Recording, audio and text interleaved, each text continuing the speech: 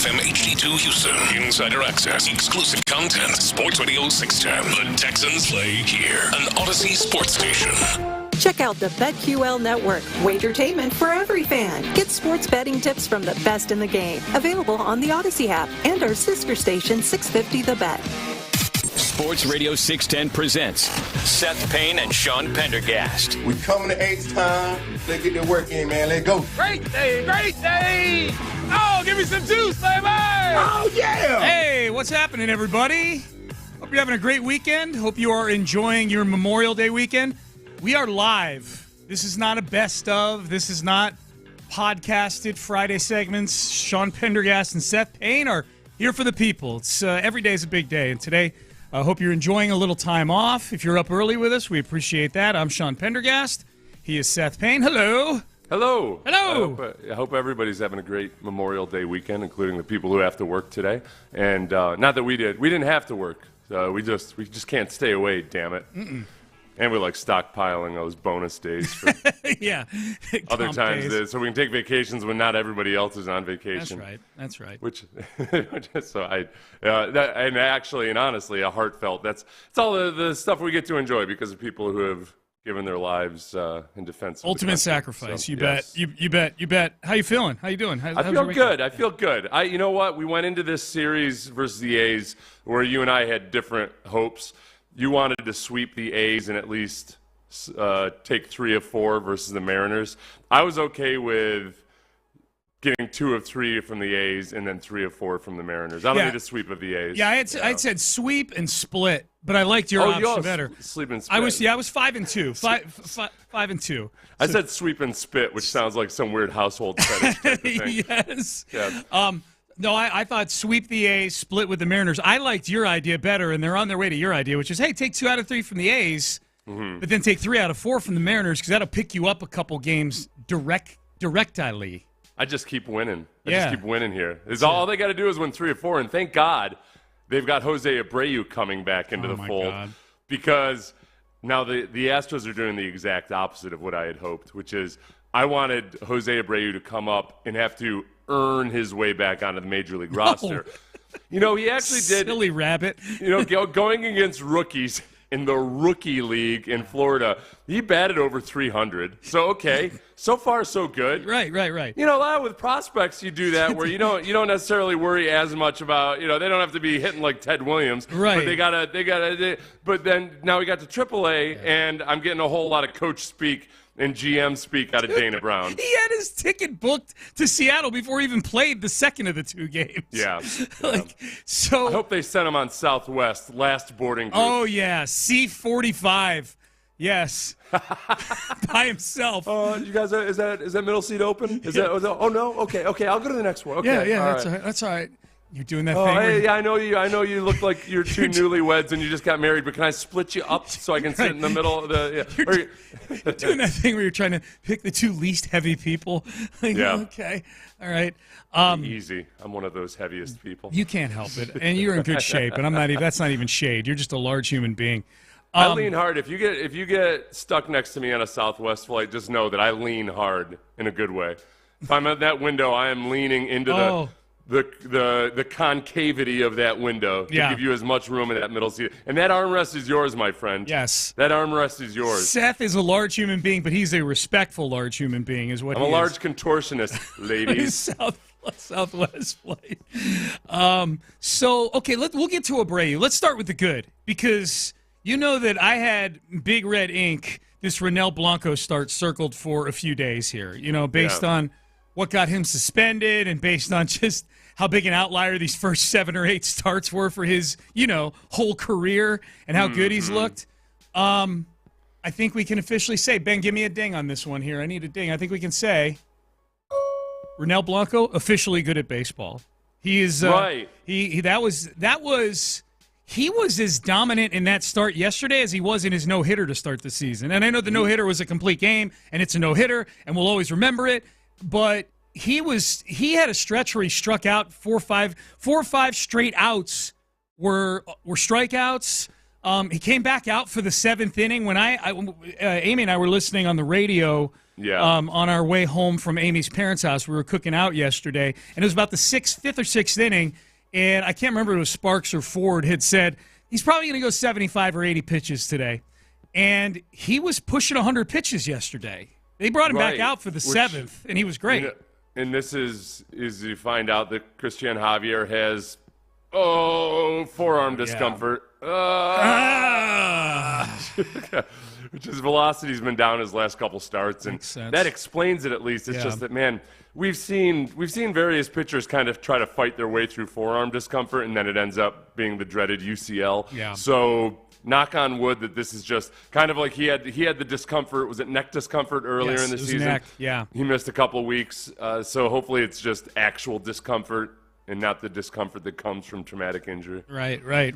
But Rennell was great yesterday, man. He was on point yesterday. Yeah, we were just kind of wondering exactly if it might affect him psychologically, if his strategy and the way he uses the rosin had to change. Like, I don't think, despite what that ump said when they ejected him, that it was the stickiest substance he's felt ever since they started inspecting. I wasn't buying that, I think, unless it was just because it was some combination of the rosin and leather in his left glove, whatever it might be.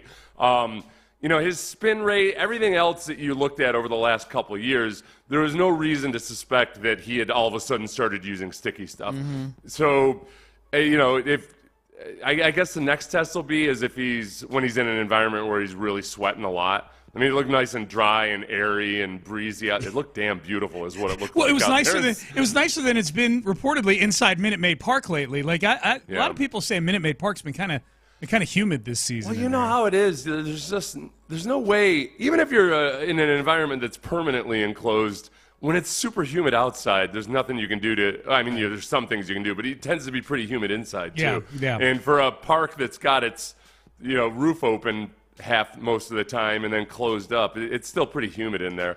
I guess when he gets back to Minute Maid or somewhere else humid and he's sweating a whole lot, does a new strategy for the rosin change how he does that? That'd be the only technical concern I'd have at this point. But yes, he looked phenomenal. Is it the point where I was coming back in and out, getting ready for a barbecue today, and it was I was afraid I was going to miss the whole damn game. Because I'd come in and we were like, hey, what happened to the second inning? Oh, okay, thanks, Brandy. Well, fill me in. The Astros had a little to do with that this weekend because they won 2 out of 3, but they only scored in 3 of the 27 innings that they played. And this is it's kind of typical Astro baseball. Like, they score in gigantic clumps. Like they won 6-3 on Friday. All 6 runs came, I think, in the 4th inning. They lost 3-1 on Saturday. Obviously, that run came in its own inning. And then yesterday, they win 5-2. All 5 runs come in an inning where they needed the gateway opened by a horrible double error by Schumann, the shortstop for the A's, on that double play. So I still have concerns offensively about this team right now. That was they capitalized on they pounced, but they needed that. For them to only give up, the A's only technically gave up 1 earned run in that game.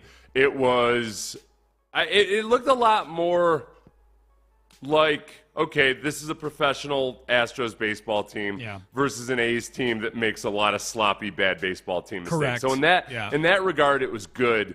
But in terms of it being a vintage Astros performance or anything, and those 2 wins, didn't quite feel like that. No. It just felt like they were more professional about things, which is great because it does continue a trend where the Astros in the first 6 weeks of the season were horrendously bad by their standards when it came to errors, both fielding errors and base running errors, and they've grooved themselves back into being a more professional team. They were the A's. I mean, that's right. You're like, what am I watching? What am I watching? Yeah. Well, and that's where I think too. If you look at it didn't feel like a firepower type of performance in those 2 wins. You and I were texting back and forth a little bit about Jordan. Jordan over the last 16 games is batting well above 300. Yeah. He's got a 900 OPS or thereabouts.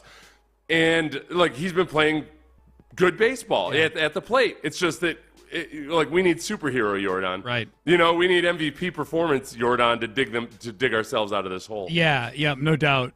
So we'll see. And they definitely need it these next 4 games. This is a huge huge regular season series for late May. Man, this is going to be fun.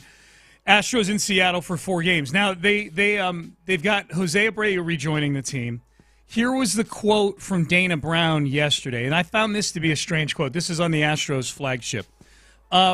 It's not really about the hits, talking about Jose Abreu. It's not really about the hits. We want to make sure he's getting quality at-bats. Sounds like he had a few quality at-bats. And I reacted to that. Chandler Rome took umbrage with my reaction to it. Yeah. But my reaction, I said, sounds like he had a few quality at-bats. You're the GM. What are we doing here? And that reaction wasn't because I expected Dana Brown to be completely honest with how Jose Abreu looked on the Astros flagship. I fully did not expect him to say he looked like crap. I did not. Right. I was a little taken aback that it sounds like Dana Brown had not watched any of these quality at-bats. Yes, that was the part. It wasn't like you being somebody who doesn't know baseball at all and haven't heard so many. Like every single time a major leaguer goes down to the minor leagues, you hear that. You don't care about the results. You care about how they look. But, yeah, the fact that he hadn't watched it at all, and I don't know if he was going to watch it at all. I think he's just kind of like, it felt a whole lot like, listen, man, I didn't get us into this, and they're not letting me get us out of it. Yeah, all right? That's exactly what it's going to happen. Yeah. It's just going to happen. This ain't like on your my accountant ticket. it's your accountant explaining the new tax code. Yeah. He's got like, listen, yeah, the return's not going to be what it was last year. It's just, it is what it is. Mm-hmm. And sorry, you're going to have to take a big chunk out of your butt on this one. Did you happen to watch the video that we had one listener put up of who's at the game? Yeah. Put up the video of the at-bats? Yeah, I did. It didn't look like a competitive at-bat to me. No. Yeah. He was, okay, so in 5 rookie-level Florida Complex League games, we rarely say that about somebody who's just called up to the... and makes 19. When was the last time you heard the guy we're bringing up onto the big league roster went Florida. 7 for 22 in 5 rookie-level Florida Complex I can't League remember games? one, Seth. Now that Usually you bring it it would up, be like, you know? I guess we'll mention this from 5 years ago. Right. But here we go. So the man 5 playing days against ago. boys went 7 for 22. So now, again, totally get it and comprehend and understand the way they treat major leaguers when they're in AA or AAA. You're not worried about the outcome. Yeah. But my chosen strategy was make him play like a guy who's really has to earn it in AA and AAA. He played in 2 games on Friday and Saturday, went 0 for 7 with 3 strikeouts. 3 strikeouts. Yeah. 3 strikeouts and 7 at-bats. Those are the good at-bats that he had. Yeah, I heard he had one where he had an exit velo like 99.7 or something like that. Don't let that pardon the interruption guy hear that. Oh, Wilbon does not want to hear about exit velo. Yeah. All right, so we'll get into...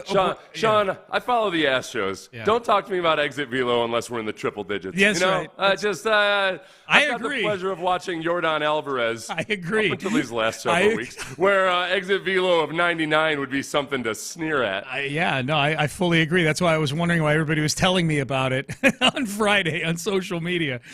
Did you get a lot of... So when you were upset with those at-bats or when you were upset with Dana Brown's quote, what percentage of people were like, you don't know baseball? No, zero. Chandler Rome, and he didn't even say that. He thought that the reason I tweeted that was because I expected Dana Brown to go off on Jose Abreu. Yeah. I clarified and said, no, I'm just surprised he hasn't watched the at-bats. Anybody with Twitter has watched the at-bats. You know what I mean? That's the part that... right, exactly. Am I to understand that one of the most technologically advanced teams in baseball can't text him a video of the at-bats? That part, you're right. I know you're busy. You're the GM of a big league ball club. But it'll take you like 5 minutes at most to watch these at-bats. Yeah, it took me 2.5 minutes. No, you're a busy guy, Dana, but geez. All right. Payne and Pendergast with you, off and running on Memorial Day. Good to be with you. Let's get to some Texans here. And what are the experts saying about the Texans offensively? Questions, concerns, and one Texan is getting major, major praise. Maybe it's just the right time for him. We will get to that coming up next. Ability Trees is on your side, especially.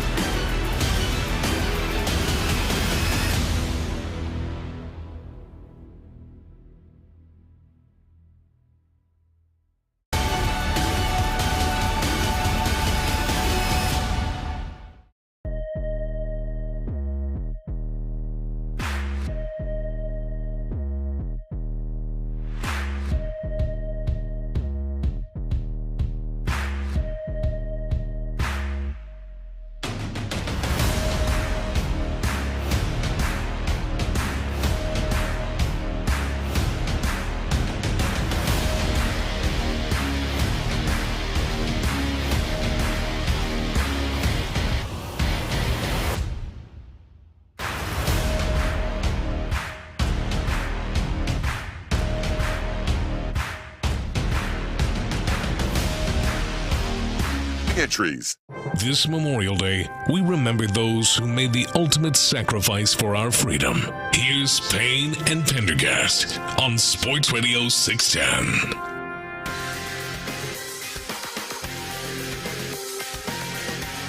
Oh, we're back.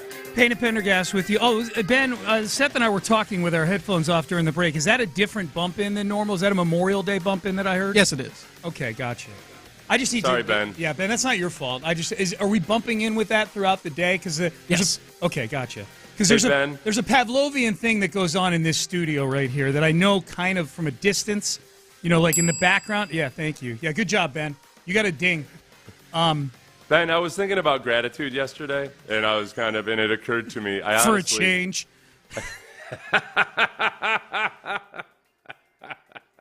Okay, hold on a second. That was good.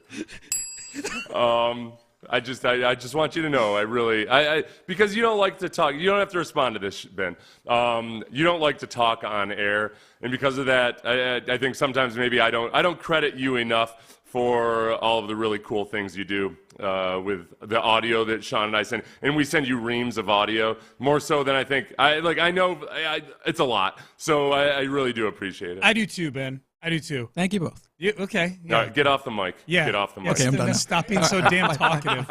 Stop yammering. All right. Sorry, sir.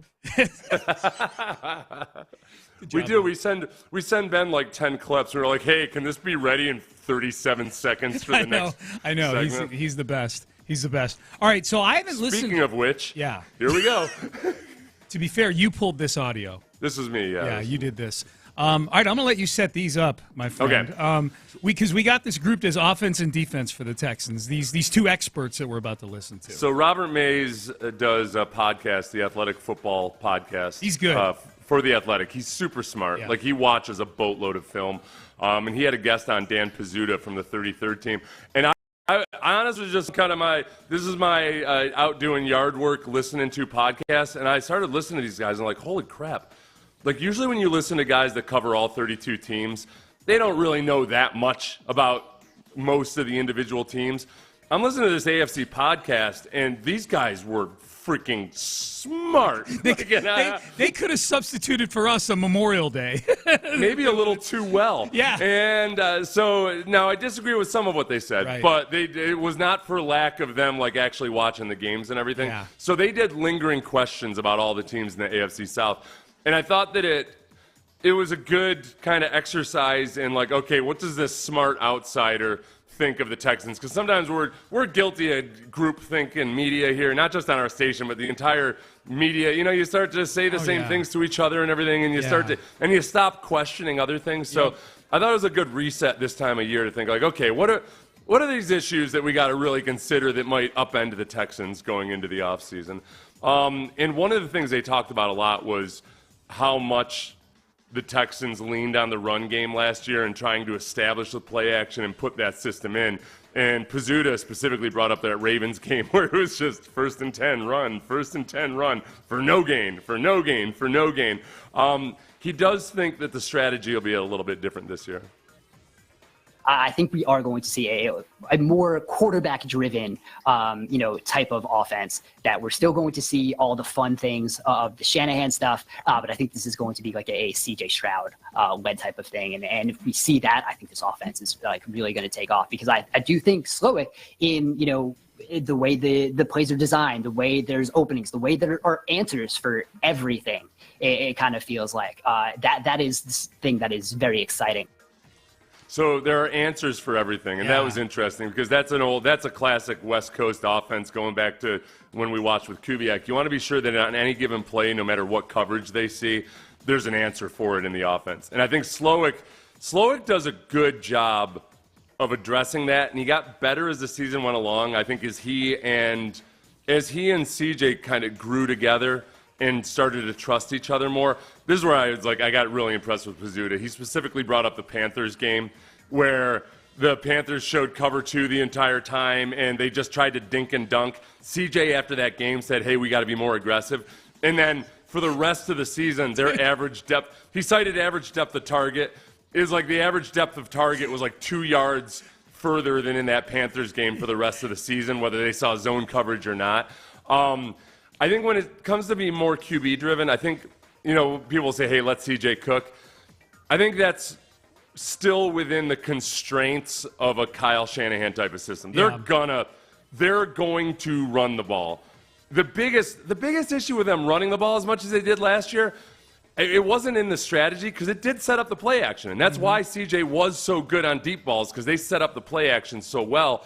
But you're also, when you can't run the ball effectively, you're sacrificing downs to get those play action shots. Yep. It really is more of a matter of they've just got to get better running the ball. If they want to be a genuinely elite offense that can play well in the playoffs especially versus any type of defense, they've just flat out got to get better running the ball. So I think part of it was on Bobby Slowick, and they were a little bit more critical of Bobby Slowick than I would be. But a lot of it doesn't need to be CJ sitting back in empty formations in the gun, just kind of dinking and dunk or pulling a 15th year Tom Brady all the time. Right. It's got to be some kind of blend of that. Dude, you bringing up that Carolina game, and CJ. I remember that CJ afterwards saying we got to stretch the field. We got to stretch. I think stretch the field. He threw for 470 the next week against Tampa Bay. Right. And they pushed it through zone coverage. Yep. And I think that was probably the moment. I don't want to call it a come to Jesus moment or anything. You could frame it way more dramatically than I think C.J. Stroud and Bobby Slowick would have. Because I think both those guys, they've got kind of just this blue collar ability to speak bluntly to each other.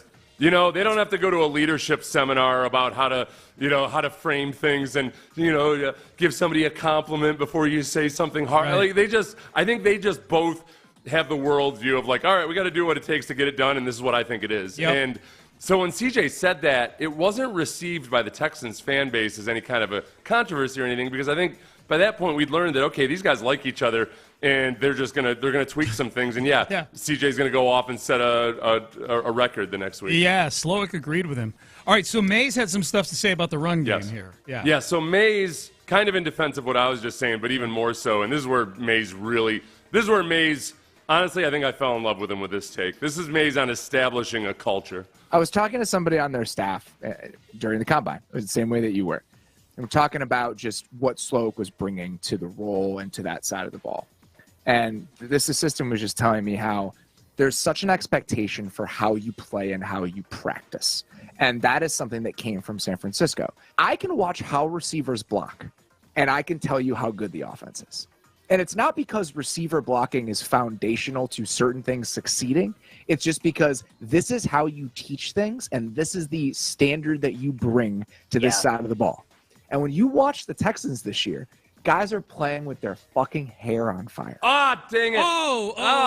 Dang it. Oh, dump. Ben, I'm sorry. Oh, Ben. Oh, I'm sorry. Oh. Okay, so he said guys are playing with their... Sorry, everybody. He said guys are playing with their bleeping hair on fire.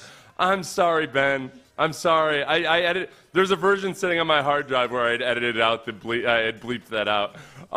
Okay, so you guys see why I fell in love with Robert Mays on that? Yeah, he curses. One of the first things we learned, we noticed early on in the season was guys like, remember was it Tank Dell or was it Robert Woods? I think it was John Mechie actually that blocked the hell out of T.J. Watt. It was John Mechie in week 4. In the obviously in the Pittsburgh game. Yeah. And it was really clear, man. Okay, this goes back to the Kubiak days too. Your wide receivers better be willing to block. Yeah. And that was a huge part of it. So again, I think that Mays doesn't expect them to stop leaning heavily on the run game because that is just still. No matter what, we've seen this more and more and more as defenses have gotten lighter. Physically lighter, that teams that can run the ball in December in the postseason, it matters. But I think Mays was kind of presenting it like, look, they're going to sacrifice some things in that first year to really establish what the standard is, and they have just got to be a better run team. They've just got to figure it out. I know we've got more Mays here. We're going to get to. The intriguing thing to me there is the very beginning. Well, the intriguing thing was at the end when he cursed. But the very beginning, where he said, talking to a staff member of the Texans at the Combine, And the next 30 seconds were almost like a gushingness about the 49ers ethos of this team. Yeah. I would love to know if it was a staff member who has a 49er background or if it was like Caserio or one of the other guys here who are, kind of a sign they've been getting sort of indoctrinated into this 49er way of life. That would be intriguing to me. You know, Bill Lazor's one who fits that category. Bill Lazor's been in a few different schemes. He was offensive coordinator for the Bengals for a little while, and the Dolphins. But he's worked with CJ a lot as a quarterback's coach, or as one of the guys working in the quarterback's room. Like guys like that, I think they selected those guys because I think the word of mouth on them was that they'd be really open to this type of thinking.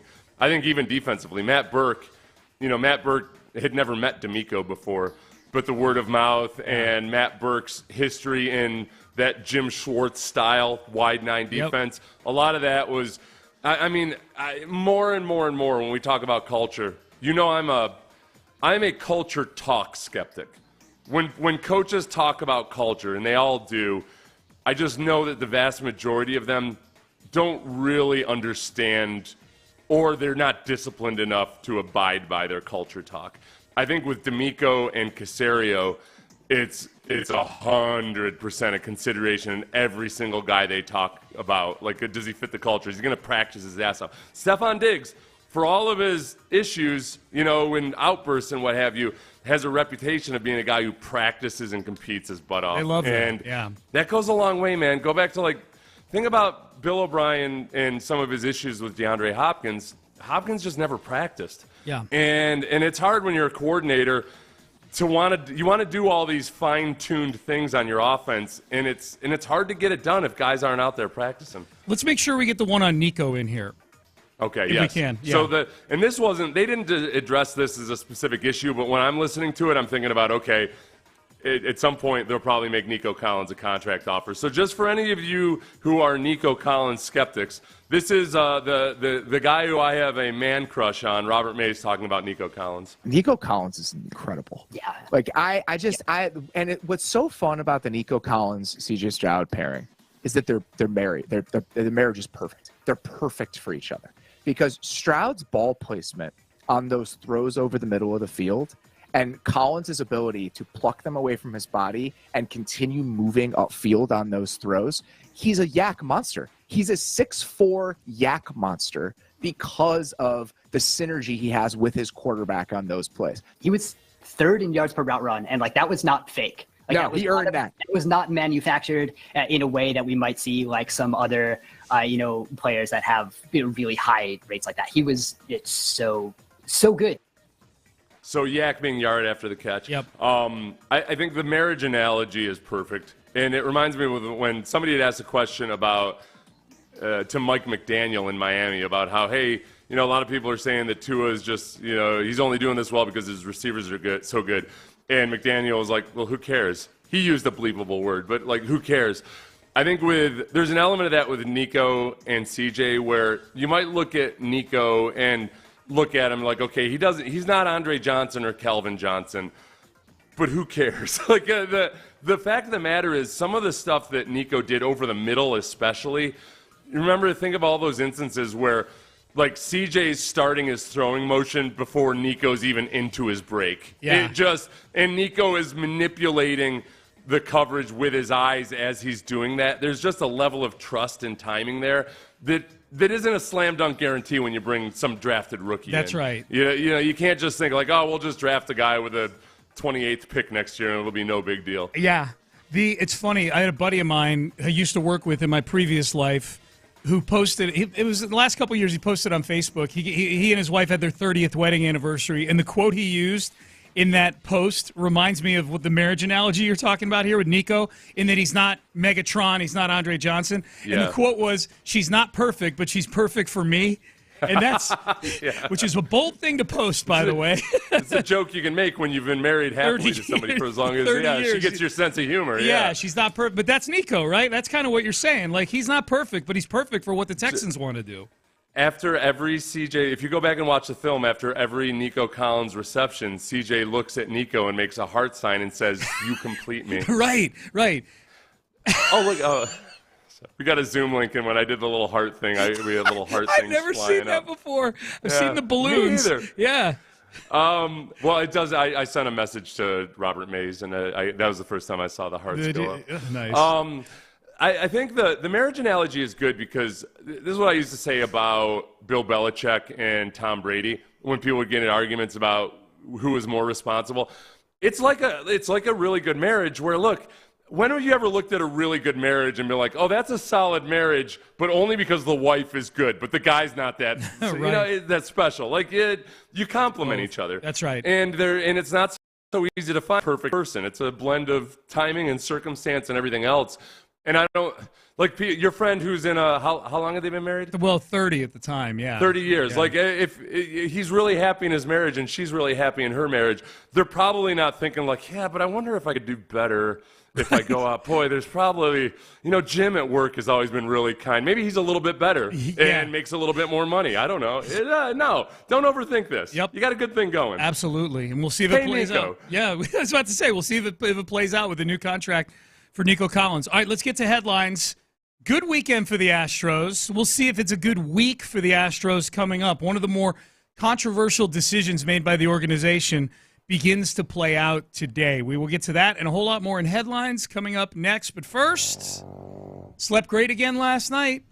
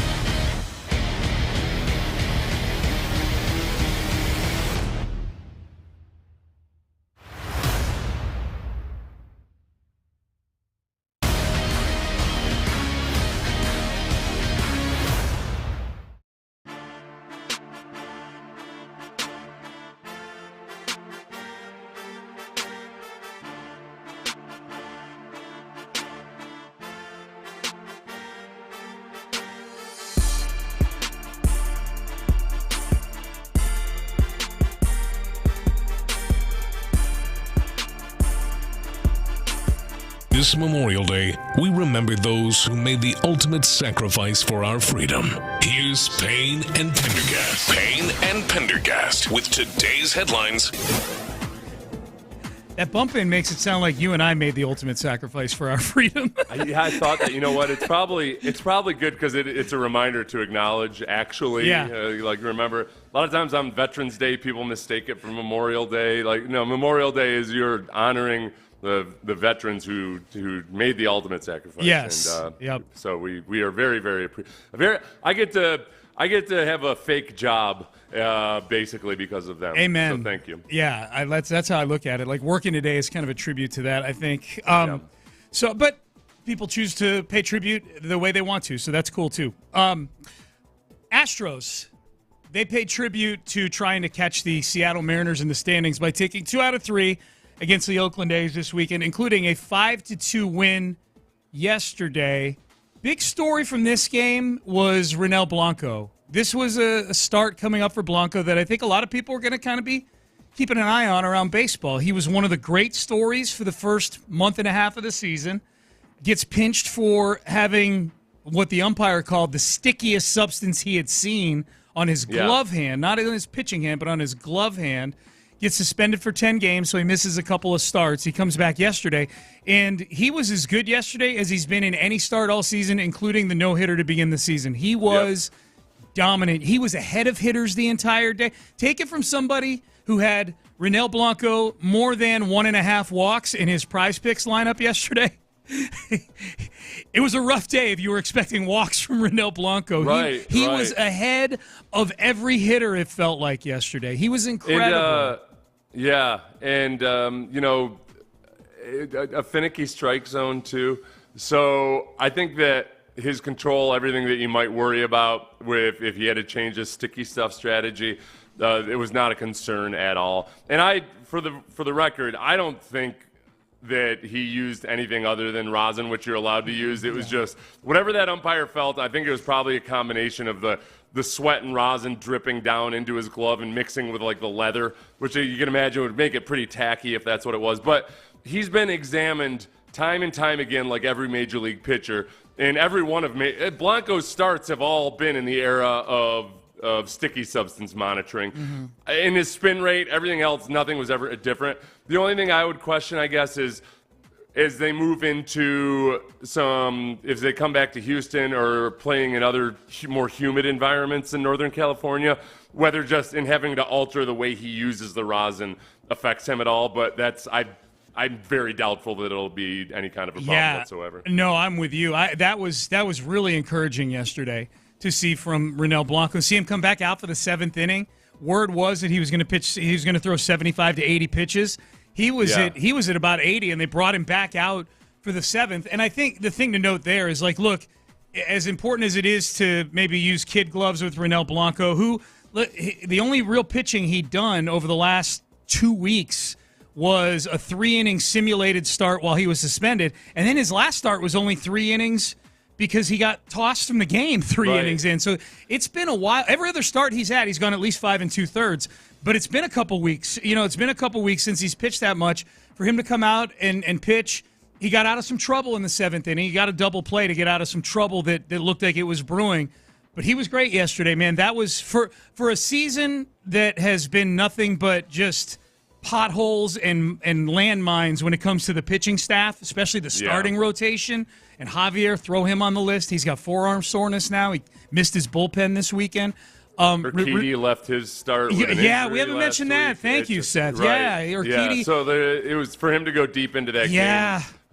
Might have been really important depending on how things shake out with the health of the pitchers. It was big. Javier's got forearm discomfort and or soreness, which could mean anything at all. Javier already missed games this year with some neck soreness and came back. So but we've seen multiple times where forearm discomfort actually means UCL. So we'll hold our breaths until we get more word on that. Yeah, for sure.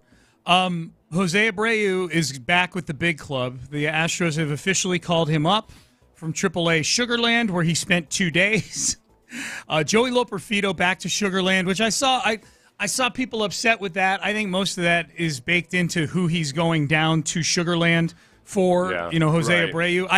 I think just intuitively this is a good thing for Loperfido to actually be getting at bats as opposed to just languishing on the bench in Houston. Yeah. I think part of it with Loperfido, too, is people were justifiably upset that Loperfido, he hadn't gotten an at-bat in a week. And for a guy that, you desperately want to keep developing and has shown a lot of promise since he's been up here, you got to remember that the plan for him, they would not have called him up yet if they hadn't been pressed into doing it. Yeah. And this, hopefully, he can continue to work on his judgment at the plate and everything else like that. But he certainly showed that he's got something to him and that he can compete at the major league level. Made a really good impression. No doubt. Yeah. No doubt. So he's got the good face. The old scouts would say he's got the good face. Definitely got the good face. Looks like a ball player, does he not? He does. Yeah. He's got a strong chin, Seth. Yes, a strong chin. We don't need no weak chin. I don't know. Kyle Tucker's got a weak chin. He seems to be doing all right. Yeah, that's true. Hit his 18th home run yesterday. And one of the leaders in the clubhouse for the MVP. Speaking of MVPs, one other MLB note. Rough one for the Braves, man. Ronald Acuna out for the season with an ACL tear.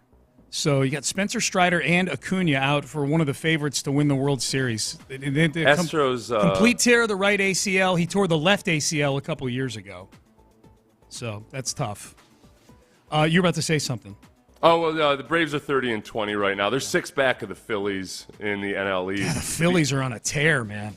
Astros are now, as they enter 4 games against the Mariners, they're 3.5 games back of the Mariners. Okay. So this is they control their destiny at this point in terms of the standings. They control their destiny in leading the division on May 31st. Right. Yeah. Yep. I guess they're only a half game back from the Rangers. That's the exciting thing. Yeah. It's just for climbing your way out of where you were, the rock bottom, hobnobbing with the A's and the Angels. You've got everything's within reach in this next 4 games. This series is basically one gigantic, reset button. If you can atone for a jillion sins of the first 2 months of the season by going in and doing the Mariners this weekend. That's it. You in 4 days. Let's say you can erase it all. You're only 29-28, I think, if you win those games. But or maybe 20. I don't know what the record will be, but you'll be in first place provided the Rangers lose a game along the way here too. You're still a half game back of the Rangers. Right. You need them to accommodate. So all you got to do is sweep the Mariners. That's it. In Seattle. Easy peasy. Let's do it. And don't look at who's pitching for them this week. Don't just put your hand over that, okay? Yeah, I got pissed. I got angered when Callis brought that up yesterday. Just casually reeled off the expected starters for the Mariners. I know. Logan Gilbert. Talk more about Mount Davis. Right. Talk more about Mount Davis. Yes. You were listening on the radio, Sean. They on the TV broadcast they had Julia up at the top of the upper deck there that was built by Al Davis when they brought the Raiders back. Saw that part. We watched the first 4 innings at Amy's parents' in the car for 5th and the 6th, and then watched the rest at our house. I saw that. I felt bad. I mean, not that there would be any A's fans watching that broadcast, but it was a little bit of like, hey, look at the view they used to have before the Raiders came in. They couldn't even have a nice view for the last decade or so. Yeah. And it's all tarped. It's not even an exciting part of the stadium. It's depressing. Her and her cameraman up there, man, it was pretty up there, though. It was beautiful. It was nice. A beautiful view that Al Davis stole from the A's fans. Mount Davis. All right, Payne and Pendergast with you. Those are your headlines. Pretty baseball heavy today, but there's not a ton going on. NBA playoffs. It looks like we're going to have a Boston and Dallas NBA final, to which I say, yippee. Boston and Dallas, just what everybody wanted. All right. I like, you know what? I've got a little bit of a brief reprieve from hating the Mavericks as much as I typically do, just because the Rockets aren't in that conversation. Yeah. So I'm like, there you go, Jokic. All right, good for you. Well, excuse me, not Jokic. Doncic. Yeah, Doncic. Dang it, I lost my. Jeez, hold on. Was that my first name mistake of the day? Yes. Okay. Well, yeah. At least I got a Slav, Okay. Yeah. Same general ethnicity. All right. I got the region right. You did. You got the hemisphere right. All right. Payne and Pendergast with you on a Memorial Day Monday show. Let's let's dig into the Jose Abreu situation. The quote from Dana Brown, this is a direct transcript, I think, of what he said to the media about Jose Abreu coming back up, which actually makes me a little concerned, if you want to know the truth, about Dana Brown.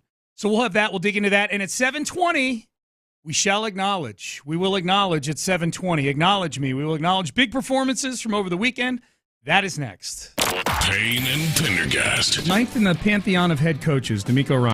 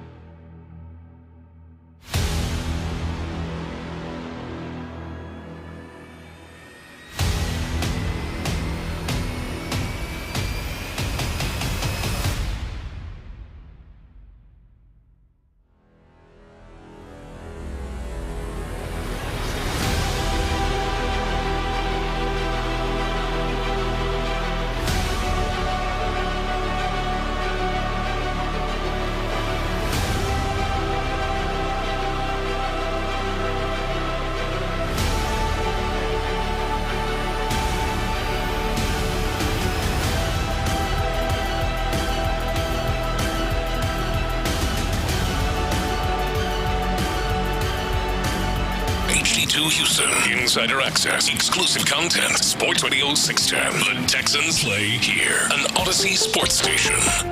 This Memorial Day, we remember those who made the ultimate sacrifice for our freedom.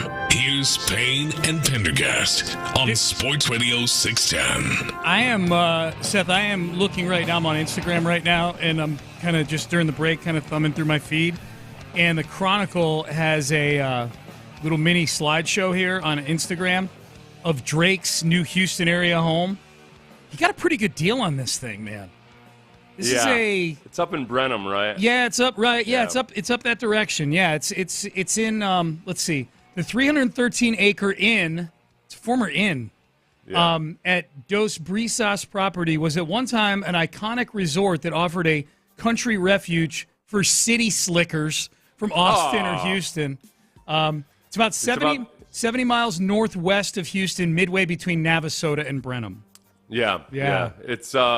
It's becoming, that area, I guess, is becoming kind of a place for the super rich to go and have their country. I'm sure they'll call it a ranch. I don't know. It feels more like an estate than a ranch. I don't see any cattle. Yeah, it does. He said he's got room for 10 horses, so he's already got room for 10 horses. Okay. 10 horses. You know what? Honestly, this is where our expectations have gotten blown so far out of the water for the celebrity lifestyle. I heard 10 horses. I was kind of like, sounds kind of like a meager horse collection for a guy like Drake. Yeah. You gonna build that out and get 20 horses or so? Yeah, step your horse game up, man.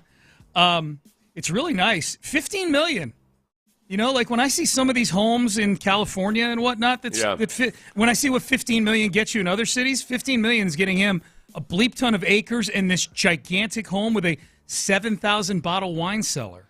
Ooh. Yeah. I wonder if the wine came with it. I know that it said the couple that had originally bought that they had bought it as their getaway, and then they realized it could be a good resort, so they ended up running it as a resort for 15 years or so. Brandy and I, when I was playing, I almost bought an old camp, like it was a boys and girls club camp or a 4-H camp or something like that. But it was just a property and then a bunch of cabins. Okay. So it was in my wife's hometown, and I think it was actually in the just south of the border in Pennsylvania. Mm-hmm. But it was like 50 or 75 acres with like this big clearing where the cabins were and a stream running through it and everything, and it was like $200,000. You know, we would have had to build a house on it and everything. Brandy would have insisted with her plumbing. So yeah, like all this stuff. Brandy, there's a latrine. There's a latrine right there. Right. But yeah, I kind of wish we had done that. It would have been nice to have on Memorial Day or 4th of July, the family can come up and stay in their own little cabins. That's true. Cool. You would have been hosting every wedding that your family, extended family, and friends would have wanted to have. That would have been the thing. I think I would have enjoyed it. As long as I like house guests, as long as they're not in my actual house. So if I can have them in a cabin or something, then that's the thing too. Like most people aren't going to come and overstay their welcome if they have to stay in a cabin with no. It's fun for a week or so. They can glamp a little bit, but then they'll be on their merry way. And you summon them only when you want to hang out with them, like, you know? Yeah. That was the one thing that kept us away is my dad would have been the one guy that would have been A-okay with like, can I put a tarp up on a couple poles and I'll be here. Like, yeah. Big cooler. I enjoyed hanging out with my dad. It's just that my dad would get himself into creative activities. Yeah. That sometimes might have been. Yeah. I didn't need the FBI raiding my place, okay? Is the whole thing. There you go. All right, but good job, Drake. Welcome to Houston, or Brenham, or Navasota. All right, Payne and Pendergast with you here. All right, so Jose Abreu in Seattle. He flew to Seattle yesterday, and I think, look, my big takeaway, now that this whole saga of him going down to the Florida Complex League and now coming back from the Florida Complex League has played out, is that it is abundantly clear that they had a very specific timeline mapped out before he even touched a bat in West Palm Beach. I think they took a look at how he was playing, knew something needed to be done, and he was willing to try to get this thing fixed. But they had a very specific timeline because there's very little about what he's actually done at West Palm Beach, and certainly in the 2 games at Sugar Land. that would indicate, oh, yeah, he's fixed. He's ready to come back. He went 7 for 22 with a home run in the rookie-level Florida Complex League games. Yep. So it's the classic old story of send a guy back down to the Rookie League Complex. And then when he goes AAA, he can go 0 for 7 with 3 strikeouts, but they were quality at-bats. Dude, one of his strikeouts. Sean, they were quality at-bats. One of his strikeouts. Well, I'll read Dana Brown here in a second. Yeah. One of his strikeouts was a pitch clock violation. Like he wasn't in the batter's box in time. And he strike 3. He's an old man, Sean. He's going to. Exactly. Yeah. It's like my mom. I think he's about the same age as my mom. My sister and I have noticed that over these last few years since she's been retired, when she says she's going to be at our house at 3 p.m., that might mean 4:30 p.m. She's taking her sweet time, yeah, okay? I guess. So let Abreu take his time. All right. He's from a bygone era. The quote, read your quote from Dana Brown. Dana Brown? Yeah. Yeah, because it was a curious one. Yeah. And this is via Chandler Rome of The Athletic. Had this quote from Dana Brown. Quote, "It's not really about the hits. We want to make sure he's getting quality at-bats. Sounds like he had a few quality at-bats." I had read differently from some of the people in attendance that didn't think that they were all that quality. Yes. The fact, as you pointed out, it's not at all. Like if you look at the box score, like we know, right? You don't look at the box score and see that he went 0 for 7 with 3 strikeouts. When you're a major leaguer and you go down to the minors, you're working on stuff, what have you. It was the fact that he hadn't actually looked at those at-bats. Yeah. And he was relying on Mickey Story's report, the manager's report, that they were good at-bats, and that's good enough. So that bolsters up your thought that they were going to bring him back up no matter what. It had nothing to do with whether or not he actually had quality at-bats. GM didn't look at the at-bats. Yeah. At least that's what the quote sounds like. Sounds like he had a few quality at-bats. So the other quote from Dana Brown was, I spoke with Mickey Story, and he said the at-bats were good, even though the box score didn't show that. But he said he looked good, took some really good swings, and the overall workload was good. The overall workload. He played 2 games. Oh they were pleased with what he saw. I think, we're rapidly approaching the time with Dana Brown, I think, where a lot of the fans feel like the GM is talking to them like they're idiots. Like they're just, like, I'm just going to say something and these idiots will eat it, will buy it, apparently. Or that Dana Brown is also in that position where, like, I didn't get us into this mess, but, this is what's happening, okay? Yeah. I think it's more that with Dana. I don't know. I'm just trying to guess. But I think this is a horrible baseball situation here. This Jose Abreu thing. Like, there's nothing good about it. It actually makes it harder that he's well-liked in the clubhouse. This would be way easier if he was a jerk, because then you do just DFA him. But he's very well-liked by his teammates. He's not Jeff Kent. He's right. He's very well-liked. He's willing to some extent go along with what they're trying to do here. We don't know if Jose is the one saying, yeah, sure, I'll go down, but I need to be back in by that Seattle series. Like, we don't know who's really, like, pushing the issue of getting him back here now. I will say this. To me, the biggest thing that's on the line here, other than Jose Abreu's career, is the credibility of Jeff Bagwell, which I think has already dwindled in the minds of a lot of Astro fans. Like, this handling of Abreu, the mere signing of Abreu, but then the follow-up with a lot of Baghdad Bob type stuff of how he's one swing away and how good the swing looks and things. If Jose Abreu comes back up to the big league club and looks the exact same as he did when he went down to Florida, you can't believe anything evaluation-wise that Jeff Bagwell tells you ever again. It's been that far off. And I don't think Bagwell's like a dummy who's seeing something we're not seeing. Like, I think Bagwell's I think if he comes back, my guess is he's looking at it going, oh, man, like I want to keep the guy's confidence up. I don't want to sit here and we're sending him back up now, so I got to lie. If you're going to try something that I guess if you're just trying to salvage something or anything out of the situation, you hope that, look, you do a bunch of atypical stuff and that maybe just throwing him back in under the bright lights on a team that's not struggling like it was before, so maybe the pressure doesn't feel quite as big, that maybe they continue to do a bunch of atypical stuff when he gets back up here, which is that, All right, he's pinch hit 3 times in his entire career. All right, atypical thing to do would be to give him some opportunities to go out and pinch hit when you have a lead. Yeah. Like just rotate him in the low pressure situations and see if you can jostle something within him. Right. Back in the days before Viagra, the 1 every 3 months if everything's aligned just right. And like, tonight's the night, honey. I'm going to do it. I'm feeling good. it. I'm going to go for it tonight. I'm feeling it. Yeah, that's the problem. You're right, with a big lead, like in a game that's out of hand already. Because who do you name one player on the Astros who you throw Jose Abreu into pinch hit for? You're like, all right, well, we upgraded there. There's not a one. Like if Maldonado was still on the team, if Maldonado was John still on the team, Singleton is they point this out at the broadcast at times. A, because it's accurate, but B, because I subtly wonder if maybe Jeff Blum is trying to put it out there. Is that like, hey, Singleton, even when the numbers aren't good, he's giving you competitive at-bats. Yes. He's soaking up pitches. Yes. He's shown much better judgment at the plate, all these things. All these things that Jose Abreu has not done. Jose Abreu, when he was demoted, was the worst hitter in baseball. Right now, Maldonado is the worst hitter in baseball. Yeah. Just for those of you who are wondering, if you wanted to check in on Maldonado. yeah, we saved you the trouble. He still sucks at hitting.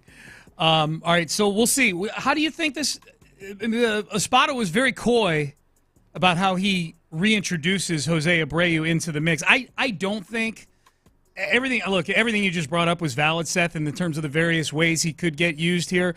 I think he's going to play. I mean, Dana Brown and Joe Espada in particular said he's going to play. Like when he comes back up here. Does that mean he's the everyday first baseman again? Do you see a platoon between these two guys? Brown has already said that John Singleton is the first baseman, the club's first baseman. Right. So, because that's the other part of this dynamic too, is that look, John Singleton, who's been very open about his struggles on the mental side of things in the past, some of his emotional difficulties, all of that. Man, they sent Abreu down, and Singleton turned into a different baseball player. Yes. So, I guess I hope that you're really, really affirming to John Singleton, who hasn't taken that many days off. He had one off the other day, but has not had that many days off. Maybe you just really, really reinforce that, no, you're our guy. You've played well enough to prove it, and we're giving Abreu a chance to get back into it when you do that. This is fascinating. I mean, this is a team that has very little margin for error right now. And by the way, they're entering a series against one of the best pitching teams in baseball, against whom they are chasing right now.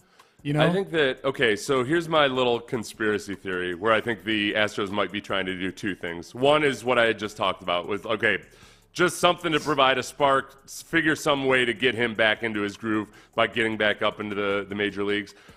But 2, maybe in them expressing all their steadfast confidence in him and everything else, they're trying to plant in his mind like, oh, no, this is happening, and you're going to go out there, and no matter what, we're going to keep playing you. And maybe at some point his agent comes to the Astros like, listen, all right, Abreu he doesn't want to spend his last couple years in the majors being a parasite on your team.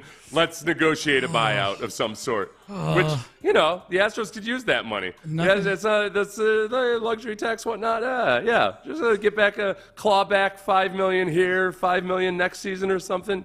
Because the contract's guaranteed. So if Abreu wants to sit there and just be a drain on the club, if he wants to do that, he can. But maybe he wants to get on with his retirement life. Nothing like burning valuable at-bats and possibly losing games to try to embarrass a guy into retiring. How many times in your life, Sean, have you thought to yourself, my God, I would pay $10 million to get out of this situation? I feel like... more than I care to admit. Yeah, exactly. Especially when you're already super, super, super rich. Yeah. I feel like, maybe it's worth it to him to buy his freedom. It'd be like if a super rich person has said, well, you can go to jail for 2 years or you can pay $10 million. You'd be like, I'll pay the $10 million, man. Yeah. Life's too short. Right. Maybe Abreu's at that point. Oh, man. Going to be interesting, man. Going to be interesting. That lineup comes out tonight. Ooh, baby. Draymond Green said something insanely dumb over the weekend on Shaq's podcast. I don't know if he said it over the weekend or if it showed up on my timeline over the weekend. Yeah. Draymond Green, who is probably the most fined player in the NBA, certainly in recent years where he's gotten a little more loco than he normally has been. I thought you said most fine, like as in the hottest. I'm like, wow. Yeah. Sean, if I were Amy, I would be pissed. Like, yeah. This is how you judge beauty? My freak flag fly, baby. He's going to go have a gum enhancement surgery. I got a type, and his name is Draymond Green. Right? Amy, show me some more gum today. Yes. Something's different about you, Ames. So no, fined as in like he's gotten fined quite a bit of money. Okay, I'm just going to let Draymond talk. He was on Shaq's podcast. Here's Draymond talking about the fiscal plight of being an NBA player. The fines, to me, don't make sense. You know, when you talk about as hard as we work to accumulate wealth, coming from situations that most people never make it out, and then you get fined the way we get fined, it's actually not set up for us to be wealthy after we're done playing. This job is not set up the way we're taxed. Oh, California? The way we're taxed, the way we're fined. And, you know, you hear about all these programs like this program, this program. That is to cover everybody. This program is to teach this guy this. But if I do something wrong, I lose $100,000. Man, it took my mom 4 years when I was growing up to make $100,000. And I lose that in the night because, what? The referee got mad at me, and he didn't like what I said to him. So I lose $5,000 like that, like on a tech. Okay, all right. I knew you'd like this. There's not, man. You know, and honestly, like when you go, some rich people are really, really good at actually getting the masses to care about the plight of rich people. Mm-hmm. And there's like economic arguments for it and everything like that. Like whatever. We're not getting into that. But this is not it. That's not. Yeah, if I do, you're going to tell. The key thing is there, he kept saying us. Like the guy who gets fined more than anybody else, right, compared to the rest of the NBA who does just fine, pardon the term. They do just swell not getting fined at the level that Draymond Green is. Dude. And that, not to mention the people that grow up poor and everything are sitting there thinking, if I were gonna lose $100,000 because I wanted to kick somebody in the nargs, I would just not kick that person in the nargs. Yeah. Okay? Yeah. Dude. Oh boy. Dude, Draymond. What a horrible beating of a person to listen to, yeah. man. He's so hard to listen to. I wanted to give him a chance. Like, I wanted to give Draymond, the potential commentator, a chance, you know, just because I'm willing to listen to what anybody has to say. Dude, to me, forget about all the NBA stuff that he was talking about. You know, I get sideways with the ref, $5,000 for a tech, $100,000 for this fine. My mom, it took her 4 years to make $100,000, all that, blah, blah, blah, blah, blah. This job is not set up for us to be wealthy afterwards. The average salary is $10 million. It's fully set up for you to be very wealthy if you play for a year. It's set up for you to be wealthy. A year. The most like $5 million after taxes. Yes. You're wealthy. Yeah. Like, I'm sorry. It might not be the level of wealth that you dream about because you're on Instagram too much. Yes. But you're wealthy. You're in the 1% at that point. Well, into the 1%, like embedded, like in cement in the 1%. I'll credit. Oh, go ahead. Real quick, just to put a capper, the dumbest part on this whole thing, the part where he makes it sound like NBA players are the only ones who pay taxes. Right. Yeah, all the other wealthy people that pay really high taxes. You got these taxes we got to pay. And again, Shaq leans in. Shaq's going, California? Oh. He's saying, I would say at the very least, Shaq tried to veer it towards the taxation side. Yeah. But yeah, I don't know what to say. I don't know what to say. It's just a bad argument. It's a really bad argument. It's a really, really set up for us to be It's wealthy. set up to make you not as wealthy as you otherwise would be if taxes were lower, for sure. Oh my God! But yeah, you are immediately wealthy when you play that one season. Including if you're fined $100,000. Yes. Yeah, you're still wealthy, bro. That was I hadn't even thought about that point though that you made. It's a really good point. Like, yeah, there's not 24 guys every night that are getting fined $100,000. Like, it's you, right. Draymond. It's not. He's saying the league is not set up for guys to stay wealthy, and at least Shaq tries to veer it towards the taxes. Yeah. But no. Draymond specifically mentioning the fines, and that somehow a $100,000 fine from a guy that's made a couple $100 million just on salary alone, not to mention sneaker deals and whatnot, that that somehow that $100,000 is what's preventing him from being healthy. Ted Johnson used to bring this up all the time because when I was doing the show, wealthy, not healthy. Wealthy. Yeah. When that doesn't count, by the way, for your sheet. That doesn't count healthy as a name and exchange. No. Ted Johnson used to bring this up a lot, and I'm sure I can tell just from what you're saying now, it's a view that you espouse as well. But when I was doing the show with Ted, it was at about the time where the NFL had serious off-field issues with crime.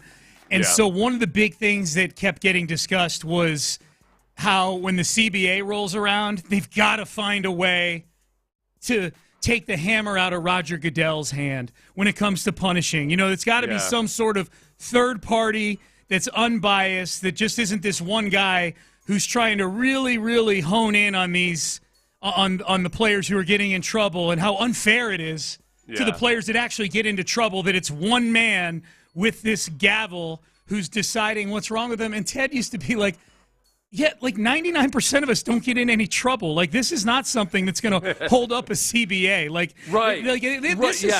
This is something that's holding it up for the pearl-clutching media members who are trying to somehow, for some reason, stick up for the Pac-Man Joneses of the world. But I can tell you right now, because I think Ted used to be like one of the guys for the Patriots that was in those meetings and whatnot. Right. He's like, I can tell you right now, this ain't going to hold up squat in those meetings. It'd be like somebody, standing up at a city council meeting or something and be like, we got to do something about how much we're punishing Johns, prostitution Johns. Pedophiles. These guys, I'll tell you what, it's getting out. Nobody is speaking for the pedophiles. Everybody's like, No, you know what? This is what I used to tell rookies. And, like, the way I operated, I tried to, like, at the time that when I had this math in my head, it was like, okay, my financial goal was to get to a point where I can make $200,000 a year passively. Like, because at the time, that was the top 5%. Now I think the top 5% is like $342,000 a year or whatever. But and always try to live off of $200,000 a year when you're playing football, because that's way, way better. You're better than 19 out of 20 people in the United States, and especially unless you grew up in a wealthy suburb or something, you're in the upper crust of your rural community or your suburban community or your inner city community, whatever.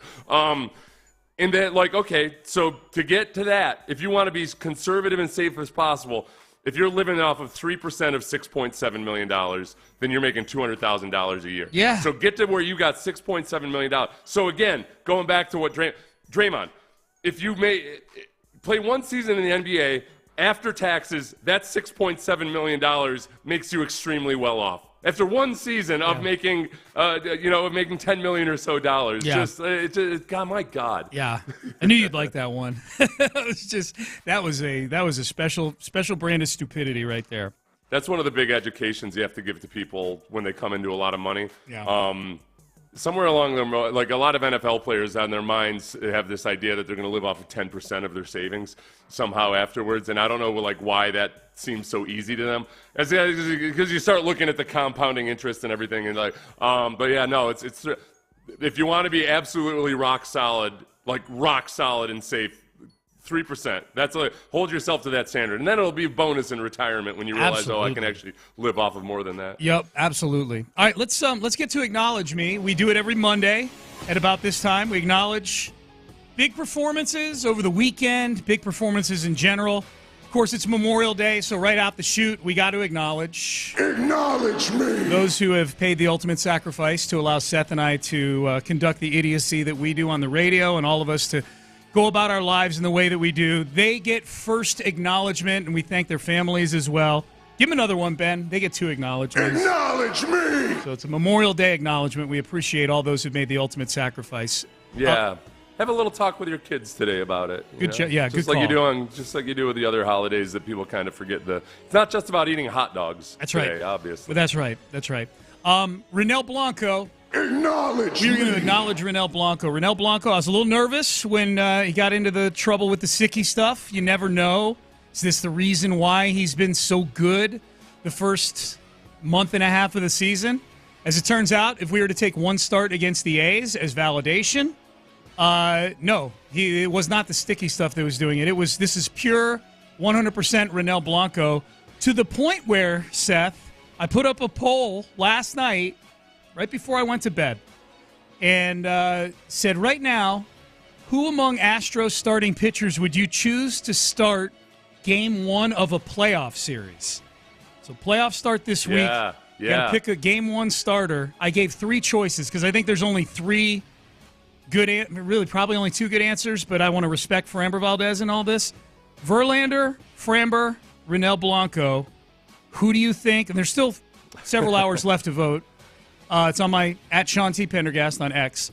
Who do you think is winning this poll right now? I would guess it's Ronel Blanco with an actual majority, with over 50% of the votes. Nailed it. Give him a ding. Yeah. You know what? Let's acknowledge Seth. He's really good at this guessing game. Acknowledge Seth Payne. Even when I don't cheat. Like in honor of Memorial Day, I didn't cheat today. You never do. You don't click on the polls. I like that. I like the guessing game. 53.6%. Oh, I wasn't okay. I was gonna guess. I'm glad I just said more than 50%. Yeah, I was gonna guess like 65%. So Verlander second, Framber third. Framber 2%. So Framber's Framber barely registers.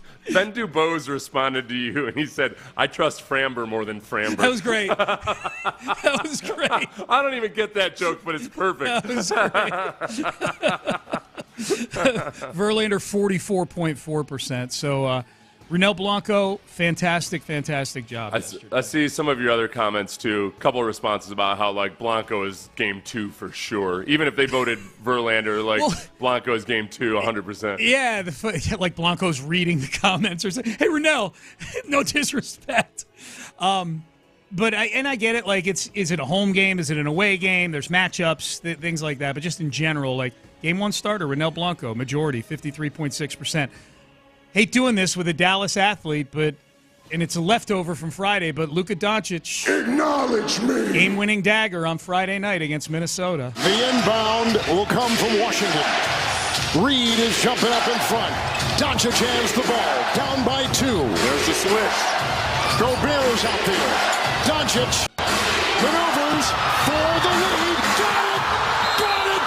What a shot! Dallas has taken the lead. Okay, can I acknowledge Kevin Harlan as well, please? Acknowledge me. Yeah, Harlan's just the best. He's just the best. His energy is perfect. That 3, poor Rudy Gobert. Rudy Gobert caught a lot of heat for that. I don't blame.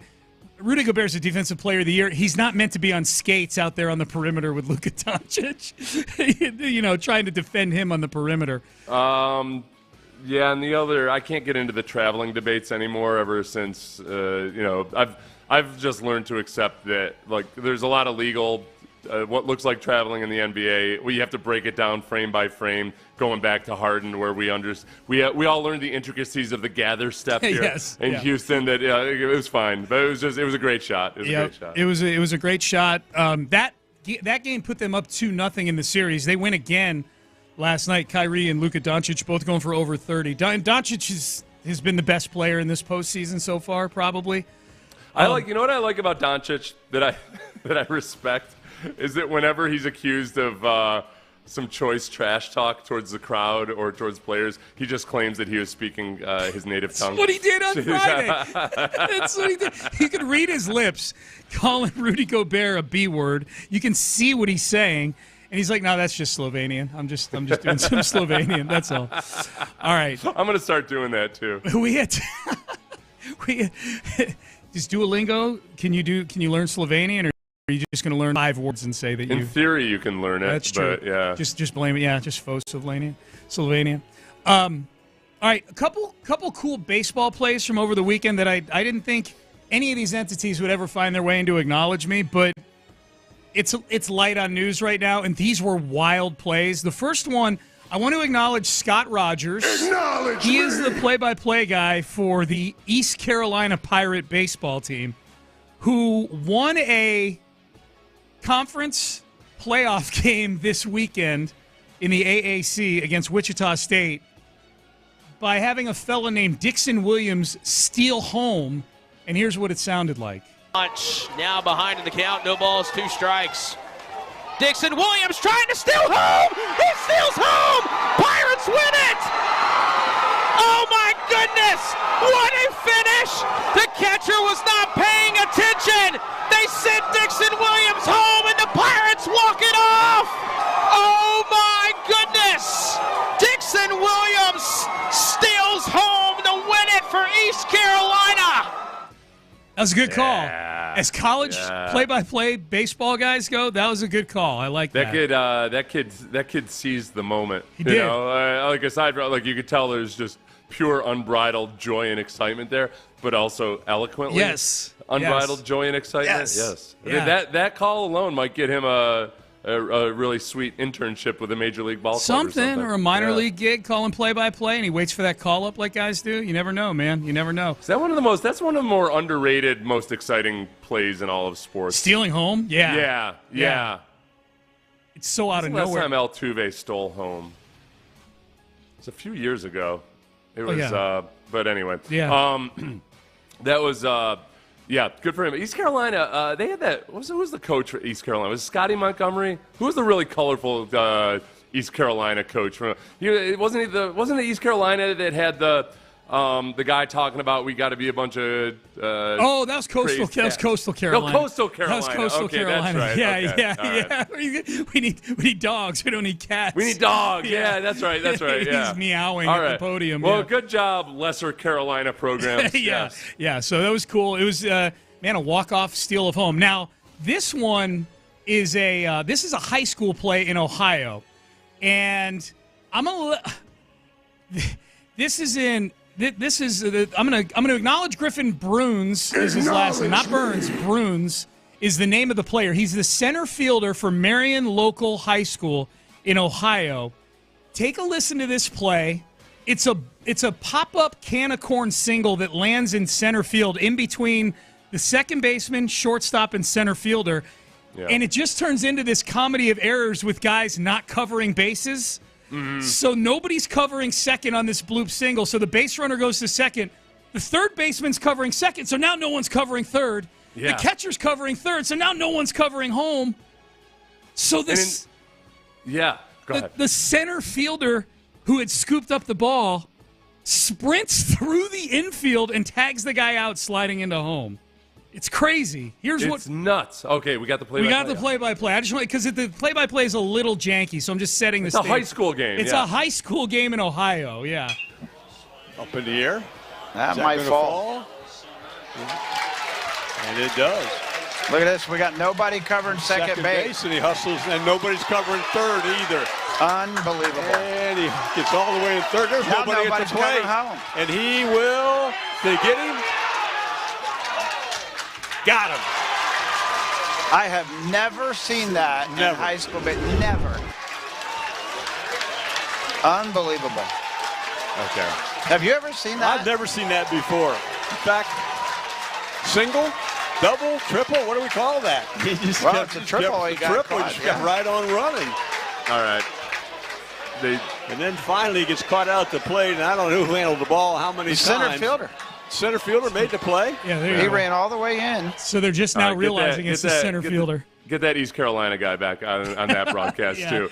You know what? I'll forgive those guys for being confused because I think they're doing what they should be doing, which is looking for where the play should be. Yeah. You know, they're not thinking the center fielder is going to be directly involved in tagging the runner out, sprinting across the diamond. I feel like though they should have like conveyed the confusion. Yeah. You know, like they said they didn't even explain how he was out. So I mean, I'll give them a pass because it was It was a TV broadcast, not a radio broadcast. We should point that out. Okay. It was a TV, so the pictures are kind of different. doing some of the talking there. But they still should have sounded more astounded. About what was going on. Totally agree. That kid. My God, this would be in Faces in the Crowd in the old Sports Illustrated. You know, this kid would be on the top spot at the top of the column in Faces in the Crowd. Yes, and he'd be able to keep that forever. Yes, Faces in the Crowd.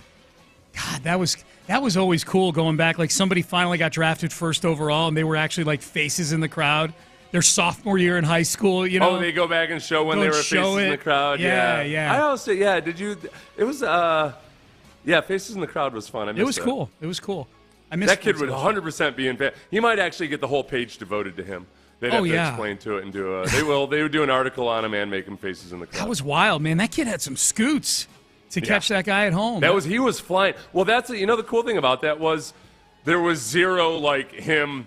I'd say myself included might be the guy that's just like looking around PO'd, just like what the and like you would kind of seize up and like, but there was There's no hesitation. He just took off and tracked them down. It was like when you see an incredible like LeBron in the playoffs running full court to swat away that layup. It was that type of a play. Yeah, I think most guys would have just said, "Oh man, we let this run up." And by the way, the score was 11-3 at the time, and the center fielder was on the team that was trailing. So he's sprinting across the diamond, down 8 runs in the 7th or whatever it was to go do that.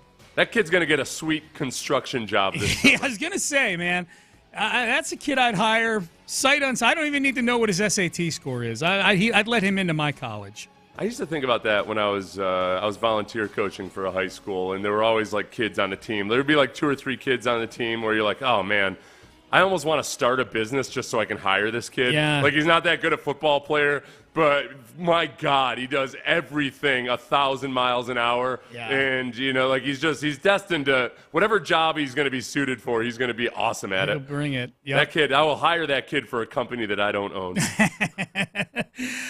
Payne and Pendergast with you here on a Memorial Day edition of the show. Again, we will give one more acknowledge to our troops who've made the ultimate sacrifice. We appreciate you, and we appreciate their families and everybody. We celebrate them today. All right, free agency. There are still some free agents out there that I think the Texans should be kicking tires on. There was a slideshow that I saw that had 10 of them. There's 5 of the guys on this list I think the Texans should be in touch with. 5 I just don't need any part of. I'm going to go shopping with Seth Payne here in the next segment and see what he thinks. Excited. We will do that coming up next. The Drive with Stoerner and Hughley.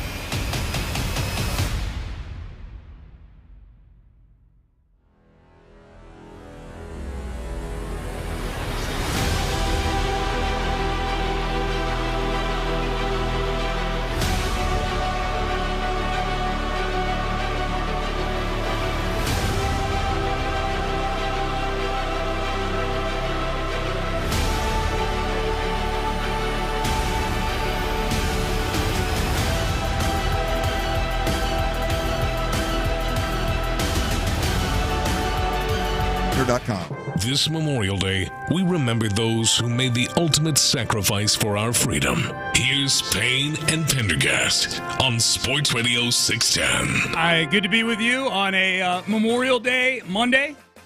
Hope you're enjoying the day off and celebrating appropriately and celebrating those appropriately who gave the ultimate sacrifice here on Memorial Day. Got a list here, Seth. NFL.com actually put this out. So this is from the league itself. They got a little IG slideshow going on. Yeah. Of 10 veteran free agents, many of whom have accomplished big things in their careers, that are still sitting out there on the marketplace. And this is where the rubber meets the road sometimes with, as a fan, I saw every single one of these names, and there was a little spike in my endorphins of like, oh yeah, because they're all names that you recognize, and they've all done well. Most of them have done great things in the NFL. Some of them have done like really good things in the NFL. But it's hard to say no. There's a part of me, Sean, that when my knee-jerk reaction is, yeah, Nick, if you really want to win it, you should sign all these guys. All 10 of these guys should be on the roster right now. Come on, man. What are we even doing here? Yeah. And then you realize it's like stars of the 80s where like, oh, yeah, some of them still look pretty good. Like Susanna Hoff still has her fastball at age 62. Meanwhile, I'm not going to name. I'll let the text page do it. But others not quite as fast a fastball as they had in, Trading Places or something like that. Some of these guys have gone full Nick Nolte. You know, they Nick Nolte. Not who I was thinking of.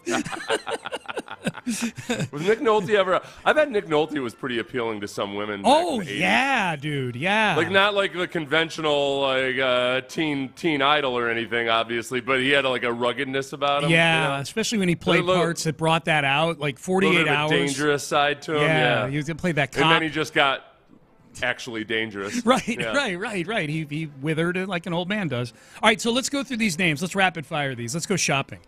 Justin says, should Nick Caserio be calling these guys just to kick tires and maybe figure some things out? Justin Simmons is one that I think Texan fans, the 5 that are in their cars right now on Memorial Day, are like, hell yeah, Justin Simmons. What say you? I would say Justin Simmons, you came out strong out of the gate with this one, Sean. He is the one that, yes, I think it makes a lot of sense in a lot of ways for you to sign Justin Simmons.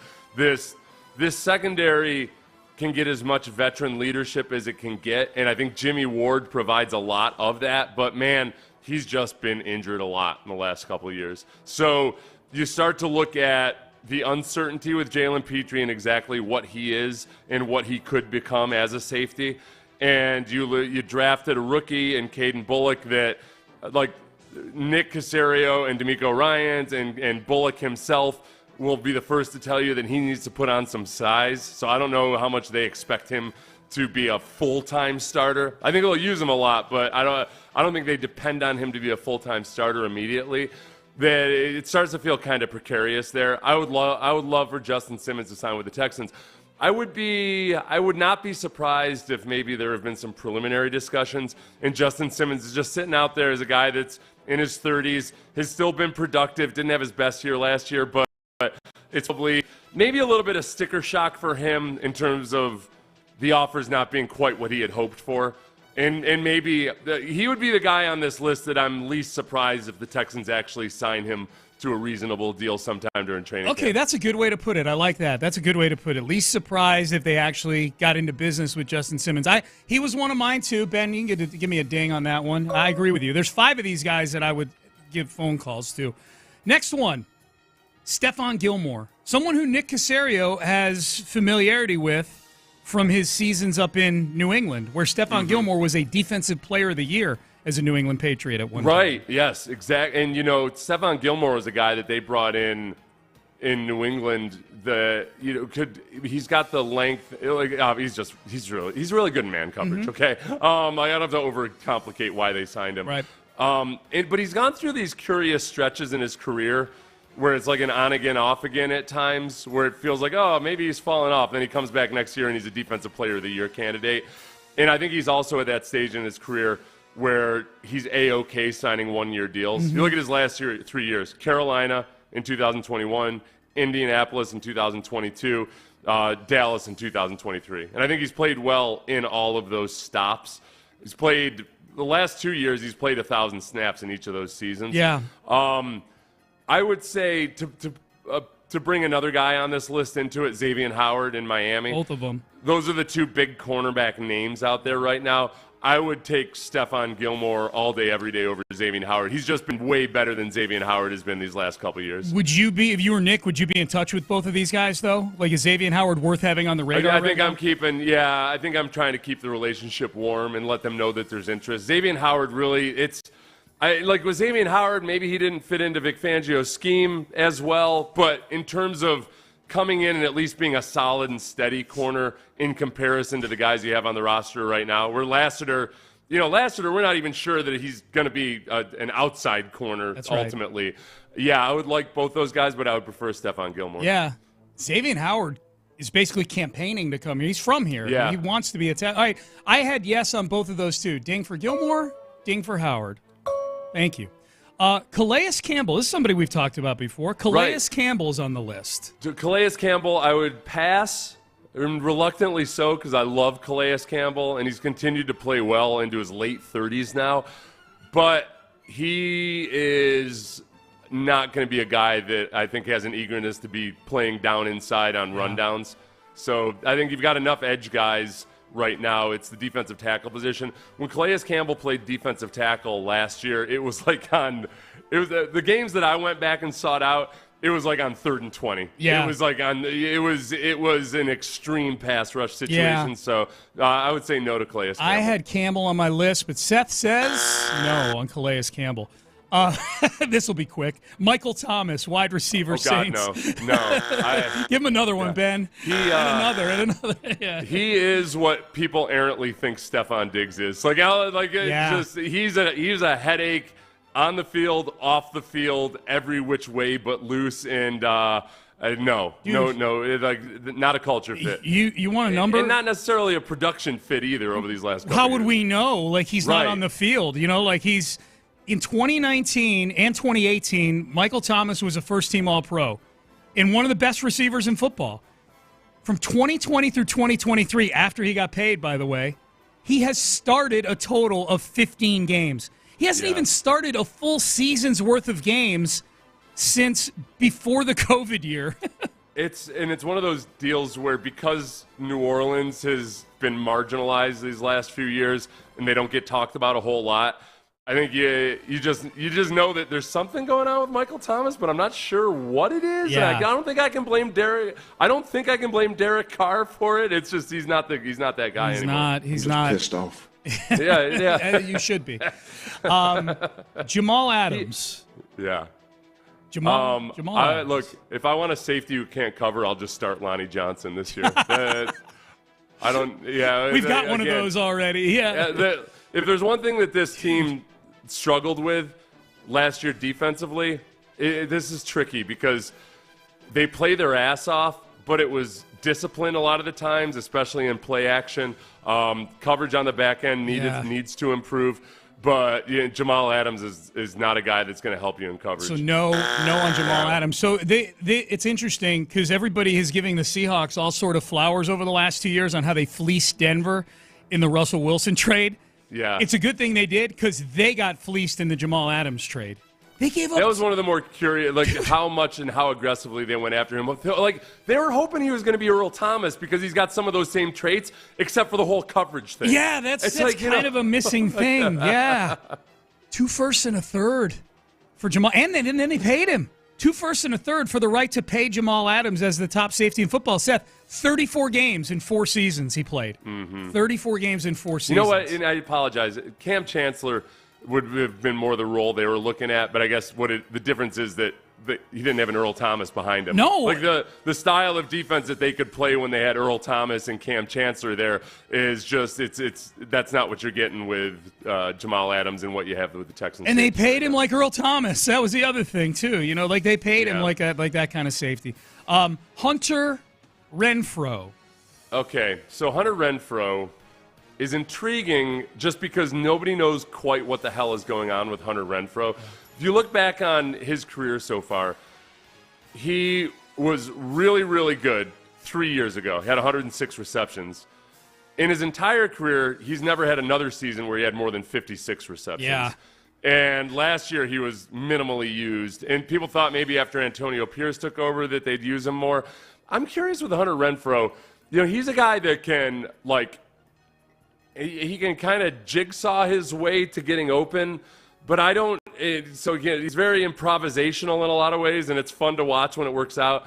But I don't think he's necessarily the precise route runner which they that Bobby want Slowick here. wants. Yeah. He can go play with Deshaun. I don't need a guy that takes 4 seconds to get open, I just Oh. All right, so no on Hunter Renfrow. I was a no on Hunter Renfrow as well. Yeah. Couple more here. 3 more. We'll do these quick. David Bakhtiari, Green Bay. Bakhtiari, when he was healthy, I would have said, oh my gosh, yes, sign him yesterday. Yeah. But it's been 3 years where he's missed the bulk of 3 seasons. Last year, everybody pay attention here, because there's a bad word used. Ben, get the dump button ready. Yeah. When he ended his season midway through last year, he had to get a surgery, and the hopes were that he would correct a cartilage issue. The cartilage. For a guy that's missed huge chunks of 3 seasons, and he's got some kind of that sounds a lot to me like career salvaging microfracture. Yeah. Did you dump that, Ben, or did you let that go through? I think we're allowed to say that. It's a dirty word, cartilage. Yeah. That's what it sounds like. He's bone on bone. Yeah. And it's a rough spot to be in. But for this Texans team that's had its share of issues with offensive line injuries, I apologize, David Bakhtiari. Yep. Has nothing to do with you as a person or as a player, except for the fact that I'm not sure that you'll ever play football again. Buzz on David Bakhtiari. Last 2, Dalvin Cook. This is a quick one for me. Every time the Jets brought in Dalvin Cook in that game last year, it was like they were forfeiting a down. Yeah. He doesn't have it anymore. Dalvin Cook had 3 straight seasons of 1,100 yards or more, and people were wondering why he was languishing out there on the free agency market. The Jets ended up signing him for a respectable deal, 1 year, $7 million, with a good chunk of that guaranteed. That's not like a bogus number. Against the Texans in the regular season last year, 7 carries for 13 yards. Yeah. 1.6 yards per attempt in the regular season. Then he signed with the Ravens during the playoffs, and against the Texans, he had 8 carries for 22 yards. Can't play. He did have a catch for -5 yards. Okay, but he did catch it, though, right? Yeah. Okay. Yeah, in the Ravens game. Good hands. Yeah. All right, so no on him. Last one. And this is one I might make a phone call to if he's willing to take a low-level, low-paying deal. Yeah. Shaq Leonard, former Colt.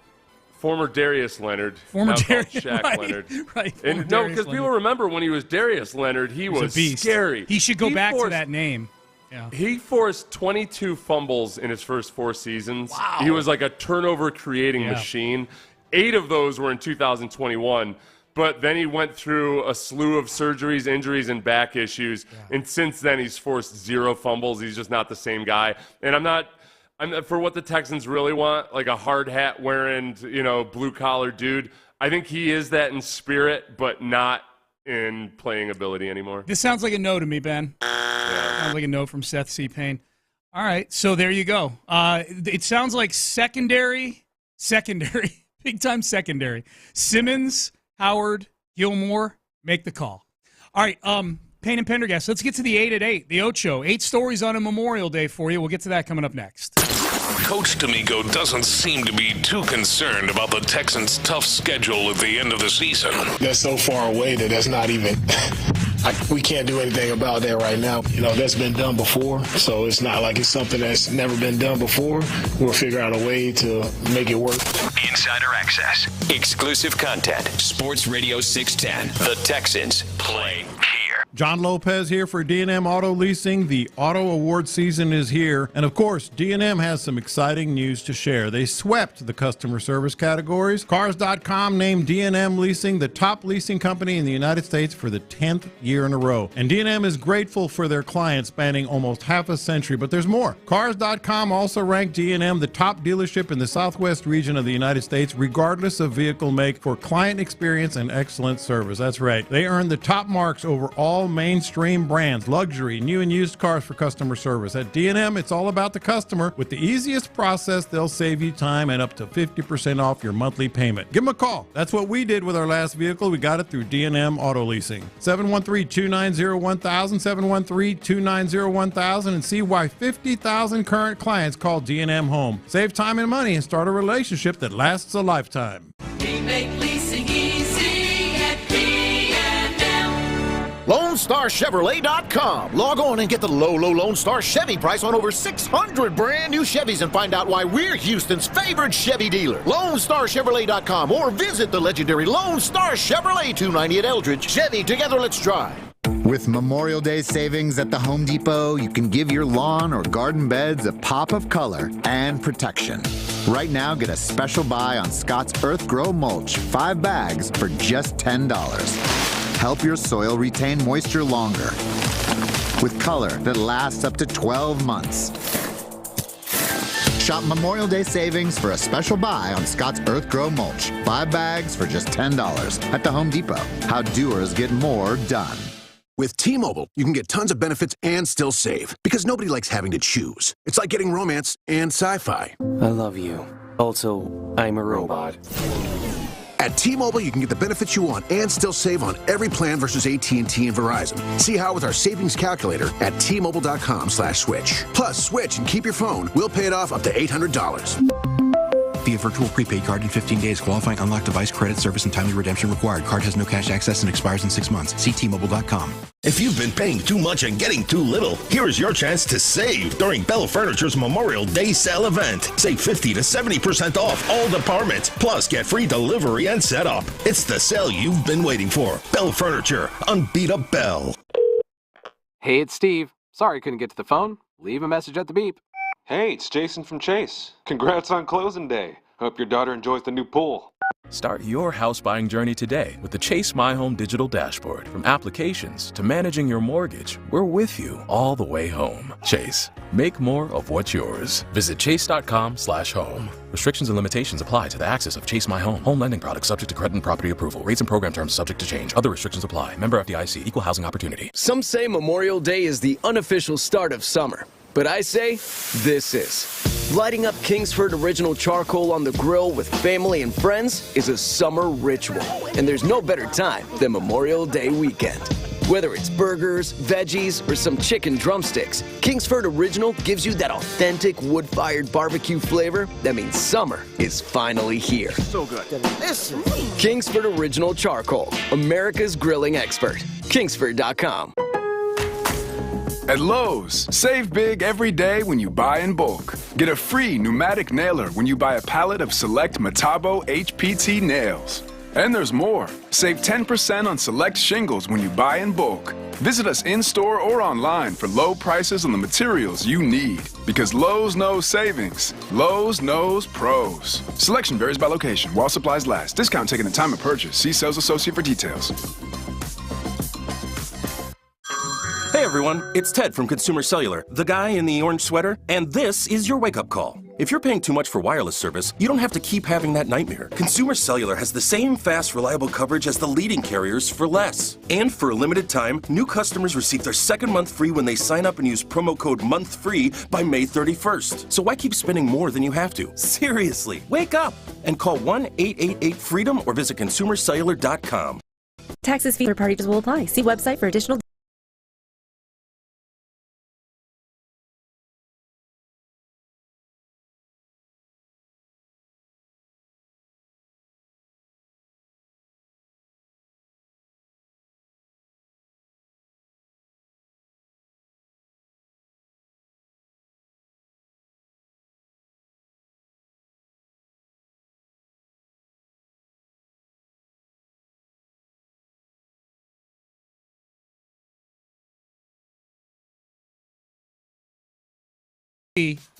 From the A's over the weekend. So the Seth Payne wish in full effect here. 2 out of 3 from the A's, 3 out of 4 from the Seattle Mariners, and you wake up Friday morning down a game and a half in the AL West. Yeah, I never want to go into a series against a supposedly inferior opponent thinking like, well, you got to get the sweep. That's just not the way baseball works. So 2 out of 3, you did what you were supposed to do.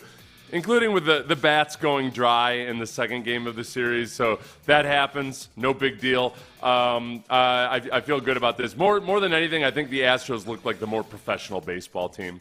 The A's yesterday only gave up one earned run because they looked like a bunch of bumbling AA players out there trying to play a Major League Baseball game. At just the right time. Time, yeah. And Ronel Blanco was magnificent. He was great. He was great. Magnificent, fair? Yeah, I'd say magnificent. No, coming off a controversial suspension, I felt really, really good about it. He was dominant. I mean, he was dominant early in the game, striking guys out. You know how I love the strikeout, Seth? It's big sexy for me.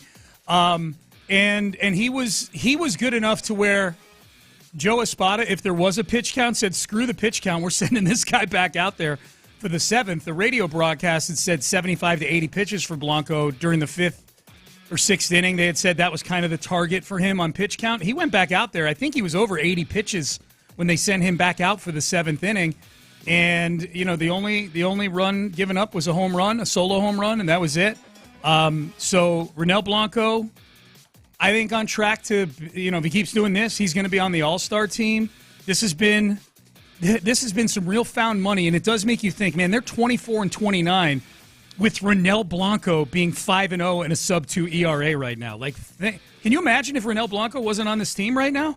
They'd have some Sugarland guy starting all those games because of all the injuries, and who knows where they'd be in the standings right now. This is, in a way, man, when I find out that Urquidy got injured and you find out that Javier, the reason for his reduced velocity is that he's got forearm discomfort, there's a part of me now that the Astros are winning again, where I kind of feel like, you know what, bring it on. Bring it on. That's it. They'll be so battle-tested by the time they get to the end of the season, not to mention, because of the injuries, all of your pitchers, if you can get back 5 or 6 healthy pitchers, they'll be relatively fresh. They haven't pitched that many innings, so bring it on, I say. Well, the Luis Garcia, Lance McCullers dynamic just became a whole lot bigger over the last 48 hours.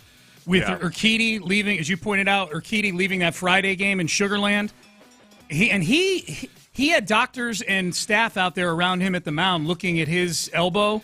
Yeah. And he decided to try one more, not a pitch in the game, but just he could barely lob it to home plate. And he's like, nope, I'm out. So we'll see what's up with Urquidy. But with Urquidy and Javier now both very, very shaky, at best, very, very shaky.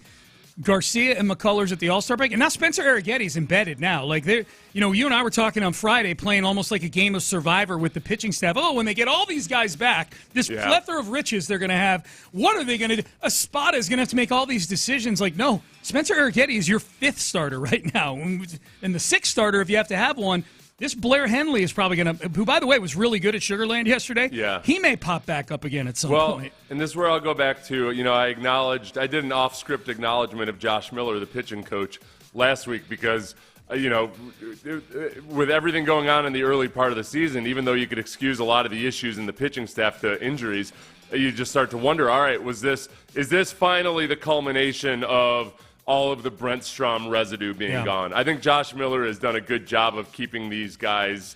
He's figured out a way to get guys back on track despite the injuries. Yeah, pitch and the bullpen, too. The bullpen's been outstanding over the last few weeks as well. All right. Jose Abreu's coming back. That's the bad news. I guess I'll leave it open-ended. On the miraculous chance that Jose Abreu is a new person, fresh off of his 7 for 22 in Florida and 0 for 7 with 3 strikeouts in Sugarland, that somehow he's got his swing from his MVP days back. We'll see. But Jose Abreu back with the big club, Seth. Joey Loperfido back to Sugarland. A lot of people angry about the Loperfido thing. I think it's more to do with who's replacing him on the roster than it is, hey, Loperfido's been incredible. It's especially with Chaz back now, it's hard to open up a spot for Loperfido. I think it's better he's getting everyday at-bats. I think, for long term, this is a guy that shouldn't have been brought up anyway, except you had to bring him up because of injuries, that I'd rather have him down working on his game in AAA and getting regular at-bats. So I'm upset that he didn't get at-bats for this last week, and I really like Joey Loperfido, as I think most people do. I'll also say a credit to Astros fans and Space Cowboys fans, because it seemed like most of the reports I saw on social media of people that were at the Space Cowboys game said it sounded the crowd was pretty supportive of Jose Abreu. I think we're all in this. Yeah. Nobody's like mad at Jose Abreu himself because this is just what happens when guys get old. Like we can't get mad at Father Time. But yeah, I guess maybe for the next week or so, I just got to try to give it the old college try and try to be supportive of Jose Abreu. They'll be home. They'll be back at Minute Maid Park on Friday. If Jose Abreu gets booed, I contend those are not boos. Those are not boos for Jose Abreu personally. They're probably more boos for Jeff Bagwell, honestly. Yeah, and Jose Abreu, assuming that Abreu looks against Seattle the way he's looked all season long. Hits 2 bombs against Seattle, maybe he gets cheered on Friday. Who the hell knows? 3. All right, little football. No NFL running back has more carries than Derrick Henry since 2018. And he's on the Ravens now. Their offensive coordinator is Todd Monken. He's actually hoping that trend of pounding Derrick Henry into the line however many times a game is something that Baltimore keeps doing. Monken said this on Thursday. This is via the Ravens website. I know this. If Henry carries it 300 times, we're having a hell of a year. It means we're running it a lot. It means we're up in games. We want him to finish. We want him to be the closer. End quote. Okay. Listen, you know where I am. My personal battle in the offseason was that I liked Derrick Henry to come to the Texans more than I wanted Saquon Barkley. Yep. And it was not a popular take. It's probably my least popular take in all of my sports radio history, and yet I stand by it. I think Derrick Henry is in that category of Curtis Martins, Adrian Petersons, Frank Gores, who can have a couple of their best seasons after the age of 30, because I think he's already established himself as that freakishly resilient. But now I got to look towards the Eagles, where Saquon Barkley, I mean, he's got Kellen Moore as his offensive coordinator. I feel like Cowboys fans are looking at Kellen Moore as the offensive coordinator of the Eagles and thinking like, oh, no. Oh, you got him, did you? Yeah. Wow. Yeah. The one thing I heard this weekend, though, was that Kellen Moore is probably going to be just focused mostly on the pass game, and Jeff Stoutland, the offensive line coach, who's awesome, will be more like the run game coordinator. Yeah. So I don't know. You might see a different version of Saquon Barkley if Stoutland puts together a really good run game package. But the very fact that Kellen Moore can't be trusted with the run game makes me feel like I'm going to win my Derrick Henry versus Saquon Barkley. Yeah, you might. I don't know if they want to pound him 300 times, 300 carries, but Monken said if he does get 300 carries, it means we're good. Right, well, the way Monken was saying it was the appropriate way, which is, the old stat where, like, when they get 25, when they run the ball 25 times or more, they win. Like, yeah, but, like, usually that's because you're running in the fourth quarter because you have a healthy lead. I hate that stat. Yeah, I know. Because I understand the spirit of it, but it brings out the people like, just run the ball. Hey, why would just pound the ball 25 times? You look at, like, somebody will say, like, yeah, whenever they run the ball 25 times, they win, and people want them to run the ball 25 times in a row at the beginning of the game. Chicken, here's the You look egg. at most of those games, and, the majority of the carries came in the second half. Okay. Yeah. 4. Nashville might be getting a Super Bowl, Seth, as the grand prize for building a new stadium, which isn't going to be ready until February of 2027.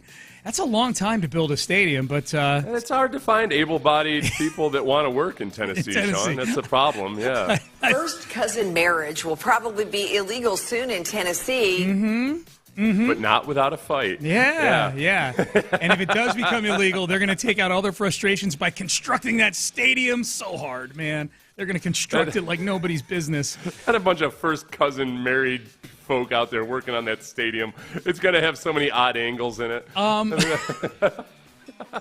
There's a urinal.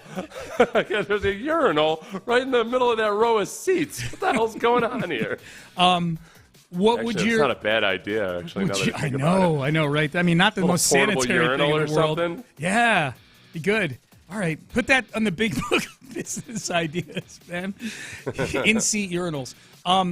We go to the Super Bowl pretty much every year as a station. Would you be excited for a Nashville Super Bowl? I would. Nashville is, for what it's worth, Nashville's a fun town to go to, mostly because it's full of Tennesseans. So it's like kind of like an oasis in the middle of a decrepit mess of inbreeding and diseases that have been eradicated in other third world countries. Inbreeding oasis is exactly what I think of Nashville. Yes, Tennessee is my least favorite third world country. Yeah, it's by far. I would rather so many other places. I'd rather Tennessee probably has more State Department advisories against it right now than various third world countries. There you go. And they may get a Super Bowl. This was pretty funny over the weekend. Apparently, LeBron was at an AAU game watching his AAU team play. And while he wasn't coaching, I think it's a team that he sponsors. Maybe his other son is on it. I don't know. But the story was somebody took a picture of LeBron from like up above, like a bird's eye view, and he had his iPad out. And he was watching, I think, one of the playoff games, the NBA playoff games on the iPad, but he was on an illegal streaming site called Stream East. So that got a lot of attention from the internet. But the response was funny because it wasn't what you think it might be, like anger at rich guy LeBron using an illegal stream site. Like, why are you doing that? Oh, you of all people can afford a Fubo subscription or whatever. Right. They were mad because... for two reasons. Well, they were the reaction. I wouldn't say they were mad at the second one. The first one they were mad at, like, he's going to get this shut down. If they notice LeBron's using it, then the powers that be, too much publicity. Yeah, they're going to step in and come after Stream East for illegally streaming these games. The other reaction was actually a popularity one. We're like, yeah, LeBron's one of the people. He's sticking it to the man. He's streaming the games illegally. What would your reaction have been had you seen LeBron streaming it? In a small way, and him streaming games illegally is taking off of the revenue of his very own chosen company. That's true. He's stealing from himself when he watches it. Maybe that's what he feels. He's like, well, I'm stealing revenue from myself, whatever. I don't know. This goes back. I did an experiment once where I was going to try to like cut the cord like to an extreme degree, and it was like I spent one weekend chasing down active streams to watch NFL games. Yeah, where I was like, no, this isn't, because you'll always have some 20-something. It's chime in and be like, hey, all you got to do is watch it on Reddit or what have you. Like, I don't have the time to be chasing, this stream's shut down, I got to go find another stream and all of that. You're like, no, I'll pay. You know what? At that point, you look and go, what is it for Fubo again? Or what is it for DirecTV again? Oh, it's $80. Oh, for the subscription package, it'll get me my NFL games. It's $82 a month. Okay. Yeah, saves me a lot of time. 6. The Dallas sports dynamic is fascinating right now, especially on the heels of the Mavs winning again last night. They're on their way to the NBA Finals soon. They're up 3-0 on the Timberwolves. The Cowboys are the scrub interlopers right now on the Dallas sports scene. The Rangers are defending World Series champs. The Mavs and the Stars are both in conference finals, getting ready to possibly go to play for the championship in their leagues. Meanwhile, the Dallas Cowboys have not made a conference title game in the last 28 years. Yeah. So in the amount of time, it's been 0 years for the other three teams there. That's when, and the crazy thing about the Cowboys is one of the weirdest things in sport. They're the most valuable franchise in all of sports. Yeah, in all of sports. They are the most valuable franchise, and yet first 30 years of the Super Bowl era, Cowboys made the conference title game 16 times. Last 28 years, 0 times for the Dallas Cowboys. All right. 7. Quick one here. Marcus Mariota is wearing the number 0 so he can be reminded, people have been doubting him, the jersey number 0 for Marcus Mariota, which is going to look weird on a quarterback. And what I would say is, can you blame them? You quit 2 years ago on the Atlanta Falcons. What you're putting a chip on your shoulder, and you're somebody who quit on your team. And I know this because I watched the quarterback documentary. I watched Kirk Cousins and his little binky-sucking kid there, his binky-sucking 5-year-old. I watched Patrick Mahomes and how enamored with Patrick Mahomes he was on there. And I watched Marcus Mariota quit on the Atlanta Falcons. You know who doesn't believe in you, by definition, to some degree, Marcus? Your employer. You're the backup quarterback on the team. Wear number 0 around. 8. Last one. The Home Alone house hits the market in Winnetka, Illinois for $5.25 million. Would you pay $5.25 million for the Home Alone house. I love these. I love these houses that were in something famous, anything famous, movies, TV shows. I would go on a nationwide tour of those. When Amy and I go on our summer road trip, if we're near anything like that, like we were in Albuquerque 2 years ago, we went to the Breaking Bad house where Walter White lived.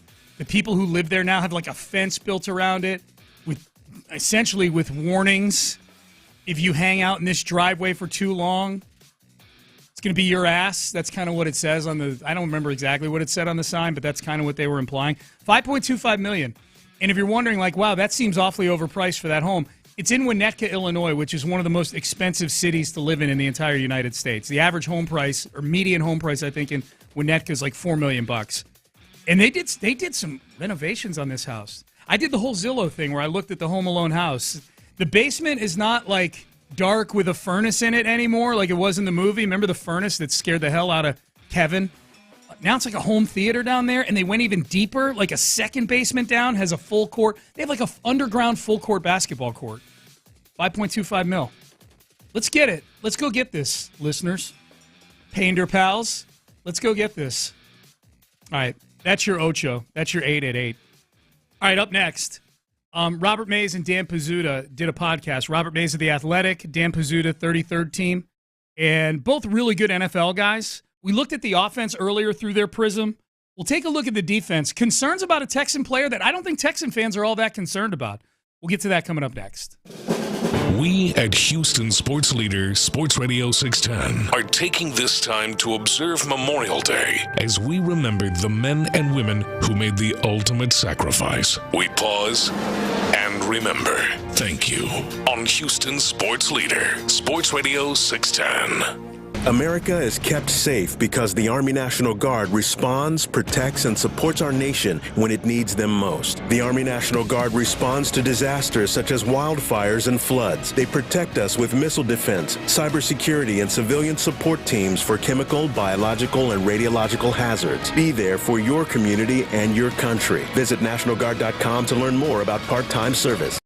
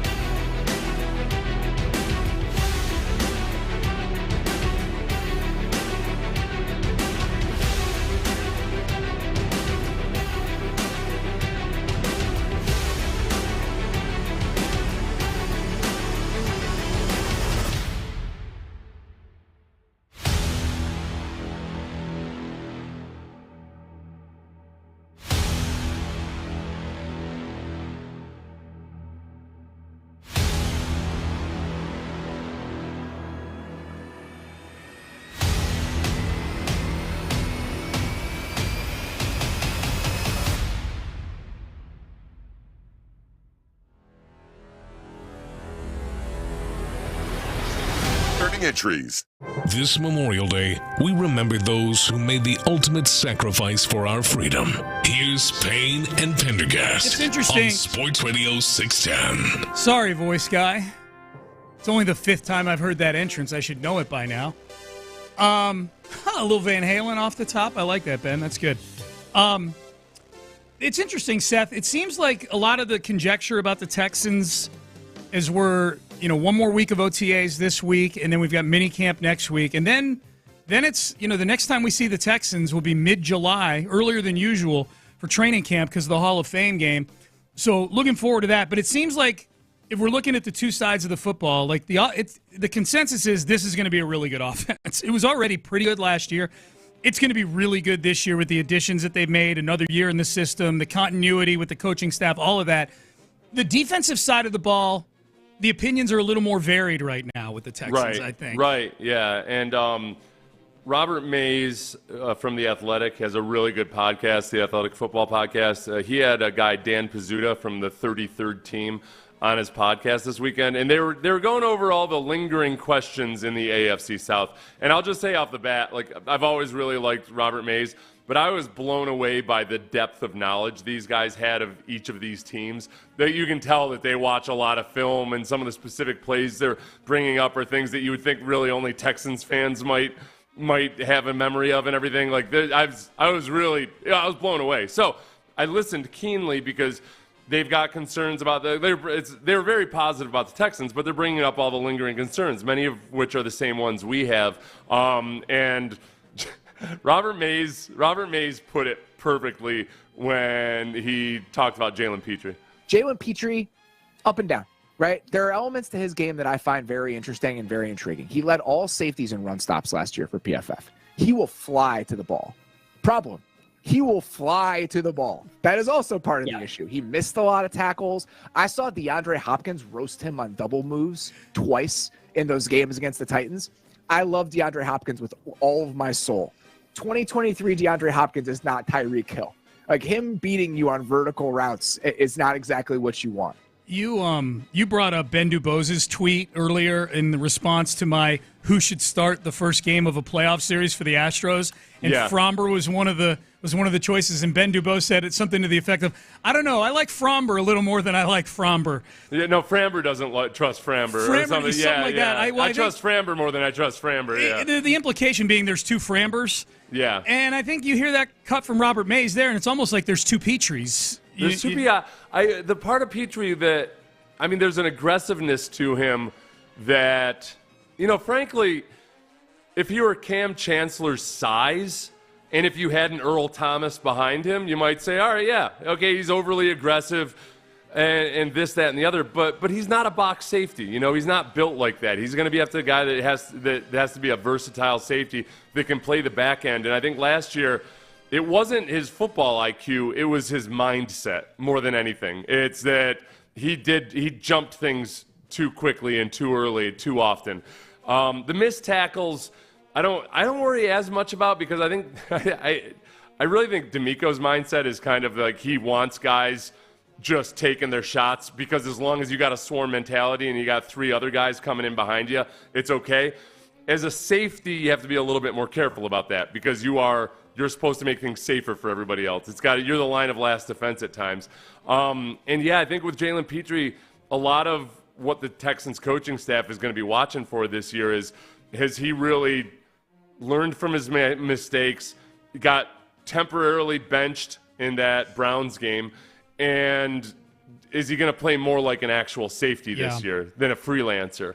And it's a huge, huge question mark to have on your roster, especially when Justin Simmons is sitting out there. Yep. Yeah. No, you're right. There's other solutions out there. I'd always rather if there's a young player, Seth, who we're hoping like in year 1 to 2 or 2 to 3 is going to make some sort of leap or is going to turn into something that the team planned on them being when they drafted him, I'd always rather have it be the issues Jalen Petrie is having than have it be like actual physical issues like, oh, man, this guy's a step slower than we thought he was, or he just can't get to a spot, or he's just physically not tough enough or strong enough or willing to do the tough and strong things. Like Petrie, if he can just – sounds like if he can just get his mind right and wrap his brain around the scheme a little bit more, he'll be better off. So, and again, they were very positive on the Texans. This is not Robert Mays bashing the Texans or anything, but he's bringing up his lingering concerns. I do disagree with him, and I'm checking myself to be sure. He's a really smart guy with an outside perspective, so I really need to check myself perhaps on his opinion about Christian Harris. Christian Harris was a third-round pick at linebacker. He has not come along. I think last year they hoped he would come along a little bit faster. You give a guy some grace. That position could take a little while in terms of development. It's a new system, but they paid Azeez Al-Shire. Again, it's just one of those moments where these guys who should be cheap for you, you're having to spend money at those position groups. Okay, so this is where I disagree with Robert Mays. I agree that he came along slowly. And to this tune, just in terms of overall activity, I don't like looking at total tackles as an indication that somebody's good. A lot of times guys accumulate tackles even as they're playing poorly at linebacker. But I think this matches the eyeball test. In the first 8 games that he played last year, missed 1 game due to injury. In the first 8 games that he played, Christian Harris had 22 tackles. In the second 8 games that he played, he had 49 tackles. Jeez. He more than doubled his production in the second half of the season. And then in the playoffs, he had 12 tackles, 6 in each of the playoff games. He came along slowly, but D'Amico called last year kind of like Christian Harris's rookie year, and that he was still a young player and he's learning this system. I thought he showed incredible growth throughout the season, and the signing of Al-Shire to me wasn't an indication of Christian Harris not coming along. It was that they like Christian Harris at will linebacker. He's still a young guy to where he doesn't have to think at much at will linebacker as you have to at Mike linebacker, and they feel better about Al-Shire than they did about Blake Cashman or Denzel Perryman or anybody else like that, or Henry To'oTo'o. I might have swapped Henry To'oTo'o's name for Christian Harris in what Robert Mays just said. Yeah, because I felt like Henry To'oTo'o didn't come along as quickly as I thought he would or hoped he would. So I disagree with him there. I think they probably feel pretty good about the potential of Christian Harris, and we know that D'Amico Ryans really likes Al-Shire. Yeah, right. I disagreed on both of those fronts with him as well. Particularly the Al-Shire one was a curious thing because I don't look at that as in today's NFL. For a team that needed a Mike linebacker, I don't look at that as a splurge. If they had spent $17 or $18 million on Patrick Queen, that to me is a splurge. This is a guy they're familiar with who's been productive in Al-Shire. And I would say, too, Seth, I love your stat about Harris and the first 8 games and the last 8 games. I would say, too, just in terms of the eye test, not just him being around the ball, but when you said that, I'm thinking, man, it felt like he lived in the backfield for an inside linebacker as well in the second half of the season. He had 7 TFLs for the season, 1 in the first 8 games, 6 in the last 8 games. So it's not just he's around the ball, he's making tackles. He's getting into the backfield. He was a disruptive force. A lot of the areas for growth for him have to do on the pass coverage side and not biting on play action. I mean, the linebackers last year were really bad at biting on play action. And I would go back to Jalen Petrie. That's another thing that Jalen Petrie didn't do a great job of handling like a veteran, but because he was only a second-year player also in this scheme for the first time.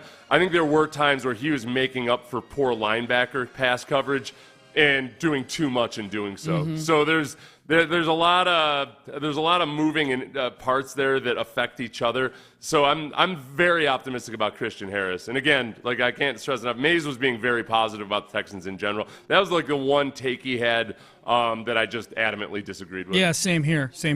The other guy that he had on his podcast, Dan Pizzuta, who's from the 33rd team, I think he pointed out something that I think a lot of Texans fans and a lot of our listeners feel about the precariousness of the cornerback position. Again, Stigley is, I agree with you that he's like a star, but 9 games played in 2022, 11 in 2023, that is a concern when you're missing guys. I like Meneser, who they brought in, but if he doesn't start, their other outside corners right now are either going to be Jeff Okudah, who again, it's a guy teams continue trying to take the swing on, just hasn't clicked. CJ Henderson, they brought in, who just has not been one of the worst corners in the league, just kind of from the time he was, I think, the 9th overall pick. And so you are running a little close to the sun in some of these places.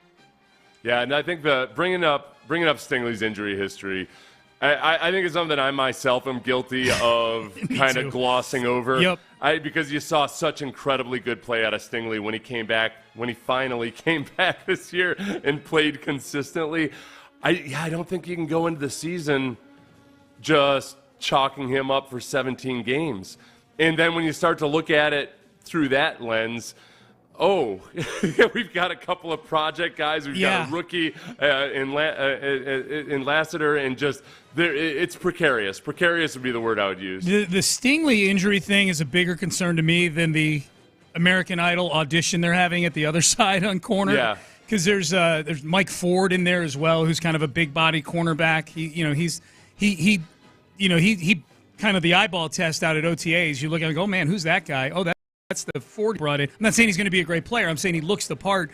I've come to grips with how they're handling the second cornerback. I'm not crazy about it. Well, you feel good about it as long as Derek Stingley is healthy. Precisely. That's the big thing. If Stingley gets hurt, then the other side. If Stingley gets hurt, then it's going to be rough sledding back there regardless of who's your second corner. Look at the difference between the first Browns game and the second one. One of the big differences was that they had Derek Stingley shadow Amari Cooper. Yeah. So Amari Cooper doesn't get 275 yards receiving in the second game the way he did in the first one. That's right. So that and I mean Stingley hasn't had a genuinely healthy season since his freshman year at LSU. 2019. 2019. Yeah. You want to hit this one more on Kamari Lassiter? We got time. Yeah, this will be the big thing to watch with Kamari Lassiter. I think Robert Mays, not even with his own opinion, but he's a guy that, he goes to the combine. He talks to a lot of people on NFL staffs and a lot of scouts and everything. This is what he says a lot of NFL people are saying about Kamari Lassiter. I'll be curious to see what happens with Lassiter. There are people that think he's a nickel only. And so if he is, and he's your nickel corner here, they still have Desmond King on the roster, but Desmond King's getting a little bit older. It really does feel like we're going to crack that pool queue in half, and we're going to have tryouts for that other outside corner spot with Jeff Okudah and CJ Henderson. Yeah, crack I like that last part about cracking the pool queue in half. Wow. Okudah and Henderson, each with you want the thick end, right, of the pool cue? I guess if you crack it. Dude, I don't know. I told you during the break I started in on Sons of Anarchy this weekend with Amy. She's watched it already. Yeah. There's a scene with a pool cue in the first couple episodes of Sons of Anarchy. I don't remember that. Oh, okay. Broke the pool cue over the knee and took the pointy end of it and jammed it, planted a flag right in the dude's crotch. Yeah. Oh, Yeah. So the breaking. That seems excessive. Yeah. Well, it was a dire situation, I'm sure. Like, I guess bikers who run illegal arms. I guess that makes sense. Yeah, that's in the playbook. Yeah, right? They're not borrowing sugar from their neighbors. No. So Lassiter is strictly a nickel back. I think it depends. I think that. I think D'Amico's always going to run a lot of zone. I think that's like anytime you talk over and over again about how the defensive line is the engine of your defense, in a defense like that, what that allows you to do is you create pressure without having to blitz, and without having to get aggressive on the backside, without having to play a ton of man. So I think they probably look at Lassiter, who could be a good zone corner. And again, when you've got Derek Stingley that can handle the really heavy-duty man matchups, then that's what you have. So, which would be a nice situation as long as Derek Stingley can stay healthy. Got to be healthy. So I am. It just made me more and more feel like, okay, Stephon Gilmore is still out there. And as far as what Robert Mays said about Des King. Yeah, not only is he getting old, but he was cut by the Texans last year. Yeah. He was cut by the Texans in training camp, brought back and played well. But I don't think you can look at him as a guy that, he's rock solid for the entire season. You can't. Text message, line worker here. Today's my first day of not working 16 hours. So happy to listen to y'all in my car and not my truck. Yeah, man. Those line workers the last week or so, y'all have been putting it out there, man. Yeah, appreciate you tuning in. Glad you get to listen in your car and not your truck, and we appreciate you tuning in. Text in 713-572-4610. If you're taking the holiday here and you're listening, give us a shout here on a Memorial Day morning. Payne and Pendergast. Line workers are kind of like professional athletes. They make good money, but then you find out that's where the comparison stops. You find out how much professional athletes make, and you're like, oh yeah, okay, screw them. Line workers make good money, but their bodies get beat the hell up. Yeah. And it's dangerous to boot, you know. Dude, They have to work like long hours and 30 feet in the air in bad weather conditions with sleep deprivation and everything. And it's just physically tough on them. So thanks for listening, man. Yeah, appreciate you. I've got one of my I've got a good friend who's a retired line worker, and he I'll tell you this, man, as you're sitting there tired in your car instead of your truck, he has enjoyed his retirement. He got himself a nice pension, and man, the day he retired, he was retired. Yeah. I can't keep up with a guy. No, dude. He wants me to go over and drink beer in his garage. I'm like, okay, but only for 2 hours. I got to leave after 2 hours. Yeah. I can't keep up with you. Those hot takes aren't going to bake themselves, all right? I still got a few more years left, okay? Yeah, no, I appreciate it. Any job that real men do, I have a great appreciation for. Exactly. Great appreciation. All right. Respect to C.J. Stroud. Damn near acknowledgement, I would say, from the current GOAT. And you're going to hear it next. Payne and Pendergast. Ninth in the pantheon of head coaches, DeMeco Ryans. I expect by the end of this season that I would have him ranked higher than 9th. Mm-hmm. I think I'm much like DeMeco himself. It's all about competition. And in the coaching world where careers last 10, 20, 30 years, it takes a while to build up that competition. So I'm going to make him earn it. Wake up with Sean and Seth, 6 to 10 every morning on Sports Radio 610. Your Odyssey Sports Minute is brought to you by Zadig Jewelers. This is Boomer Esiason with an Odyssey Sports Minute, sponsored by Napa Silent Guard Brakes. So what do the following NBA superstars share in common, folks? That would be Curry, Embiid, James, Jokic, Beal, Durant, Lillard, Antetokounmpo, Leonard, George, Butler, Thompson, Gobert, Van Fleet, and Davis. They are the 15 highest paid players, but only one of them has made this year's Final Four. It's Rudy Gobert. I'm Boomer Esiason. Get you a new Silverado at Ron Kraft Chevrolet today. Up to $14,000 off in-stock Silverado LT and RSTs, plus an additional $1,000 trade-in allowance on a 2010 or newer vehicle. Hello, that's up to $15,000 off with interest rates as low as 1.9% financing. It just keeps getting better and better, y'all. Shop the lot at Ron Kraft Chevy in Baytown next to Buc-ee's or online at roncraftchevrolet.com. Together, let's drive to Ron Kraft Chevrolet.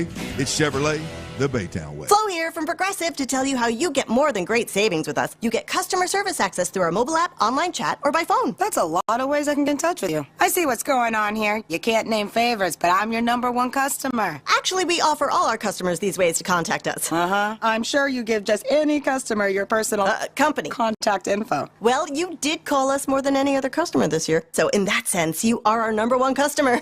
Get help from Progressive through the website, app, chat, or phone. Progressive Casualty Insurance Company and Affiliates. A gain cent bead story.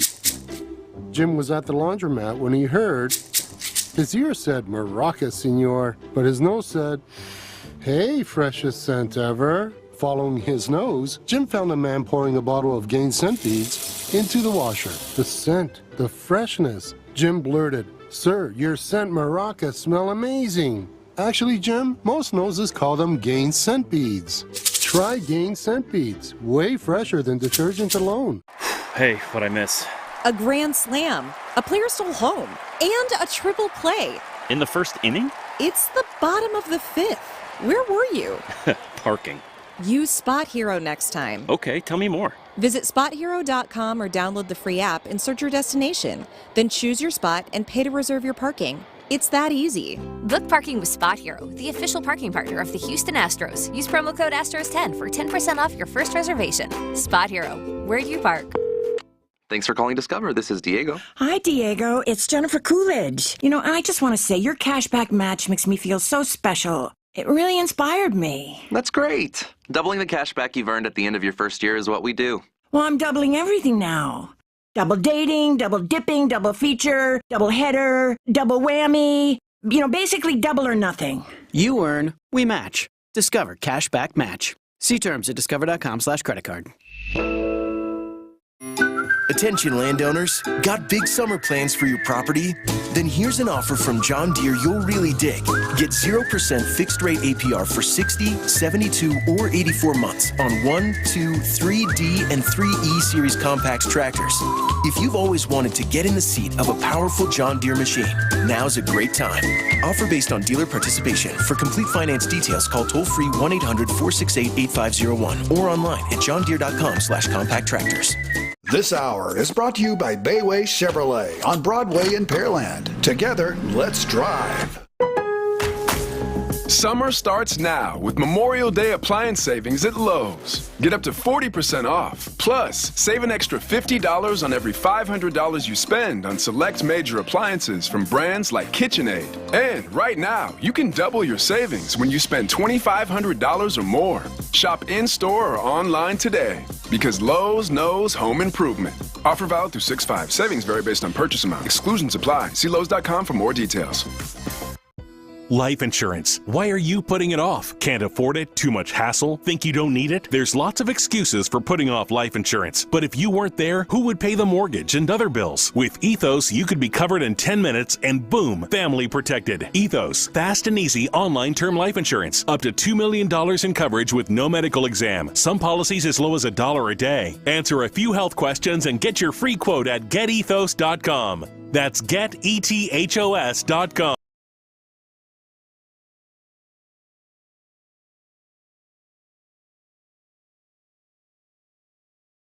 On Sports Radio 610. We do. We pay tribute to those who paid the ultimate sacrifice to let us do what we do on Memorial Day.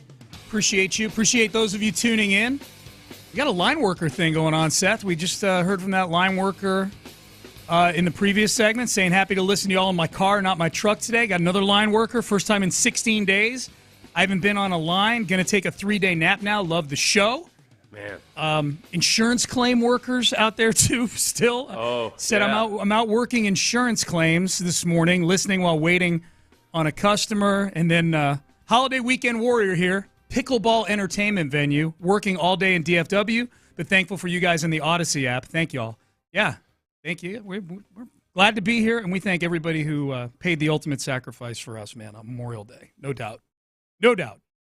713-572-4610 if you want to hit us up on the text page. Respect for CJ Stroud. I feel like CJ, among young quarterbacks that have come in the league in the last few years, he is probably the one that, like, you see veteran quarterbacks gravitate towards the most when talking about watching him and his game and how much they love him, right? Yeah, especially the guys in the Dan Orlovskis of the world, Kurt Warner, like those guys that break down the film, still hardcore. Not just the retired players who get up and just spew nonsense. Like the guys that actually put the time in, they're just blown away by how advanced he is how advanced he was for a rookie. Yep, and even his peers. Here's Patrick Mahomes on First Things First. The question asker right here is Nick Wright. The guy when you're able to, you guys barely play on Sundays anymore, so when you're able to sit down on Sundays and watch, who's the quarterback you enjoy watching the most?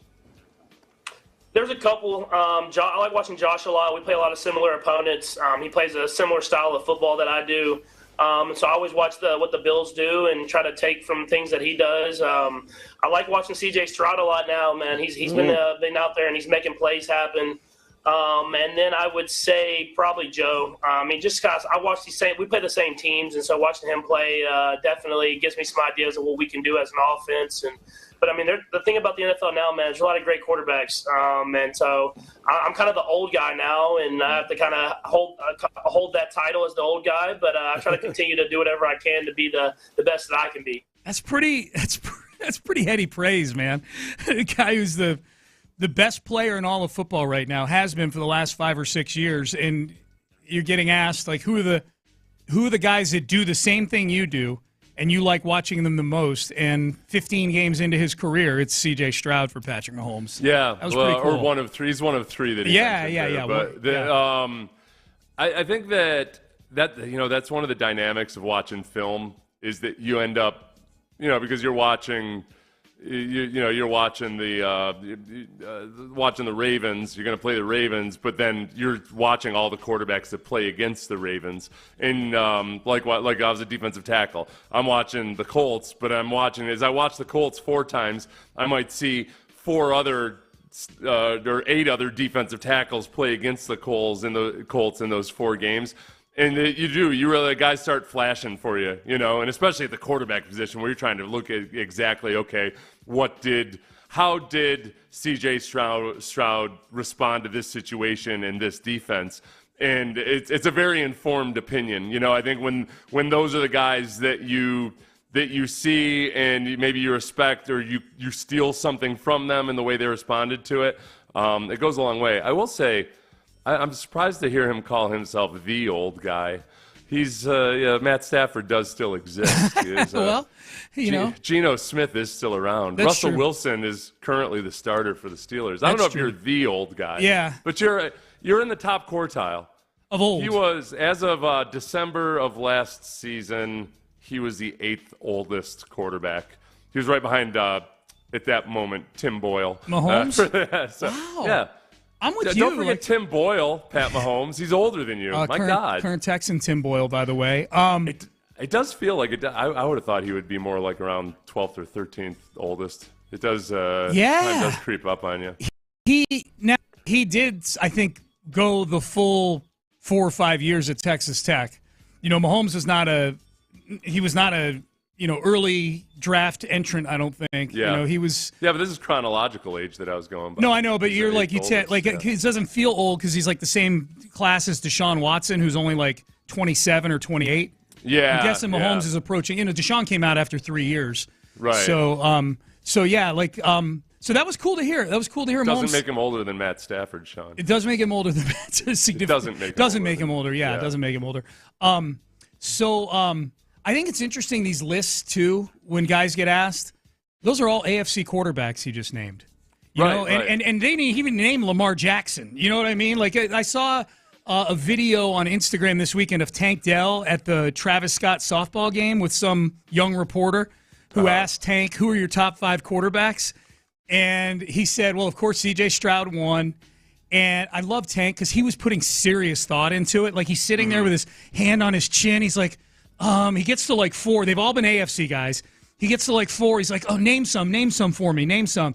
He's like, well, the guy's like, well, you got Joe Burrow. He's like, oh, yeah, no, Joe Burrow 5. No, wait, name some more. And so he's having the kid name more quarterbacks for him. Yeah. It's like, oh, man. Oh, he's like agonizing.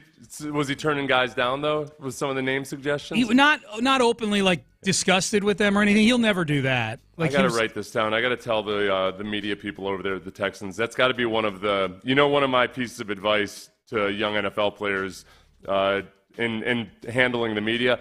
Whenever anybody asks you to power rank anything on the spur of the moment, you don't have to do it. Yeah.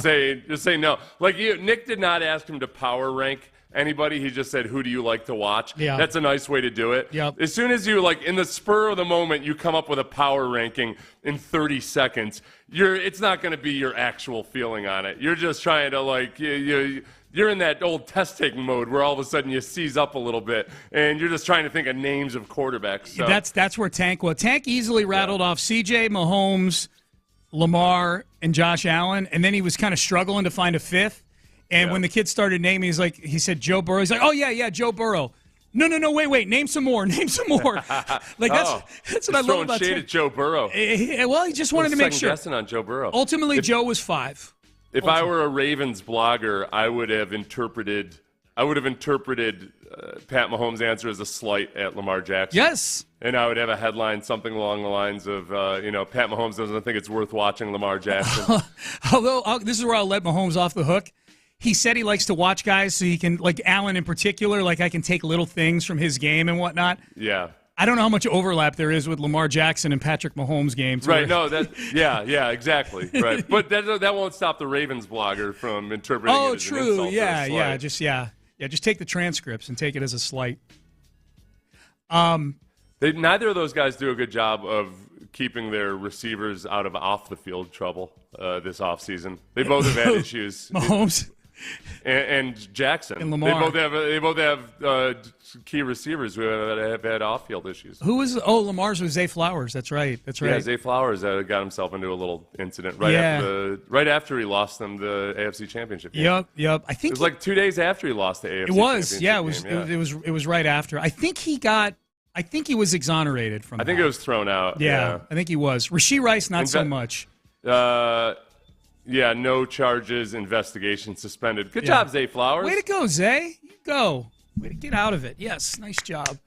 All right, Payne and Pendergast with you. Good to hear the GOAT, the current GOAT at least, giving CJ some love. All right, it's graduation season. I've got a little PSA out there for people, deans, administrators, college presidents that are getting ready to have to rattle off 300, 500, 1,000 names. We've got that for you coming up next. The Drive with Stoerner and Hughley. Somebody texting me. You got to be kidding me. If you're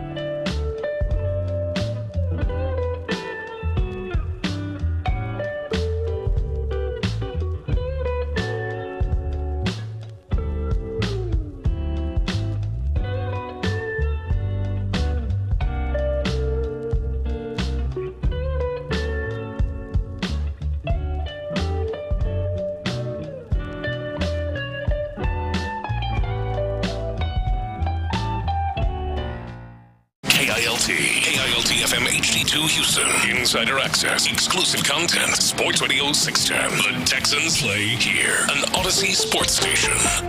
This Memorial Day, we remember those who made the ultimate sacrifice for our freedom. Here's Payne and Pendergast on Sports Radio 610. Okay, we head into the 9 o'clock hour. Good to be with you on a Memorial Day Monday. Payne and Pendergast with you. It's graduation season. I know some of the graduations are in the rear view. I know NRG Stadium have been hosting a bunch of them over the last few days. I think that's a big hot spot for graduate. Do you have any graduations coming up, Seth, at all? Yeah, I have several that I'll be skipping. Yeah. Okay. Maybe showing up at the end. Yeah. Yeah. I had my son's law school graduation a couple weeks ago, and I will say the people doing the names at that one were pretty good. They didn't add any extra R's to Pendergast. That happens a lot. Pendergast. Yeah. That's music lovers. So, yeah. That happens. The eyes play tricks on you sometimes and throw an extra R in there. They got Sammy's name right. There was only one that was egregious. They pronounced some poor girl's last name was Hudson, and they said Houston. Oh. And quickly corrected themselves. So they're like, Hallie Houston Hudson. Oh, and they were almost like, oh. Darn it. I think everybody, well, you can imagine when they're getting ready for it, you're prepping for any of the non-Anglo-Saxon sounding ones. Yeah. You just really want to be sure that you don't get canceled over, over mispronouncing a name. Yes. And it's just out of respect to the people, obviously, themselves. Right. That you probably you don't even think about the Hudsons. You just say, I got that. Whatever. Hudson, whatever. Yeah. And sometimes you miss a 3-foot putt sometimes, Yeah. That's how it goes.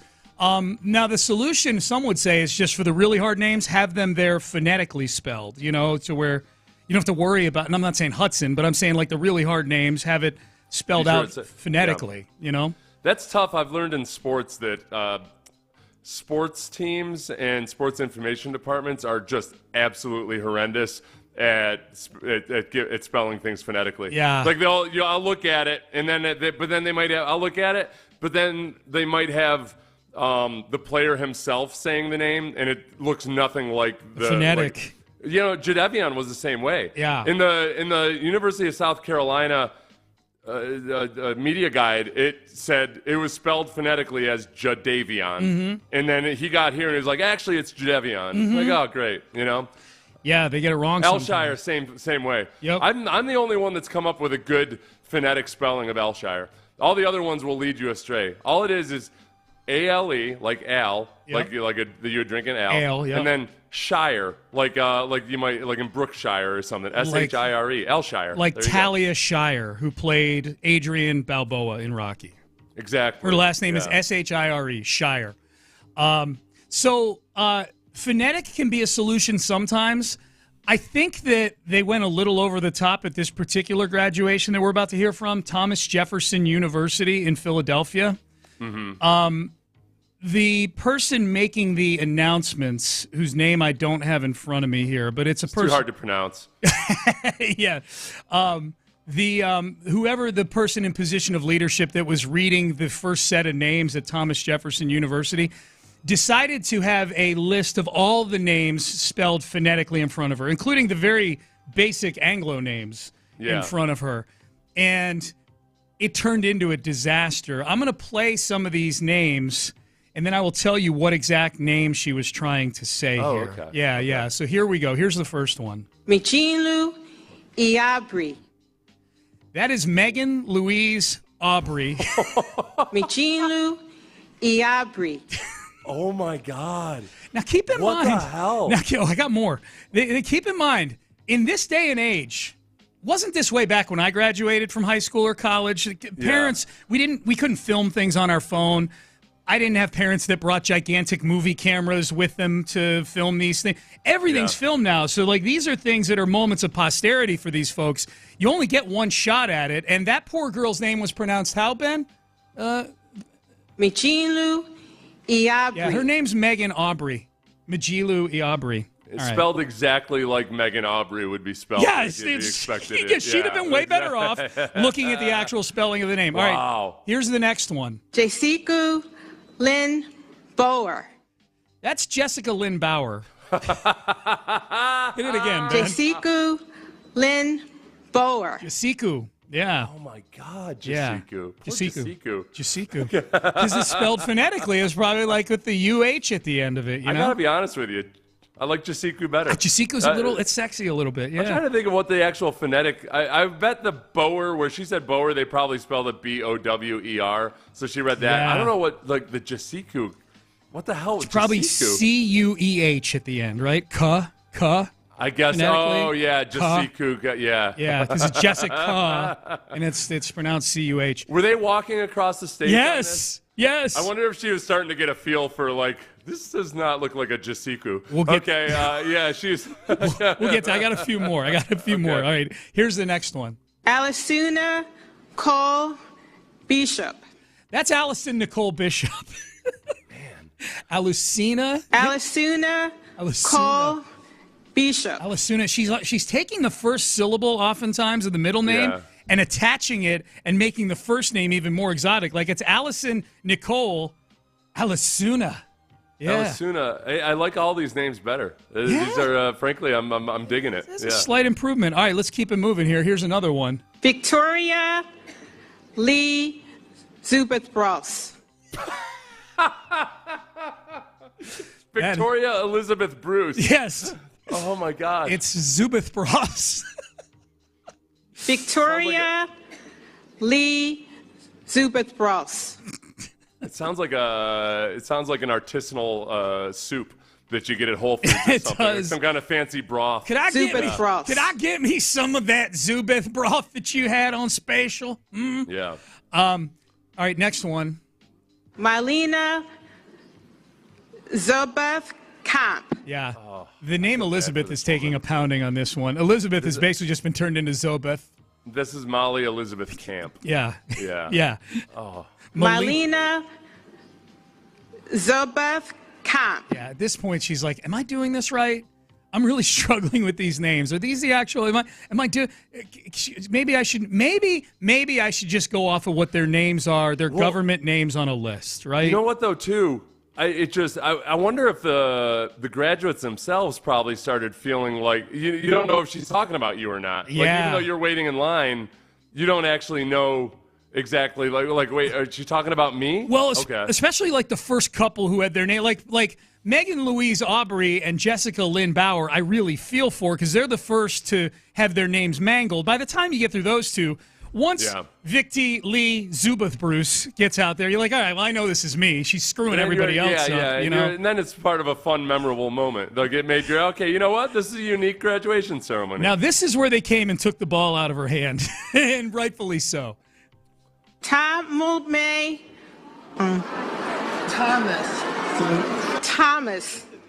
Okay.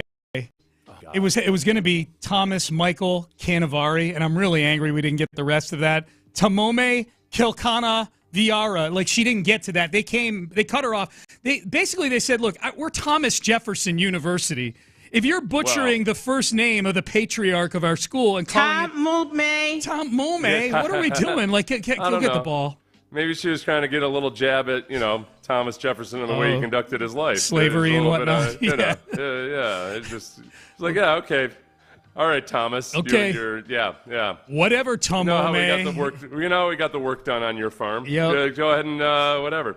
I think I don't blame her. I blame whoever did the phonetic spellings. And then I guess I would blame her for not fact-checking the phonetic spellings. I would blame her for not cutting off the gimmick once she realized, like, I'm probably really pronouncing these wrong. There's nobody with the name Jessica Lee in Boer, like. Right. Yeah. And it goes to show you how impersonal a college education can be, too. Because, like, the dean doesn't actually know any of the damn students. She's hobnobbing with alumni investors all day long. She doesn't give a damn about the actual students. Right. Yeah, these poor kids. Undergrads at that. Yep. Yeah. What have you published for us? Exactly. Go die. I think it's a nursing school is what the article said. So these are all people. If it's a nursing school, then it's probably smaller, and she should know the names of maybe. Yeah, maybe this she's isn't some research institution or sitting something. in that. Yeah, right. It ain't Ohio State. She's sitting in some ivory tower up there, and there's like 13 students at this thing, and she's butchering all their names. Ben, I don't want you to say it verbally. I just want you to play the one that is your favorite mispronunciation from this. Which one's your favorite out of all of them, Ben? Jasiku. Yeah. Lynn Bower. You like Jasiku, don't you? Jasiku. I'm a big. If all of a sudden an ovary pops up unexpectedly from my wife and we have another child, I might have to. We might have to name her Jasiku. Jasiku. Yeah. Man or woman, I feel like I feel like that could work for either. It's a unisexual name, Jasiku. Yeah. Jasiku. You call him Siku for short. Like that's a good shortened name too. What up, Siku? My first girlfriend in high school, her name was Maleka. Which was is Swahili. Mm-hmm. She was white as hell, but she was born in Africa. I think her parents were missionaries, and they gave her a Swahili name, which was cool. It's a really cool name. Yeah. Did she go by full name Malika, or did she shorten it to Lika? Maleka, Sean. Respect Maleka. Okay. My God. Maleka. That was my password for a long time on a lot of things. There you go. No longer, because I'm like, all right, somebody's gonna figure out that I had a girlfriend named Maleka, and then I'm screwed. It goes all my money. They're gonna want in on all my streaming services. Thanks a lot, Maleka. You screwed me again. Nice. No. This was early before we never. I kissed. Maleka was the first girl I ever kissed. Oh yeah. Yeah. Okay. I mean, beyond little, Yeah. No, the the first one, stuff and everything. Passionate the first, kiss, actual kiss. Yeah. The actual kiss, where it was just the two of you focused in on the moment, not 10 other people watching to see who the bottle points to next. Kissed her, and then I went out and I announced to the rest of the party what had just happened. Yeah, Boom. that's right. Yeah, it was good for her reputation. Not bad. Seth C. Payne. Oh yeah. I put her over. Yeah. I put her over in that school. Damn it. Yes. I think she dumped me for Jake Basta. Oh, really? He's dead now. Oh God, you should be embarrassed. Oh. No, Jake was a good dude. Was he? Jake was a really good dude. Okay. Yeah. All right. I was okay with it. Yeah. I was kind of happy that it happened. You wanted to go to Brazil pretty badly, right? For that football game between I did. Yeah. You wanted the Texans to get that Brazil I wanted game. to broadcast for a week from Brazil. That would have been fun, and man. Brush up on my Portuguese. That would have been fun. Hey, man, if Goodell has his way, it sounds like every team's going to get an international game every year. Like 16 it's international better and better. We're getting further and further away from America and Western Europe. Yeah. They're going to do one in Australia in a couple of years. Yeah. You and I are going to be doing a game from the Congo someday. It's going to be awesome. Somewhere in the depths of India. Yeah. That's what's going to happen. We're going to get we're going to be the economic improvement charity project for some place that we're going to be broadcasting from 110 degrees of sweltering heat and river garbage. Yeah. And they're going to play a football game there as well. Yeah. Yeah. So the reason I bring up Brazil, Keyshawn Nixon is a Packers defensive back. And he was asked this week at OTAs in front of his locker. It's Packers-Eagles in the Brazil game, by the way. For those who don't know, it's the Friday of Week 1. Packers versus Eagles. Was asked, are you excited about going to Brazil? What's the excitement level, if excitement is the right word, to go to Brazil? I actually was really excited to go to Brazil. I'm still excited to go to Brazil. I ain't gonna tell y'all why, but I'm excited to go to Brazil. On me, you like a leaping lemur. What's wrong with you? I'm excited to go to Brazil. Real excited. Okay. He's looking for some. He's excited about the famous, the famous and celebrated Brazilian booty. Yeah. That's what he's talking Good about. for you, there. Nixon. You may not get back there anytime soon. I don't even know if you're a good player. You may not be on an NFL trip all that long. That was next level NFL partying that I never got into. I got married relatively young or at least I met my wife and got serious with her relatively young in my NFL career. But going to Carnival. Oh, yeah. That's a big one. That's a big one for a lot of guys. They make a trip down to Carnival. You're just out of, you're done with the football season, or maybe you're in the playoffs and everything, and then you blow off steam like a pro down at Carnival. Dude, Nixon's going to have 2 Packers security people outside his door now. Like, all right, we know what this guy wants to go to.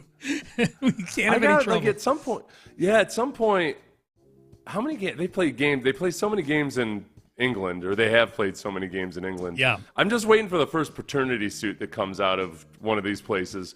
Maybe there has been one already, and it just flew under the radar. Yeah. Because you could do it anonymously there. They'll be like, oh, this is going to, I don't know, Joe Blow who's an American. That's not going to, nobody in a UK press bureau is going to recognize the name. Aaron Rodgers or whatever, and jump on it. Yeah, we're right. We haven't had one of those. Well, Aaron Rodgers they might, but it's like a lot of notable NFL 99% of players, yeah. for sure. Boy, I don't know, man. If I had a baby mama overseas, that would be stressful. That's a whole nother level of. Yeah, well, if you actually want to be a decent parent, it's very stressful. Right, yeah. You know, that's why I've abandoned all of my children that were born overseas. No, I'm like it's a too sailor stressful. of the olden days. We're like, I'm not going to that port again. It's too stressful, man. No. Oh yeah, custody laws and everything else. You know, all that stuff. Remember that people used to talk whimsically about that? Like, he's got kids all over the world. One in every port. Like, what a colorful character. What the hell? Like, okay, he's an international deadbeat dad. Awesome. Right. Good for him. Wow. He's a chronic, what a life. Right. He's a habitual inseminator is what he is. That's what they call him, the inseminator. Payne and Pendergast with you. Seth, I want the Texans to pick up Justin Simmons. We probably can get him on a one-year contract for $7 or $8 million.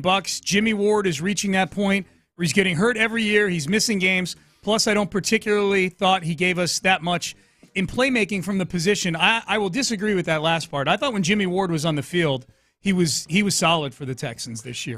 The thing about Jimmy Ward is he's wicked smart. Yeah. He really he is a very, very intelligent football player, and I think he probably thinks about the game on a level that younger players aren't quite ready to operate at yet. Like he knows how to bait quarterbacks based on their tendencies, like based on the Texans' own tendencies. He can bait. He's that type of defensive back. He knows that you know what he knows that you know, like that kind of game.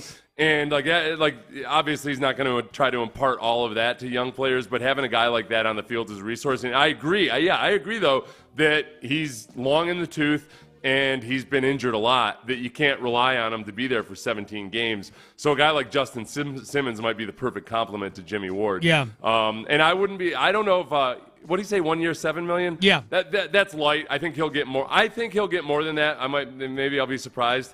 I would guess he'll probably get like if he's looking to do a 1 year deal because the offers aren't great, I'm guessing it's going to be from somebody in August where either because of a team's recognition that they don't like their safeties or because somebody gets injured, he probably gets like a pretty lucrative 1 or 2 year deal. Yep, I can get with that.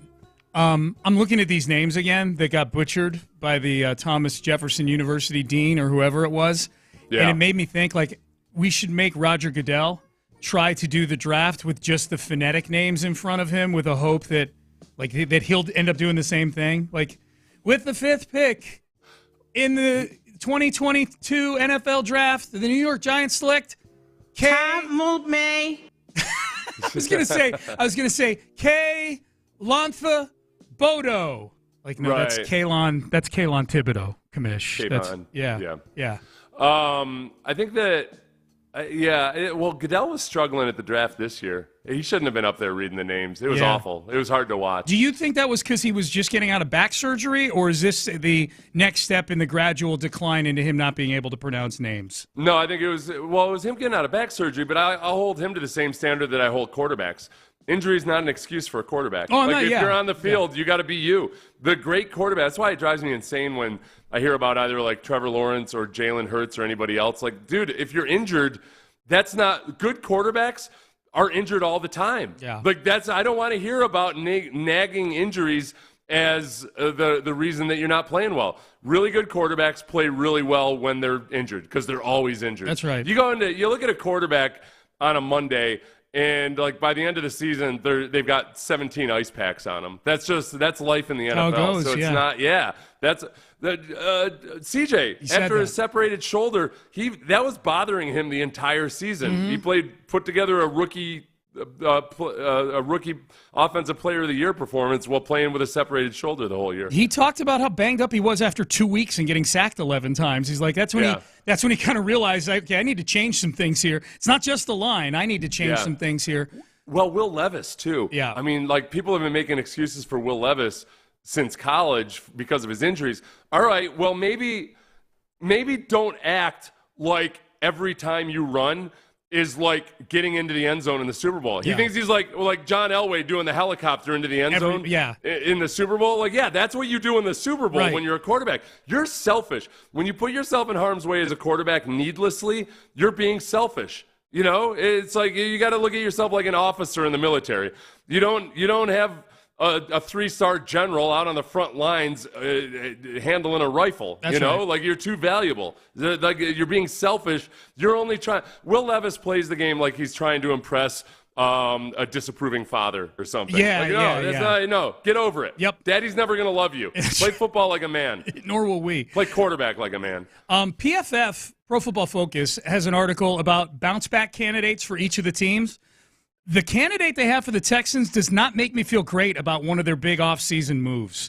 And we will have that and other candidates coming up next. We at Houston Sports Leader, Sports Radio 6.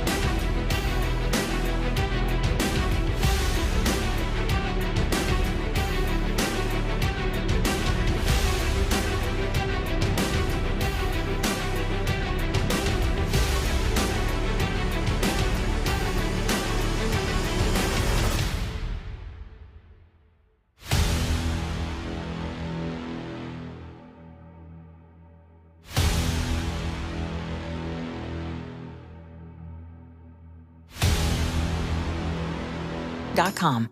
This Memorial Day, we remember those who made the ultimate sacrifice for our freedom.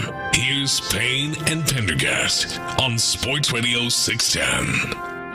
All right, Payne and Pendergast with you on a Memorial Day edition of the show. So I asked people to check in if they're listening today because it's Memorial Day. Any holiday, it's a little lighter. Very few people on the road. Rural mail carrier listening in, 1561. First time to check y'all out on YouTube.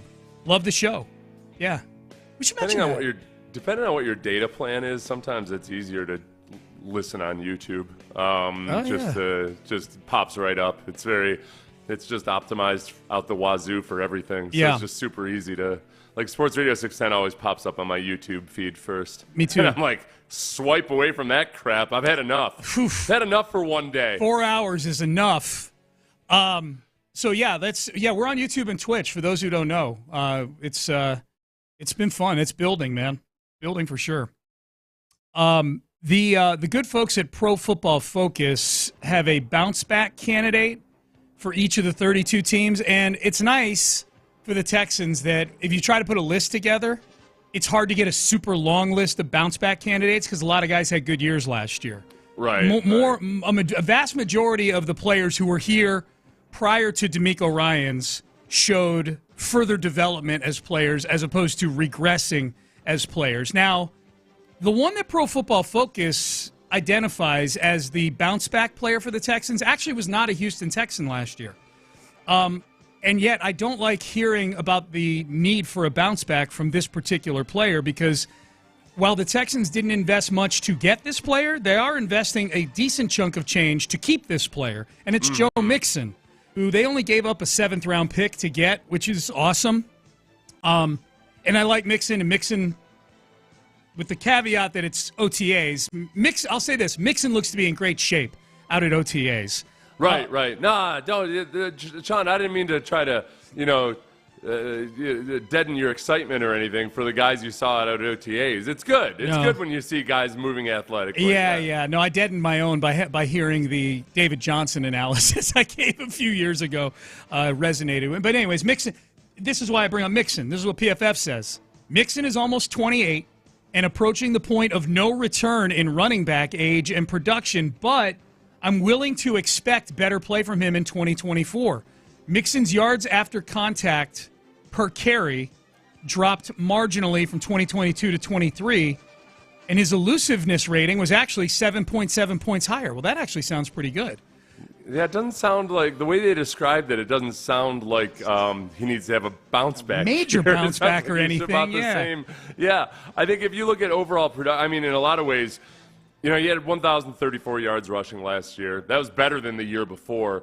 Not as good as the years where he was at 1,100 or so. His yards per attempt was 4 yards per attempt, which is better than the previous year, but not as good as, the second year in the league, he had 4.9 yards per attempt. This is the biggest thing about Joe Mixon that you need to understand. Is what they referenced there in that write-up.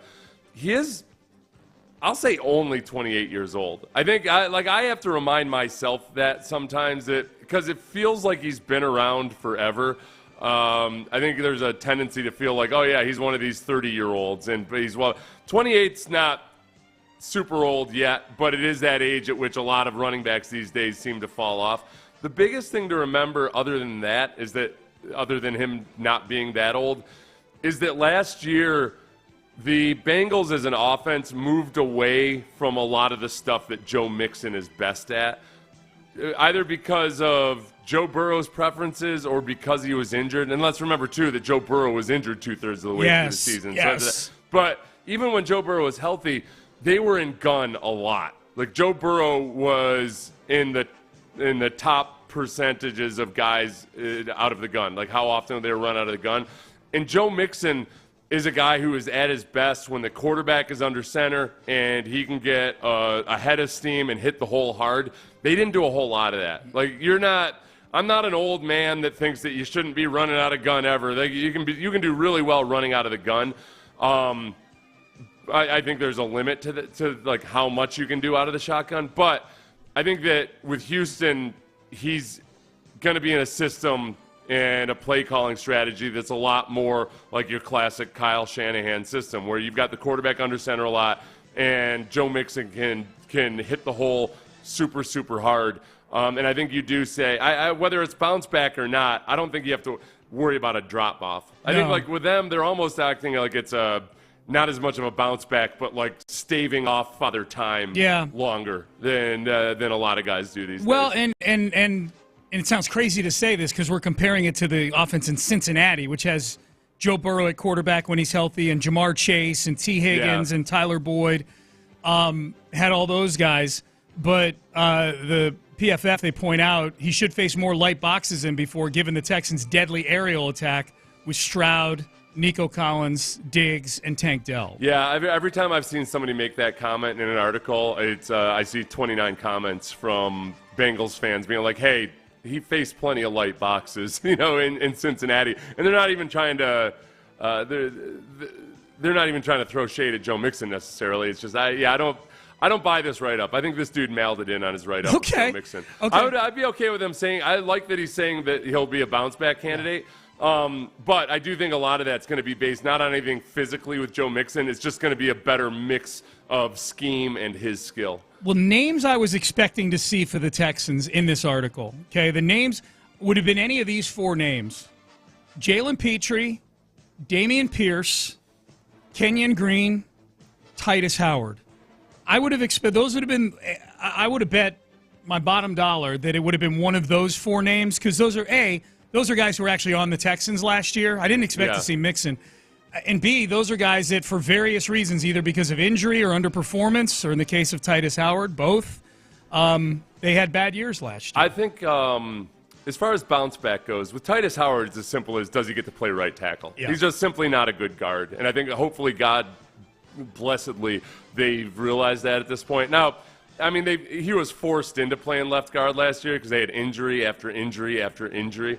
If you look at the Texans' injuries as a total last year, they set a record for as long as they've been keeping track of this. The games lost to starters or starters, like games that where your designated starter wasn't playing, they set a record for it. They led the league by a wide margin in number of starter games lost to injury. The offensive line was one of the biggest offenders in that regard. It started 7 different offensive line combinations during the season. Mm-hmm. Never had a stretch of more than 4 games where you had all the same starters starting on the offensive line. It was really, really tough in the first year of an offense to have that continuity. So, yeah, I think Titus Howard will have a bounce back, A, by moving back to his natural position, and B, just by having been in the system and seen and watched in film room after he was injured, all of that. He's the one.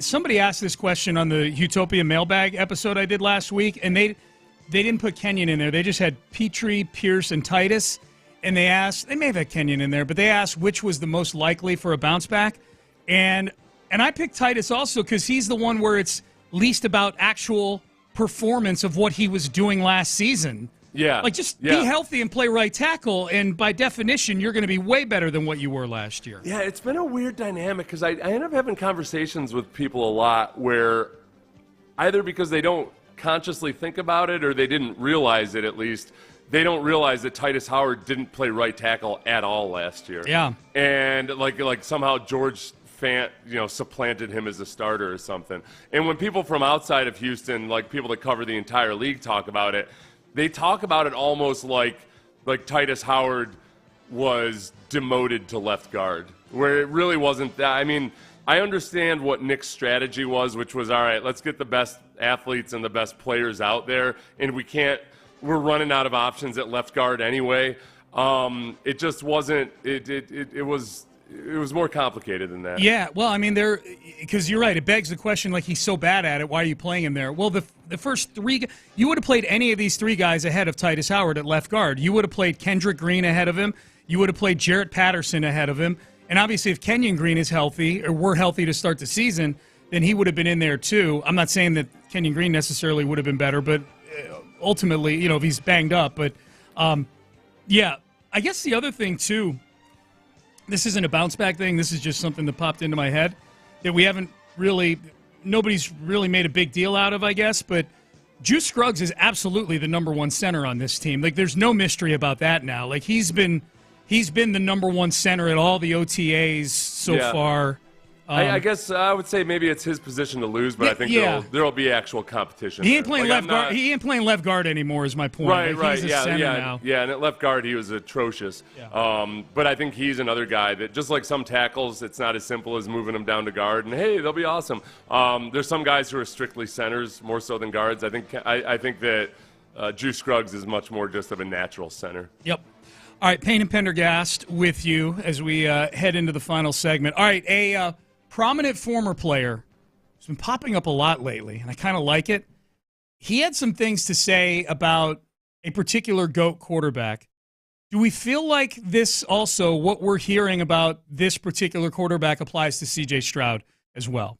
That is next. If you're looking to build a custom home, you know how stressful it can be to try to find the right builder, and that's a big, big, big.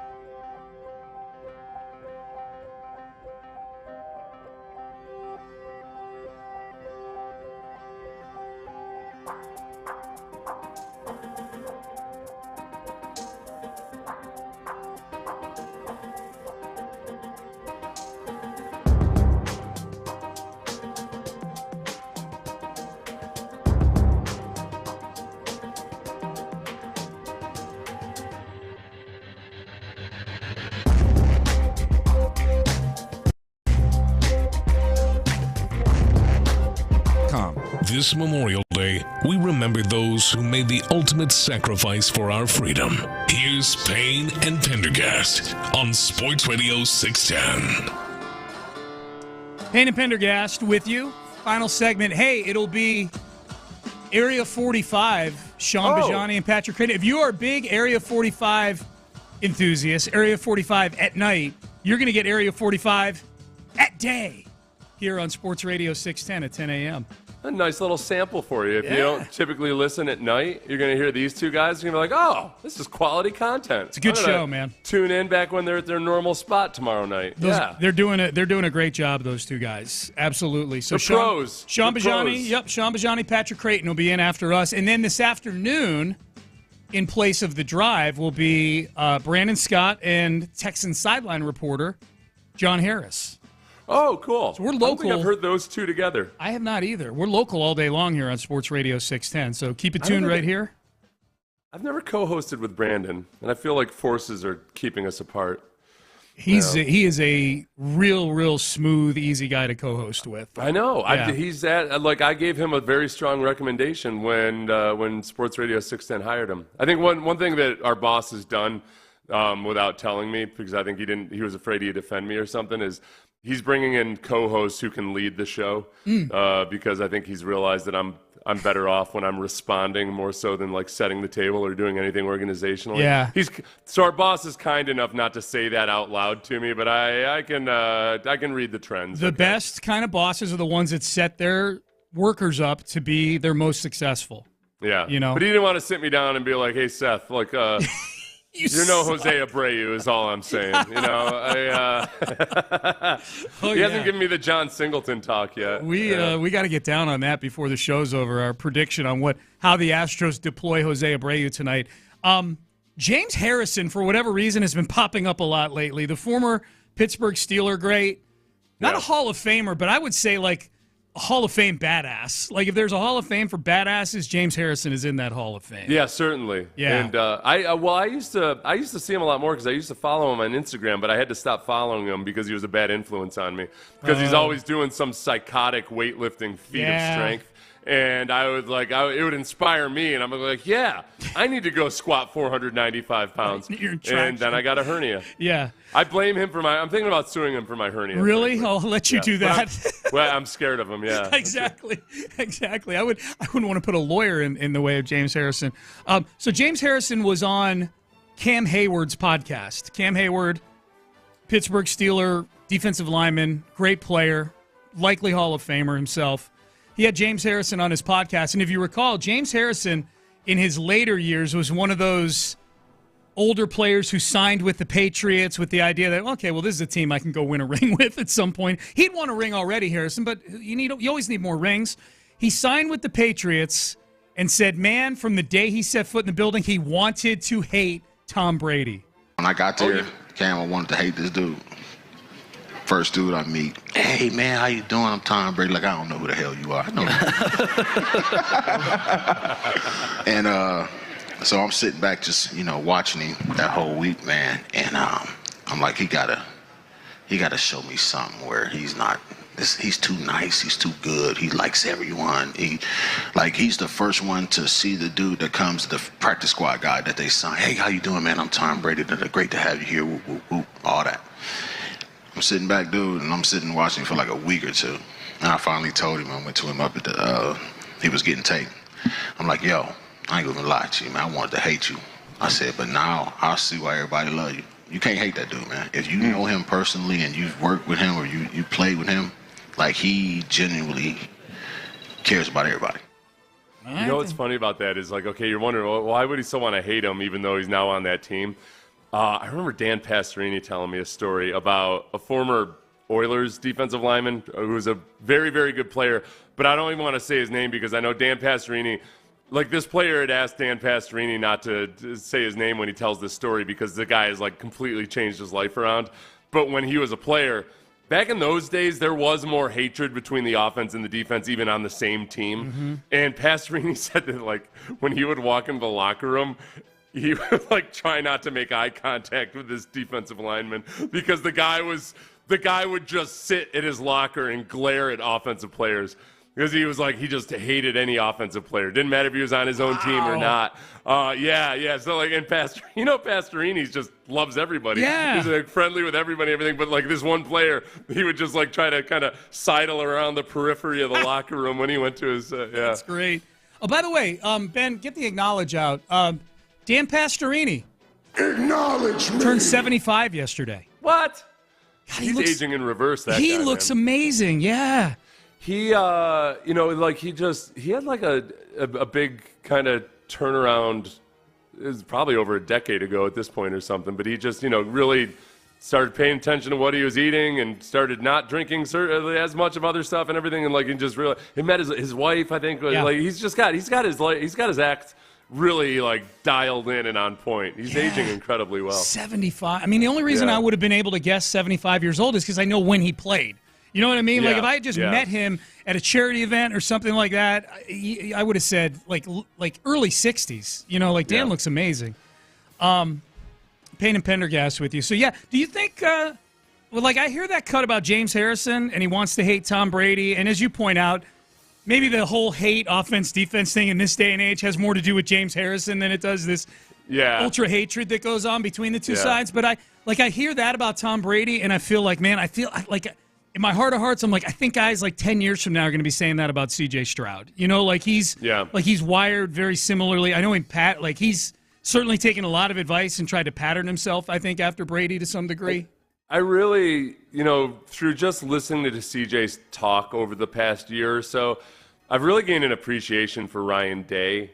And because CJ references Ryan Day a good amount in conversations that those two had about leadership and like what genuine leadership is and everything. And I think they really did a good job kind of cultivating that in CJ. Like credit CJ, obviously, but like CJ absorbed the right kind of lessons and ran with it. And his whole strategy of having different guys over for dinner every night and everything, I think he really gets and understands that you gotta for people to follow you, they gotta like as football players at least, you want to care about each other. Yeah. He needs to care about them and they need to care about him. And that doesn't really that doesn't go away. Yeah. It's just really encouraged, man. It's gonna be a fun season. Let's Larry in Stafford is here on Memorial Day. What's going on, Larry? How you doing?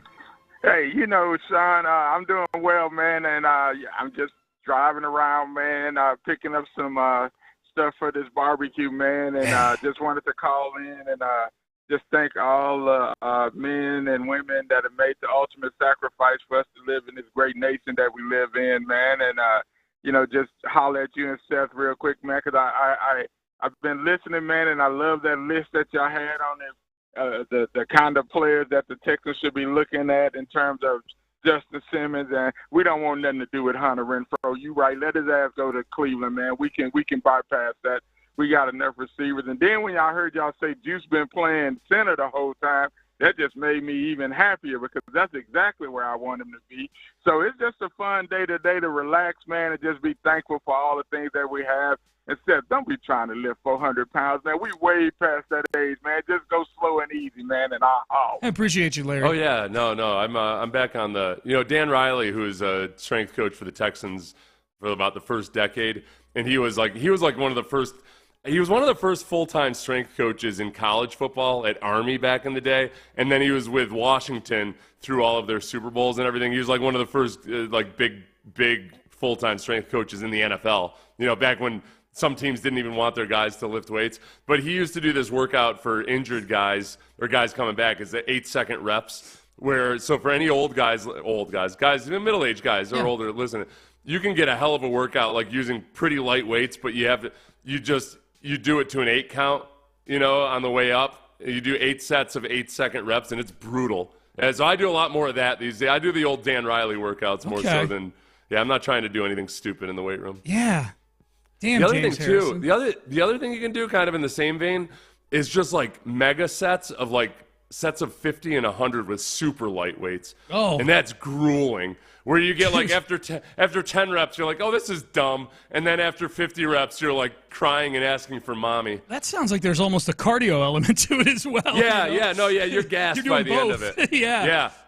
That's no, Dan was really smart. Like Dan was gung ho back in the early, like when he was a young guy. He was actually in the Army at the time when he was the strength coach at West Point, and he was psychotic, And all of a sudden he realized, like, wait a second, like, wait, why is a guy should never get injured in the weight room? This is the dumbest thing ever. We're supposed to be trying to get. So his focus was way more on like how can you work really, really hard, but with the least risk of injury in the weight room? And it's a lot of that carries on for the rest of your life. I was about to say, as you point out, that's not something that once your NFL career's over, those are principles you can take with you when you're trying to stay in shape after, too. But I still, like, he's drilled it into my head so much that now whenever I watch people doing kind of crazy stuff on Instagram, like, I'm like, dude, you're getting paid millions of dollars to play football, not to bounce around on a physio ball on one foot and everything, like doing stuff that you could get injured with. Stop it. It's stupid. It's wild.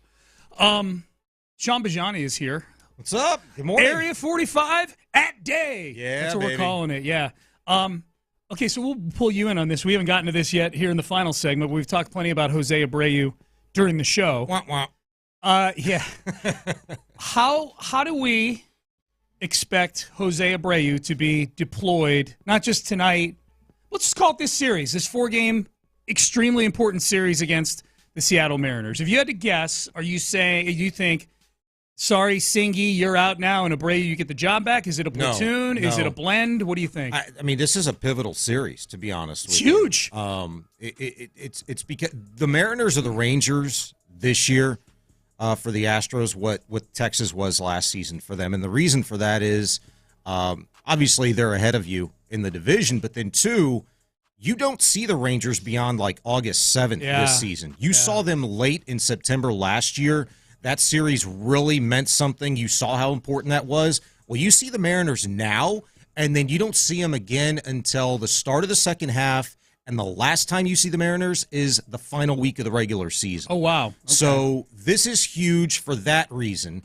And then, two, look, John Singleton and the Astros, I mean, they're moving right along. They're starting to cook, and I don't even think Joe Espada, Dana Brown, Jim Crane, as badly as he wants return on investment for Abreu, like, it's sunken cost at this point. You're not going to let one man hinder what you've got going on right now. I think they ease him back in slowly, but you have to earn it. I mean, he hasn't earned a damn thing in West Palm. He didn't earn a damn thing in Sugar Land for 2 days over the weekend.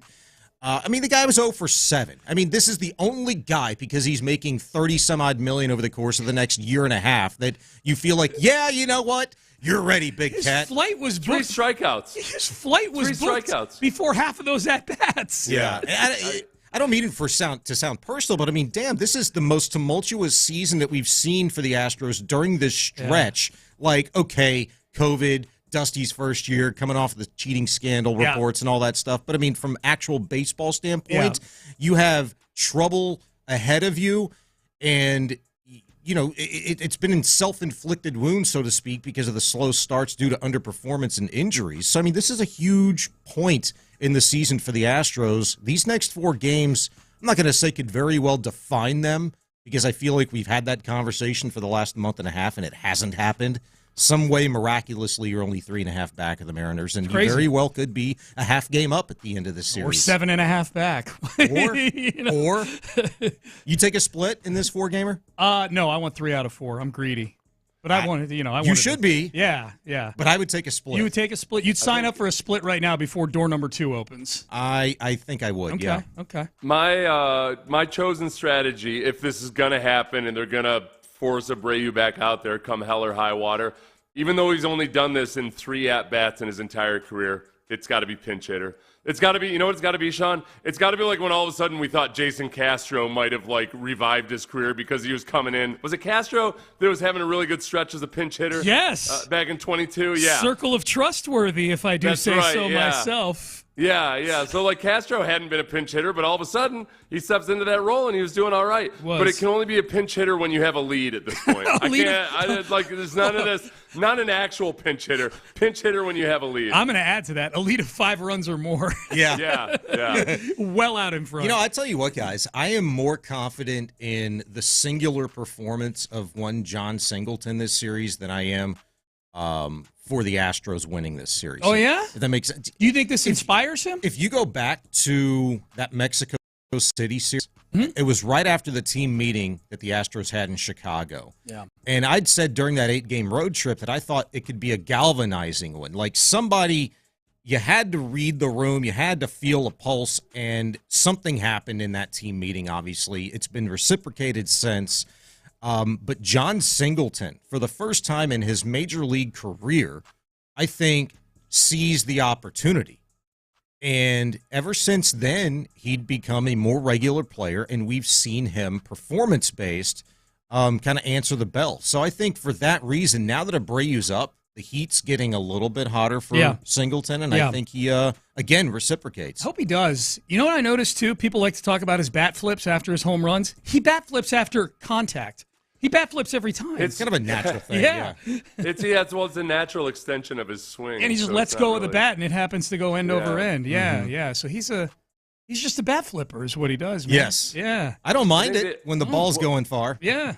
Yeah, well, and the other thing is that team meeting and Singleton playing better coincided with the departure of Jose Abreu. Get the hell out of here. Yeah, like that's the other big part of it is, man, just psychologically, does it affect Singleton at all? I say if Singleton commits a single error at first base, Abreu gets sent back down to rookie ball. There you go. Fair enough. Yeah. Or send him to an academy in Latin America. Yes. I don't whatever is lower than the rookie ball in the Astros organization. All right. We are done. Sean Bijani, Patrick Creighton are in for Landry Locker and John Lopez. Figgy is here, so we've got the Figsters in the house. Seth, we're done. We're out of time. You're listening to KLT and KLT HD2 and Odyssey Station. Antibodies to you. Antibodies, and everybody observe a great Memorial Day to you. Indeed. Yes. Once again, we salute all who made the ultimate sacrifice here on Memorial Day to allow us to do what we do and to allow the fellas up next to do what they do. It's Patrick Creighton. It's Sean Bijani. It's In the Loop featuring Area 45. Figgy Fig as well. They are next. They are now. Have a great day, fellas. There we go. You don't have to go anywhere, Sean. You can stick around. I actually wanted to hit you up real quick because I missed the setup of the segment you guys did about 2 or 3 segments ago in relation to you playing whoever was botching all of those graduation names. Oh, yeah. Where was that from? That was from Thomas Jefferson University in Philadelphia. Okay. All right. Yeah. Because I know you just went to a graduation. I did. I went to my son's. Yeah. I wondered if it was from that or something. And the reason why I ask you is because it took me back to a place that I was in about a year ago. I was needing to make a little extra money, and that's a job that I took online, and I had to say all of those funky names. I was the guy. At a graduation? Some people's who knows where it was? I mean, it was some really nice universities, big-name universities. My voice was present at those universities. That's a paying gig, huh? It's a paying gig, and it wasn't for very long for me because apparently they didn't like how I was grading the phonetic spelling. Like, they would send me the phonetic spellings, and I would have to voice it. Okay. And so I voiced it, but as I'm doing this, I wasn't asked to do this, but I did anyway. It was like the phonetic spelling on this is horrible, and I'm making notes, side notes, emailing them or whatever. I did 5 jobs and I didn't get asked back to do it anymore. Oh, really? But it was funny because Jessica Simpson or whatever the basic names are that they're doing, that was the easy part, obviously, for me. But how they were making the normal names sound, which were very international and ethnic sounding. Yeah. I had to actually do those names, and that was a B. Really? Yeah, it was tough. So you recorded them. You didn't go to the graduation. No, I recorded them, which is the way that you should do it because then that can't happen. Because as I'm grading somebody's phonetic spelling, somebody's grading my performance. And then so if they think my performance sucks, then they're going to get somebody else to voice it. Yeah, well, the lady who was doing it at that particular university, I didn't even grab all of them. I just grabbed the ones I thought were the funniest. You grabbed the best, yeah. But they like when they came and got the ball from her out at the mound was when she mispronounced Thomas. Yeah, because it's Thomas Jefferson. That was University. The worst. She's like Tomeme, and they're like, all right, this Tomeme. is it. Yeah, no, sorry. The manager's coming out like, nope, pats her on the butt, go take a shower. Or Jasuka. Yeah, Jasuka. Yeah, there were some good ones, man. I also liked Masatore Biatuka. Yes.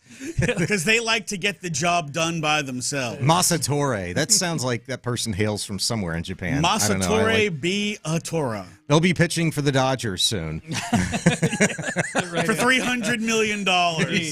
Indeed. All right, you could go now, Sean. Fellas, go get your Murph in. Have a great show. I'm going to go get my Murph in. Yeah, go get it. And I'll be listening to In the Loop featuring Area 45. Yes, it's the Area 45 invasion angle. Yes. We're going straight to the invasion angle. Taking over the day, RWO, baby. the Radio World Order. He is Patrick Creighton. I'm Sean Bijani. It's Area 45, brought to you by In the Loop. Landry Locker, John Lopez, those bougie bastards are doing something with beer and barbecue. I'm certain of it today. And we will later. But for the next 4 hours, we've got you. And well, let me ask you. Lopez is definitely beer and barbecue. Mm-hmm. Is Landry, like, sacking out and doing absolutely freaking nothing? I don't know. He was posting pictures of him and his kiddo in the pool yesterday. I'm sure beer and barbecue and something. Yeah, he doing something. Yeah, it sounds like he's in the pool with the little guy. That's called sacking out. He's somewhere. He is somewhere. I could tell from his pictures. Yeah. He's somewhere. I think he's still at the hotel, right? I think no, he's done with the hotel. Is he? Yeah, he got his power back and all that stuff. Okay, I was going to say, because, like, I think he's doing some type of fish fry or at a fish fry, something like that. Sometimes you can judge, like, a really good hotel, like, by what's happening at the pool. And the chairs by the pool that I saw in his pictures yesterday looked really nice. And so, hey, when power's out at your house, you know, you want to spring for something really nice. So these weren't the 70s style with the vinyl strips, like, every inch or so. No. That burn you. Hopefully those have been outlawed everywhere, even at, like, your resident motels. Hopefully those are gone. But, yeah, he's having fun somewhere. You can get the prison, the prison inmate tan with the stripes going across. Yes. 713-572-4610, 572-4610. By the way, did you notice how much of a badass Pendergast is? He's got a freaking Whataburger cup, but not like a foam Whataburger cup, like an Arctic Whataburger cup. It's a tumbler. How did you get that? Is that because Whataburger gave it to me? They gave it to him. He didn't have to purchase it. They gave it to him. Bad and bullshit. I'm on because Pendergast is a badass. I'm one of the things I'm more proud of. I'm on the call list when a new product gets released by Whataburger, so they let me come in and taste test. And notice he has not shared this information with us, please. I don't need that list getting bigger. Is this what, like, They like you guys more than they like competitive eating judges get? Is this like some of the perks? No, it's totally separate from that. But it is this tumbler here, man. P-Crate, I'm glad you noticed this, baby. It's a Yeti. It's a Yeti cup. It is not. It's solid, too. Feel that. That is awesome. Dude, this has so many uses. Have a good show, boys. Appreciate you. That is a good observation by you. Not surprised, though. Shawnee gets the best of everything, man. Gets the best of everything. Hey, you know, when you're a badass, you get people recognize. Yeah. People recognize. I ain't going to kill him for it. Just going to give him props for it. Tip of the cap to Shawnee, man. Holy smokes. PC, good to see you, man. How did the experience go on the grill yesterday? It was 2 days ago. Oh, both days, actually. All I've done is cook on the grill. We've had chicken. We've had steak. We've had shrimp. We've had salmon. There's been stuff on the grill, veggies on the grill, everything. If you can think of it, dude, we had Brussels sprouts on the grill. I had those yesterday. Yeah. I was hesitant about the whole Brussels sprouts thing because I've never been a Brussels sprouts person. You got to be careful with them. Brussels sprouts can do certain things to you. Brussels sprouts on the grill were freaking amazing. Yeah. They tasted like broccoli. I mean, they're almost like little baby cabbages, and they tasted like broccoli on the grill. So the same way I would season the broccoli when I put it on the grill, I seasoned the Brussels sprouts when I put it on the grill, and they were amazing. Nice. In fact, there were none left. The whole family went to town on these Brussels sprouts that I was like, you know what? Let's try it. Mm-hmm. Like I only got maybe a half a pound. Like I wasn't thinking I wasn't sure how well this was going to go over. I was just, all right, let's try this. Now you know, yeah. Because, the mother of children had been asking about the Brussels sprouts. She likes them. She's wanted them. And the rest of us are all kind of like, Don't you ever go to a good steak restaurant and you get the Brussels sprouts? No, why the hell would I get the Brussels sprouts when I could actually get broccoli? Oh, no. Or green beans. Now, you ain't going to do that anymore. Or a loaded baked potato. No. Why would I get the sprouts? Well, you know what? We tried the sprouts, and they were tremendous. Yeah, I'm telling you, I did a crawfish boil yesterday. And it was the boil, it was barbecue, the whole thing. And, I was expecting to see, mushrooms, corn on the cob, potatoes, when I dug in there. Who puts mushrooms in a boil? Oh, dude, the mushrooms soak up all the flavor. It's fantastic. No, you got to get the whole mushrooms. Bad. No. Don't sleep on the mushrooms, man. Don't sleep on the mushrooms. I am not a fungi. You will be if you try it in a crawfish boil. I'm telling you right now. The consistency of a mushroom is just no. It's a no. 713-572-4610. Mushrooms are not in a crawfish boil. They had Brussels sprouts. They had asparagus in the crawfish boil. What? It was fantastic. And when I showed up, because my cousins are nuts, man, they were cooking ramen noodles in the boil. And those, too, were fantastic. You know what? Y'all are crazy. Yeah. Hey, we try. And that's not look, I'm a fan. Try anything, baby. I'm not going to say I'm not a fan of ramen noodles because I am. But ramen noodles in the crawfish boil. Yeah, man. It worked. Figgy, would you be down with that? Is that crazy? It's kind of crazy. I guess it depends because you got the Vietnamese, I want to say, the style of crawfish. Yeah. So, if it was kind of like that, then I would understand it, but the ramen might be taking it a little too far. It's kind of like they got bored and they were just like, you know what? Bam, Emerald. Let's put anything. He just throws anything in there, right? This is like a hot pot or something. Yeah, yeah. I enjoyed it, man. It was a great time. Hopefully everybody has another good day today. Spending time with the fam and enjoying it. I don't guess it's going to be too crazy hot out there. Maybe humid, but looks overcast. So just enjoy whatever it is you're doing today. Be a part of the show. We're going to have a really good one for you. Coming up in the 11 o'clock hour, excited for this. Former Houston Texan, 6-year NFL vet. Obviously, you hear him from time to time on Texan radio, and you see him every single game day as the host at NRG. It is Cecil Shorts. He's going to be joining us in studio today from 11 to 12 or until he decides to leave. Certainly, it's not because we're going to ask him to. Get out! I'd like him to stick around for the whole show, man. He's a fun dude to talk to. Miss doing a little radio with him. We'll have that opportunity today at 11 o'clock. And one of your partners you get to chop up Texans with PC with. I'll be looking forward to that as he peels himself away from his 7 kids for an hour today. As he gets his sanity for an hour today. Yeah. He's got a handful every single day. I tell you what, man, let's get right into this. Ronel Blanco, that dude continues to be bad ass. Could you ask for a better outing from him? Validation, confirmation, whatever you needed, was the sticky stuff, everything that had everything to do with Ronel Blanco's success this season. He answered the bell, even though it was against the Oakland A's, or Oakland Ass. Ass! He was awesome yesterday, man. My favorite part about the Ronel Blanco suspension is the fact that Major League Baseball never said, oh, no, there was definitely something in the glove. In fact, Major League Baseball returned Ronel Blanco's glove to him, that it was perfectly legal. Yeah. Did they return it as is? As is. Here is your glove, sir. Yeah. The sticky stuff can stay. There's no recourse for a player to overturn that automatic suspension. Right. But when you get the glove back, that was the reason you got suspended with, here you go, kind sir, our apologies.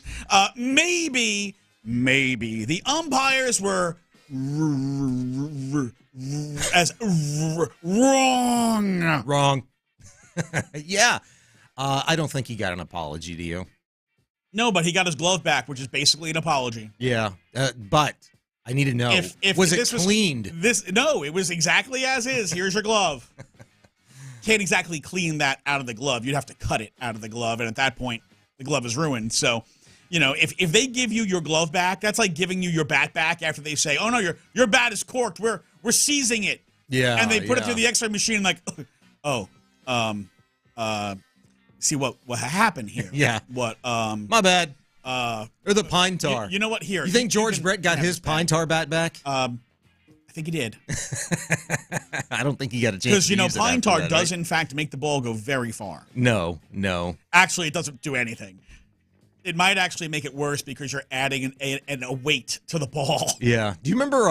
Was it Yadier Molina a few years ago where he got busted for the sticky stuff on his chest protector, and it was because the ball had bounced in the dirt and then right up on his chest protector and got stuck? Yes. Was that Molina? What were those things when we were kids? They were like little ping pong balls. They had like little Velcro straps around the side. Oh, they still got them like the circle things. Yeah, and you'd shoot them at each other. That it would stick to. That's beginner catch right there. Yeah, you put it's like the circle paddle on your hand with the Velcro. Yes, they had that too. Ball. Yeah, and you couldn't get that thing off. And I remember, I think it was Molina. He was trying to peel that baseball off of his chest protector, and then the camera had caught it like in the right light, and it's like, oh yeah, this dude is loaded up. So we have a lot of takes on the mushrooms and the Brussels sprouts on the text. Probably a lot of takes, all destroying your. Not necessarily. We do have a mix here. Somebody texted in 9393 said, "Try Brussels sprouts cooked down with bacon." You know what? I think that. What do you mean, Brussels sprouts cooked down? Oh, like just in a saute or something? Yeah, so I think that's something that's going to be. Yeah. That's going to be on the upcoming menu. They also said mushrooms and Brussels sprouts in a crawfish boil are dope. Yeah. 8781 mushrooms in a crawfish boil is a must. 1306 mushrooms in the boil is an ass option, but what do I know? That's from Zach. Oh, come on, Zach. Get with it, bro. The boil is meant for everything. This is from 0385. The boil is meant for everything. Mushrooms and ramens. 100% C is out of pocket and definitely not a fun guy. Not a fun guy. 9163. My brother-in-law puts Brussels sprouts in the crawfish boil. Also throws in ravioli and tortellini. Wow. Your Italian ancestors must be rolling over in their graves right now. I mean, you just throw You just throw like a mummified human toe in there too. I mean, just chuck it all in there. You got some dog hair, throw that in there. Some of them boils, some dead cicadas, throw them in there. I mean, why not? Jeez, they don't have to be dead. Did you see the knucklehead? Who was doing this? What ballpark was doing this over the weekend? We talked about this last week with the cicadas. Yeah, the cicada in the Malort. Malort. Okay, so Malort's awful enough as it is. They were serving live cicadas at a ball game. I thought they were dead, but these were live. They have live ones now. The Twitter post that I saw. This in Seattle, and I don't know where it was. They're the ones who. The dude was eating a live cicada. That's disgusting. And he crunched it on the side of his mouth, he didn't want the tongue to get there first, to taste it. All right, listen, we need to stop because I do not want to vomit. That is absolutely disgusting. You'll be fine. You just threw out you wanted to put somebody's dead toe in a yeah, but that's a joke. That's not somebody actually doing it for real. Well, 5946. Next crab boil. Consider pineapple spears, asparagus, pillows of pasta, breakfast-sized pork link sausage. Crack a few eggs. Yes. Yeah, I was thinking about cracking a few eggs when I saw the ramen. Because when I do ramen, I like to put an egg in there. And a little bit of the Tony Sasheries. Y'all like to live in the bathroom after you eat all this junk. That's what you like to do. Hey, it's yeah. I mean, it might. Brussels sprouts can kind of do that to you too. That's why I warned you. You're talking about it. This is beyond of a cleansing. This is, oh my gosh, you're going to die. It is a severe purging. There is going to be lots of praying to the Lord after you eat that stuff. Yes, on the golden throne. Now, sure. it's Memorial Day.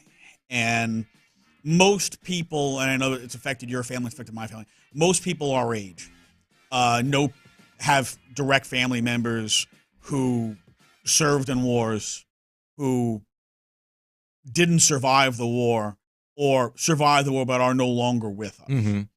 And on Memorial Day, I want to extend to all of our listeners, if you guys call, text, tweet, post on YouTube or Twitch, the people that you would like us to honor today, we will honor them and read their names on air to honor the people in your lives who you want to honor on Memorial Day. I know that you have people that you'd like to honor. I do as well. Yes. Technical Corporal Charles P. Clark Mm-hmm. and Corporal Joseph R. Creighton. Both my grandparents served in Japan in World War II. Many of my grandfather's brothers, my grandmother's brothers, they never came home from World War II. Most of them perished in Japan. Mm-hmm. And we want to honor them.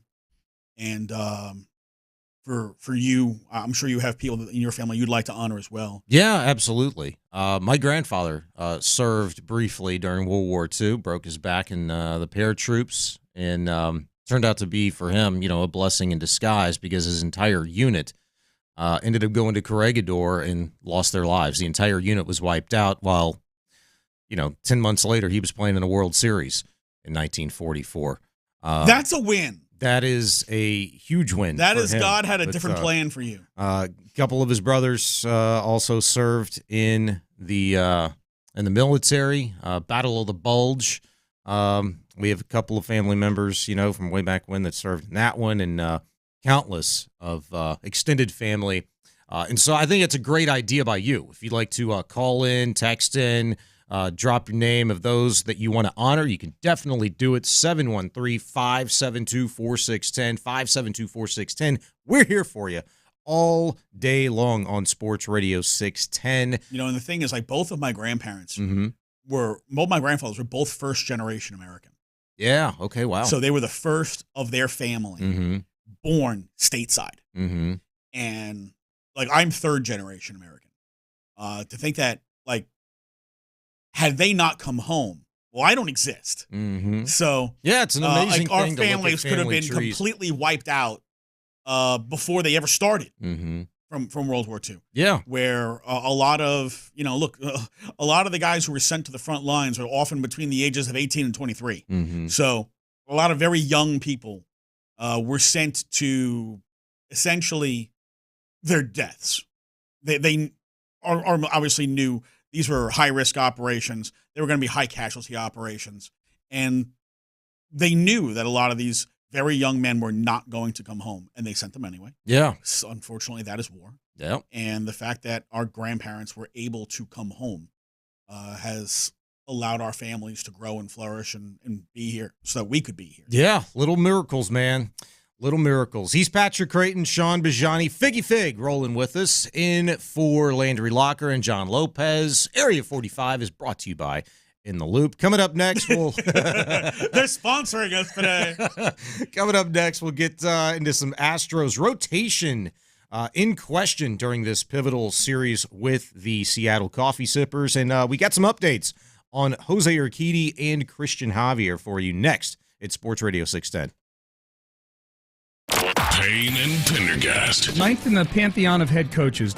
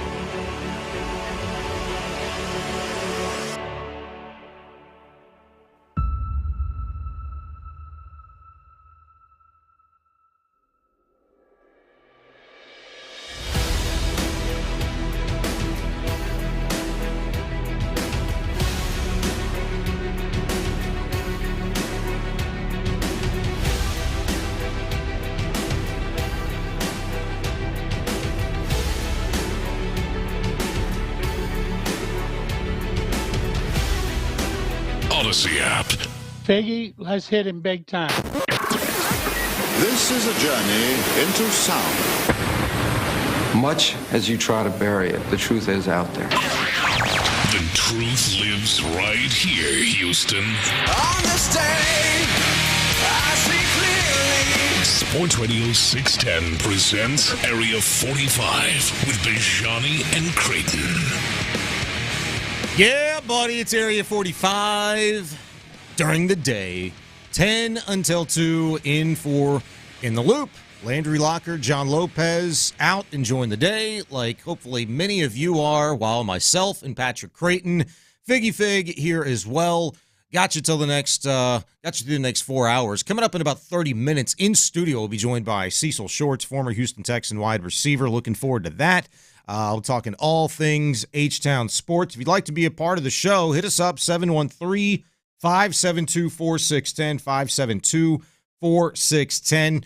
PC with an excellent idea last segment. If you'd like to honor a member of your family that served our country, you can absolutely text in, call in to the show with the name, and we've got a lot of them that we'll get to here just momentarily. PC, I'm going to let you take a couple of these because you said you had a fix on the pronunciation for one. From the 346, Chad Bookout, who was a seaman, from one of the listeners. Let's see. My father, Colonel Charles Siragusa, veteran in World War II, Korea, and Vietnam. That one from the 979. He was a colonel. He served in all the wars. Yeah, that's incredible, man. That's incredible. That is definitely one of the few the proud. From the 631, I'd like to give a shout out to both my grandfathers who served in the Army and Navy during World War II, my father and two uncles who served in Vietnam. Appreciate you from the 631. PC, you got Irwin, a loyal listener of ours. I'm going to do my best on this from Irwin. John Stalvey and Evgeny Koklev. Good job. I couldn't have done any better than that. Could be Koklev, but we're trying. Irwin, appreciate you, man. Thanks again for being a part of the show. And at any point, if you'd like to honor one of the fallen, one that served in your family that you'd like to tip the cap to today on this special weekend, you can absolutely do that. Sergeant Justin Harris served in Vietnam. Yeah, that one from the 281. Appreciate you.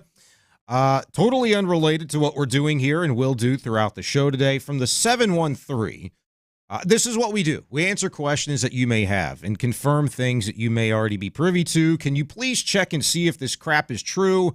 Astros are sending Loperfido, batting .333, to Sugarland to make room for Jose Abreu, hitting absolutely crap and can't catch. Seriously? Question mark, exclamation point times 10. Yes. Welcome to baseball. We can confirm that has actually happened. Joey Loperfido is down. And quite frankly, this is a really good thing for Joey Loperfido because he's proven himself in what limited time that he'd had to play with the big club and the Astros. And the dude hasn't played but one time, PC. He hasn't had an at-bat. He didn't have an at-bat since May 19th. He hasn't had one at-bat since May 19th. He was optioned after the game yesterday as Jose Abreu will be recalled today. And look, this is very much, this is the manipulation of baseball, right? Mm-hmm. There are things to keep in mind with why is Jose Abreu being brought up when clearly he doesn't look like he has his timing back yet. He just went 0 for 7 in AAA. And, you know, Dana Brown has flip-flopped from, hey, we're not going to rush him. We're going to let him take his time, however long it takes, to, hey, we got to get him up this weekend, to, well, you know, I'm not really concerned about the production. We just wanted him to get some good at-bats. Like, the problem and listen, this is not like I have some kind of personal beef with Dana Brown. I don't even really have a lot of issue with the job that he's done. But Dana talks out of both sides of his face and ass on the regular. Like, every time the guy talks, he's changing his damn story. I mean, remember, it was just a couple of weeks ago that Jose Abreu was too strong, and therefore his swing was too slow, as if the steroid era, where guys were stronger than they'd ever been, never happened. Think about the steroid era. man, there were no home runs because those guys were too strong. Yeah, they just couldn't swing the bat. I mean, that he would utter such a preposterous statement and expect us to believe it. Dana talks nonsense way too often. The realities are there is an owner who is looking for return on his $19.5 million investment. Mm-hmm. There is a player who is an older veteran player who is well-respected in the clubhouse and has had a phenomenal career in both Major League Baseball and internationally. He's probably tired of living the minor league life. And that player has an agent who is very much looking at his service time. You guys got to understand there's always a financial angle to everything. Always. What would the financial angle be for Jose Abreu? Well, Abreu is in his 11th season. Mm-hmm. And generally, there are between 180 to 190 service days in a major league season. You need 172 service days to qualify for a full year of Major League Baseball service. You qualify for your pension in Major League Baseball at 10 years. That means you have to have 172 days of service 10 times 10. Right. Doesn't have to be the same year, but cumulatively, yeah, sure, you have to have 1,720 days of service time. Abreu is probably very close to that service time. And if he had been on the injured list, this would not be an issue. Because whether you're on the active roster or you're on the IL, those still count as service days. But because he was optioned to the minors, those days do not count toward his service days. Now, did they get full service time during the COVID season? They did. There was a specific agreement that if you played the COVID season, you got a full year of service time. I mean, he should be qualified easily because even since his rookie year in 2014, he played 145 games that year and has played at least 128 every year since. And that's it, though. That 128 is the year where he doesn't have enough time because of his injury. Yeah. So you have to roll that over to, okay, how many days did he miss? And if you need 172 to qualify for a year of service, that means he's probably, over the course of his career, because he missed some time last year, he was on the IL briefly, and he was on the IL in 2018, he probably needs something around 90-something days of service time to hit 10 years, which means he needs to get up to the Astros and finish out his service time. And this is why, like, when we're talking about, okay, what is going to happen with Jose Abreu? And I said, I feel like at the end of this season, he is probably going to retire, given his struggles of the last 2 years. But if he continues to be unable to produce when he came back, that this could be a midseason retirement. If he can't hit again when he comes up, I have a feeling that as soon as he hits that magic number for his 10 years of service time and his pension kicks in, 'cause you qualify your pension, that's for life. Sure. That is a lifetime payout. He gets his 10 years. He's probably going to retire at that point. Yeah, that's going to be interesting. Good observation. Great observation by you. 713-572-4610 if you'd like to weigh in. I actually do want to talk about Jose Abreu. Because you're a baseball nerd. I love it, though. It's a great point. I do want to talk about Jose Abreu because he did address his demotion, calling it the best thing that he's ever gone through. We'll get to what he said and more, and I'll get you the updates to Christian Javier and Jose Urquidy when we return. It's Area 45. Patrick Creighton, Sean Bijani in for them boys on In the Loop. Keep it here at Sports Radio 610. We at Houston Sports Leaders.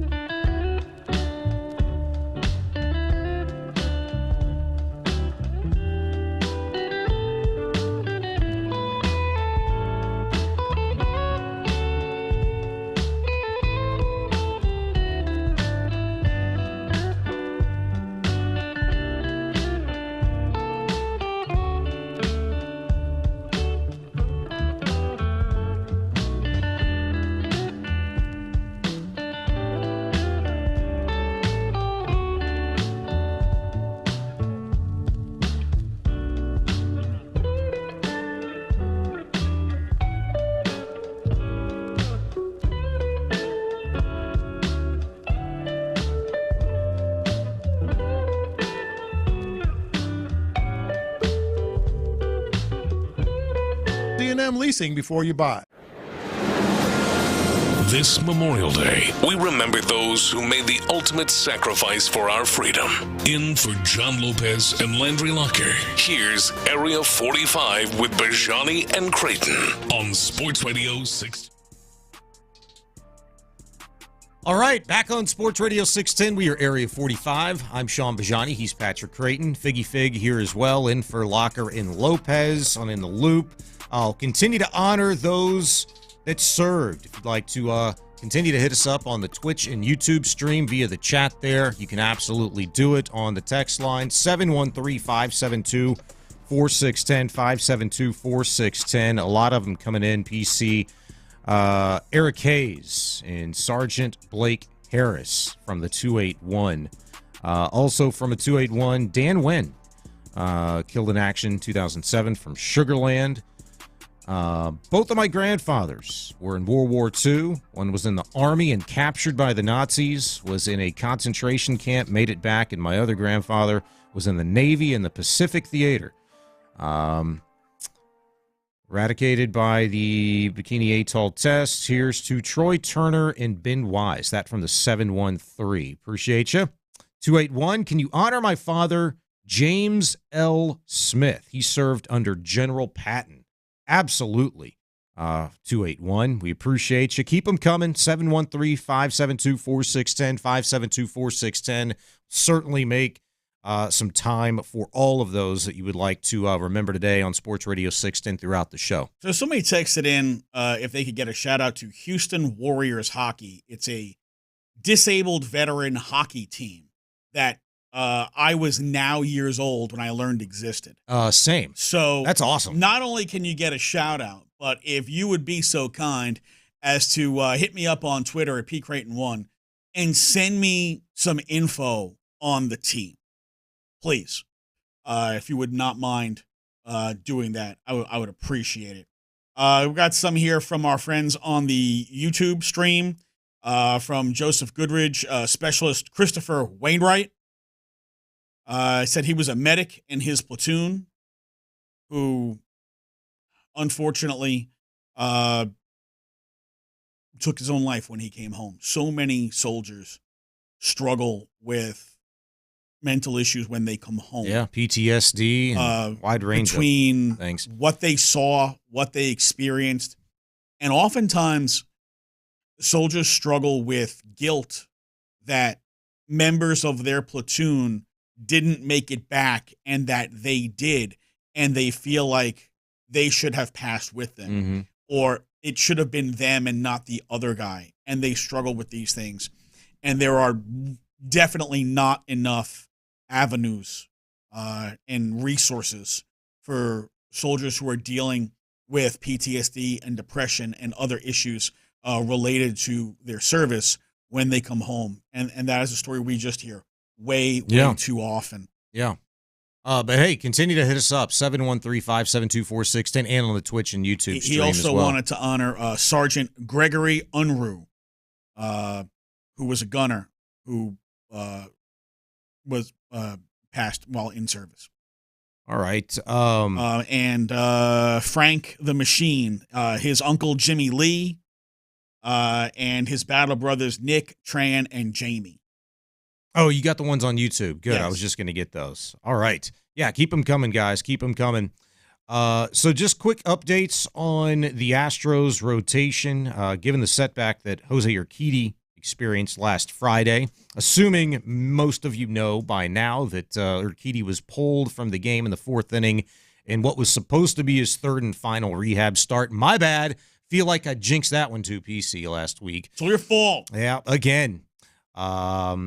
Had forearm soreness. Jose Urquidy. Discomfort. They used the D word. Yeah, that whole word. I should have that one banked in my memory by now. The Astros have used that so many times over the years here recently. He was supposed to join, presumably, the ball club during this four-game set with the Seattle Mariners, but then that's obviously not going to happen now. The Astros would have had 7 starting pitchers, but as it stands now with Urquidy out of the mix once again, you've got Framber Valdez, Christian Javier, Justin Verlander, Hunter Brown, Spencer Arrighetti, and, of course, the rotation's badass, Ronel Blanco, after his 7 stellar innings once again yesterday.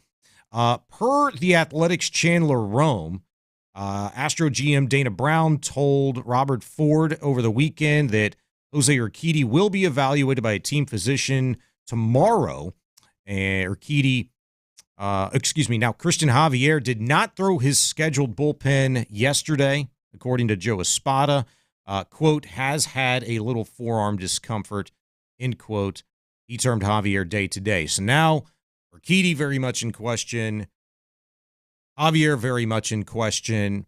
This rotation, PC, is very much in question. If you take Javier out, you're back at a situation where you're looking at Fromber, JV, Brown, Arrighetti, and Blanco. So a 5-man rotation in which we were all set up to be able to go 6 and have an embarrassment of riches, so to speak, given the fact that Hunter Brown and Spencer Arrighetti have been pitching much better baseball over the course of their last 2-3 starts each.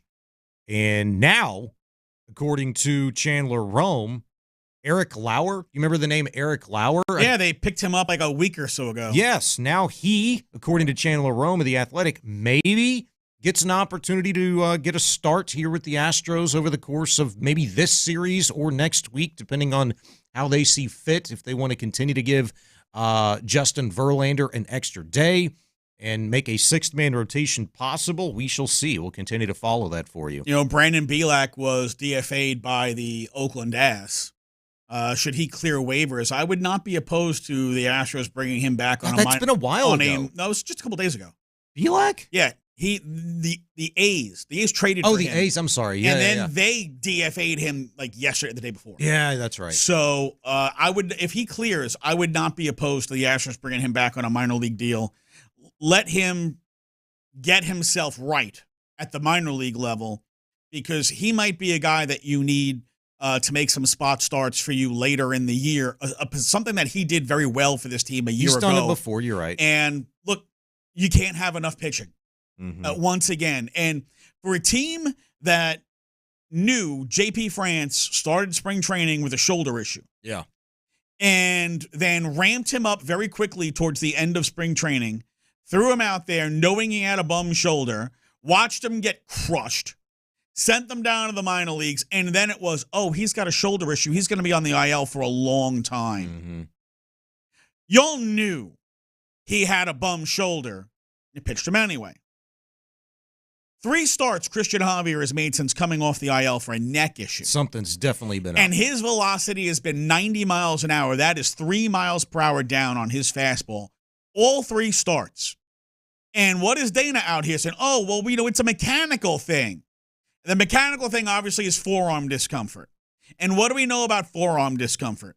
90% of the time, it's one of 3 things. It's a UCL, it's a flexor tendon, or it's a bone spur. 90% of the time.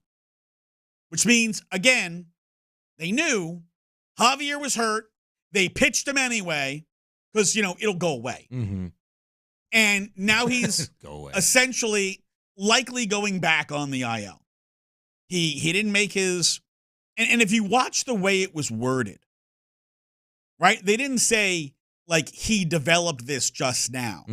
He's been dealing with a forearm discomfort. So it's been going on. They basically tipped their hand. Yeah, well, and you talk about Javier, right? Yes. Espada was just asked about Javier after his most recent start about the drop in velocity or the lack thereof. And I think it was Chandler Rome that asked him, are you concerned about that? And he said, no, not health-wise. He's fine. And so nobody tells more friggin' lies about injuries than the Houston Astros. But why even bring that up? Like, he was just simply asked, are you concerned about the velocity? Say no. Don't tell me that he's fine health-wise, and then literally 4 days later, hey, there's a forearm issue, along with the neck issue that's still apparently nagging him. This is why every time when it comes to injuries, all right, 1,000,000% the Astros are lying. They think they're the Patriots of Major League Baseball when it comes to they have to hide all the injuries. Yeah, but they don't hide it. No, they just don't acknowledge them until the guy's arm friggin' falls off. Yeah, the Patriots actually did it very well. They went from they didn't report anything to they put the whole damn roster as probable one time. Like, oh, you fined us for this? Fine. 53 guys are probable with an injury. Belichick was so savage. I love it, man. 713-572-4610. And then there was this nonsense, right? Like, Joey Lopez hasn't played in a week. Yeah. And then he gets sent down. And somebody had said to me, yesterday on the pregame show, on the flagship, that Dana Brown had said, oh, well, Loperfito's been sick. He's been under the weather. You're telling me that he's been sick for a friggin' week and been in the clubhouse and on the bench? If he's so sick that he couldn't play for a week, why the hell is he on the bench? He lied. He frickin' lied.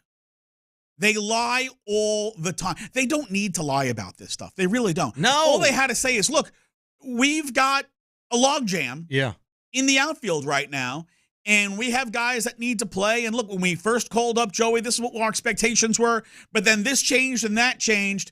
And now, look, he's played really well, and he's going to be back up here at some point. But right now, he's kind of the odd man out. That's all they had to say. Diarrhea of the mouth, man. They have massive issues when it comes to that, both Espada and Dana Brown. 713-572-4610. You want to continue to weigh in. Coming up, it's going to be 11 o'clock hour. We'll be joined in studio by former Texan wide receiver Cecil Shorts. He'll hit us up next, and we'll talk all things H-Town sports and get his take on some of the things to look out for as the Texans begin week 2 of OTAs this week. Stay there. It's Area 45, brought to you by In the Loop. The Drive with Stoerner.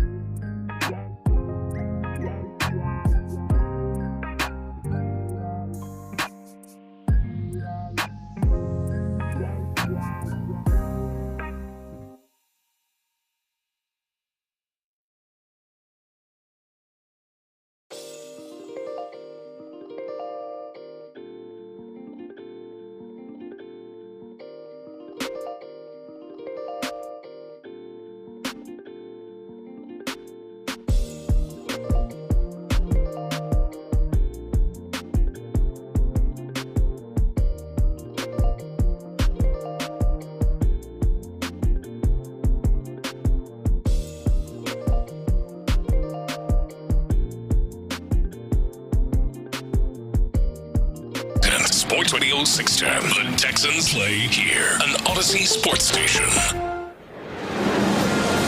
This Memorial Day, we remember those who made the ultimate sacrifice for our freedom. In for John Lopez and Landry Locker, here's Area 45 with Bijani and Creighton on Sports Radio 610. 11 o'clock hour, it is Area 45. I'm Sean Bijani, Patrick Creighton, in for the boys in the loop. Landry Locker, John Lopez off today. Figgy Fig is loyal. He's a grinder. He's here. He doesn't go anywhere, man. He lives here, literally. He's the only producer here that actually has a cubicle and a couch and a coffee maker and a fridge and the whole bit. Getting an oven put in next week, I believe. Hopefully. Hopefully, yeah. Hey, man, excited for this. Joining us in studio until he decides, well, hey, I'm tired of this, guys. I'm going to go drink a beer and get some barbecue. Cecil Shorts, 6-year NFL vet, former Houston Texan. And, of course, you see him on game days during the season at NRG. Does a badass job. Cecil in studio. Great to see him, my man. Man, Sean, Pat, it's good. Happy Memorial Day. I feel like it's been forever. We're talking about. I feel like it's been forever since I've been in here. Especially have I seen you? I don't know the last time I seen you. The last time I saw you was this last regular season for a quick minute on the field, I think, pre-game. Or maybe in the concourse. And it was like, hi, bye kind of a thing. You're hustling around doing your thing, man. Kick-ass job, by the way. I'm glad you're that guy. Appreciate it. Because now, like never before, you get that stadium. You get the opportunity to kind of create the vibe, or add to it, if you will. Yeah. And it's going to be very, very fun this season. I tell you what, this is for a while, it was just us in there, and I mean, you guys and not many people just hanging out. And NRG, not much to be excited about, but now, man, oh my gosh, the excitement this year, the anticipation, the expectations. It's going to be nuts in NRG this year for sure. Yeah. For those of you who don't know, Cecil also hosts a podcast. Yeah, buddy. Cecil hosts the Believe in Texans podcast with some fat loudmouth guy who has a radio show. Who is that? He hosts the Is that guy new or what? What's up with that? I don't know. Get out of here. He hosts the Believe in Texans podcast, which you can get anywhere you get podcasts. It's also available on their television channel on Fubo, which I only learned about last week. They have a TV channel on Fubo. Yeah. So you can get Cecil, who will keep you up to date on all things Houston Texans.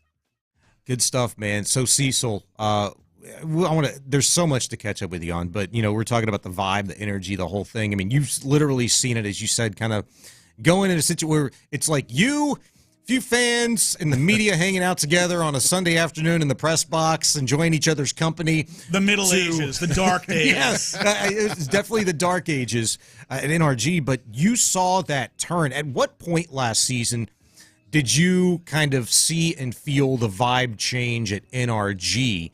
Because, look, Steelers had come in, the Browns had come in, and all of their damn fans invaded NRG. It was kind of like a 60-40 split, it felt like. When did you see and feel like the shift where Texan fans, they're back? Ooh, that's a good question. The game that stands out to me would be the Tampa Bay game. Really just, I think it was the last-minute drive when we hit Tank Dale on a small or a short post route to basically win the game with a few 35 seconds left, something like that. But that game kind of like, all right, you can tell the fans were, number one, into the stadium or into the game. They were loving what they're seeing. At that point in time, CJ was very consistent with his play. So I think that, for me, was a turning point. Okay, these fans are starting to really buy into what the Texans are putting out there on the field. Now, what was the game for you? Because for me, it was the Steelers game. Because the Steelers, they were like more Steelers fans in the building than Texans fans. And it's the first time that I can recall in several years, Texans fans were ticked off about that.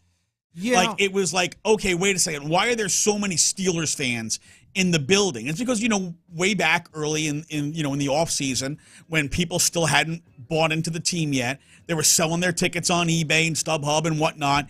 And then as the season goes on and they realized, oh my God, I was so stupid. Why did I do this? Yeah. That it was, why are there so many Steelers fans here? And like the anger and the pride and how do we let these guys in our building? What the hell's wrong with us? That was the first time I sensed, okay, it's turning, because what would have been no big deal last year now is a big deal this year. No, it was definitely a big deal. I mean, that was really the first moment that CJ really solidified himself, like put himself on the map, put the team on the map, because all the Steeler fans invaded and then you bitch slapped them 30-6. Yeah. And then it was the Monday after the game. He comes to the podium and he was asked a question about all the Steeler fans and stuff like that and the win and what a great win it was, convincing. You guys remember this. That's when he said, like, the Houston, you deserve this. Like, you deserve to, walk around with Texan swag. You deserve to walk around with pride just like we do. Yeah. And to me, that's when he really endeared himself on a different level to the fans. But what I meant is like in the stadium, because there was a bunch of Steeler fans there. And yes, you took care of business. For me, it was the final home game of the regular season, that win you had to have against the Tennessee Titans. Yeah, it was. Before you went to Week 18 and did what you did in Indianapolis to the Colts. To me, the energy, knowing what was at stake, that was the first time that I'd felt like, hey, this is like football back in Houston. It's all Texan fans, and you reciprocated, the Texans did, with a win at the most pivotal point of the year. And I love this because, like, Cecil has a very different point of view than we do, because he's in the building. He's around the team all the time. We, as media, we're on the outside looking in. Yeah. Sometimes we get to come in, but for the most part, we're on the outside looking in. We might be more attached to the fans than, say, everything that goes on in the locker room on a daily basis. Well, you're in there a lot more often than I am. And where my perception of the changes and where Cecil's suggestion of the changes, because he's in with the guys all the time, and you were in the locker room every day last year, we're three very different points of view. That's a good point, yeah. I tell you what, the Buccaneers game just stands out because at that point in the season, CJ was rolling. And then the playoff scenario started to pop up and all these things like, hey, this is what could possibly be happening. And then when you had that comeback victory, it was a high-scoring game, kind of going back and forth. It just seems like everybody started to be dialed in the building, like really anticipating and kind of expecting, okay, what's going to happen next with the Texans? What's next with CJ? Are we going to score? Are we going to win? Like this, the expectation started to creep in a little bit. But the Tennessee game might have been the most loud I've heard the stadium in a long time. That's what I thought too. Most loud I've heard the stadium, because you had to win that game. You had to win the last two, if I'm not mistaken. It was Tennessee, then the next week was the Colts. Yeah. You had to win that game to get a shot at the next week, and you had to win that game to get in the playoffs. But that game was the last home game. I want to say it was not Christmas Eve, but it was New Year's Eve, yeah. And it was rocking. Yeah. I mean, rocking in the building. And you put it on them. Texans put it on them, man, 26-3. And then you went out to Indianapolis the next week, took care of business, and then we blasted the Browns, said, Keep your fans in your city. Don't ever bring them to our place again. Otherwise, this is going to happen next time, right? I love that. And these are like the games that we're talking about, right? Yeah. So the Pittsburgh game, that was a game that, and it's the fourth week of the season. You're 1-2. You saw, CJ almost have like a coming out party the week before in Jacksonville. Yeah. But people thought, all right, this is the Steelers. This is a real defense. Yeah. The Steelers are going to come in here. They're going to blow up that offensive line that gave up a zillion sacks in the first two games. And they just put it on the Steelers. And you think about that Tampa game. They were down big in the Tampa game. I mean, when was the last time you saw a Texans team rally like that? Huge fourth quarter comeback led by a rookie quarterback. Yeah. Yep. I mean, there were so many wild things about that game that I was like, that is a game that I don't know if there's a point in time where you go back to that and say, all right, this year, that's the kind of year they would have won that. That was like a unique moment to me where they made a comeback, again, against the team that people thought they were going to lose this game. Mm-hmm. They're down a lot. They have this massive comeback. I don't know that there is a comparable to that comeback, considering the rookie head coach, the rookie OC, the rookie quarterback. I don't think there's a comp to that. You could weigh in on that, Cecil. To that point, I think that was the first time in Texans history that I remember the Texan quarterback and the opposition literally going tit for tat, because Baker was playing really well that game. And then here comes CJ. It's like, boom, we're not dead yet. Boom, we're not dead yet. And you win that game, and you follow it up with another fantastic win the very next week against the Bengals. It was awesome. That was a culture that was established. That was a vibe. And then for the second straight off season, the Texans knock it out of the park. I mean, how excited have you been to see this team continue to get better on the field at marquee positions, bringing in Diggs and Daniil Hunter and Danico Autry and Mixon and Al Shire? I mean, it's been fantastic. I tell you what, and Pat said it on our podcast earlier in the week, like, this has to be the most exciting time for a Texans fan, like, ever. Easy. Ever. Like, to have the names you mentioned come into town, and they are a part of the team. They're not just normal names. These guys are popular names around the league. Mm-hmm. Some of them are household names, right? Now that you brought them into Houston in this situation, you're telling the fans, hey, we're trying to win a Super Bowl now. Yeah. Like, it's that simple. We're trying to win now. We're not waiting on it. We're trying to, and we're going after it this year. It's not like a building block where, hey, we're going to, kind of put our steps here. We'll get one guy, we'll get another guy. You had the cap room. You made the correct trades. You did everything you had to do. It was rumors floating around about what running back you're going to get. It was just, all of it was just exciting. I mean, you were in the Saquon sweepstakes, and we spent way too much time talking about that, dude. Way too much. But it was fun. Yeah, it was fun. Because normally you don't hear the Texans in that type of thing. Yes. All we needed was, his hometown Eagles not to up the ante, and that might have been here. And the whole reason he went to Philadelphia, look, he's where he's from. He's from Pennsylvania. He is. And he's basically going home to play. Yeah. And I think, if all things being equal, if you swap out the Eagles with any other team in the NFL, Saquon Barkley would have been a Houston Texan. Yeah. It felt real. It felt real because, as Cecil kind of alluded to, like, hey, we're having fun with that conversation. This is the first time we could legitimately have a serious conversation about getting big, not maybe one, but multiple big name athletes to come to Houston, and they still did.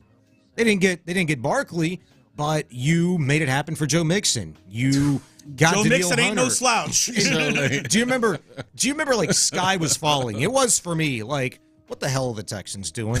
Like, you lose Malik Collins for a 7th-round pick, and you don't get Eric Armstead, and you don't bring Sheldon Rankins back, and it's like, what are we doing? Yeah. I'd say that really felt like they were trying to get Eric Armstead, and at some point in that deal, Eric Armstead decided he didn't want to be a Texan, or he didn't want to play on that contract. He wanted a new contract, so he wanted to be a free agent, because that was Eric Armstead the whole way, right up until the very last second, and then all of a sudden he's out, and they're letting him go, and he's going to go pick whatever team he wants to go to.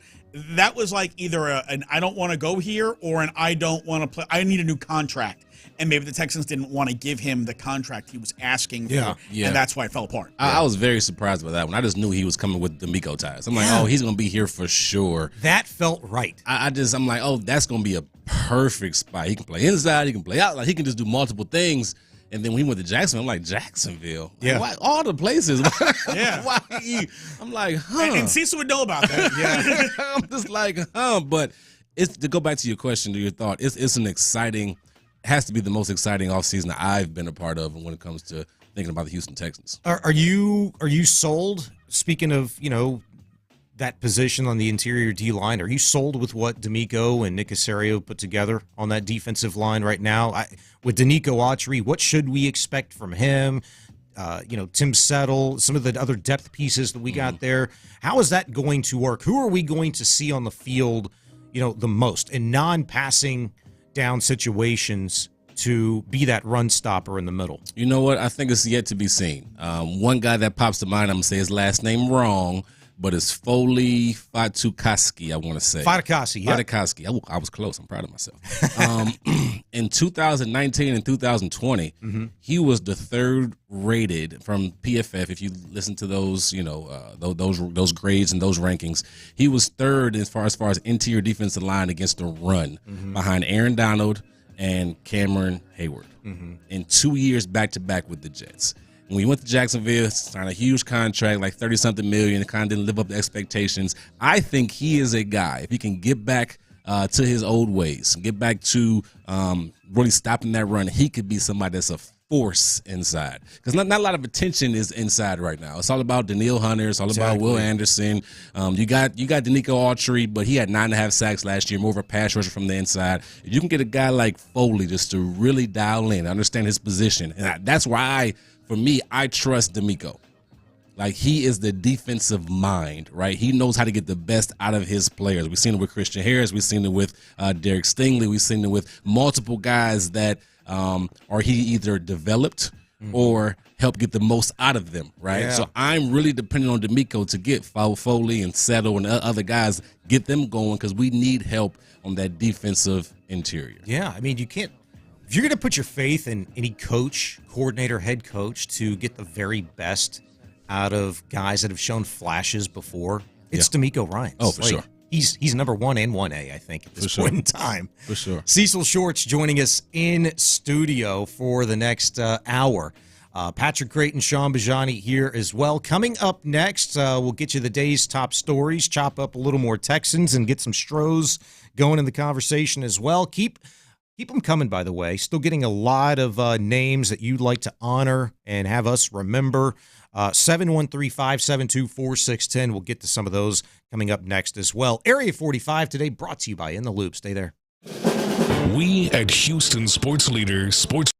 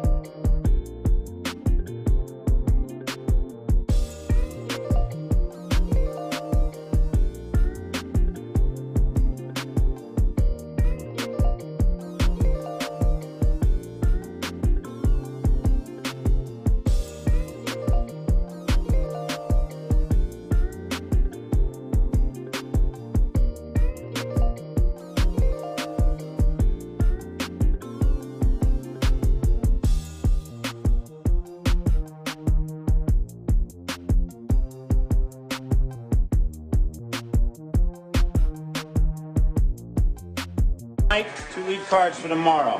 Why give him the good leads? He's got the leads. He's got the leads. He's got the good leads. The whole thing is the leads. They stole the Glengarry leads. Let's talk about something important. Put that coffee down. Coffee's for closers only. Hot leads, the day's top stories coming at you. It's Area 45 in for In the Loop. I'm Sean Bijani. He's Patrick Creighton. Cecil Shorts, former Texan wide receiver, in studio with us until noon. First up on Hot Leads, he's back. Jose Abreu going to be rejoining the Houston Astros tonight when they open a 4-game set against the Seattle Coffee Sippers, PC. Jose Abreu talked about the demotion that he experienced over the course of the last barely month, called it, quote, the best thing I've ever gone through in my career. He went on to say, this made me realize what I'm made for. Going through this made me realize who I am. I was wrong on my swing. The game sped up on you too much, and sometimes it's tough to see where you're at. I saw videos and everything, but I didn't see it. But now, Alex Cintron, Michael Brantley, Jeff Bagwell, we have a good group, and we found it. I hope I can show it right away, but it's baseball, and it's a process. Hopefully I can get there. Does he get there? And when is his opportunity going to come to see if he's there? What do you guys think? Boy, he's like a poltergeist, right? A poltergeist. They're back. He's like a poltergeist. Like, great, we got the ghost coming back because he has looked like a ghost of his former self. Mm-hmm. And, you know, look, it's. I feel like this whole process started off with the right intentions and is ending with all the wrong intentions. The purpose of this was to let Jose clear his head, which he spent about 2 weeks doing. You know, his family's down there. Take 2 weeks. Because he said what a horrible mental spot he was in. And when you're struggling worse than you've ever struggled before, and you have the added weight of you're not performing, hey, this team gave you a lot of money, and you're not holding up your end of the bargain, and you're a guy who's always held up your end of the bargain. There's a lot that power, plus add in the fact they got off that hideous start as a team. Yes. It all comes crashing down. And he was doubting himself as a player for the first time. Mm-hmm. He needed to go clear his head. He needed to go work out the kinks in his swing. And I'm sorry, but going like 7 for 24 against 18-year-olds and then going 0 for 7 in AAA. I know he hit one ball like 103 miles an hour. Okay. Ooh. That you were 0 for 7. Yeah. Okay? You don't need to rush back. Why couldn't this wait one more week? Why does it have to be rushed now? Because you know what I don't need to see? I don't need to see Abreu coming back in the lineup every day and not hit and start doubting himself again.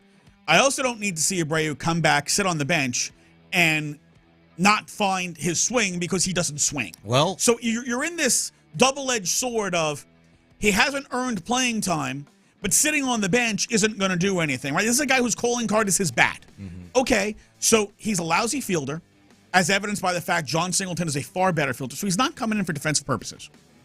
He's not a good runner. He's probably the slowest guy on the team. Mm-hmm. So he's not pinch running. What do bench guys do? They're defensive replacements, and they pinch run. If he can't come in and pinch hit because he can't hit, what's his purpose on the bench? Yeah. So a lot of things here just don't freaking make any sense. Don't understand. I am rooting for Jose Abreu to find it. I am rooting for him to be a productive player, even if it's his last hurrah. I'm rooting for him.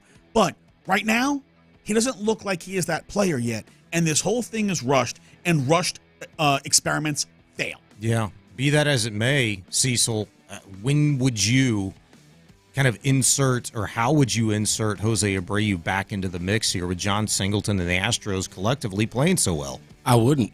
I'll keep him where he's at. I have no idea why they are rushing going to Pat's take. Like, I just don't see it. If Singleton is doing his job and doing it well, he doesn't fit in. Yeah.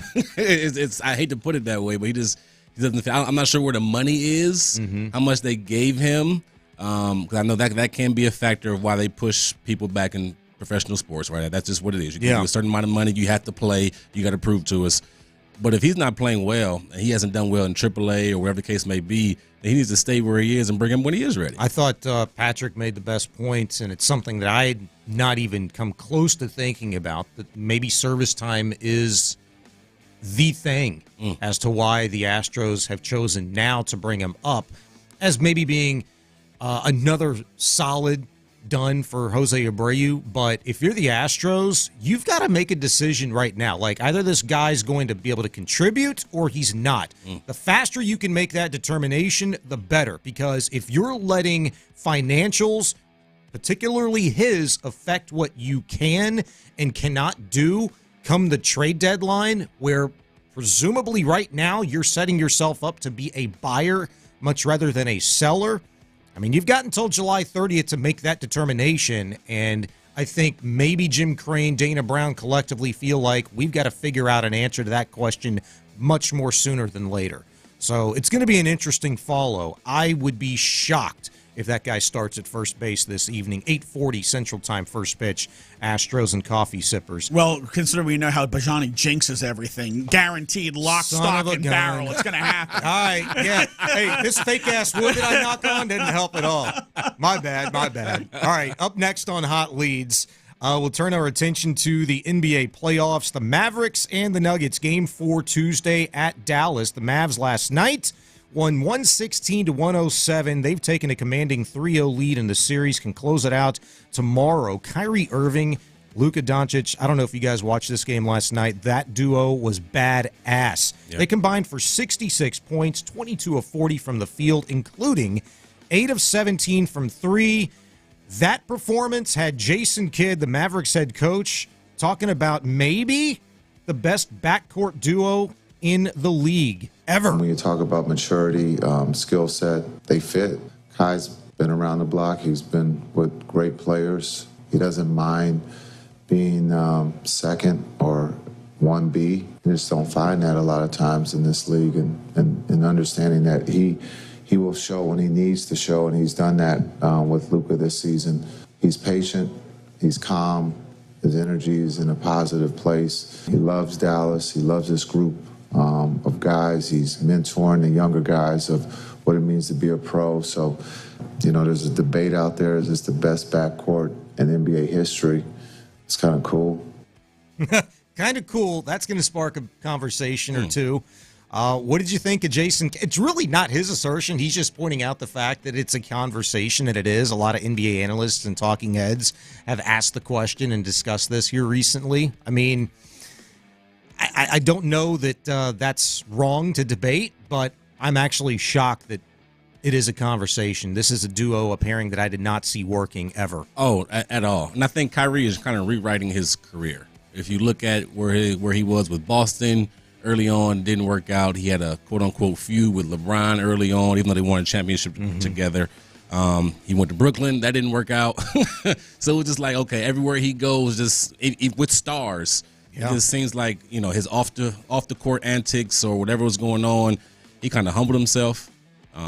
I think Jason Kidd said that he's okay with being 1B or 2. Yeah. He finds his spots when he knows. I think it's just maturity, but he knows when he can take over. He knows when he needs to let Luka does what he does, right? He knows how to control the game and when to find his spots and take his shots. And it's been exciting to see. I wouldn't say the best backcourt ever. It hasn't been long enough. It hasn't been long enough. It's too early. When you talk about best backcourts ever, I mean, in no particular order, but the ones that come to my mind, Steph and Clay. Yes. Parker Ginobili. Yes. Thomas and Dumars. Yes. Jordan and Harper. Yes. That's my era, childhood. Okay. Now, you want to go back in the day and you talk about Magic Johnson, Michael Cooper. There you go. Jerry West and Goodrick. There you go. All of those, they were together far longer than, what Doncic and Irving had been, and much more playoff success. However, Clyde Frazier and Earl the Pearl. I knew you would add a New York. Yeah, always. I know. But look, that's the last time the Knicks were any damn good, right? But that's you didn't like them this year? They were okay. They were okay until they met the Indiana Pacers. They're okay. I think Jalen Brunson is terrific. And it sucks that Randall and Anunoby were hurt, but did I ever think that team, even while healthy, was going to stand up to the Celtics? No. I'm not even sure if the Bucks hadn't foolishly fired their head coach and brought in Doc Rivers, they probably wouldn't have stood up to the Bucs either. The Bucs completely came undone because of that coaching change. I mean, they had 33-13 when they fired their coach, because that makes sense. But yeah, no, just the Knicks. The Knicks have not won a title since I've been born. And I'm going to be 51. Rockets have had something to say about that once upon a time ago. You know, Hakeem Olajuwon's fingernail and a John Starks 3, followed by John Starks not being able to hit the broadside of a barn in Game 7. Those are the good days. Those were the good days. Speaking of Boston, the Celtics 3-0 can close it out tonight, punch their ticket to the NBA Finals for the second time in 3 years, and their 15th. Surprisingly low when I looked this up. Just 15th appearance in franchise history. I guess I was thinking they'd be more along the lines of the Lakers, which have been to the NBA Finals, it feels like, on average, like every 3 years. Well, that's because they didn't have to deal with the bad boys. They didn't have to deal with Michael. You know. But, man, I tell you, am I a bad person if I root against Kyrie because I think he's just an epic jackass? Are you a bad person? No. But he hasn't been an epic jackass this year. Yeah. As long as he's not talking about the world being flat for Patrick. Just wait for in between, the conference finals, and the NBA finals, and that little off. I guarantee you, he says something completely out of his ass. It's going to happen. Kyrie, like Cecil said, Kyrie's been on his best behavior this year. Yeah. How long is that going to last? TBD, man. TBD. This might be the best mixture of, coaching and talent that he's been around since, he started his career with Cleveland. Here's another. Jason Kidd might be a boon for his back half of his career. Like Jason Kidd, everywhere he has coached, has been a wreck. He's been a terrible head coach his entire career. Yet here, this season, all of a sudden, it's like the light bulb went off, or he just happens to have two of the 7 best players in the league, and look what happens. Yeah. Or maybe those two guys in Luka and Kyrie respect him enough that it clicks. Because, look, Kyrie has had issues with damn near every coach he's ever played for. Mm-hmm. He doesn't have him with Jason Kidd. Is it because he respects Kidd's career, so he'll actually listen to him? I think that's a huge part of it. I think that's a part of it, but I also think at one point in time, if I'm not mistaken, and there might have been the cap issues, but Kyrie wasn't offered from a bunch of teams. Mm-hmm. Like, it was kind of to me, a wake-up call, like, hey, get yourself together. Yeah. Stop arguing with. You had Steve Nash. I mean, you had all these, and just any coach he had an issue with. Doesn't matter who it was, right? Could have been the best point guard ever. He had an issue with. Didn't like the style. Didn't like whatever. Choosing not to play for half a season. Choosing not to play for whatever the reason. He had an issue with the NBA's COVID policy.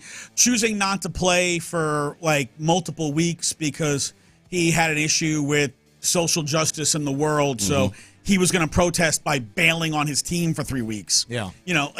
He's been an unreliable player between injuries and the fact that, man, Kyrie just bailed for whatever the hell reason. He don't care. Yeah. And he has been the opposite this year, where he's been fully bought in, and he's always been an elite talent. But now his mind seems to be in the right spot. Yeah. Always. And I think he has a respect for Luka. I think because remember last year, they tanked the last 10 games of the season last year because it was shocked. so bad. Yeah. He was just like, you know what? Y'all two just don't play. We'll just lose and figure it out. Mm-hmm. But I think they have a respect for each other, Luka and Kyrie, that they just worked together and figured out, hey, we can do something special here. And they've been doing a heck of a job this season. Two guys who play as much defense as you and me. Here they are up 3-0 in the Western Conference Finals. Make it make sense. Yeah, we'll see. It's setting up to be an interesting NBA Finals. Celtics, Mavs, probably, commanding 3-0 leads in their series, respectively. That's going to do it for Hot Leads. Coming up next, Cecil's sticking around for another segment. I want to ask him the most underrated signing by the Texans this offseason, and which signing has the most potential to not work out for the Texans. Hater. We'll revisit that coming up next. It's Area 45, Sports Radio 610. Hater. We at Houston Sports Leader, Sports Radio 610, are taking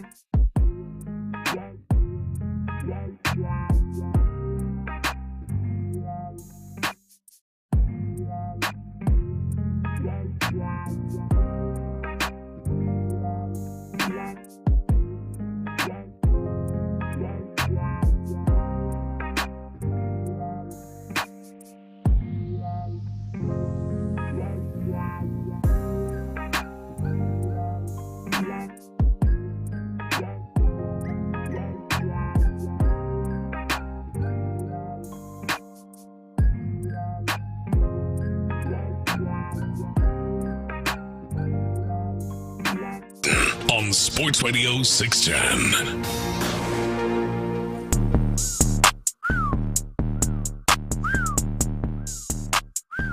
I thought Cecil was whistling for a second. At you? Nah. Not me. Not me. Cecil Shorts in studio with Area 45. Sean Bijani, Patrick Creighton in for In the Loop. So this is a great, because, you guys gonna get home pretty early, and you got a little one. Yeah. Cecil, you got a lot of little ones. Yeah. Man, you guys are gonna go home. You're gonna have fun. You're gonna be on. Wrestle with the kids. You're gonna yeah. play some sports. You know what I'm gonna do when I go home? Chill. I'm gonna go Fire up the grocery grill. shopping. I'm gonna address the honey-do list. Yes, there's going to be. Actually, there's no grill today. What? No grill Doing today? a boil today. A boil. There Doing we a boil go. today. Crawfish? All right. So I'll do a seafood boil. So I'll have shrimp and crab and sausage and stuff in there. Throw some mushrooms in there. No. All important question. He is No. not about the mushrooms in a crawfish boil. Not about mushrooms on anything. The I'm with him. I don't like consistency of mushrooms I don't like is, mushrooms. is Not a net mushroom guy. slimy. It's gross. Not a mushroom Figgy, guy. two in the same room. Not a mushroom Man. guy. At the same Fig, time. you like mushrooms? I Fig? do. I do. No, Figgy, we're not talking about the mushrooms, the special mushrooms. We're talking about the kind that go in the boil and the I pizza. definitely ain't a fan of those. Yeah. I mean, I'm still standing. I definitely ain't a fan of those either. I mean, special mushrooms. I'm not. I would rather this have the ain't- special mushrooms. This ain't the Mario Brothers. Cecil, are you a texture person? Like, does it bother you? No, not really. I just don't like mushrooms. Really? Yeah, I was not a fan of man, mushrooms. I've never. There's no need ever. for mushrooms. I'll Dude, try like any. Figgy said, if there's a mushroom that makes me grow twice my size or lets me throw fireballs, I'm so in. I mean, I'm trying anything twice, and the first time I had mushrooms in a crawfish boil, I mean, I feel it was probably 30 years ago because I feel like they're always there. Like anywhere you go, there's mushrooms, potatoes, corn on the cob. sausage. I will say mushrooms don't really have a feel to it. It's not like a certain taste or anything. It just soaks up all the It's spices. just it's like no taste to it. I just started thinking about how much traffic would be better if I could throw fireballs. Oh, yeah. It would be better. It would be better. That was one of the important questions I had to ask Cecil, and I have a disappointing answer, but I can move on. I'm sorry, man. My bad. Come on, man. I thought you were going to My be all bad, over Patrick Sean. with me on that one. No. All right. Tell me what you think about this, because I know you've talked a lot about, the offseason the Texans have had. I like to get different takes on this, and it's an angle maybe that I haven't approached. The most significant signing, I would say, or any signing, it could be any signing, Cecil, that you think has the most potential to not work for the Texans this year. To not work. Ooh. I would stay in the cornerback room. So like Jeff Okudah. To me, cornerback was a huge need going into this season. Derek Stingley showed, hey, this is why you drafted me number, 3 overall? The second half of the season, I mean, he was phenomenal. I expect him to continue that ascending surge for him. But on the other side, I'm like, okay, who is going to be the guy? They drafted a guy, Kamari Lassiter, who I think can be pretty good. But there's always a learning curve when you come into the league, right? I don't know if he's like a day one starter. I think he'll compete for sure, but is he like a day one true? That's the guy. I don't know. Yeah, I'm with you. Then you look at Jeff Okudah and then CJ Henderson. It's like those guys are former top 10 guys that you brought in. And I was reading about CJ Henderson, and he's like, in practice, he'll look phenomenal. He'll do all the drills correct. He'll have interceptions in practice. Technique will be flawless. Then when he gets in the game, nowhere to be found. And then Jeff Okudah, he's just been banged up with injuries. He had an Achilles back in 2021. Last year, he was benched the second half of the season. But you bring him in hoping, hey, he can be your number 2, number 3 corner. And I'm worried, okay, outside of Derek Stingley, I like Desmond King for the nickel, the slide, kind of the more downhill, make a tackle type of guy. Yes. But that opposite corner, who is going to be that guy? Or for me, that's a big one. I'm like, I don't know if that's going to work out at all. Just based on history, just based on what we've seen on film, and him being benched the last part of the year last year worries me. Yeah. I'm glad you went actually corner, because the easy answer, a lot of people are probably, well, Diggs, Stephon Diggs, that's got the biggest potential. That's the most volatile. No, that's going to work. I do agree. I'm convinced he will have over 1,000 yards this year. We talked about this. Over 1,000 yards, Pat. Over 1,000. and he'll be outstanding this year. Like it's no way it's not going to work. You have C.J. Stroud. There's no way. I'm sorry. Maybe I'm too optimistic, but I'm just feeling like I think there's no way. If Diggs plays 12 games, he's over 1,000 yards. He's so productive. Like he's been durable. And like, that's it. Yes. He always plays. He always plays. So there's no way it's not going to work unless he's not getting the ball. Yeah, you don't have to convince me. I'm with you guys. He's that dude. But you have to admit, like the storyline, the narrative that has followed Diggs from Minnesota to Buffalo, now here to Houston, the diva, the whole thing. Yeah. Is he going to come here and disrupt? I think that isn't the forefront of a lot of people's minds. Yes, we know he's an exceptional football player. Future Hall of Famer, certainly if he continues this trend that he's on, as you mentioned, for the last 8 out of the last 9 years, he's been one of the most durable and productive receivers that we've seen. I think the narrative around Stephon Diggs is very unfair. Right? Why did he want out of Minnesota?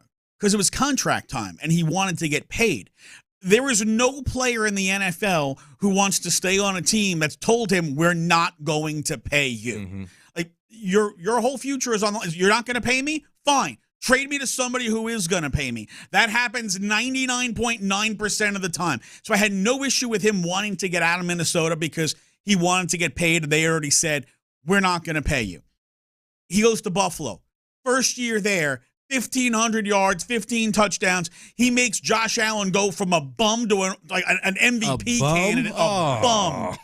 Thank you. He went from 20 touchdowns. The hatred on Josh Allen. He went from 20 touchdowns to 35.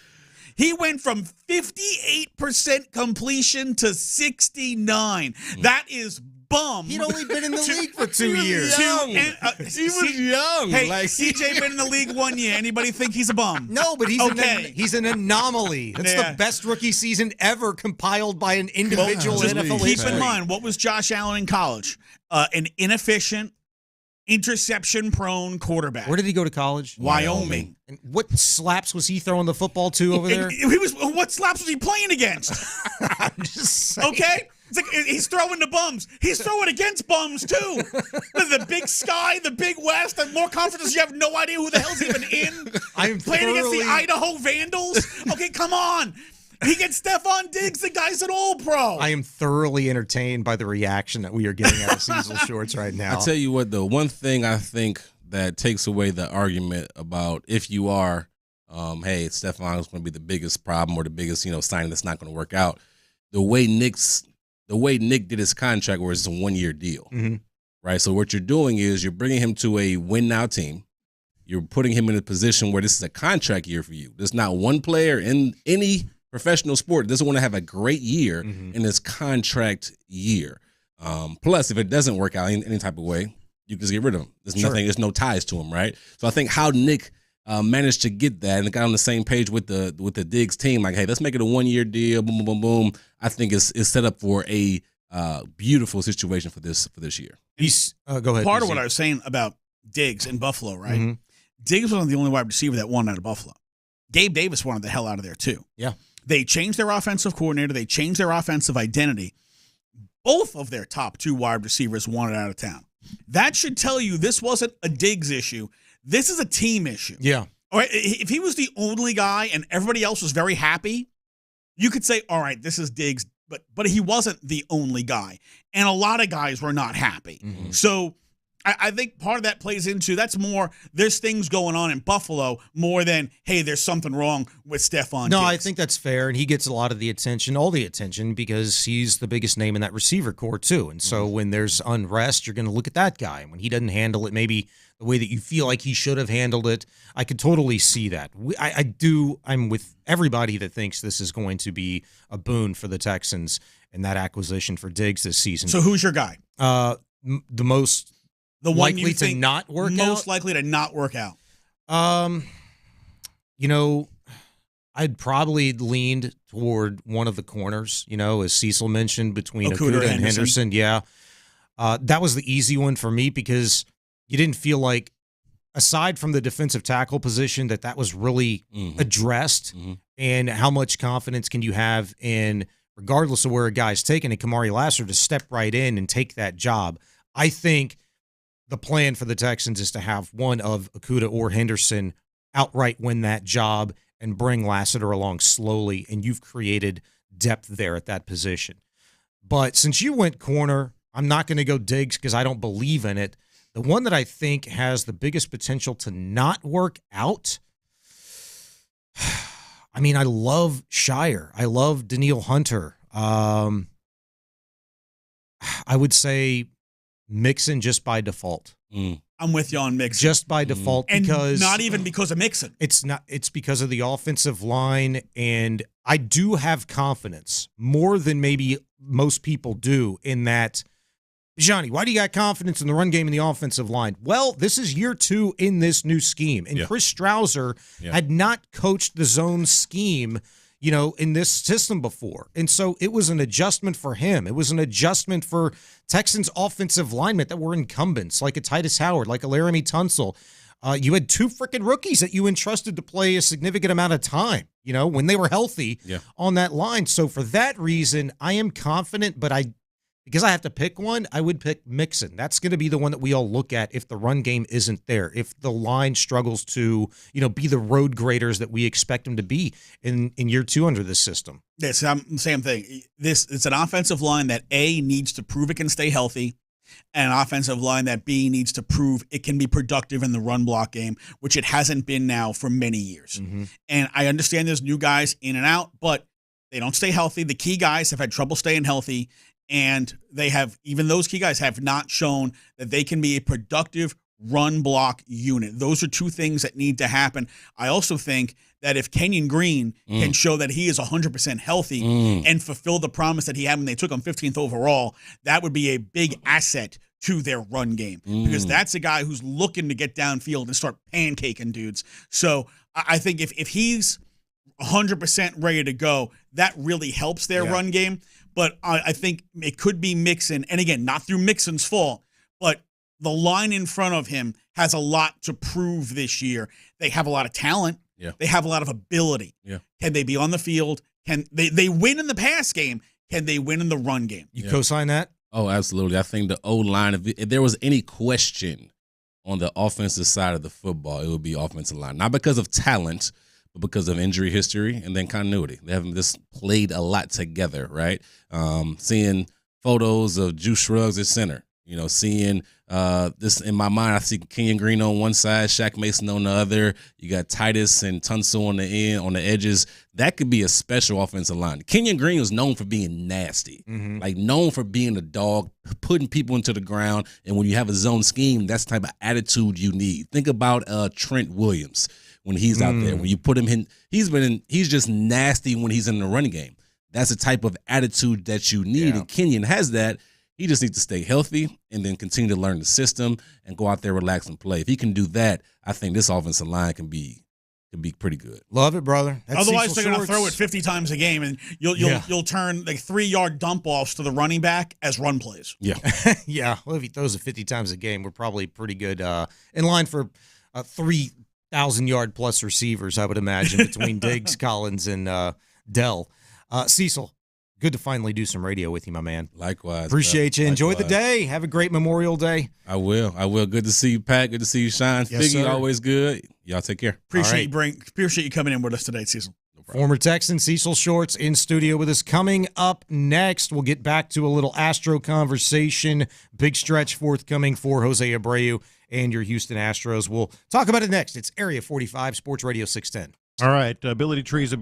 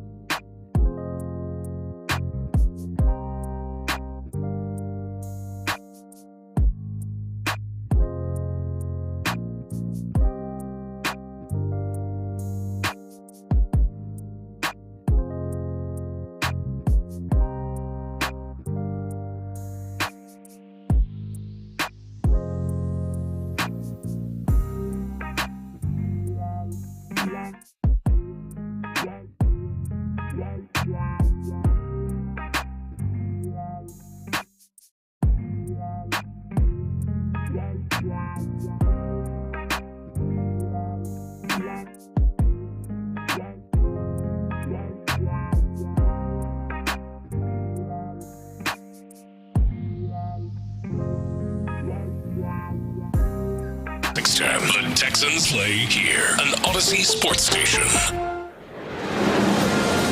This Memorial Day, we remember those who made the ultimate sacrifice for our freedom.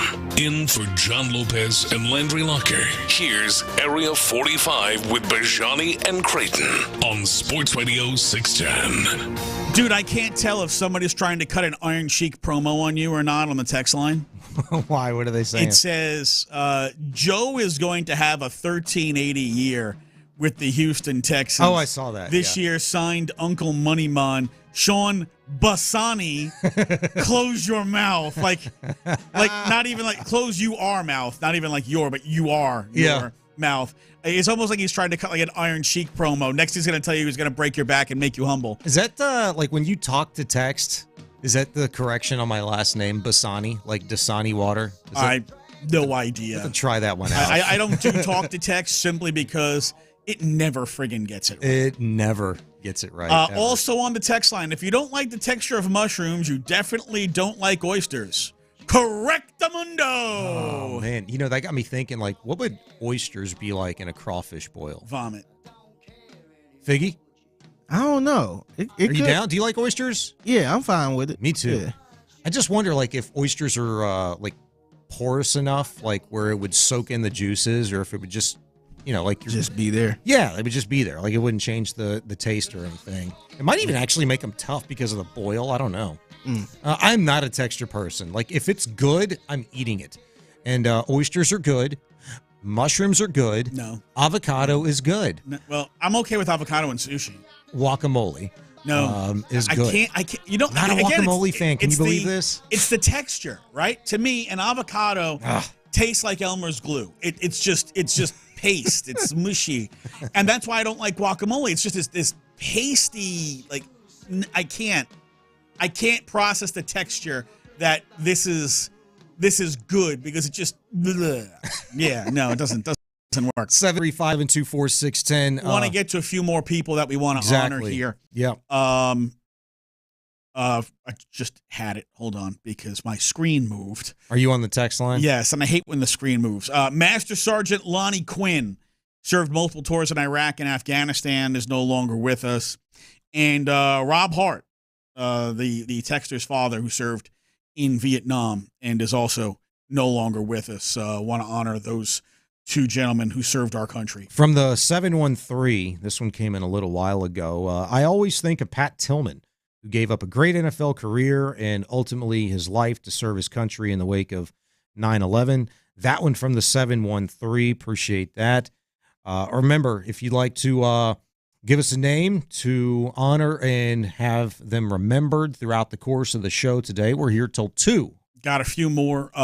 Chief Petty Officer Christian Michael Pike, who died in Germany from combat-related injuries. Want to honor him for his service. He was part of a SEAL team and Bronze Star winner, Purple Heart winner. A man who served his country very honorably. So want to recognize him. Appreciate you, Rick, on the YouTube chat. Thank you, man. 713-572-4610, 572-4610. If you'd like to be a part of the show, you could call, text, hit us up on Twitch, YouTube, Twitter as well, at Pete Creighton, the number 1, at Sean Bijani, for myself. Figgy Fig here, taking care of us today. We've got you till 2. Coming up later on this evening, the Astros will be back in action in a huge Game 1 of a 4-game set in Seattle against the Coffee Sippers, as PC lovingly refers to those guys as. Do we have any word on who exactly is going to be throwing baseballs for the Astros tonight to start this game? Because as of yesterday, the entire 1, 2, 3, 4 in this series for the Astros was TBD. And I don't know that we've actually seen anything come down. I know I haven't, PC. Have you seen anything in relation to who's going to be starting the game tonight for the Astros? So, I've not seen yet. I saw that Hunter Brown might pitch Tuesday. Saw that as a report. Yeah, that was Chandler Rome. Chandler had reported that he might he might pitch Tuesday. Now, as it goes on good old ESPN, you've got Fromber, Javier, Brown, Verlander, but we know the report in regards to Christian Javier is one in which he's experienced some forearm issues, which would effectively make him a TBD. Outside of Fromber, I don't know. Maybe Fromber starts tonight. I mean, that would be his. It looks, again, we're seeing Fromber in a couple of places, but we haven't seen it confirmed anywhere that you would trust. But for tonight, it looks like Fromber would go today, and I'm just looking to see, because it looks like Fromber has followed Blanco the last couple of turns through. Yeah. Javier could be Hunter Brown, so Hunter Brown might get pushed forward. Then you would have Verlander. You would either have calling somebody up on Wednesday, or you'd have Verlander go on Wednesday, and then Arrighetti would follow him, looking for when their next off day isn't until June 6th. So they're going to go 2 turns through the rotation before they have an off day. Let me ask you a question, hypothetically. Like, if Bleep wouldn't have hit the fan on Friday night for Jose Urquidy, if he made it through, is good to go. He would have probably pitched Thursday. And well, then actually, no, he started. His game was Friday night, right? So Saturday, Sunday, he would have Monday, pitched Wednesday. Tuesday. He would have pitched Wednesday. He'd have had the Wednesday start, and that would have allowed them to bump Hunter forward, pitch Urquidy Wednesday, and keep Verlander on schedule. Yeah, because good. They want to keep him on a 6-day. There is no way in hell that you would ever move Verlander down. He has to pitch in this series. And whatever the Astros do. No, if anything, they would bump him up again. Yeah, it needs to stay that way, where you bump him up or you keep him there. You got to have 2 of your best pitchers going in this series. And as it works out, if it stays at least, game 1 and game 4 of this series, that would be fantastic between Fromber and JV. I mean, not for nothing. I'm probably, instead of bumping a Hunter up a day, I just go, like, if you need a bullpen day on Tuesday, then do a bullpen game on Tuesday and keep Hunter and JV on schedule. See, I don't like messing up the schedule to turn around and mess it up again. Yeah, that's a good point. Just one day. All right, let's just clear one day and keep everybody else on schedule. Who's your bullpen guy? Seth Martinez? No, I think I'd call somebody up. You call somebody up? I'd call somebody, whether it's Eric Lair. Whether it's Eric Lauer or Lauer. Would Henley be available? Well, Blair Henley actually threw a shutout for the Space Cowboys yesterday. It's the only reason why I asked. So he would not be available that quickly. Like, he's going to be down for a few days. He probably wouldn't be back. Like, if they move Hunter and Verlander up, Henley would be available on Thursday.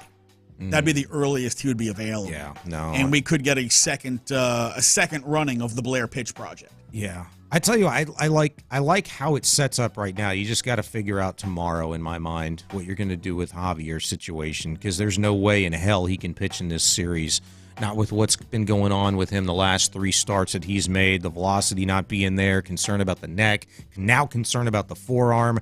The Astros are going to see Miller, Castillo, and Kirby. And if I have to, I might series. let Parker Mashinsky take the first 3 innings and then option him, because I'll burn his arm for 3 days. Mm-hmm. You're not optioning him because, this guy's terrible. You're optioning him because you need a fresh arm in the pen.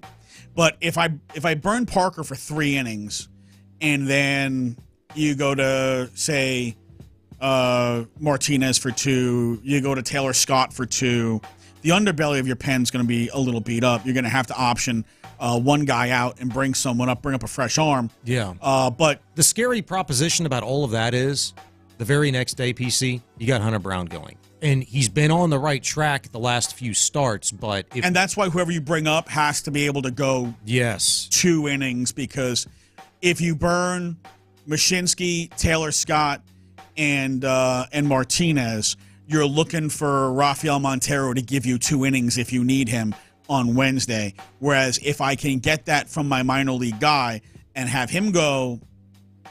Hopefully Hunter gives you at least 5, if not 6. You get 6 from Hunter. Then I don't need to worry about who's going to, because I'm into the regular part of my pen, Montero, Abreu, Presley, and Hader. Yeah. So it's just the backup of whichever guy that you use to go 3 innings, which to me would be Mashinsky, because he's the lowest man on the totem pole, per se. Yeah. So I'd let him be the guy who goes the first 3 innings, option him out, bring up a fresh arm that can go multiple innings in case I need it. And then I've got Brown, Verlander. Your hope will give you the innings, and then Spencer on Friday. That by that point you figure, okay, the underbelly arms, those guys have had 2 days off.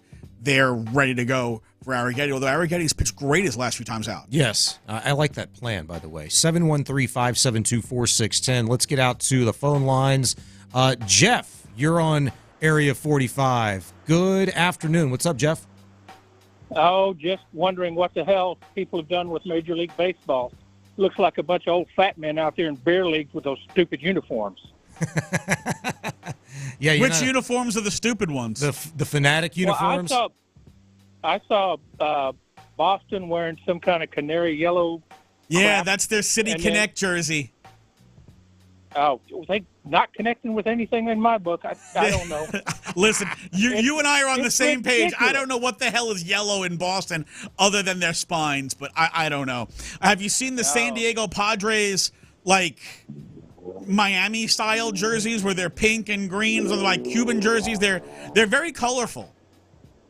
Yeah, well, they also lean towards other things, but I won't go there. I don't know what you're talking about. I actually like the Boston unis. Stop. A little mauve, a little chartreuse. Let's decorate. I like the Boston unis. There's something about eyes and straight guys involved in that. I don't know what it is. That might be the best. That might be the best City Connect uniform there is. I want baseball back. I don't like this ghost runner in extra innings. I don't like the, what is it? You can't throw for a pickoff more than twice without sending the guy down if you don't. This is ridiculous. Give me back baseball. Give me back uniforms. I don't need guys out there in comfy pants and, tie-dyed T-shirts playing baseball. And fire Rob Manfred because it's his fault. Thanks, Jeff. Jeff, come on, man. We got to make you feel good about something. He didn't like the uniforms, doesn't like the baseball rules. Just felt like he needed to call in and vent a little bit, I don't know guess. why you don't like the jerseys. They're so pretty. Why are you talking like that? Talking like what? OMG. Can't believe it. Gosh.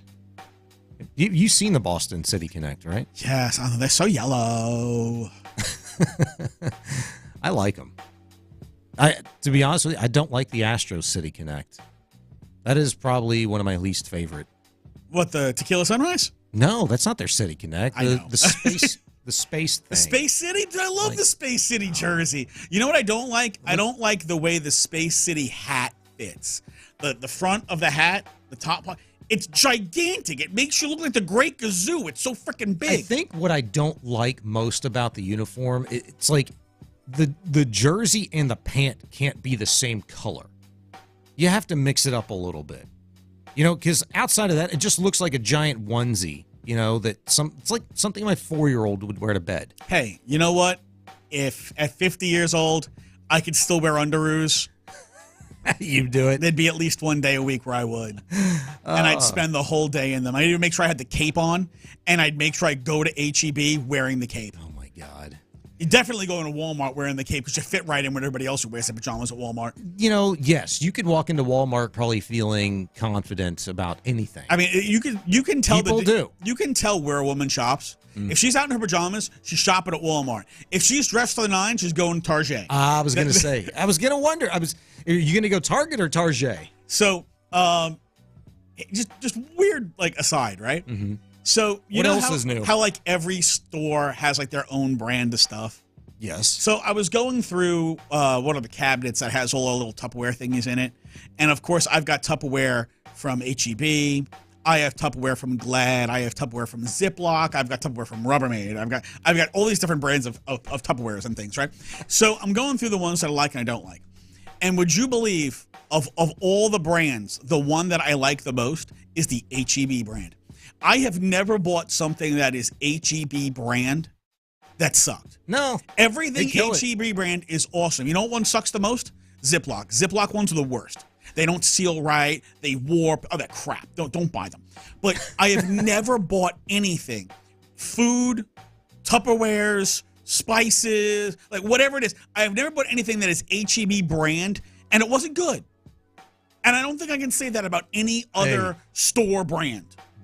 Don't tell me right now you can get hot Tupperware takes anywhere else other than right here on Area 45. Hey, you know what? When you're grilling as much as I am, there's a lot of leftover meats. Yeah. And, considering I'm in this building sometimes from 8 in the morning until 11:30 at night, I bring a lot of food with me. Yes, you do. So, you know what? They go in the Tupperwares. Thank you for the food that you do bring, because Patrick's very nice. Sometimes Sean's hungry. All the time, literally daily. This is the guy that doesn't eat in the course of a day, ever. Sean Bijani, Patrick Creighton. Coming up next, new to show, certainly you are at this time slot, play bandwagon. You're going to be on or off? It's our favorite segment of the day, and we bring it to you next. It's Area 45. We at Houston Sports.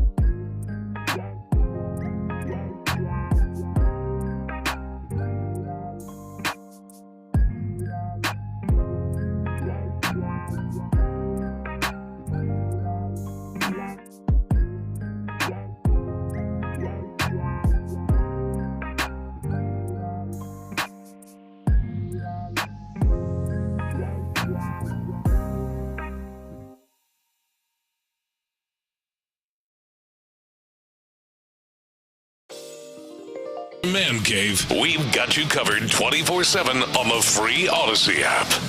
I'm on a board. Yeah, he's been off the wagon 2 years. Off the wagon? I think it's off the wagon. I think it's on the wagon. You're back on the wagon. Right off the wagon. What the hell do you know about wagons? I know enough not to get on them. Told you. There's lots All right, it's time to get on or get off. We're going to play some bandwagon. In fact, we are going to de-virginize Figgy on bandwagon. Let's go. Right freaking now. More drama at the track. So Chris Boucher had a very profane comment regarding John Hunter Nemechek during the Coca-Cola 600 NASCAR Cup Series race at Charlotte Motor Speedway in Concord, New Hampshire this weekend. It's a mouthful. Boucher drives the number 17 Ford Mustang, and apparently he got, I was going to say C-blocked, but it's just blocked, by Nemechek's number 42 Toyota Camry as they were entering the pit row. Boucher let his anger be known over the radio. Effing 42 car, POS. He was, this was a suboptimal moment for him. Boucher would finish 23rd, and Nemechek would finish 30th. Boucher started 39th because he had a rear tire issue that put him in the barrier. That made him have to use the backup car.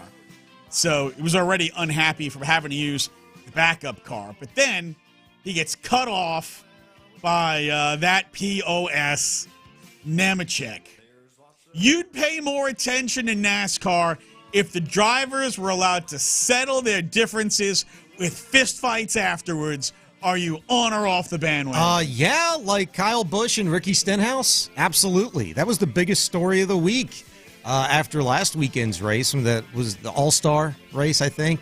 That's all people were talking about. And then old knucklehead Chase Elliott got butthurt that they issued a fine for Stenhouse, a $75K, while they were also promoting the fight. Like, that's the thing. That was the hot topic.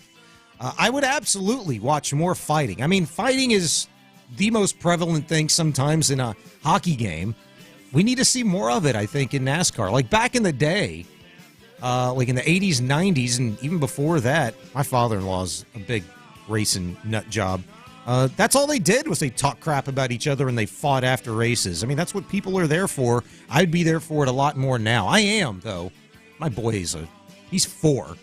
And he loves the Cars movie. Loves the Cars movie, which translates into NASCAR and Indy 500 and all that stuff, which was a great race yesterday, by the way. But yes, more fighting, Figgy.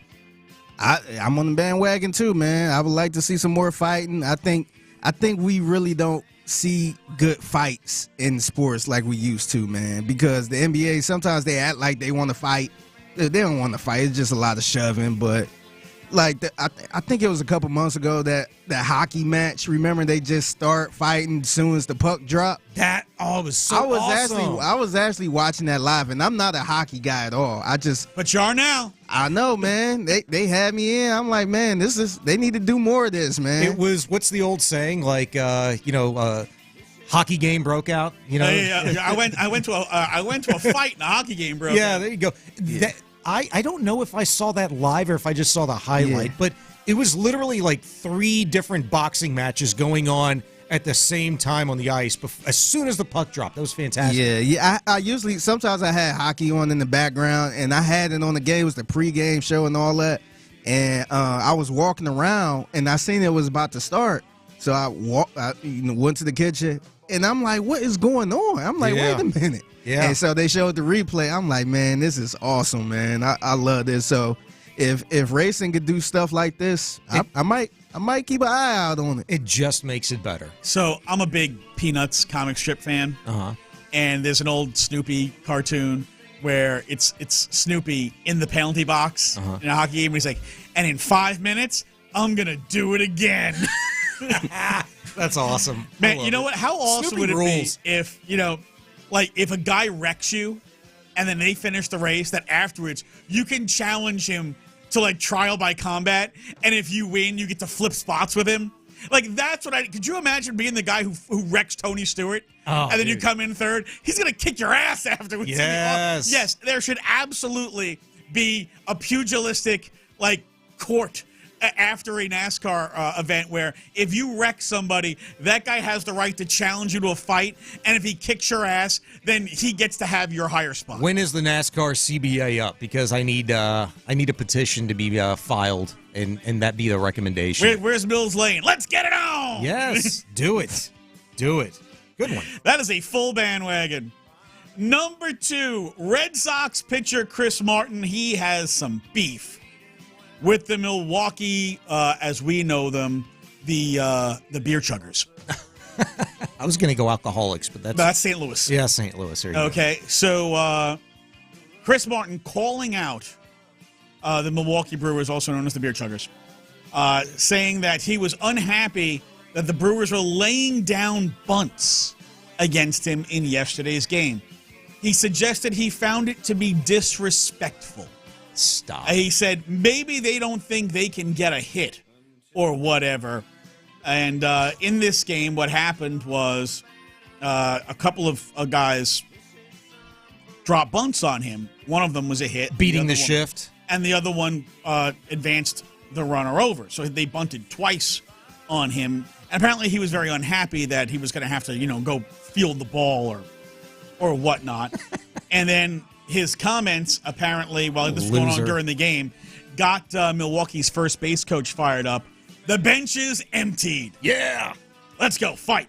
They opened the 7th with a single from Blake Perkins, and then they bunted Perkins over to second base. And then Perkins tried to bunt again in the 9th with 2 out, nobody on, and didn't get on. This is a situation where Martin needs to learn to field his position and stop being a little bitch. Are you on or off the bandwagon? Took the words right out of my mouth. I was going to say exactly that. Stop being a little bitch. What are you talking about? Like, you're mad at people for bunting? Like, was this in the shift, by the way? Did you clarify that?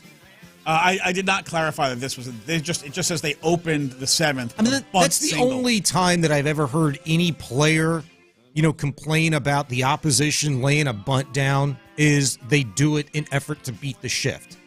Like that little swing-in bunt attempt. Who was it? By John Singleton a couple of weeks back. Hey, you know what? You don't want to get beat by check swings, then don't shift like crazy. Yeah. And Singleton hit it perfectly. And if you're going to bunt on purpose to beat the shift, I'm all about it. But Team shifted against Ted Williams every single at bat, and he still hit 406. Yeah. But, shift or no shift, I mean, bunting is still a small part of the game. Like, it's a very rare thing, but you're going to do it. And if it happens, like, get off your ass, get on your horse and field it and make a play. Like, this guy, Chris Martin's a joke. I agree with y'all, man. It's part of baseball, man. If you can't beat that, then you got to do something else. Then, man, I would bunt every single time. If you couldn't stop me from bunting, yeah. I would bunt every single time. You got to try to stop it, man. Stop crying. Especially the next time, like if your team's kicking his ass, I would almost do it to spite him, like just to troll him. Just bunt him right at him. I would just show bunt and just almost try to line him right I would back do in that his face. every single time, man. Yeah. You're going to cry about this, I'm going to make it worse. Yes. I'm petty. 100%. And there's no petty like sports petty. Amen. Yeah, you know what? If you're crying, it's because you can't field your position. Because you know who never cried about guys bunting? Greg Maddux. Why? Because he was going to get you. Zach Greinke. Dallas Keuchel. Right? Kenny Rogers. Guys who could field their position. Go ahead, bunt. I will nail you every single time. Yeah. Just because you suck at fielding your position that you don't like it. Is it Zach Greinke? Was he really good fielding pitcher? Gold Glove. Yeah. Does he have a Gold Glove? Okay. Yeah. Another full bandwagon. All right, last one. A Western Conference team could make a run at both LeBron and Bronny. Who's it going to be this time? Could it be? Well, according to Evan Siddery of Forbes, the Phoenix Suns planning to pursue LeBron, and that is why they're hosting Bronny for a workout ahead of the NBA draft, despite the fact they only have one pick in the draft, and it is at 22 overall. Now, if you're really serious that you're going to burn a first-round pick on Bronny James because you think somehow, some way, there's room under your cap to get Kevin Durant, Devin Booker, Bradley Beal, and LeBron on the same team. Which, by the way, I have absolutely no idea because he would have to opt out of his $51.5 million player option and then basically take a super cheapy deal. I think he's going to take a super cheapy deal to go play with Kevin Durant and LeBron Devin would Booker. rather cut off a nut than play in Phoenix. Are you on or off the bandwagon? Cut off a nut. Yeah, I'm on the bandwagon. I think he'd rather lose his left nut than go play in Phoenix. Why the left? Why does everybody give up the left one? Is the left one like inferior to the right one? Why is the left one always getting tossed aside like yesterday's trash? More people are right hand dominant. I would imagine they're right nut dominant. Are nuts dominating each other? How does that work? I don't know. It's just the way my mind works No, Lefty. My turn. Whichever nut he would have to lose, I would imagine. So you have a dominant nut and a slave nut? Yes. Like, is that how that works? He would lose a nut before he went and played in Phoenix, 100%. Phoenix's ass, and especially him making like $1 million to go play with somebody, two other dudes that are making like $50 million plus, and Durant and Booker. Hell, Bradley Beal's probably getting paid a pretty good chunk too. Ain't no way Beal that's might happening. make the most of all of them. Who? Beal might make the most of all of them. Yeah, I don't know. Now you're going to want me. I want to go see their contract statuses. But yeah, no. Anywhere, any team that associates themselves with Bronny James, this is immediately going to be the storyline. Like, they're gearing for LeBron. That's just where we are right now, and it's not going to be in Phoenix. I don't know where it is, if in fact that actually does happen. I'm a firm believer that Bronny does not go to the NBA draft. I think he goes back to college, and if he plays at USC, cool, but he's playing somewhere in college this next year, not in the NBA. Figgy? Yeah, I agree with y'all, man. LeBron ain't going to Phoenix. And this is towards the end of his career. I think he'd rather lose in L.A. and just be in L.A. before he goes to another place. I think it is a chance he could come back to the Cleveland Cavaliers. Man, I was just going to ask you that. PC and I were talking about this last week around this same topic, and I said, what do you think about the idea of him going back to Cleveland? And PC's totally against it because he thinks Gilbert and LeBron are just, going to butt heads like they despise LeBron each other. Would tell Dan Gilbert, who has trashed him out the door not once but twice, he could kiss every inch of his ass. Interesting note here: Bradley Beal makes $50 million a year. Book makes $55 million a year. Durant makes $48.5 million, and you're going to ask LeBron to take the pay cut? That's some high comedy. That is high comedy. Also, I'm pretty sure there's no movie studios in Phoenix. And isn't that the whole reason why we're in L.A.? Because, we want to make Space Jam 2. We want to have a film production company. Because LeBron wants to transition into his next career where he becomes a movie star, and he gets involved in movie production and continues to make even more and more money. One thing about LeBron had the business plan, and it worked. Beal, Booker, Durant, none of those guys have a business plan. Their plan is we're going to get hurt and we're going to fail in the playoffs. That's basically their plan. So much like the two of you, I think LeBron would rather be a eunuch than play in Phoenix.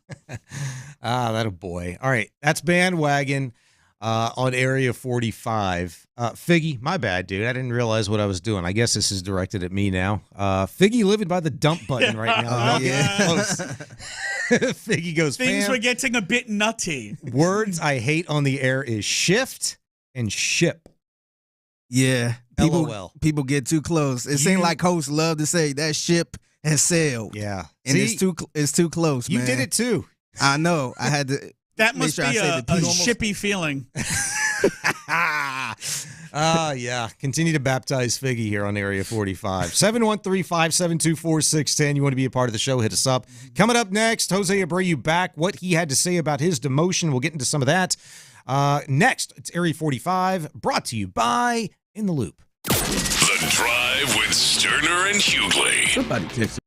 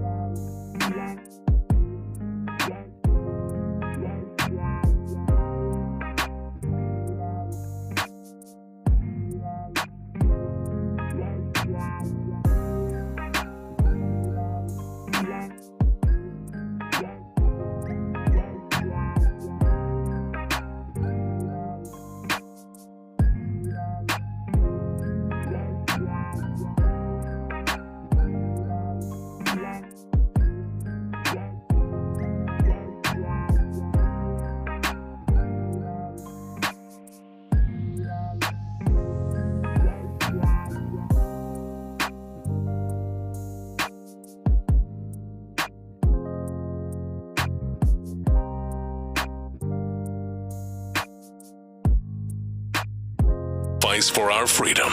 In for John Lopez and Landry Locker, here's Area 45 with Bijani and Creighton on Sports Radio 610.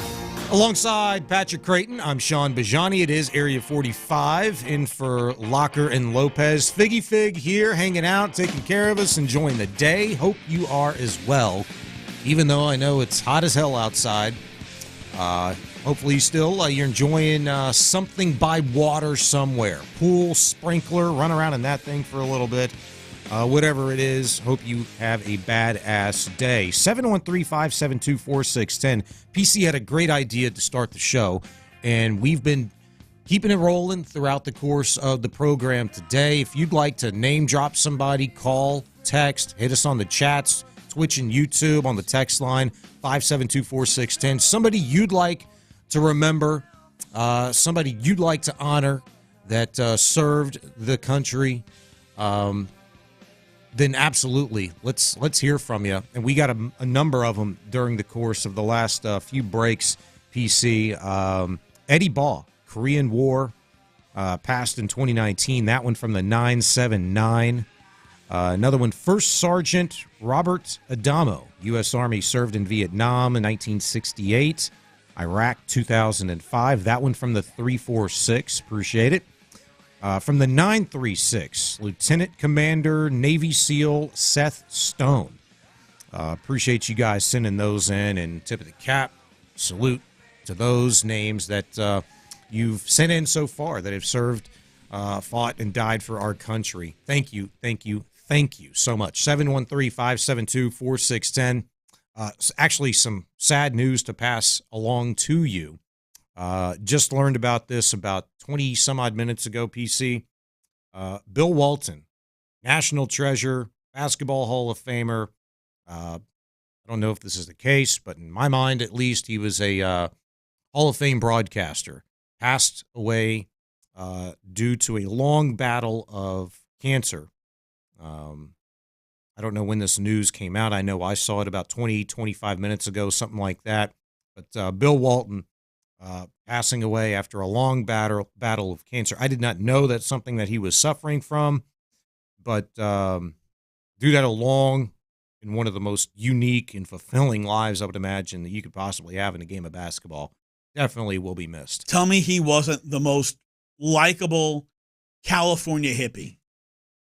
I mean, everything I've ever known. Everything about him just screams super hippie, acid tripping in the 60s, always got his tie-dye shirts on, but he was so entertaining and so much fun.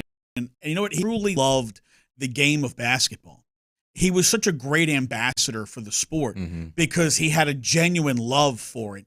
And it always came through in everything he did. Even when he was doing the wacky stuff, like licking the camera or, barking into a tree. Like we've seen him do all kinds of crazy things. He was pretending to be a woodpecker. Yes, and banging his head on the tree and yelling into the tree. And I mean, clearly he had a hell of a young adult childhood where, got to college.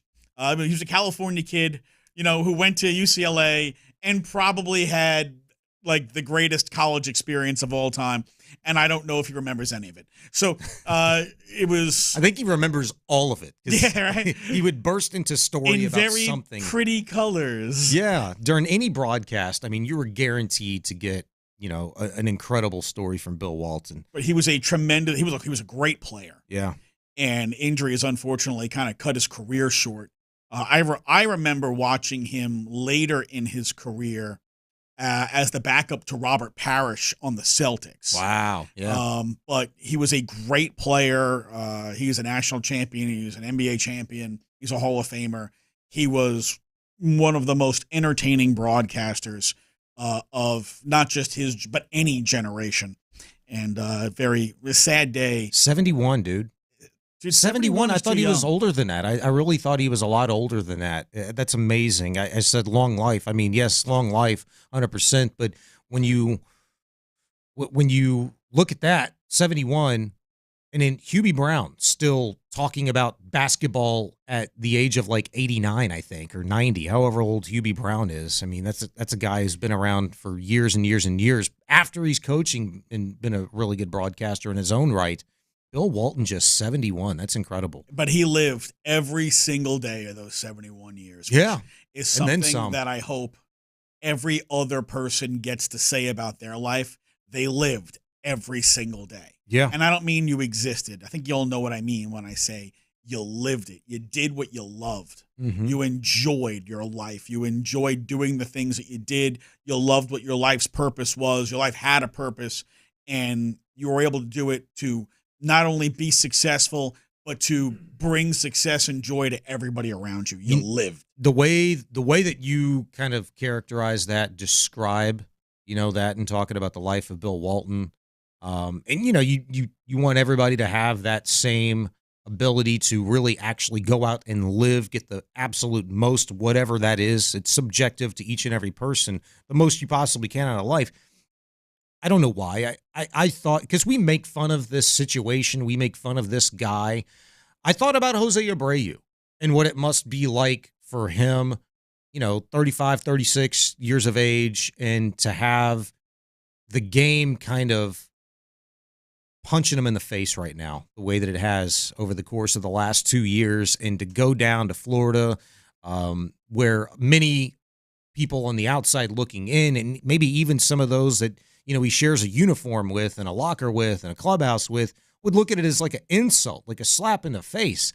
And for him to go down there and just go through the process and call it, quote, the best thing that I've ever gone through, that's perspective, man. That's perspective. That is understanding that baseball, like sport, like life, can be a mean son of a gun, can bring you back down to earth quick at the drop of a dime. And we'll see, what this new version of Jose Abreu looks like this season. But I do have to, and I'm rooting for him. Like, if you're an Astros fan, you should root for him. You want this guy to do well because you want your team to do well, the whole thing. But I'm especially rooting for this guy because it's got to be, and we've seen so many times, guys get beat down by their sport, by life, and they don't know how to respond. They don't respond this way, at least publicly. Sometimes they do, but they're really dealing with something else, in a much more serious manner. But for that reason, I hope this guy bounces back, and I hope he's an absolute beast. I hope it's twofold what we saw from him in the second half of last season. Regardless of what you do, if you do something that is a high-demand profession, there are going to be humbling moments. And for Jose Abreu, this is kind of the first time he's facing a humbling moment at the end of his career. And it's not so much that you have the moment, it's how you respond. Right? Does it cause you to just go in the tank? Does it make you get angry and bitter? Or do you approach it with a positive mindset, with the attitude of, I'm going to get better. I'm going to force myself into a better opportunity. I will tell you that once upon a time, my first go-round here, we had a program director who was not as cool as our current program director, who decided that he would rather give hours to somebody who made $10 an hour than give them to me because I cost too much, and I was getting 3 hours a week. That was a pretty humbling experience. That was a do I want to stay in radio experience. Yeah, it makes you question everything, right? And it's like, well, how is it that I perform well and everybody seems to like what I'm doing, and I get a lot of positive feedback, but my boss doesn't want to put me on the radio. It was a very humbling experience. I wound up having to leave for what at the time was a better experience. And when I left, I had some better opportunities. But when it came time to then really get a better opportunity, I would get passed over. I got passed over for guys who had never hosted a local radio show. I got passed over for guys who had not worked in our business in over 4 years. I got passed over for guys who had basically no experience. I got passed over for someone who had no radio experience at all. Yeah. And you start wondering, what am I doing? How do I have the success that I have in like where the opportunities I'm given, but they won't give me the opportunity to go to the next level? They keep bringing in these other people who don't have half of my resume. What is going on? And those are, again, you're in that like, am I in the right business mindset? And that ultimately led me back to Sports Radio 610, where right now I have the best opportunity that I've ever had. I get to host a show with you every night. Yeah, buddy. I'm doing some other things with the station that certainly help the bottom line. And this is the best opportunity that I've had in radio. This is the most fun I've had in radio. And, I've been down here in Houston 11 years. I did radio in Atlanta. I did radio in New York. This is the most fun that I'm having. It's been a long road, but I do something I love to do. And you have to keep that positive mindset and keep forging forward. Abreu has kept a positive mindset, right? He went down there, he cleared his head, he spent some time with his family, got that palate cleanse, per se, of his entire brain. Yeah. Right? You got to get yourself out of the bad spot that you're in and then get yourself into a positive mindset so that, you can get back to performing, right? You can't act right if you don't think right. And he's done all those things. I want him to be successful. I don't know that he's ready to be successful yet. Doesn't appear that way. But if he comes up and he gets 2 hits his first game, yeah, I'm going to be happy for him. Sure. Can I tell you something? This is another person that we make fun of a lot, but maybe the best person to have actually gone down there was Jeff Bagwell. Because I think back to 2005 when Jeff Bagwell was going through his shoulder issues and he was clearly a shell of himself, and made it through that season, ended up playing in the World Series with the Astros in 2005, but ultimately made the decision that I can't keep doing this. For me, for the team, it's just too much. And for a guy that, there was speculation about okay, last year it was his back if you're Jose Abreu. What is it this year? Well, nothing has been reported in terms of health actually bugging him, but rather mechanical issues and maybe mental issues, just him not having confidence in his swing or being able to identify or being willing to make certain corrections that were, that he was coached to make, just didn't follow. Jeff Bagwell is probably the best guy in this situation for Abreu to go down there and just talk with and to observe and say, hey, this is what I felt. This is what I thought whenever I was in this situation. You've got to make that same decision. It's a lot different coming from a person that's actually been through that than not. You could have your ass coached off by any hitting coach and every hitting coach possible, but until you talk with somebody that might actually get to the core of where you're at mentally, where you're at physically, where you're at with your eyes, your hands, your body at this stage of your career, nobody knows that better than Jeff Bagwell. And to a further degree, Michael Brantley, who was also down there. Yes. Another guy who for the last couple of years has dealt with a lot of injuries and, tried to force his way in, worked his ass off, and then after last season, decided to call it a career. Mm-hmm. But look at how hard he worked to come back after the injury he suffered the year before, and then all the setbacks that he had to go through last year. He went through 5 setbacks before he finally got back on the field. That's an awful lot of dedication and commitment. And at the end, he's like, okay, I'm done. I'm good. Mm-hmm. Yep. He's Patrick Creighton, Sean Bijani. It's Area 45, brought to you by In the Loop today, and for Locker and Lopez. Coming up next, I better get some OG sauce out of this, Lopez. Maybe. Play your cards right. Final hour of the program coming up next. We'll get to this. 6 preposterous things that could happen in the NFL this season. Are the Texans one of them? We'll explain next at Sports Radio 610. Preposterous! We at Houston Sports Leader, Sports Radio.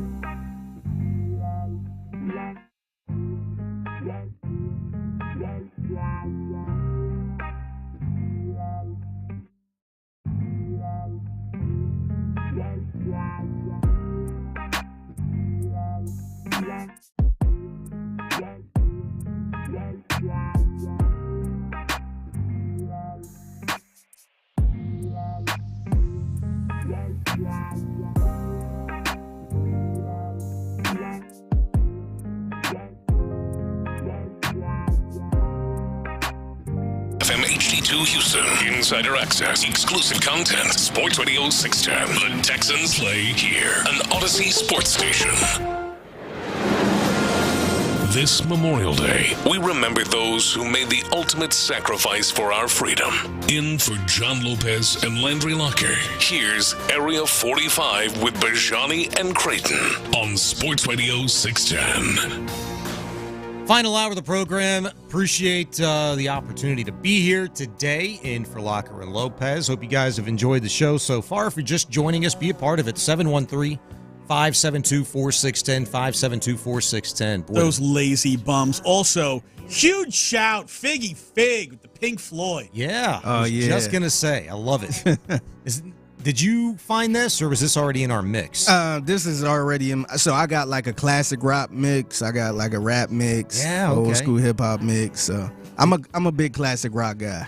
There you go. I did not know that about you. Yeah. Right in our wheelhouse. Though, I mean, a few notches down from PC's favorite of, like Megadeth or Anthrax or, something of that genre. This works too. I'm a huge Floyd fan. Me too. I saw them. First time I saw them was the Division Bell tour at Giant Stadium, and they had just things. You know how in the NFL you've got the cameras that are on the wires that shoot across the field. Yeah. They had props flying across over because we were on the field. Yeah. They were flying over it was so freaking cool. That is very cool. Very cool. 713-572-4610 is how you can be a part of the show. Call, text, Twitch, YouTube, tweet at Pete Creighton, @1, at Sean Bijani for myself. I stumbled across this article yesterday, CBSSports.com. 6 things that could happen in 2024 that would have seemed preposterous entering 2023. And your Texans are a part of this list. We'll get to them just momentarily, but these are all things that have actually, in some way, shape, or form, already happened, PC, but yet the icing is not atop the cake. For instance, Justin Fields, at some point in time this season, this is kind of like ass or not ass or bandwagon, I guess we could play it. Justin Fields replaces Russell Wilson on the Pittsburgh Steelers. That is not ass. That is very likely to happen. In fact, it might be likely to happen by mid-October. I mean, look, two coaches now have not been able to get Russ right. Mm-hmm. One of them was Sean Payton. All right. If Sean Payton can't get you right, maybe you can't get right anymore. I don't know. I was going to ask you that question because, okay, yes, quarterback, whisperer, guru, whatever. It was a mess. It was a botched I also kind of feel like deal last year in Denver with that. There have been talk about the Steelers moving on from Mike Tomlin for the last couple of years, but Mike Tomlin never has a losing record. Mm-hmm. And I felt like, wow, they are really trying to make sure Mike Tomlin has a losing record by giving him Russell Wilson. Like, they are trying to sabotage him by making him take that quarterback. But then they got Justin Fields, who I think brings them some upside. And boy, Justin Fields to be happy to play behind any offensive line other than the one he's been behind the last couple of years. Could Justin Fields be? I think Justin Fields, it will be a better option for the Steelers than Russell Wilson. I think Russell Wilson is cooked. I mean, I hesitate to destroy Russell Wilson like everybody else seems to do. I look at his numbers, 26 touchdowns to just 8 interceptions last year. His highest completion percentage since 2020, it's 66.4%. He only threw for just over 3,000 yards in 15 games, and then led his team to a 7-8 record. When I look at those numbers, they're better in many regards as to what his first season in Denver looked like the year prior to that, and they're more comparable to what he looked like his final year in Seattle, which didn't translate either to winning football. But in terms of being able to play the game versus playing the game like he used to play the game, yes, there's a disparity there, but can he still be good enough? I think he can be. You know how people in the NBA, they tend to use this, like with Joel Embiid. No team will ever win the NBA championship with Joel Embiid as their best player. No team in the NFL will win a Super Bowl with Russell Wilson as their best player anymore. If you said something like that, I could get behind it. But if you're going to tell me like Russell Wilson's just flat out cooked, I can't get with you. Think about this. Russell Wilson played 15 games and threw 447 passes and only threw for 3,070 yards. It's his worst yards per attempt of his career. Russell Wilson became check down Charlie. He's cooked. It is the worst of his career. It's the lowest since the year before that, which is the lowest since 2020 when it was just 7.5. He had a 7.2 season in Seattle in 2017, but he was also still very good then and actually led the league in touchdown passes thrown that season. I think once upon a time Russell Wilson was a damn good quarterback. Yeah. Just, he's 36 years old now, and he's just, look, he's been beat up. He's taken a lot of hits. He's had a lot of injuries, and Father Time never loses. CBS Sports is right up on Wilson, and I kind of put these in a nutshell because they got a little wordy, but they say Wilson is the safer bet to open the year under center due to his experience, but Fields' upside could eventually convince Mike Tomlin and co. to roll the dice.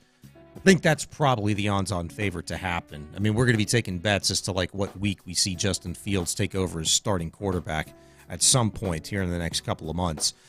Next up, the most preposterous things that could happen in the NFL this season, Jordan Love becomes the highest-paid quarterback in the league. That is straight up ass. Here's the reasoning before you give your take on this. The reasoning from CBS Sports is an inspiring and explosive playoff run last season.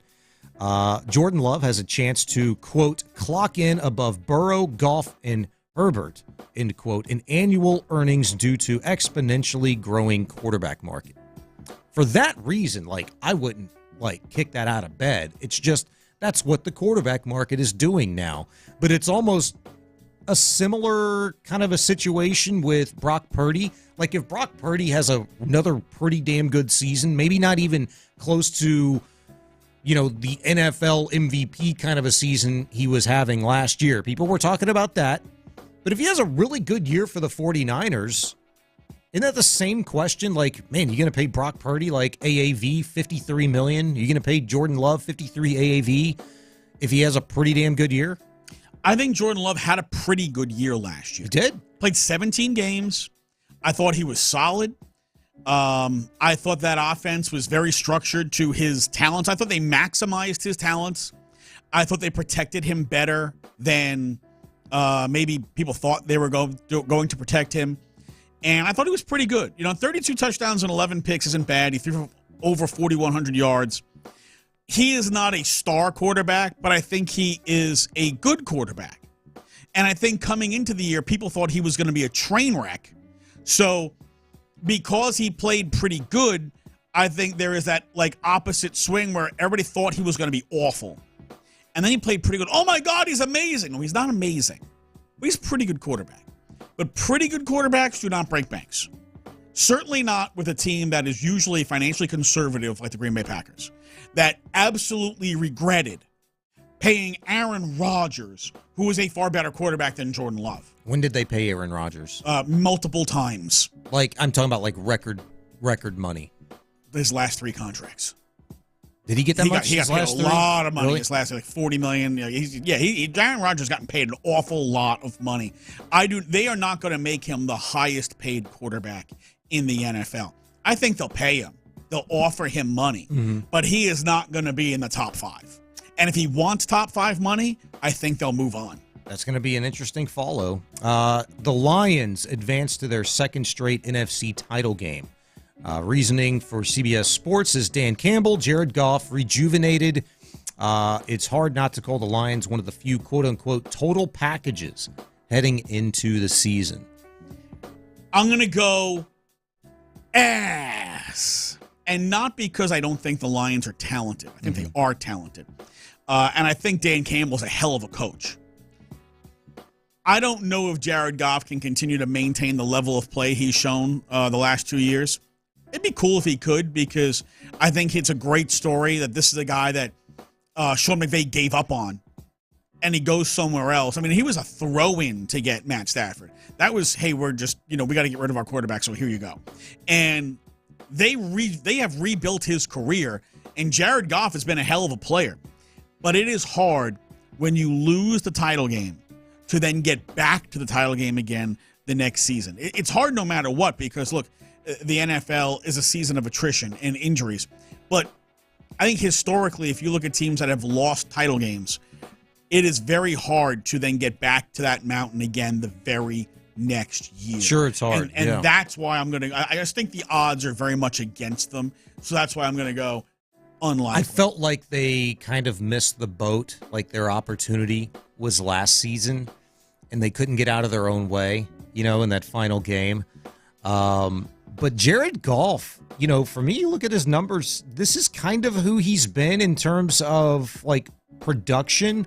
He's been in and around 4,000, well over 4,000 plus yards thrown in most of the seasons in his career.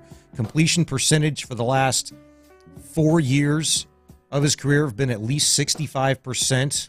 Usually it's 67%.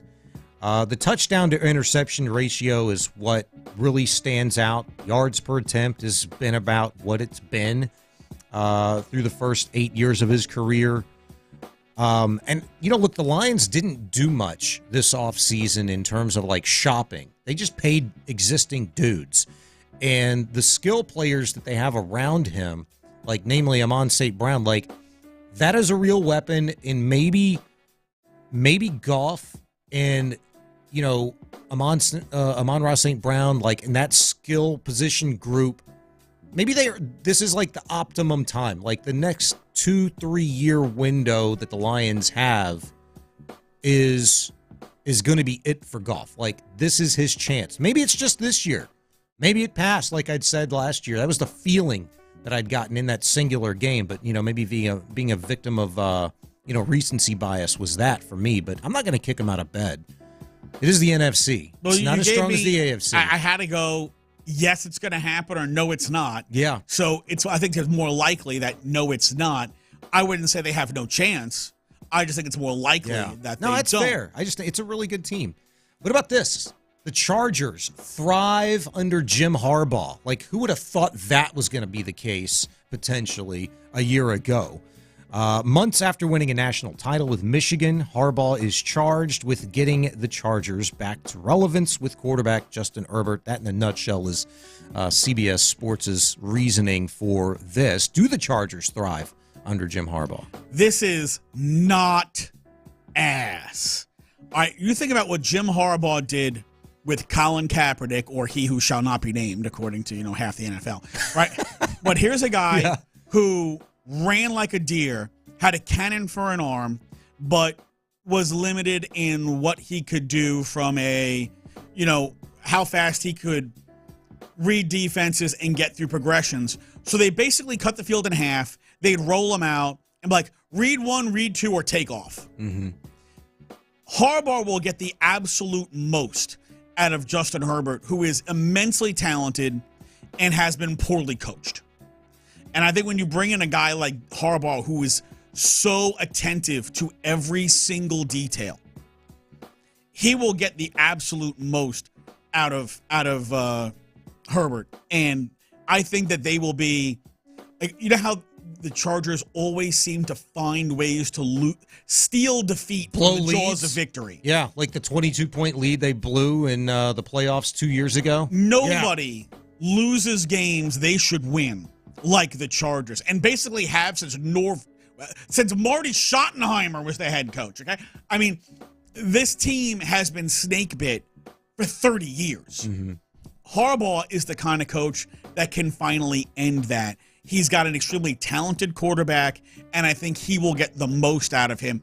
And if they can maximize the talents of Justin Herbert, that team is a playoff contender. All right, we're going to save the last two for a segment we like to officially call Ass or Not Ass. That's next on Area 45. Stay there. Ass. We at Houston Sports Leader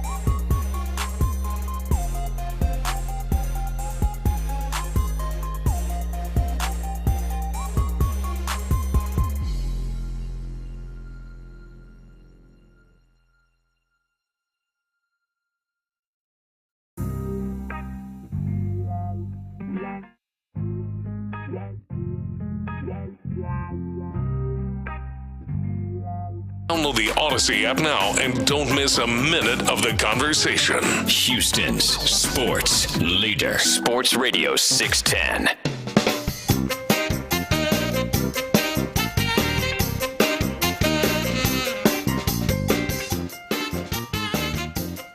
Dude, what 70s sitcom are we coming into? Yeah, what is this? It's like a game show. Yeah, it said the intro for Ass and Not Ass. So that's right. Yeah.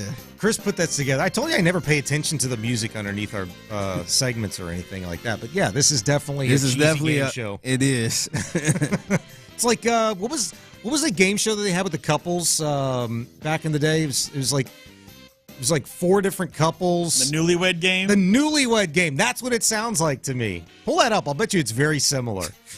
That's Figgy Fig spinning it, man. They had to like show how much they knew each other. Like, yeah, it'd say like, your husband's favorite baseball player is, and she'd be wrong. Yes, and it's like every time. Your wife's favorite thing to bake is wrong, and then they start yelling at each other. Like, how did you not know? Yes, and they have a divorce attorney waiting in the wings. And then like first you have the Newlywed Game at 4:00. It's the Newlywed Game at 4:30. Divorce court. Yes, followed then by the Love Connection, because then you're looking for your next wife. 713-572-4610. You can weigh in. You can play Ask or Not Ask with us. These are 2 holdovers from the segment before. The most preposterous things that could happen in the NFL this season. This was number 5. Kick returners become some of the league's most valuable players. CBS Sports' explanation was last year the kickoff went from a quote-unquote dead ceremonial play to now the NFL trying to raise the play from the dead with new rules that should drastically increase returns. This is not ass. And I know you love this. You love this new kick return. And I can think it's very similar to the now UFL kick return rules. So you're going to get an awful lot more kick returns, which is good. You're going to bring the excitement back in.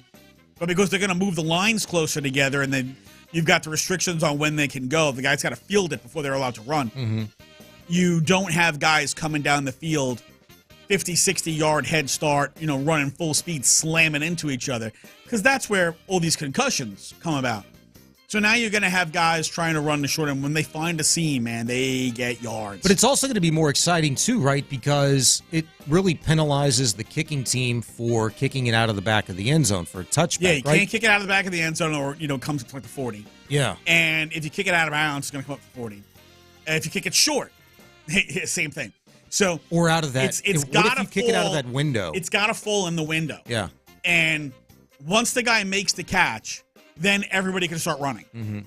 And so it kind of creates a different dynamic to the kickoff return, but one that has shown to be a lot more exciting and forces kick return. So if you have a guy who can be a difference maker in the return game, they're actually going to get a ton of opportunity this year, which is something that every kicker kicking out of the end zone, you've eliminated kick returns for the most part because nobody gets to return. Yeah, I agree with you. That's definitely not ass. This next one isn't either. It's just more validation, confirmation that people think your team, like you, is going to be badass. Texans advance to the Super Bowl. The 6th most preposterous thing that could happen in 2024's NFL season. Reason being, quite simple. You got the head coach, you got the quarterback, and you had big, badass free agent acquisitions this offseason. Even if I didn't work in Houston, even if I had not covered the Texans for a single day, ever, this is not ass. Not ass. They have the 4th best odds to win the Super Bowl. At some books, they have the 3rd best odds to win the Super Bowl. So how is this preposterous if Vegas thinks that they're a top 5 team? Well, in fairness, the context of the article by CBS Sports was 6 things that could happen this season that would have seemed preposterous entering 2023. So for that reason. This article is ass. I just kind of put my own little spin on it to get you the questions. The context is ass. What do you think about this one? Next up on Ass or Not Ass. You be the judge. Is there trouble on the South Side? In Chicago, that is. White Sox manager Pedro Grifol ripped his team yesterday after their latest loss, and there have been a lot of them. They are terrible this year. They lost 4-1 to the Orioles. The White Sox are now 15-39, dead ass last in the AL Central, 21.5 games behind the team from Cleveland. Grifol held a closed-door meeting after the game, then went off in profane manner on his players through the media. He characterized their efforts as, quote, bleeping flat, end quote. He didn't say bleeping, you know, and suggested the team had essentially disrespected the game. Here's Did he his say quote. blooping?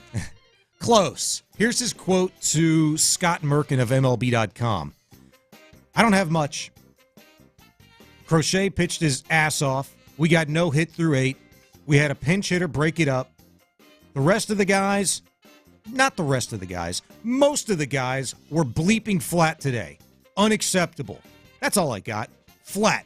Period. Major league game. Gotta respect it. Pretty simple. End quote. Former Astro Corey Lee responded via Scott Merkin. Said, quote, I'll let him comment on his statement. He's going to feel it that way. And obviously, we have a different feeling. He's entitled to his own opinion. I think that's a valid reason. It's nothing to hide about that. End quote. Grifol's ass is out this season or after this season. I don't think he's going to make it through the season. You got a rookie contradicting you and going at you in the press? Corey Lee, man. Dude, first of all, you're going to come out and just rip your team a new one like that when you know they stink.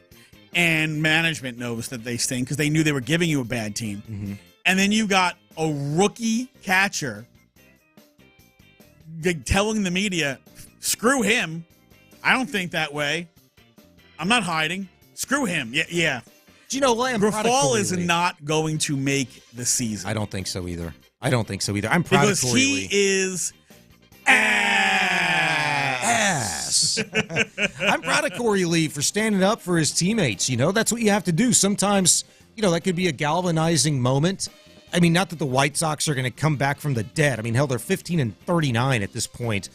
They're done for. But you could start playing some better baseball, get a better attitude, a better vibe going on in the clubhouse, especially one in which you know you go to work every day and your manager thinks you're ass and is done with you. If you're the player, this is what you have to do. So good job by Corey Lee for that. Up next on Ass or Not Ass, the NFL looking to expand its product abroad continues. This year, the league is set to play games in England, Germany, and Brazil. And it sounds like more countries and cities are being eyed for the future for the regular season games. Henry Hodgson, general manager of the NFL's UK office, told the Irish Star that Dublin and Paris are 2 European cities the league is looking to for potential games. This season, the NFL is slated to have 5 international games, 3 in London, 1 in Munich, and 1 in Sao Paulo. On top of Ireland and France, the NFL has previously looked into having an international game in Spain as well. PC, the NFL playing more games overseas is ass or not ass? Not ass. Not ass. I love the overseas games. Also, Sean, we are part of the flagship home. Yes. Of the Houston Texans. Would you like to go cover the Texans in Sao Paulo? I would, but I don't think that is going to be in the budget. Would you like to go can't cover the Texans in London? I would, but I don't think that's going to be in the budget. Would you like to go cover the Texans in Dublin? I would, but... Would you like to go cover the Texans in Paris? Yes. Would you like to cover the Texans in Madrid? Yes. Do we have a shot at going to any one of these destinations? Oh, depends on how well we sell. Well, now I don't know about going to Munich. Germany? Is that Germany? I don't know about wanting to go to Munich because is that Germany? Bad things have happened in Munich before, so I don't know. It's 2024 that I want to. Yes, Munich is Germany. Okay, I'm not sure that I want to go to Munich. I'm not sure that I want to go to Germany. Like I don't know. I don't have the burning desire to go to Germany. I'd rather go to Australia. See, if we go to Dublin, I got family. Yeah, there you go. If we go to London, I got family. I've always wanted to go to Spain. I want to go to France. I definitely want to go to Brazil. Yeah. I think anybody who's a male with a pulse wants to go to Brazil. They need to go play in Rome. That would be awesome. That would be awesome. But, yeah, Germany doesn't do anything for me. Yeah. I mean, I guess because I have no heritage there. Australia would be better than Germany. Oh, Australia? Yeah, that would be badass. What if he played somewhere in Japan? Badass. Let's go to Japan. Yeah. Let's go to Tokyo. That'd be awesome. Yeah. I like the idea from like a viewership standpoint. I don't know if I necessarily get like the NFL's end game here. Want to go to Shanghai? With doing that, yes. See, I have no desire to go to Shanghai. What is the capital of said Shanghai? The capital of China? Yeah, the capital of China. It's Beijing. It's Beijing, okay. So where's Shanghai? Shanghai's in China. That's just another major city? Another major city. Okay. Where's Bangkok? Thailand. Okay. Yeah, let's go there. No. Why? Because we won't come back. It looked like such a... we will be captured. We'll be captured. It looked like an interesting Americans, let's get them. Isn't that where they went to in one of the Hangover movies? Bangkok? Thailand? Whenever they had the monkey? Yeah. I can't remember. They got kidnapped. Sean's to be all about Bangkok until he starts getting solicited by like 12-year-old transvestite prostitutes. Okay, stop. I'm out. I'm out. Yeah. This isn't bandwagon, damn it. It's supposed to make me feel uncomfortable right now. God bless America. All right. Final segment coming up next. We got Crosstalk with the drive today being driven by B. Scott and John Harris. We'll talk to those dudes next and talk a little bit about this pivotal stretch that begins tonight for your Astros. And yes, Jose Abreu will be a part of it. That's next. All right, I went to go see my guys out at D&M Auto Leasing just yesterday after.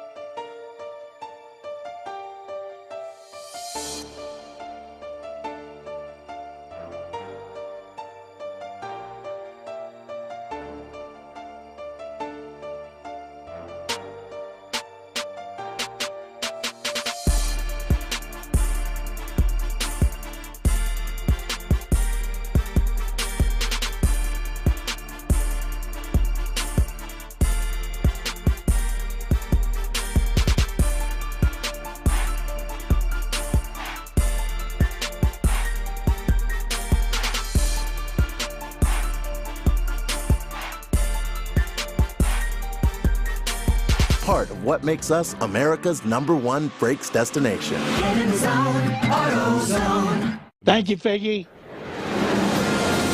This Memorial Day, we remember those who made the ultimate sacrifice for our freedom. In for John Lopez and Landry Locker, here's Area 45 with Bijani and Creighton on Sports Radio 610. He's Patrick Creighton, Sean Bijani with you. It's Area 45 coming up in a few minutes. The drive will get underway. B. Scott and John Harris in for Ron Hughley and Clint Stoerner this afternoon. Figgy Fig hanging out with us. Appreciate you, man. Are you doing double duty today or No? No, I'm not. Dang. By the way, shout out Figgy Fig, who brought his ass to work today, unlike his lazy compatriots who decided they were not going to work today. It's a Monday. Bougie. Get your butt to work. Bougie. Congrats, Figgy. He's a real American. He shows up, and he does his job. He is a real American. I love it. Fights for the rights of every man. Figgy's got no comment on the rest of this situation. Yeah. Honestly, I came to work because I ain't had nothing to do this weekend, so I'm like, screw it. What, you mean the two rich guys couldn't invite you to their house to have a little barbecue and beer and pool action? Maybe go fish? The two rich guys couldn't take care of their producer? Yeah, I don't know, man. I ain't gonna hold that to him. That is ass. There you go. That is straight ass. Ass or not ass tonight? Stros, first of 4 against the Seattle Coffee Sippers. Yes, thank you. I was waiting on you. Framber Valdez and Bryce Miller. You might not know Bryce Miller, but I think he pitched against the Astros in the last series. The two teams faced off against each other, and we know how that went. The Stros dropped 2 of 3. This one's a big one for a couple of reasons. One, you enter tonight only 3.5 back of said Coffee Sippers. Is it a half game back of the Rangers? They're a half game back of the Junk Grabbers. They're 3.5 back of the Coffee Sippers. They've played one less game than both of those teams. So check this out. The next time after this 4-game set, the Astros and Mariners Coffee Sippers face each other, it's the first series of the second half of the season. Then you don't see them until the final week of the regular season. This is huge, PC. If you have an opportunity to get back in this thing, maybe even take control of the division for the first time all season, this is it. Not even the Rangers, PC, do you have to fiddle with in the final month of the regular season. You're going to be done with them by August 7th. So the two teams that are directly ahead of you right now, you have an opportunity here in the next month to really, and it starts tonight, to really kind of stake your claim to what is rightfully yours if you're the Astros, and that's the AL West. Look, big opportunity here for the Astros. Like we talked about this for the last several weeks. They were going to play 17 games in the month of May against division opponents. And opportunity to beat up on some division opponents, make some hay in the division, and look where they've come to. They went from 8.5 back to 3.5 back. Mm-hmm. Bless you, kind sir. Thank you. There's always that one part in the show where my allergies kick in, and it's like, damn it!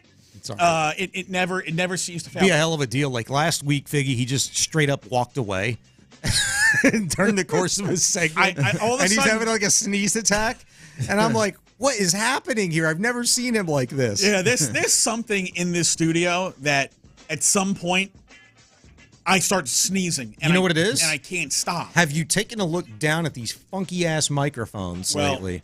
There'd be some funk. Get in. Take a deep breath. Get some of that.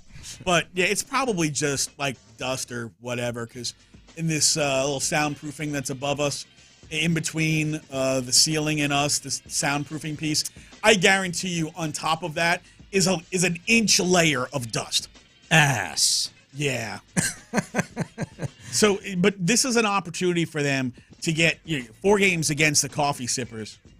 You know what? You go 3-1 in these 4 games, and you pick up 2 games in the standings. You're a game and a half out of first. Yeah. Considering where this team has come from to where the honest team was twice 12 games under, 8.5 back literally redlining their season, like the engine about to blow. Yeah. And how many times we say nobody gets off the mat better than the Houston Astros, and here they are. Best run differential in the AL West, -4. Here they are. Hey. Making a charge where they've won, 10 of 14, and now only 5 games back instead of 12. They've made up 7 games. Mm-hmm. They've made up 5 games in the division over this, 2.5-week stretch. And you know what? You go 3-1 here. You're 27-30. You're only 3 under. You're a game and a half out. You've got an opportunity to do that.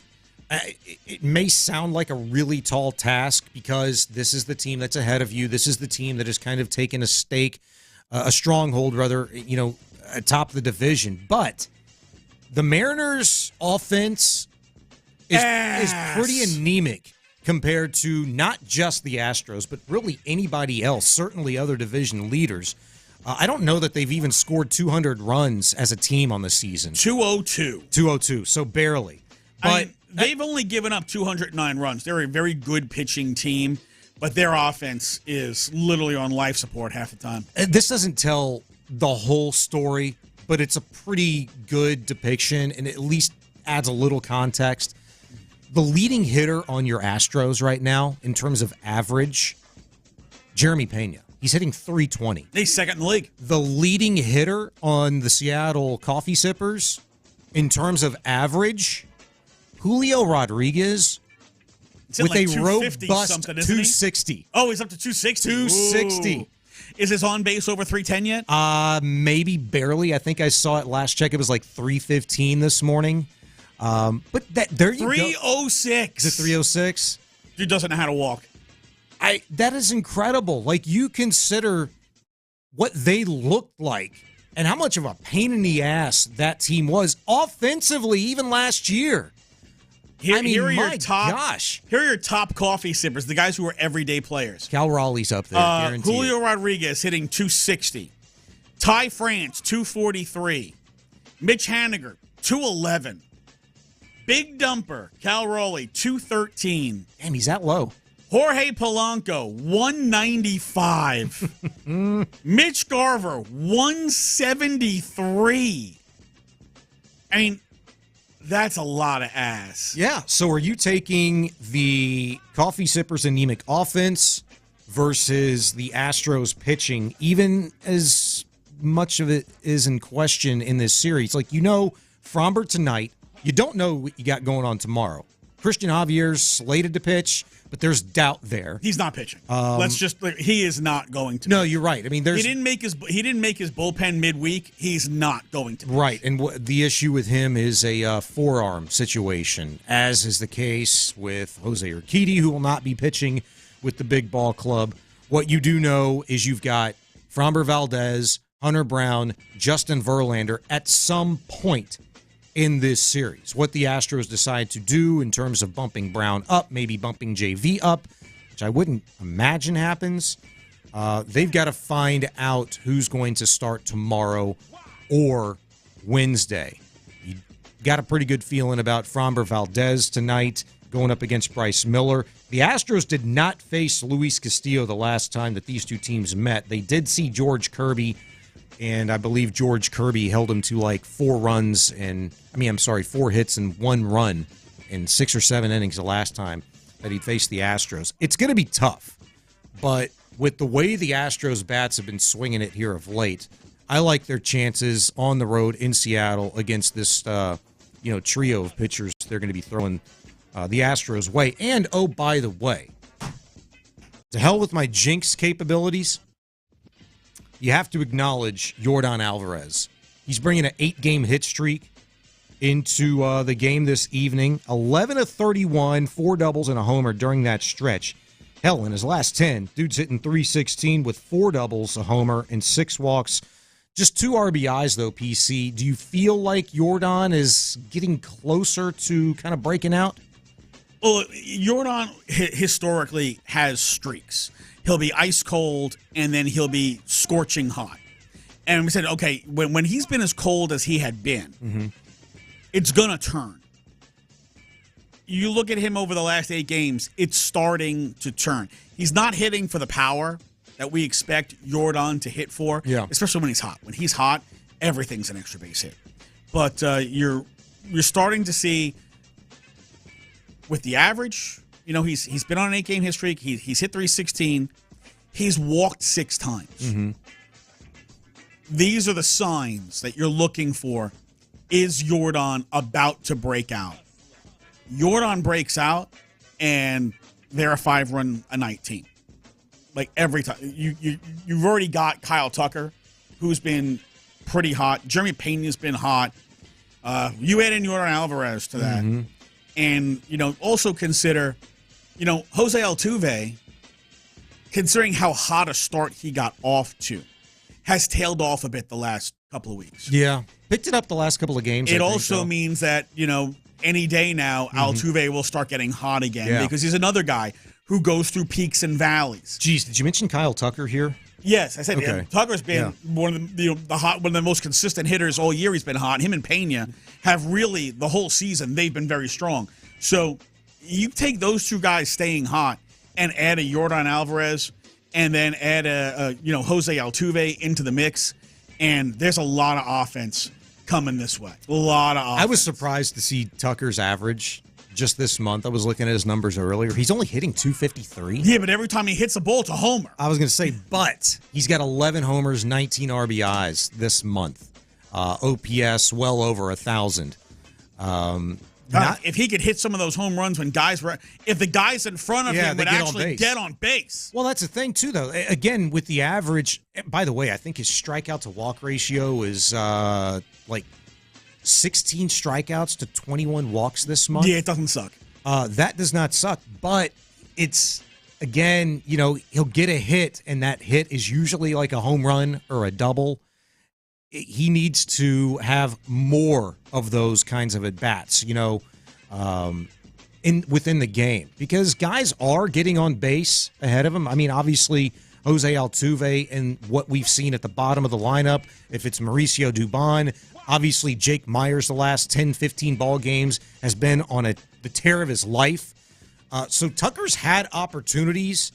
He just hasn't taken advantage of them at the right time with guys on base. Dude, Jake Myers having the best 3-week stretch of his entire life. Yeah. Dude, you know what? Where we're talking about guys moving up, moving down, Alex Bregman, who hasn't hit a beach ball, what is he now, 4 for 41? Jeez. I mean, it's an embarrassment. It's time to move Bregman down the lineup and move Pena and Myers, who's been red hot. Listen, again, I don't think Jake Myers can hit like this all year, but he's hitting like it now. Mm-hmm. So push him up now. Take advantage of that hot streak now.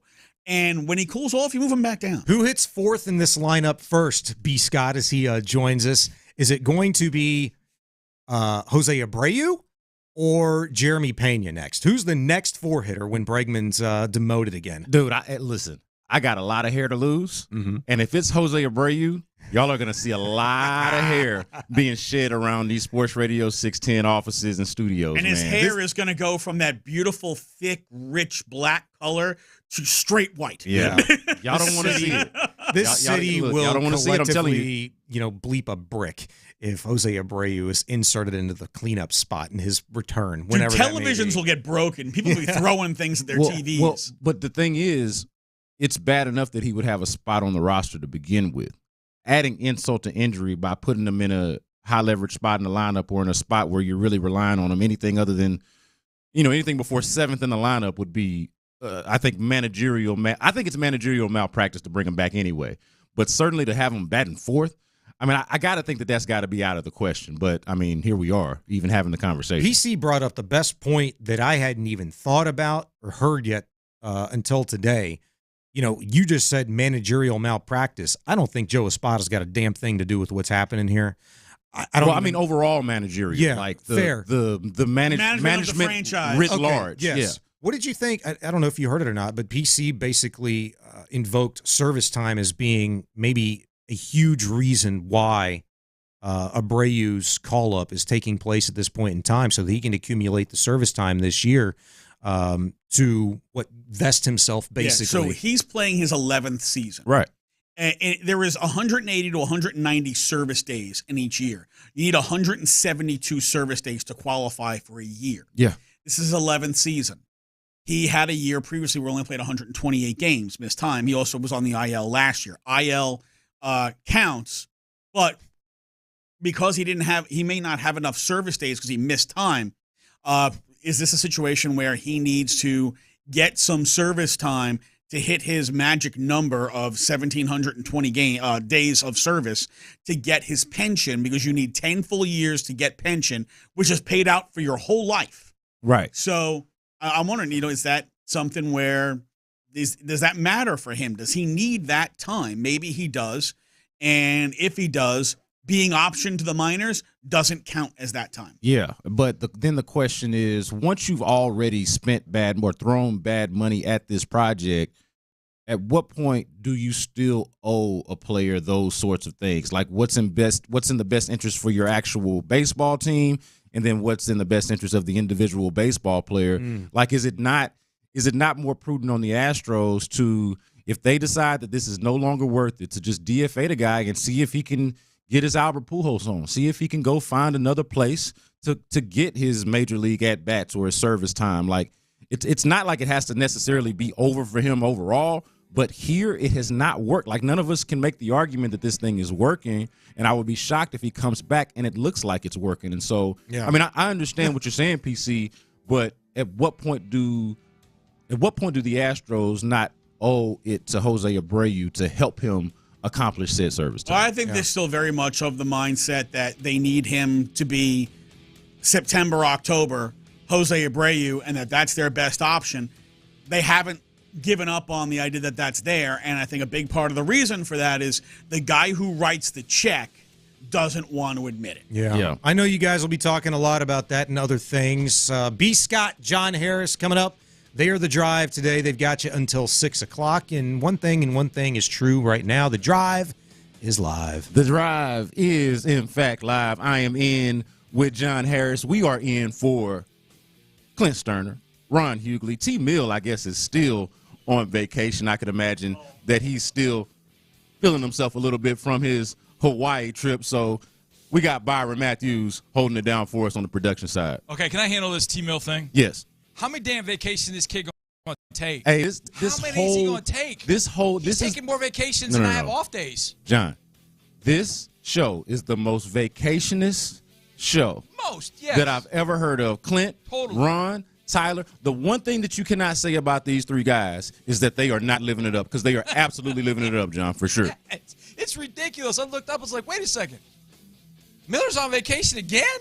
It seems like he's always on vacation. I don't know what that guy does, what his wife does, but certainly not what I'm doing. Hey, but look, it's good work if you can get it. I'm going to take the opportunity. I know Byron's going to take the opportunity. For me, it's always a pleasure to have an opportunity to do some radio with you, John. So, look, yeah, man, of course. If Clint and Ron want to take the holiday, go ahead. They absolutely can take the holiday. If Tyler is still hungover from his trip to Hawaii, and that's a lock, you know he's gonna be. And why the hell would he not be? I mean, it's Hawaii.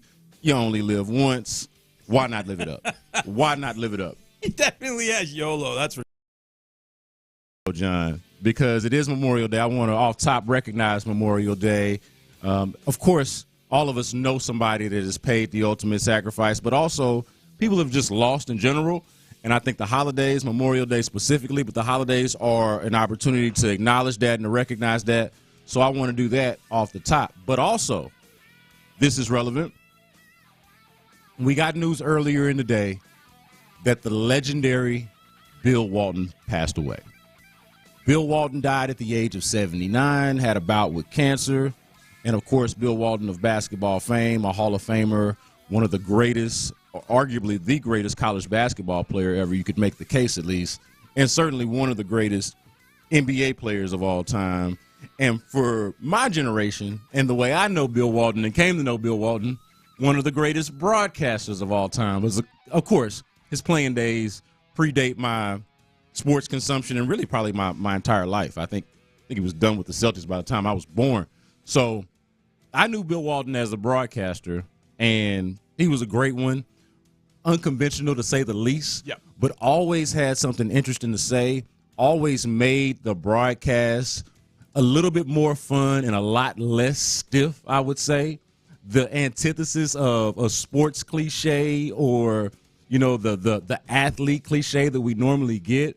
He was the antithesis of that. And for that, I always appreciated Bill Walton whenever I got a chance to hear him on the broadcast, man. So I'm a little older than you. I'm not going to tell you how old. But it's funny because Bill Walton kind of went through these iterations. He's one of the greatest college basketball players of all time. Yes. He was tremendous. He was everything that everybody in Houston wanted Ralph Sampson to be. Yes. And I know I'm dating myself a little bit. No, this is good. This is good. But he's everybody. He was everything that Ralph Sampson probably, we wanted Ralph to be. Ralph was 7'4", he had handle, could move, was quick, was agile. Ralph was lacking something, though. Bill Walton had that. Bill wasn't 7'4", but 7'2". He was one of the best passing, not just big men there ever was. He was one of the best passers in general. So when he goes through college basketball, and then he's got these feet.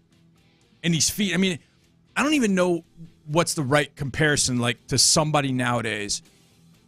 But he got into the league in 74. Maybe Jokic. From 74 through 76-ish, he can't stay on the floor. His feet are a mess. Oh, yeah, the injuries. Yeah. His feet are a mess. Well, then he finally gets healthy in 76, 77, and they go all the way to championship with the Portland Trailblazers, which at the time, NBA Finals were tape delayed. They were at night. But he went at Jabbar in the series before the finals and was incredible. Then he had to face Dr. J in Dr. J's first year with the Sixers. And they ended up winning this thing. But then the feet again. He doesn't play a complete season for I don't know how long. So it's like Bill Walton's done. Like, what has he done? He had that one championship, and then his feet just gave out. But he's able to stay healthy for 1 year, 85, 86 with the Celtics. And, Brandon, I'm telling you, that was one of the most fun teams. And I hated the Celtics then. That obviously was the team that beat the Rockets in 86. That team was unbelievably good. And then Walton comes off the bench, and he's playing with Bird, and they pass the ball so well. So that's what I remember watching that. And by that point, Bill Walton was probably 75% of what he was. Oh, yeah, if that. If Walton had stayed healthy, I think we'd be talking about arguably the best big man that's ever played. Yeah, dude, it's amazing because, like I mentioned, I was introduced to Bill Walton in his NBC days. So in the 90s as a broadcaster. That's right, he was NBC. And then, of course, later on, the TNT days or the Turner days and the ESPN days and all of that. But that's how I was introduced to him. But as I got older, as I became a teenager, we had NBA TV. Mm-hmm. And NBA TV would play the NBA's greatest games. I imagine they still do this. I'm not exactly sure. I don't necessarily watch NBA TV the way I did before. But back then, you had the chance to watch games that you would never have. And this, of course, this is pre, streaming and internet. And so you can just pre-YouTube. Yeah, you can't just go YouTube a game at the time. Exactly. You can find anything you want. Well, so at this time, early 2000s, they would air them, and I'm like, oh, man, Bill Walton in the 70s was a savant. He was a badass. He was the way he could pass from the high post and share the ball was unbelievable. He was, and it was just a natural way of playing. Back in the day, way back in his UCLA days, to see him outlet pass, grab a rebound, outlet pass, almost three-quarters court, and they were off and running at UCLA. He was incredible. But I think one of the things that, our business, we talk, what we do, Bill Walton couldn't. When he was a youngster, he couldn't. He had a horrible stuttering problem. So he had to overcome all of that. Yeah. To end up becoming one of the best broadcasters ever. And I remember I was out in L.A. in 2022, the summer of 2022. When I was out in L.A., it was announced that USC and UCLA had left the Pac-12 for the Big Ten. And I remember thinking the Pac-12 is going to die. What is this going to do to Bill Walton? Bill Walton will not live a day without the Pac-12 being completely dissolved. Yeah, he basically is the Pac-12 as far as I'm concerned. In terms of broadcasting, in terms of attaching an all-time great with a brand of a conference, it is 100% Bill Walton. You mentioned him in the 80s when he joins the Celtics, kind of has the resurgence of his career. He ultimately was the sixth man of the year in that year. I believe it was 86 when they won the championship. And that was the Rockets. Dude, and that was arguably, I mean, that's one of the greatest teams, basketball teams that has ever walked the face of the earth. Yep. But this is just how quirky Bill Walton was and how he actually viewed his own sixth man of the year award. Is he aware that you played for the Boston Celtics? I have no idea. Did I? You did win sixth man of the year. Which means I was Larry Bird's valet. Which means my job was to tell Larry what time the game started. You and James Harden, we were talking about Harden earlier, the only two people to win both an MVP award and a sixth man of the year award. In opposite orders, though. Correct. He was sixth man first, yes. That's Bill Walton for you, like self-deprecating, making it seem like it wasn't a big deal. Oh, yeah, I'm the sixth man of the year on one of the greatest basketball teams to ever be created. But all my job was to just wake up Larry and to make sure that he was on time for the game. Like, it's just awesome. Awesome, Bill Walton. This was more from him on getting lost in his thoughts. Like, if you ever watched a broadcast with Bill Walton, there was a lot more of what you just heard of just him getting lost in his thoughts and just kind of going left. But this is how Bill Walton viewed getting lost in his thoughts.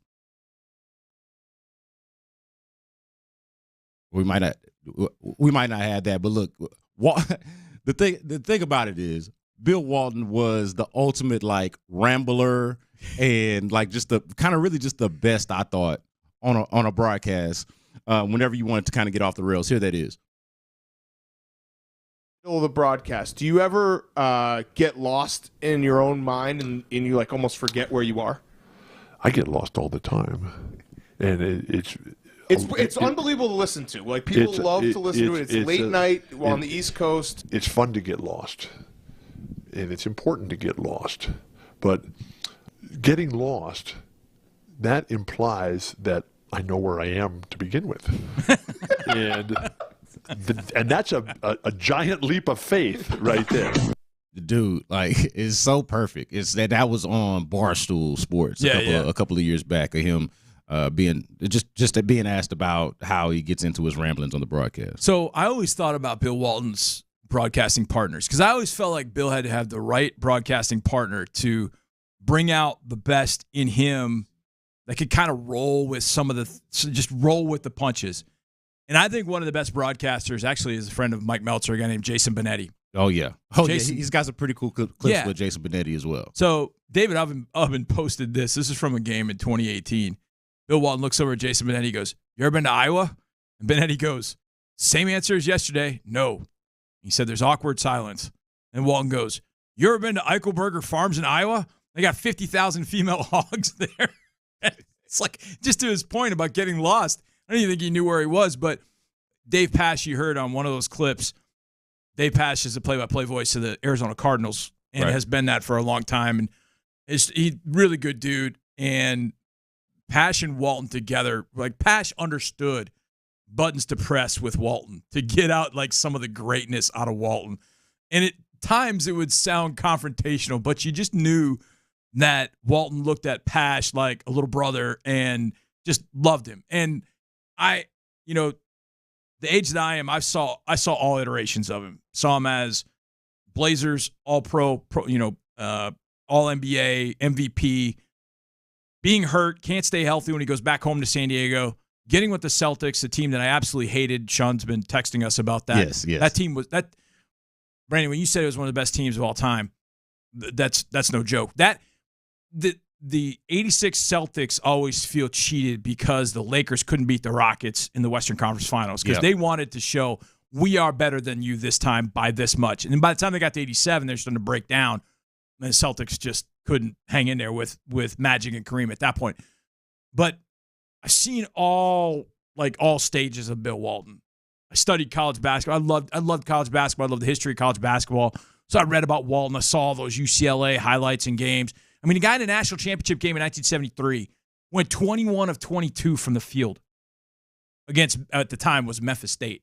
He went 21 of 22 in a damn national championship game. That's how good this dude was. Yeah, an automatic bucket, and it's hard to imagine. It's hard to really remember once you get past to, or once you get to the caricature, the different type of personality that he was toward the end, right? Right. But I mean, he's a kind of a caricature of himself, but at the same time, like just this polarizing figure. This is him actually describing the 2019 Kansas team, and this is the perfect example of how things can just go all the way in left field with Bill Walton.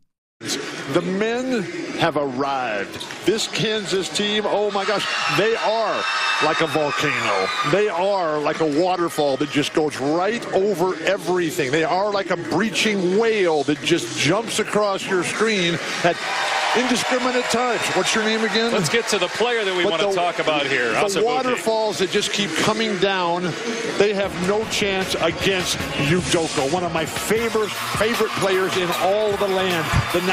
The dude is just, and you talked about Dave Pash.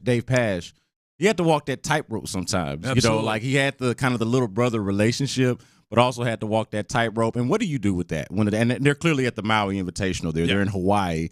And so he's making all of these volcano references. I'm seeing at least one person from the text line saying how Bill Walton was annoying. If you can't relate to that, or if you can't like at least appreciate how Bill Walton could take a broadcast going from the mundane, everyday broadcast that it was, a great basketball player on top of it, turning the broadcast into what it was, I don't know what to tell you. Well, I think sometimes in our business, which we take things too seriously in some sense, and it's like it's sports, it's games. Have some fun with it. You know, laugh a little bit. Yeah. Have a joke every now and again. Not that serious. I mean, I know it is. I mean, my life is in it. Our lives are in it. We work at a sports radio station or with an NFL team. I mean, it's serious, but Bill Walton found a way to add a little levity to it to make you feel like, hey, you know, let's not take it too serious. It's just sports. It's just games we're playing. And see, Johnny, I think that the levity that you're talking about there is needed, though, because we do take it so seriously. Needed. Like Absolutely. It's not actually serious. We know that, but we do take it seriously, and it means a lot to us. And so I guess what I'm getting at here in the appreciation for Bill Walton was the levity that you're talking about and how he could remind us that this thing that we take so seriously, a good way of saying it. How it is not as serious as we take it. And we can just enjoy a broadcast. We don't have to get all of the we can appreciate the X's and O's of it, but we don't have to necessarily break down every aspect of, you know, the 13th Pac-12 game of the, you know, whatever it is, you know, the random Oregon USC game. Yeah, the X's and O's. I mean, why was John Madden beloved? Why was John Madden beloved? Yeah. Because John could sit there and in his way, he could use the telestrator and X and O his way through something, or he could telestrate a Gatorade bucket dumping on a coach. Yeah. He just had a way of making it, you know, not that serious. He was going to have some fun as he did it. And I think Walt was the same way. Yeah, just as good in the Thanksgiving Day post-game and pre-game or whatever it is around the game with the turkey or whatever it was as he was with the actual X's and O's of it. So, and I mean, Madden, Walton was a little different. I always felt like at NBC, it almost felt like, you know, that guy that's asked to wear a suit that you know just that guy shouldn't be wearing a suit. Yeah. You know, you're wearing a suit just because that's what NBC Sports wants you to do. It's like, nah, wear your Grateful Dead tie-dyes. Just, you know, wear flip-flops. Be who you are. I always felt like NBC Sports was really not the place where Walton should have been. Oh, yeah. And it really was in his later years where he's just like, you know what, I'm going to be true to myself. I'm going to go do this game in flip-flops. I'm going to go do this game in shorts. Johnny, now invitation, I'll wear a Hawaiian shirt. I don't care. Just kind of break the convention. Just be who you are. And I think that's something for all of us as broadcasters to kind of think about in some senses. Be who you are. You got here kind of being who you are. Don't change. Be that guy. And I think Bill Walton, once he got away from NBC Sports, where it was all kind of buttoned up and it was very proper, once he got away from that and just allowed to run like the wild horse that he was, he ended up being a really good broadcaster. And for a guy that stuttered, who really didn't want to speak up in his classes when he was growing up, to become what he was as a broadcaster and a lover of basketball, man, salute. I mean, just incredible. I I was coming up here, and I hadn't taken a look at the run sheet yet. And I was wondering when I heard the news and saw the news about Bill Walton, I was like, I didn't know how that would resonate for you, because you're obviously much younger than me. Yeah. For me, it resonates because I actually watched him play and watched how great he was as a player, and then saw him develop as a broadcaster and really become this guy that really I enjoyed listening to, because you knew you were going to be infotained. You're going to get plenty of information, but you're going to be entertained at the same time. I wasn't sure how you would fit. So when you had the first thing right after the rundown, I was like, I thought it was really cool. Yeah. Because you and I are from different demographics, age, et cetera. And yet we both have this feeling about Bill Walton. Oh, and Walton tells a great story about putting the rest of the Celtics on to the Grateful Dead. Like he is a known sort of notorious deadhead. Did you watch the 30 for 30 on ESPN about him? About Walton specifically? Yeah. No, I did not. It's excellent. But I'll have to check it out. Excellent. He talks about taking the Celtics to all these Grateful Dead concerts. Oh, we've got it. And it's hilarious. I've seen enough of it to have some clips of it. And we might play some of that for you guys later on in the show, but definitely wanted to get into that because Bill Walton, a titan in the industry, both as an athlete and a broadcaster. And the part that you mentioned too, Johnny, about him being himself, that's probably the thing that I can appreciate most in this industry, is somebody that is willing to buck the trend. Like you said, it was a little bit too buttoned up at NBC. Yep. By the end of his career, you got folks running up to him at the scores table, throwing him tie-dye T-shirts. Yeah, exactly. Saying, hey, I got a T-shirt for you. Right. You know, a new tie-dye T-shirt for you. The more true you are to yourself, the more those things happen. 100%. And you got to respect the authenticity. He's John Harris. I'm Brandon Scott. Byron Matthews is handling things behind the glass for us. We are in for the drive. And coming up next, the most dangerous addition of each AFC South team. I want the audience to think about this over the break. The most dangerous addition of each AFC South team. I thought this answer was a pretty easy one for the Texans, but maybe not. That's next on the drive. We at Houston Sports Leader, Sports Radio 610, are taking this time to observe Memorial Day as we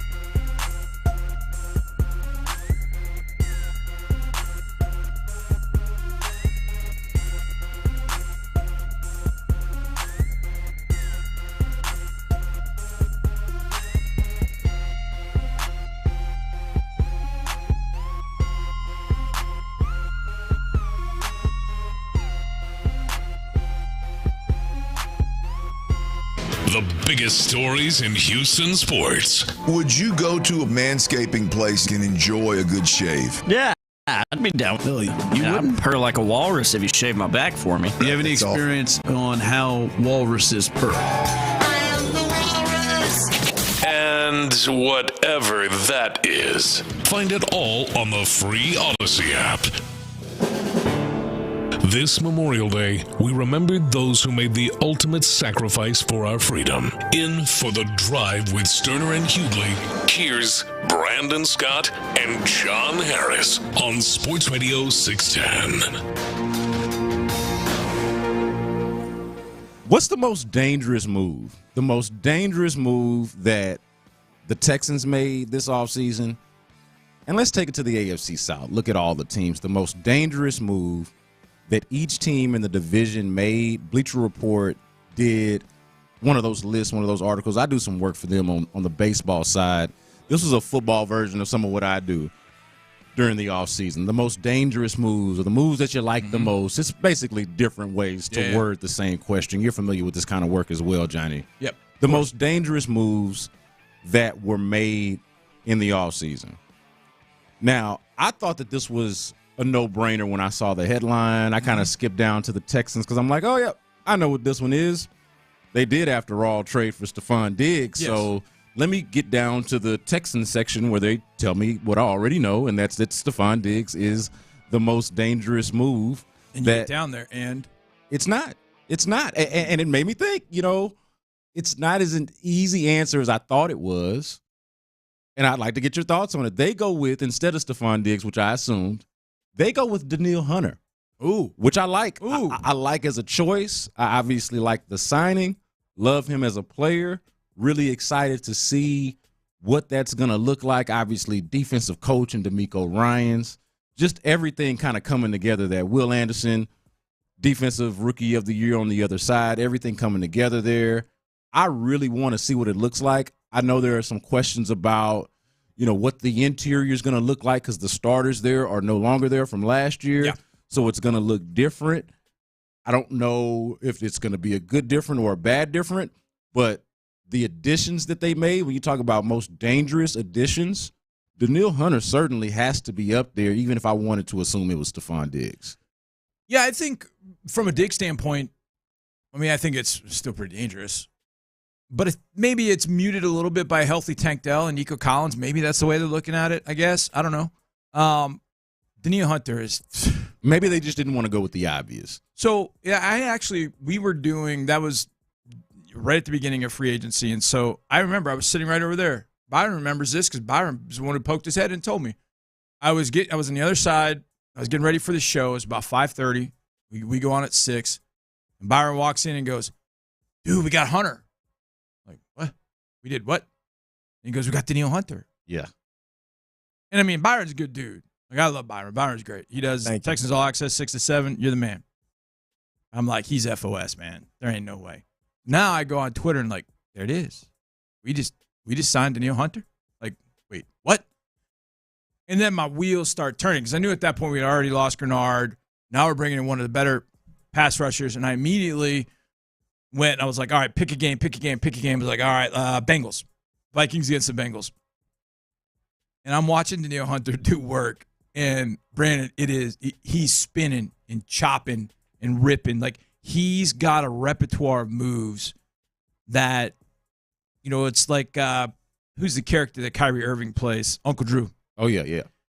He's like Uncle Drew. He's got all these different moves that you use and you see. He's got half spins and full spins and chopping and moving inside. And he is after Jake Browning all game. He is just terrorizing him.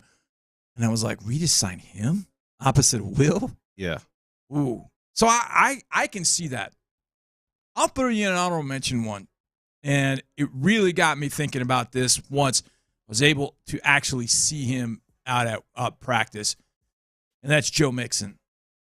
I think we're going to look at the Joe Mixon signing as long as Joe stays healthy in December and January and go, God dang, where would we be without Joe Mixon? First play they ran out of team in OTAs. Because I was kind of watching everybody else. I don't really watch running backs much. I'll watch them, but I was watching receivers do some work, watching the defense. And then they get together for team and they run a zone play. And all of a sudden, I'm at an angle where I can see how fast he's actually moving. And I'm like, whoa. And this is no disrespect meant to any running back that has come before Joe Mixon for the Texans the last 4 or 5 years, dating back to Lamar Miller. But I'm like, I have not seen a Texans running back hit a hole like that. And the thing about it is, I'm not just talking about without pads. Like, I would watch the guys that were before Joe Mixon, not even without pads, hit a hole even close to as fast as Joe Mixon was hitting it. And I just thought, whoa, that's going to make a big difference in this offense, how fast he hits things. And I'm telling you, you're going to look up and go, man, this offensive line is doing a whole hell of a lot better with Joe Mixon back there. Yeah, you know why? Because they made space for the running backs last year early on. It wasn't being taken advantage of. Backs weren't getting to the hole fast enough. Finally, when Motor gets in there, Motor's quick enough to get to the hole, and you could create a small hole, and those guys would take advantage of it. Look, I'm not going to sit here and tell you the offensive line was tremendous last year. I'm not going to tell you that. But they weren't as bad as a lot of people thought they were at the beginning of the year in the run game. They got worked against a few teams. Obviously, the Bucs, they couldn't block anybody, and they just decided, you know what, screw it, let's throw it. And they threw it for 470, so that was a good move. I think with Joe Mixon, his ability to hit a hole as fast as he does and as quickly and as explosively as he does and get to the second level is going to show everybody here what a run game looks like. And you're going to go, where has this been? I got a feeling as long as he's healthy, you're going to see that. And I think another beneficiary of that will be Dameon Pierce, who then, as Joe Mixon wears down the defense, here comes a fresh Dameon Pierce. Now, is he going to be Pierce of 2022? I don't know. But if he can just get comfortable in his skin enough to get a few carries in, on some plays that he likes, and then catch the ball to the backfield and give them positive impact in the passing game, that's fine by me. But to me, Joe Mixon's the one that really, I think, can change the entire complexion of this offense to really being dangerous. You throw the ball a lot, teams can do a lot of different things. But if you're throwing it well, and, oh, by the way, Mixon is picking up 85 to 100 a game. And now you can't get locked in on their personnel groupings because, okay, we know if they come out 12 personnel, well, they're just going to throw the ball. If you're not running it, they'll just play it a pass.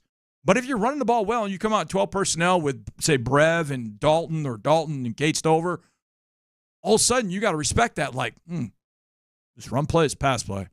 I'm not sure. Should we go base? You go base. CJ checks to, you got a linebacker on Dalton? I'm going to eat that up. He checks the play, go to Dalton, away you go.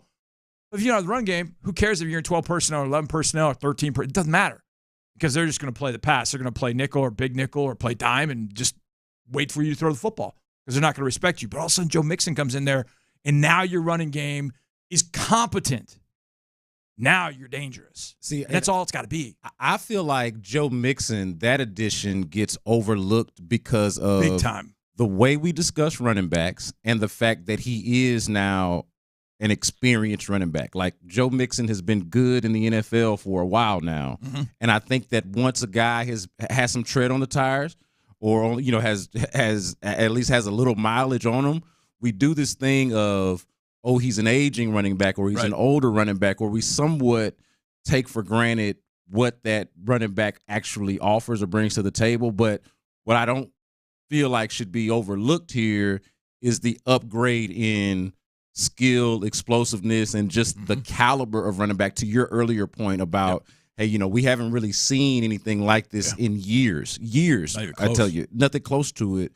Like that, it should not be overlooked how great of a difference it is to go from what it was, no disrespect to what it was, but to go from that to what it is now. The interesting thing about Danielle Hunter that you mentioned in those moves, because, look, I got a good look at Hunter at J.J. Watt's charity softball classic a few weeks back. Yeah. And the dude, on top of the repertoire that you're talking about, dude is like just built, Like his shoulders are as wide as this room. Yeah, it was wild. It was impressive. When he walked in the studio, and I was like, you know me, this is what I do. I size dudes up, and I'm like, So he walked in the studio. From a distance, I was like, hey, skinny, maybe, no.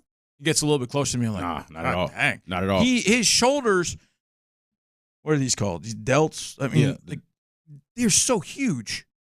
I mean, he could shake my hand from where you're sitting, and I'm like, how do you do? Like, he's built freaky. Like, those guys will put on Twitter, they're high school players and they're 6'1", 215, and we're like, no, we've seen you before. No, built different. No. He's built different. For sure. He's built different. That's built different. You're 6'1", 215. You're built nicely, but you're not built different. He is. Yeah. And then on top of that, the moves that you talk about, the repertoire. Oh, my God. We'll talk later in the show about a veteran-rookie pairing that I'm really excited about for the Texans. Mm-hmm. But if I was going to go veteran second-year player pairing, I'm really intrigued by what Will Anderson could potentially learn, not just from the coaching that he already has that's really good, but also bringing Daniil Hunter into the mix. Of course, Danico Autry into the mix as well. Like all of these accomplished veterans to come in, and we know how Will is, right? He absorbs like a sponge, the humility. Like he's going to take it all in for what it's worth. I think that's going to be excellent. He's John Harris. I'm Brandon Scott. Byron Matthews is handling things for us behind the glass. We just talked about the most dangerous weapons, the most dangerous additions for the Texans this offseason. What about the moves that they still need to make? The moves that the Texans still need to make. That's next on The Drive, Sports Radio 610. The Drive with Stoerner and Hughley. Somebody texting me. You got to be kidding me.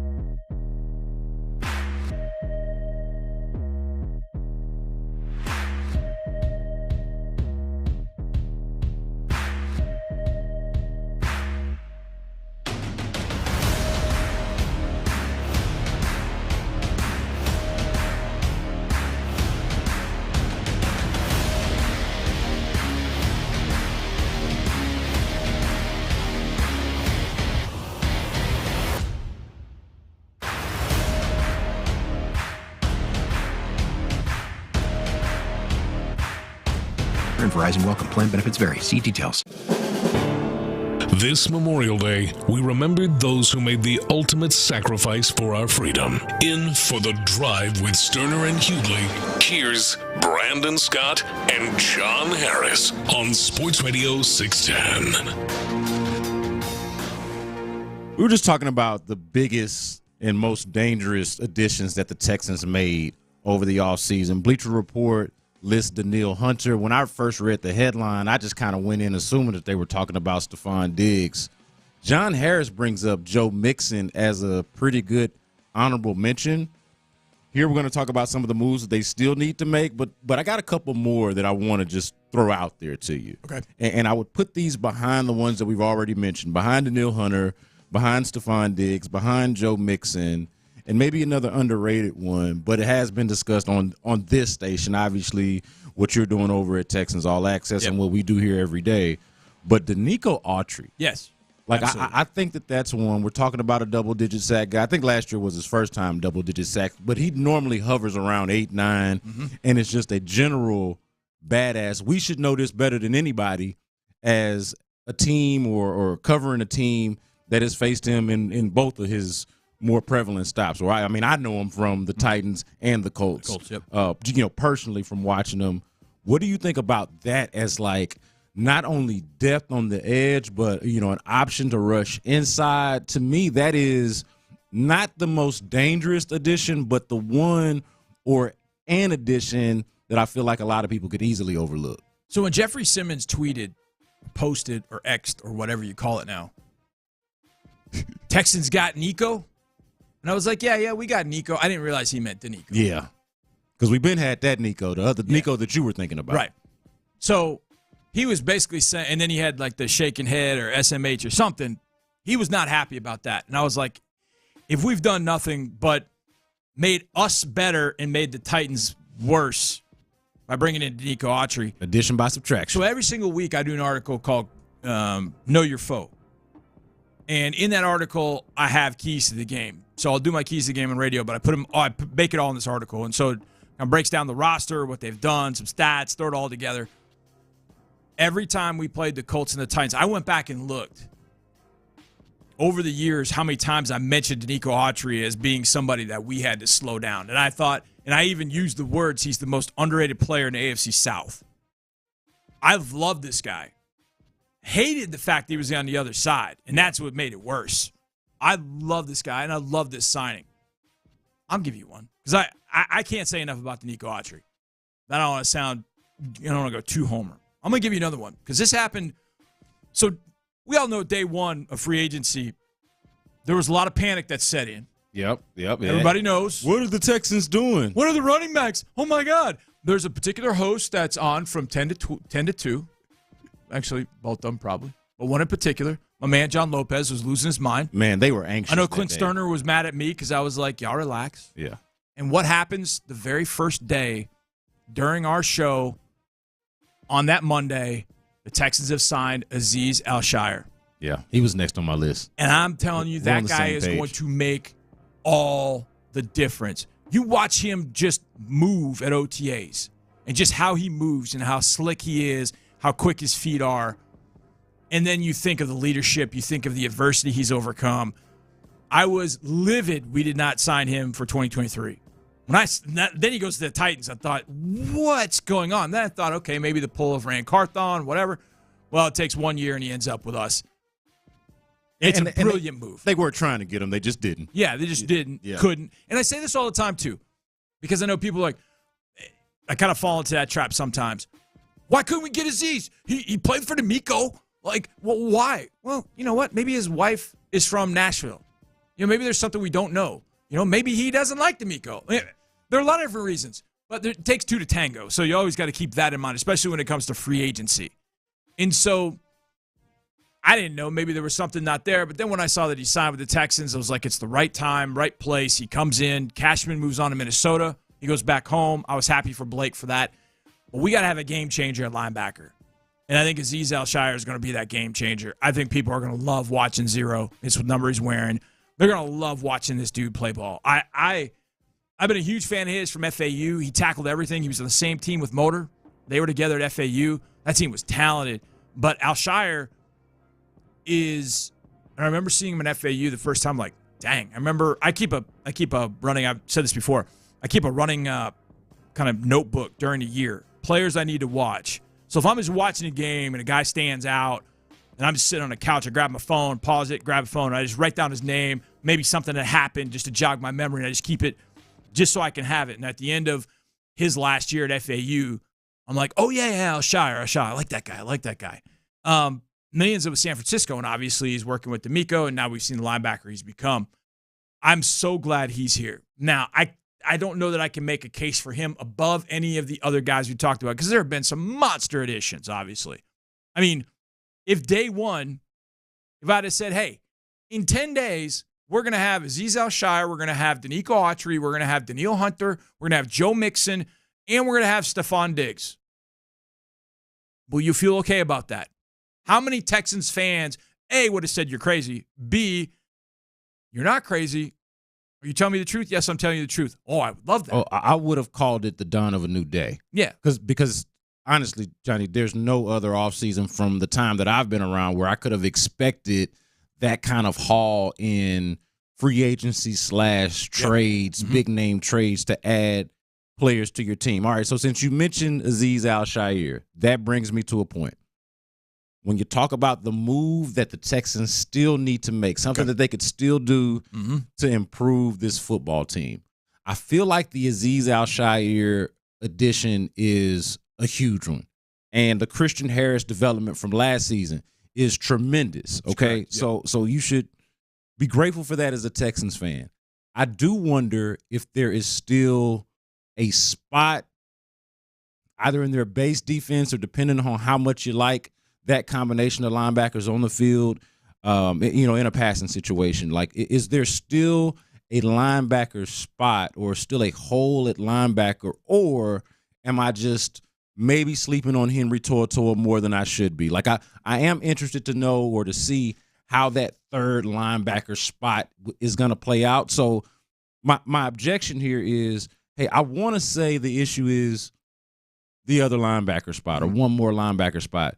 But, Johnny, I don't have a name for you. I don't have a guy out there who I feel like they need to go get. Right. Or, hey, maybe it's a waiver wire monitoring situation. Or if it's internally, Henry To'oTo'o in year 2, I know he's kind of traditionally more of a Mike linebacker, but if he's going to maybe fill that Sam linebacker role or how exactly that's going to go. Like, is that the move? Because that's the one that I feel like stands out to me when I say what's the thing that I could still see them doing. This is, I don't know the right way of saying this, but what kind of defense do the Texans run? Most people would tell you it's a 4-3, right? But they mix it up.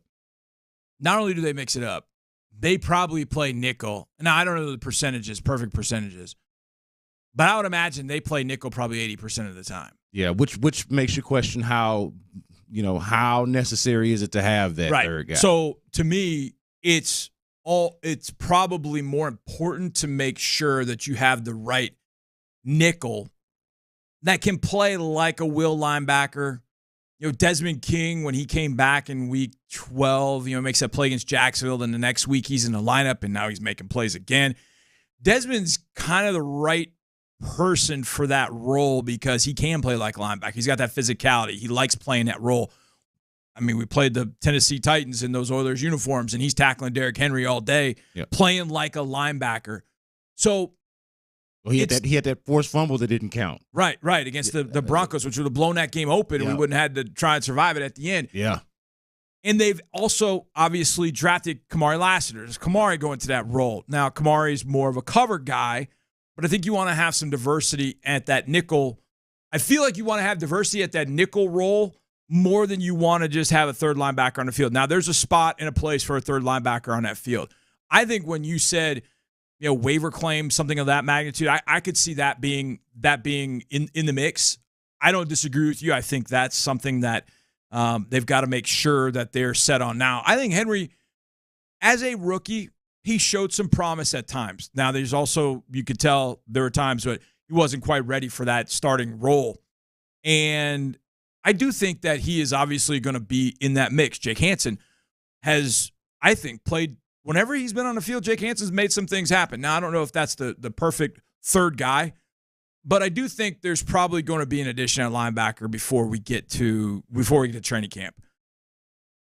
But I hesitate to be like, okay, this is a massive need because they won't play a third linebacker all that much. Yeah. But they're going to need depth because last year, we lost Desmond. We lost Desmond. Denzel Perryman was hurt for a little bit. Yep. Then he got suspended. Yep. Blake missed a couple of games, 2-3 games dealing with a hamstring. I think Henry was banged up for a little bit. He had one of them had a concussion at one point. Denzel maybe. Either way, Christian missed a few games early on. Obviously he struggled early on, and so he didn't play as much the first few games that he got on the field. But he's had some injury issues in the past, and so I think from that standpoint, there is some bolstering that needs to be done because the backups really right now at that position are young guys. Yeah. And how confident do you feel if, okay, let's say Azeez is banged up? Is it just automatic that Henry bumps back into the Mike and he plays the Mike? Because Christian's not a Mike linebacker. Let's just call that from jump. Christian it's just not his game. But that's okay. He's just not a Mike. It's not really what I think he should be doing. When he's playing on the outside, he's just that much better. Yeah, he's one of those players where it's like, forget what he isn't. Right. How about what he is? Right. And so you just let's lean into his strengths and play him as he actually is. Those two on the field together. Yeah. Wow. So you're playing nickel, and you put Azeez at Mike, and then you have on one side you have Des King, or if it's a passing situation, maybe it's Kamari Lassiter playing a nickel. Who knows? And then the other side's Christian Harris, where you're wrecking shop. You're bringing one, you're dropping one. Maybe you're playing zone. They both can get to areas in zone that other linebackers, I think, for the Texans weren't going to be able to, not named Blake Cashman. So I do agree with you. From a standpoint, to me, of just overall depth at the position, yeah, I think they still need a piece, especially when you get to training camp. I mean, look, you got 4 preseason games. Yeah. You got to get your way through 4 preseason games, and you don't have a ton of depth at linebacker. So, I mean, right now you're sitting with, Neville Hewitt's a special teams guy. Now, in preseason sense, he can go out there and stop the run. He's as good as it gets when it comes to stopping the run. But when teams have got to throw the ball. But, Delshon Phillips, he's more of a special teams guy. Neville's a special teams guy. Jamal Hill's very, very interesting. Yeah, man. I think as a rookie. The speed, he'll have to get acclimated. Right. But exactly. The speed is fascinating, especially when you talk about playing in nickel and wanting your best coverage linebackers out there at once. Yeah. But then behind them, Jake, we talked about, Max Tooley from out of BYU, rookie. Tariq Barnes, rookie. And then you brought over Delshon Phillips and Jacob Phillips. And those guys are probably more special teams guys than anything else. So I do feel like you've got to bring somebody in at some point. And you brought it up. I think waiver claims are probably the most unappreciated way that teams pick up players. And I love it. You could find players all throughout that. Oh, yeah, that guy was a waiver claim. And then that guy sticks for whatever reason. So, yeah, I think linebackers. Look, the secondary is one a lot of people talk about because we don't know how that thing's going together. We really don't. We know the linebackers that are going to start if they're healthy. It's Azeez and Christian. There's no doubt. It's those two. They're in base. Now, who that third linebacker is in base, we'll see. But I think you're going to play a lot more nickel, and they have played a lot more nickel. And then I know you said we talk about this too, defensive line. I think we know who the starters are on the outside. I think we know how they'll do some things with, third down passing situations and put things together. But who are the two starters inside when it's a base, 4-man front? What is it going to be? Fatukasi, Settle? Is Heinisch a starter? Is Khalil Davis? Do they want those two guys to come off the bench like they did last year and they were great in that role? Yeah. Is that what they're going to do? I don't know. So I think linebacker does get lost in the shuffle, but I think you're right, Brand. I think there definitely is some depth that's needed for sure. Well, the cool part is, and there's some give and take here, as fascinating as I am with what they have on each level of the defense, the ends that they have that we've already talked about. Yep. Obviously, Azeez Al-Shaair, as you talked about, and, of course, Christian Harris, who we all know. And then we know Derek Stingley on the outside. On every level, and, of course, you want to see a bounce-back year from Jalen Petrie. Jimmy Ward is a seasoned veteran. But on every level of the defense, there is both intrigue in terms of liking what you see, but also having questions of, hey, how is this going to actually come together? what exactly is it going to look like? He's John Harris. I'm Brandon Scott. Byron Matthews handling things for us. Behind the glass, coming up next, it's the Big 3 at 3. We're going to talk about some NBA playoffs and the Astros playing against the Mariners tonight. Don't go anywhere. Sports Radio 610. We at Houston Sports Leader, Sports Radio 610, are taking this time to observe Memorial Day as we remember the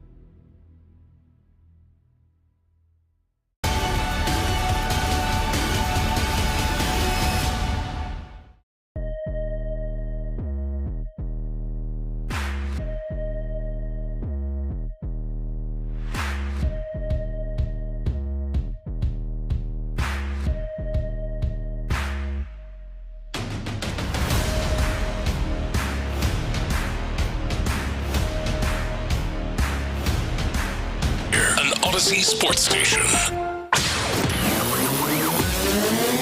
Sports Radio 610 presents The Drive with Stoerner and Hughley. With the biggest stories of the day, it's the Big Three at 3. Number 1. Brandon Scott and John Harris in for Clint Stoerner and Ron Hughley.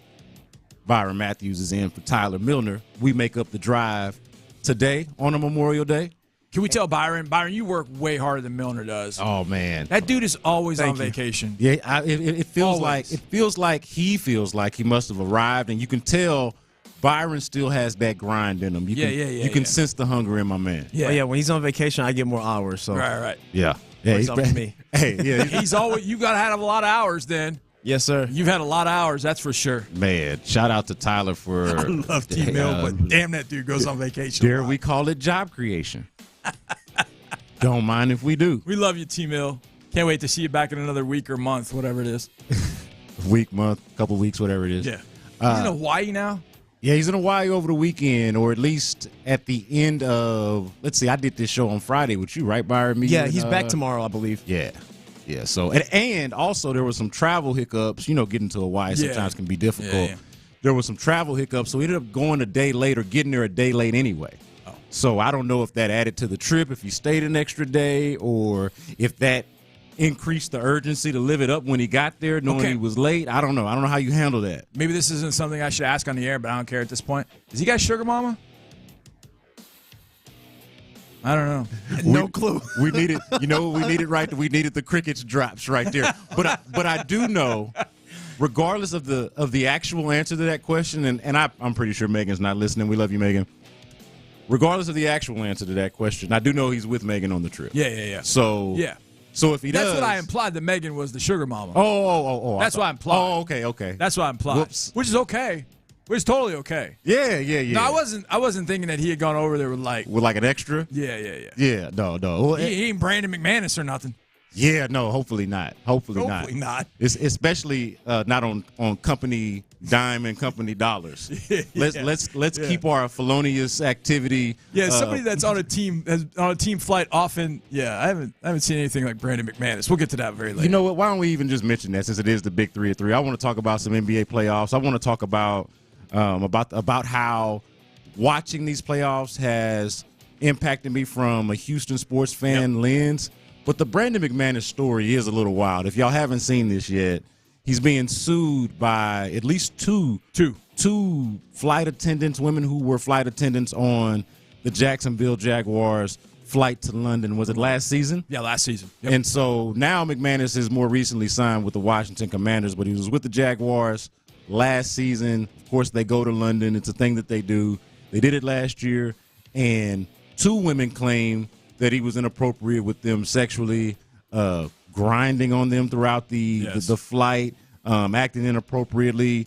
And it's just it is a wild tale to read about, not only that somebody would do this in public at all, but on a team flight, on a team going on a league sanctioned event. Yeah, going to the game and leaving the country, by the way. Yeah. Like imagine committing a potential crime on the company's dime and resource internationally, like leaving the country. Like I'm not going to make any excuses for Brandon McManus, but I'm very concerned with what his mental state must be. Yeah. Like what is going on with you, buddy? Listen, as far as, well, I mean, I guess that's, you miss a 50-yard field goal, get another one blocked in a big game against a division rival. Performance anxiety. Because that flight was shortly after that game. So, because if you remember that week 3, when Doug Peterson strode to the podium for that week 3 game, you know how many questions he was asked about the week 3 opponent? 0. There was not one question asked about the Houston Texans. It was all about, hey, you're going to London. You're going to London for a couple weeks. Are you guys prepared? Are you ready for this? Landry Locker was absolutely right. We caught them at the perfect time. Yeah. Because they were an unfocused 53-man roster that day. Their DBs still have no idea what they were supposed to be doing in that game. They're blowing coverages left and right. McManus missed a kick, got one blocked. So I guess he's trying to make up for it, but he's 1 year in Jacksonville and gone. And that's the other thing, too. Because it happened on a team flight, the flight attendants are suing both McManus and the Jaguars. Yeah. This is all alleged, of course. This is alleged, and it is, in court documents, but it is an allegation. But I'll ask this, and I want to preface it by saying if it's true, if it is true, there's no excuse for the behavior. There's no justifying the behavior whatsoever. But I am curious, how good of a kicker do you have to be to kind of even live on the edge? As soon as you said kicker, you forget it. You know what I mean? Next. Like, obviously, nobody should be behaving this way, no matter what your standing is. Probably the more powerful you are, the least you should be acting this way because of the power that you hold. But at the same time, you're the kicker. You're kicker. And you got the nerve to be acting bad and potentially behaving poorly and embarrassing a whole franchise in the league. You're 2 bad weeks from my guy.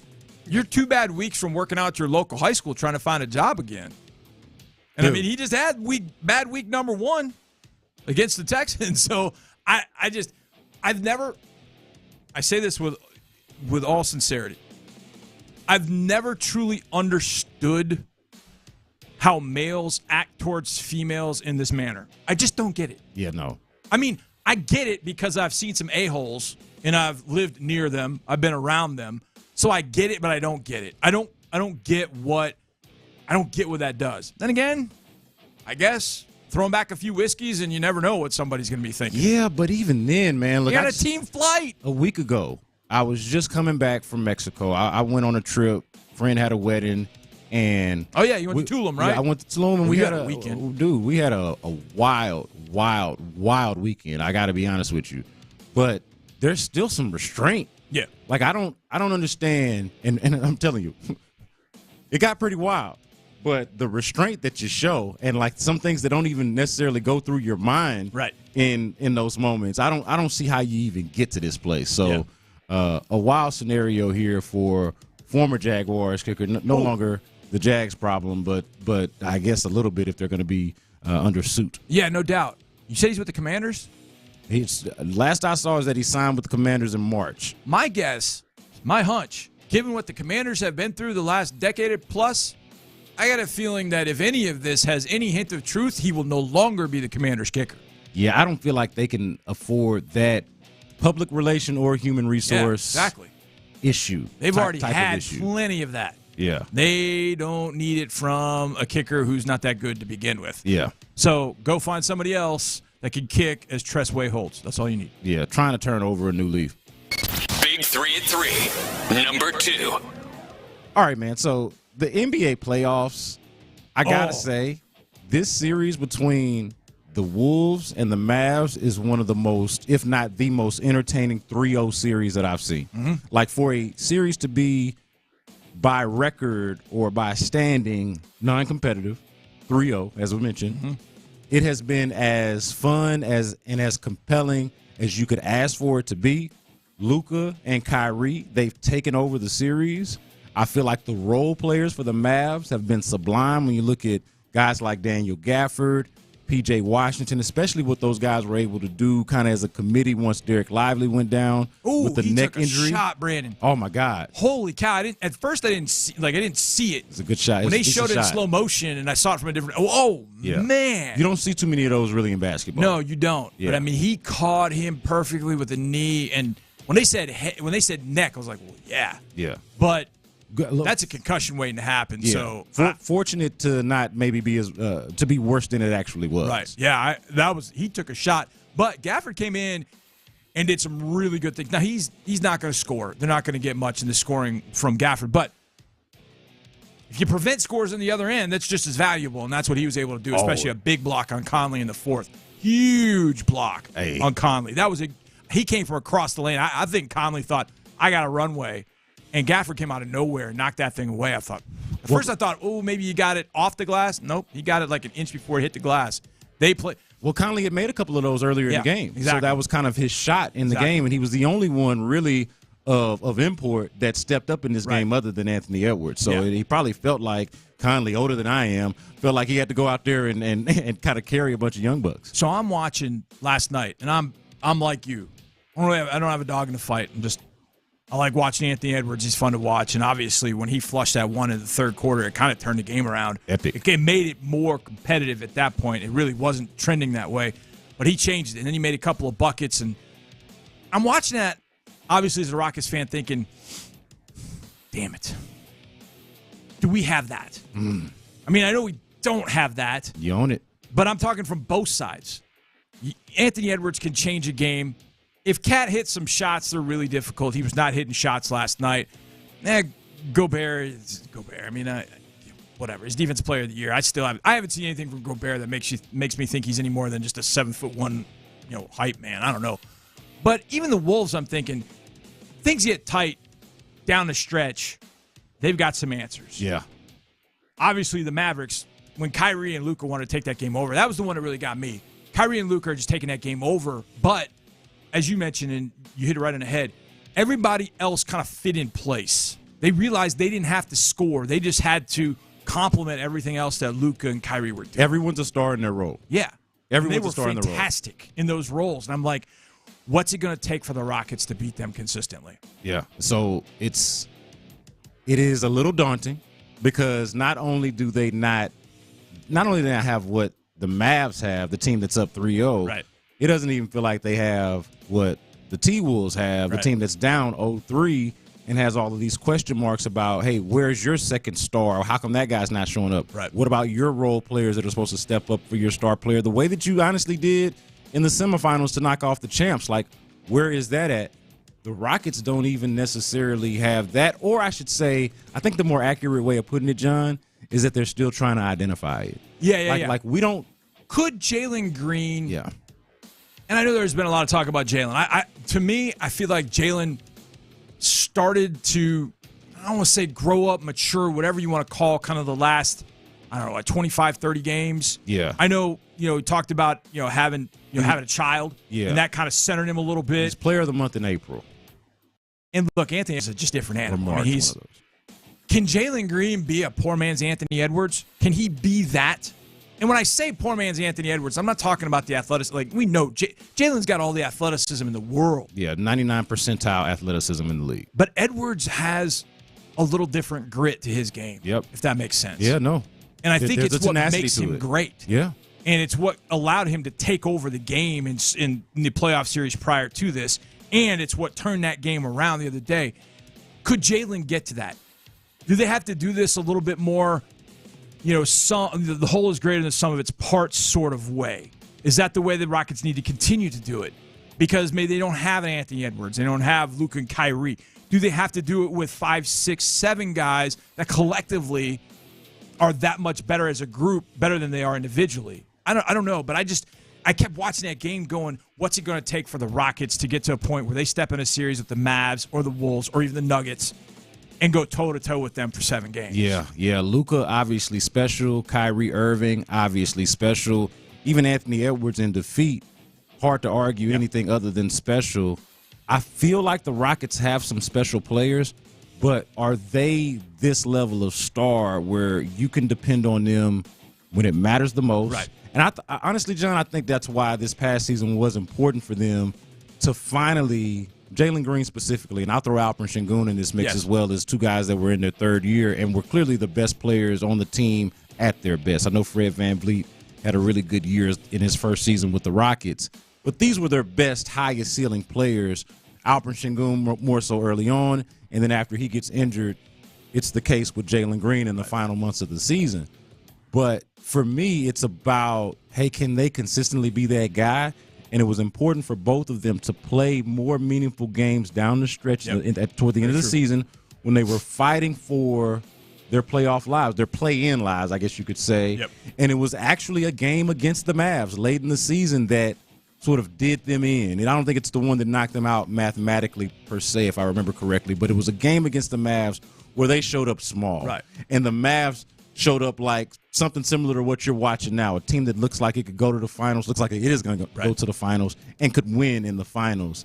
And I remember even then thinking, okay, how do you get from here to there? Yeah. How do these guys go from moldable clay to like this to the statues that we see in front of us in Luka and Kyrie Irving, right? And then especially the players around him. I feel like it all has to come together. You ask, is it a sum of the parts or what? I think it's all of it. Like, you need your stars to be stars, and you need your role players to star in their roles, and that's what you're getting from Daniel Gafford. Like, you talk about him not necessarily being a big offensive option, but he's a live threat. Right. And guess who's one of the best at making decisions out of the pick and roll and finding the live threat? Right. It's one Luka Doncic. I mean, who would you rather? The lob he had with the left hand, I thought he was shooting the ball, and then all of a sudden he switches it to his left. I'm like, what's he doing? And then he floats it up there for the lob, and I'm like, God dang. And look, I want to be clear about this because there are a lot of similarities as I've looked at the Rockets and the Texans, kind of coming back from the dead, if you will. Yeah. And where the Texans got to, where the Rockets got to, I think it's hella impressive considering where they had been. And they had to make some very savvy moves. Ime Udoka, D'Amico Ryans were the right people to lead those organizations, no doubt. Getting Fred VanVleet, bringing in that leadership, having somebody that had been around, had seen some things, that's what that side needed. Obviously, the Texans were able to get CJ and Will, and they were able to provide something a little different. And so I think both of them are on this trajectory that we want them to see. I think they kind of run into the same sort of issues in some sense, because what's the question about the Texans?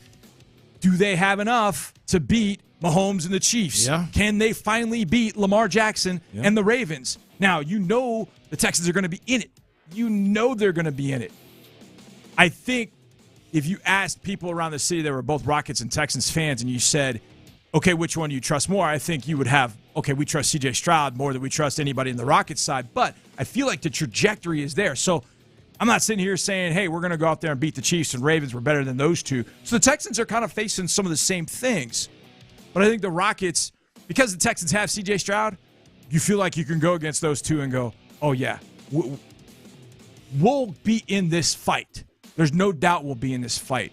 That's where I want the Rockets to get to look at the Nuggets, the Mavs, the Wolves, and go, oh, we're going to be in this fight with you guys. Oh yeah. We will talk more about the parallel market people watching that we're going to be doing with specifically with the Dallas market. I got more on that later on in the show.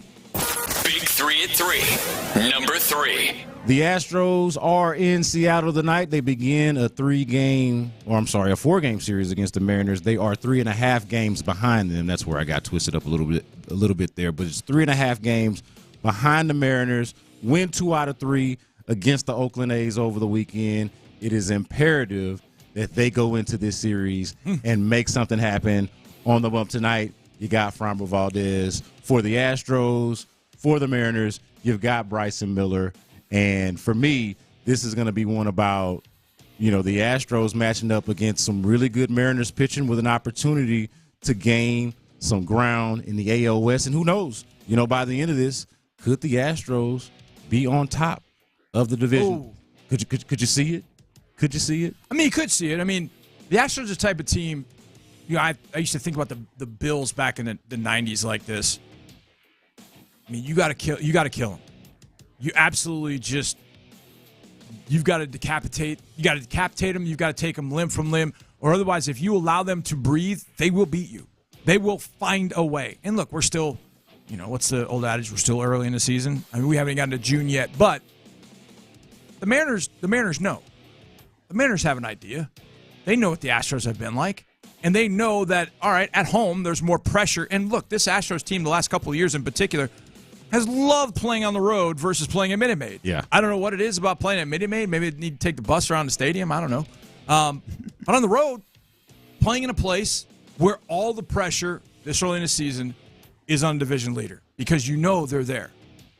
When they're in front of you, I think sometimes it's easier to chase. I think it's easier to chase, especially a team that's been there for a while. But when that team is behind you, I think it's a little scarier. Because you're always looking, where are they? Where are they? What they do? You're always checking them out. But when they're leading the division, you know where they are and you're chasing them. I think that's probably a better spot for teams to be. Seattle hasn't been in this spot in a while. Yeah. They've played good baseball at times. They've been in the playoffs at times. Well, but now you got a big series against the big dog, how are you going to do? Yeah. Or how are you going to survive? If you get pitching like you got from Ronell yesterday, you'll be okay. Hey, this for me is as about as big of a series can be to be in late May. Right. It's as big of a series could be to be in late May for me, for the Astros. So I'm very intrigued to see how it all plays out. I mean, look, if you come out of there with split, you went up to their building and you got a split. I don't want to say that's the best you want to be able to do. I mean, you'd love to be able to come home, take three out of 4, so you can at least pick up some games on them. That would be kind of nice.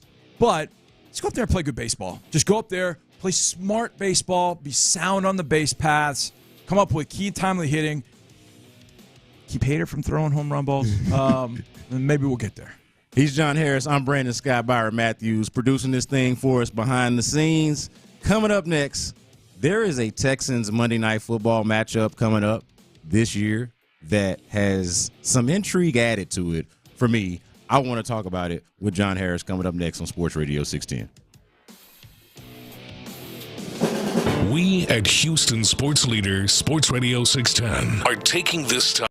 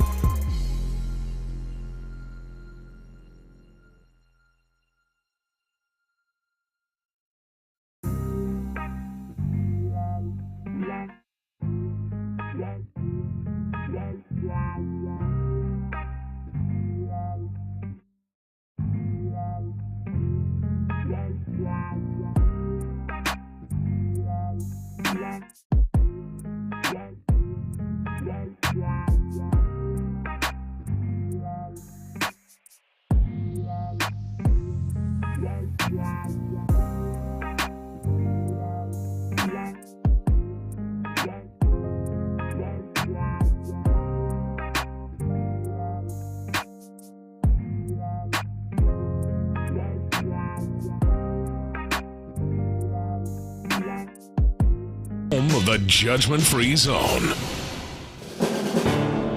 This Memorial Day, we remembered those who made the ultimate sacrifice for our freedom. In for the drive with Stoerner and Hughley, here's Brandon Scott and John Harris on Sports Radio 610. So we were talking in the previous segment about how watching the Mavs and the Timberwolves make us think about the Rockets and what their future might look like. How do they get from here to there? How do they get from decent this year? Okay, much improved, we should say. Bunch of steps taken. Oh man, it was the best improvement in all of the NBA, like year-to-year improvement. Don't want to like slight that, but how do they go from what we watched this past year to what we're watching right now in the conference finals? And this is going to take a lot of work. And you are right to, or at least I'll speak for myself, I feel justified in having a little bit of sports envy watching the Mavs right now as a Rockets fan, looking at what they've got going on, the fact that they are well-positioned, even as a fifth seed, they are well-positioned to obviously knock off the Minnesota Timberwolves being up 3-0, but even beating whoever they face, and it's probably going to be the Boston Celtics on the other side. Like, I am bullish on their chances. Another thing it's made me think about, Johnny, is the Houston-Dallas rivalry at large. And I'll be honest, as a native Houstonian, I didn't really grow up with the animosity toward Dallas. I didn't actually develop any kind of real sense for or appreciation, I should say, for the rivalry until I got to college. And I was at Sam Houston State. And by the way, Sam Houston State well represented on this show today between myself, Byron, and John Harris, who's known to call a Bearcat game or two. That's correct. I have called a few. But aside from that, like growing up, Dallas, even though I grew up in Houston, Dallas might as well have been Pittsburgh to me. Like I didn't hate it. I didn't love it. I didn't really care about it. I didn't think about it at all. And so, of course, over time, I start to appreciate what that rivalry looks like. And certainly in covering sports in this market and being a fan of the sports in this market, I can appreciate the rivalry. So looking at that game last night and starting to understand where the Mavs are in this ecosystem, about to go to the finals more than likely, got a chance to win the finals. The Rangers just won the World Series. Yeah. Well, there's still one sport that reigns supreme over them all in this state, and we know what it is. It's football. And even in that sport, I would argue that Dallas lately, at least even from the high school standpoint, has got some bragging rights over Houston in some spaces. Now, we know we've got our juggernauts in high school and all of that. But if we're talking about the highest level, the pro sports, man, pro football, Dallas Cowboys, pretty good. Houston Texans, pretty good.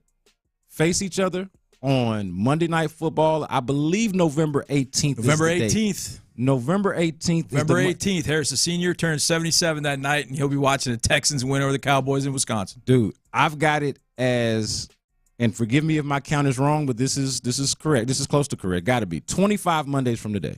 I think we've got 25 Mondays between now and that Monday Night Football matchup. I'm going to tell you this. It's got a little bit more fizz. Absolutely. And it didn't need it, okay? Cowboys-Texans matchup doesn't need an added fuel of a basketball game. It certainly does not. But as a basketball fan who also follows and cares very much about the football side of it and the Houston versus Dallas side of it, man, this Monday Night Football is for all the bragging rights. Because going into that, the Dallas market is going to have the Rangers having won a more recent World Series. More than likely. It'll be November. We'll see how things go this season. Right. But they will have won a more recent World Series. Correct. The Mavs will have more than likely gone to the finals. But if the Texans beat the Cowboys on Monday Night Football, that will matter more. That's bragging rights. That will matter more. That will be more significant. So it's got a little bit more fizz for me, John Harris. I'll give you a little bit of insight. I'm gonna pitch this at Mark a little bit later in Texans All Access from 6 to 7. You'll hear me do this. We do top five tonight. And so I hit Mark with a number of categories. And one of those categories is best non-AFC South game on the Texans schedule. Where do you think I put the Cowboys game? Ooh, well, man, you got the Chiefs, you got the Ravens. Well, yeah. You want to hear my 5? Let me hear them. Okay. Now, when you hear these, you might go, you got to think a little bit and why I put them there. Number 5, Lions, Sunday night, wearing the Battle Reds. It'll be it'll be the second Sunday night game, but it's the first time we'll be wearing the Battle Reds. Okay, well, that's significant. Okay, I'm with you that's why I went with that. Number 4 is one of the many Stephon Diggs revenge games, because this is the year where Stephon Diggs is playing both the NFC North and the AFC East. Yeah, so he's going to play both of his every former game teams. is a revenge game. Yep. But the ultimate one is against the Buffalo Bills, Sunday afternoon in the H-Town Blue alternate unis. So number 4. Okay. Number 3, Chiefs and Arrowhead on Saturday, December 21st. Number 2, November 18th, Cowboys Monday night. Number 1, Ravens Christmas Day. Okay. That's how I went with it. Okay. And so that's what I put together. We'll see how Mark responds to that. And it's non-AFC South, so I know Mark is always going to answer with a Colts game. But I ended up putting the Cowboys game November 18th at number 2, and I struggled with that because I know what that game means. To your point, yeah, with the Rangers potentially, coming out at least with the most recent World Series in 2023, the Mavs. Which, by the way, I want to ask you this question. I don't know if we have time for it, but I want you to chew on this. I was watching the post game last night, and Charles Barkley said, all along I've been giving the Celtics a shot. I thought they were going to be the one to win the finals. I don't give them a shot of beating either the Wolves or the Mavericks. He said he didn't give them a shot. Like, completely didn't even give them a shot. And I thought, really? Like, the Celtics still are pretty good. Like, I know that the competition East, I get all that. But he just made it a fait accompli. Whoever comes out of the West is winning the championship. And I'm like, I don't know, man. You know what, Johnny? I'd like to talk about that. Let's do that. Let's do that on the side. So think about that. But Cowboys I have as number 2 on Monday night, and that's going to be one hell of a matchup for sure. Do the Celtics have a chance against either Western Conference team? Now, we can figure that it's going to be the Mavs. Both sides are up 3-0. This looks like it is a Celtics-Mavericks collision course. But does Boston have a chance at all? We'll talk about that more on the other side. John Harris, Brandon Scott, and Byron Matthews handling things for us behind the scenes. Sports Radio 610. Stay there. Payne and Pendergast. 9th in the pantheon of head coaches, D'Amico Ryan.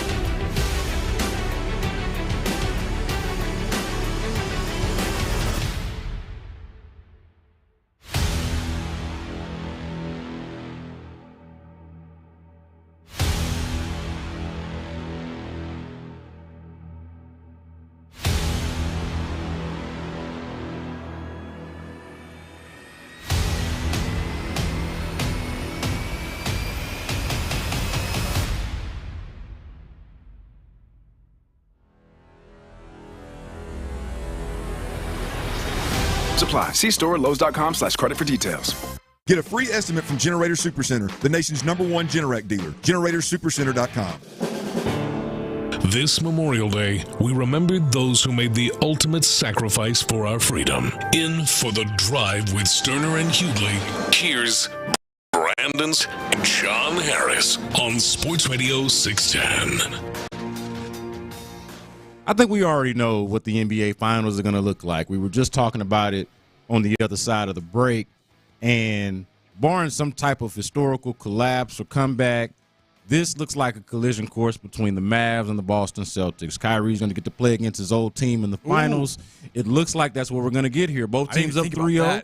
Oh, man, it is going to be phenomenal, like phenomenal sports theater. I can't wait. There will absolutely. That's a great way of saying it. There will be tremendous sports theater. There will be some vitriol. I forgot about that. Yeah, man. That did not end well with him in Boston, did it? Oh no, not at all. Oh no. There is that famous image of him burning sage in the garden or in the new garden. I mean, like to kill off the bad vibes. I don't know if that was the first time he was playing there when he was in Brooklyn or when exactly that was, but it's one of the more infamous clips that you'll find, and one of the, I guess, stranger or more odd things that you found a player to do. Because, I mean, let's face it, most guys don't do that when they go play their former team, burn sage in the arena. But we know Kyrie's a different kind of cat. You know, we know this. I will admit, when Kyrie went to Dallas, I thought, what the hell is Cuban doing? He's blowing this thing up. Not the same He is blowing this thing up. This thing is going to go completely and totally sideways.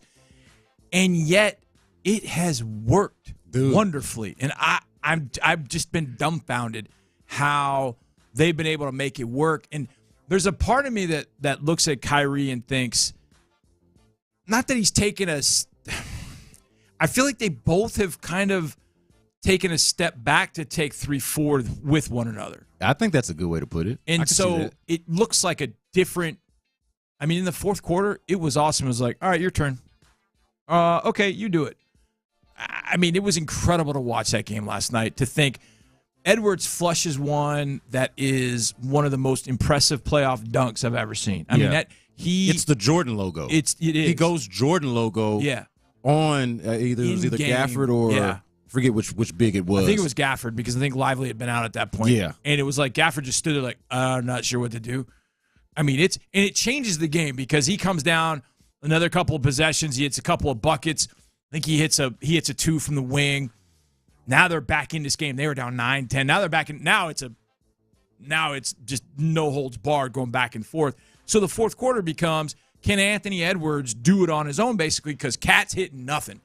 Cat has hit nothing. Those 15,000 shots went for nothing last night. I want to say he was 0 for 8 from 3 last night. He was not Nas Reed. And he's also lying. The fact that Nas Reed has been the one that has carried them at different points through these playoffs is just amazing to think about. Well, dude, like they're not supposed to be relying on their third big. Like so they drafted Cat.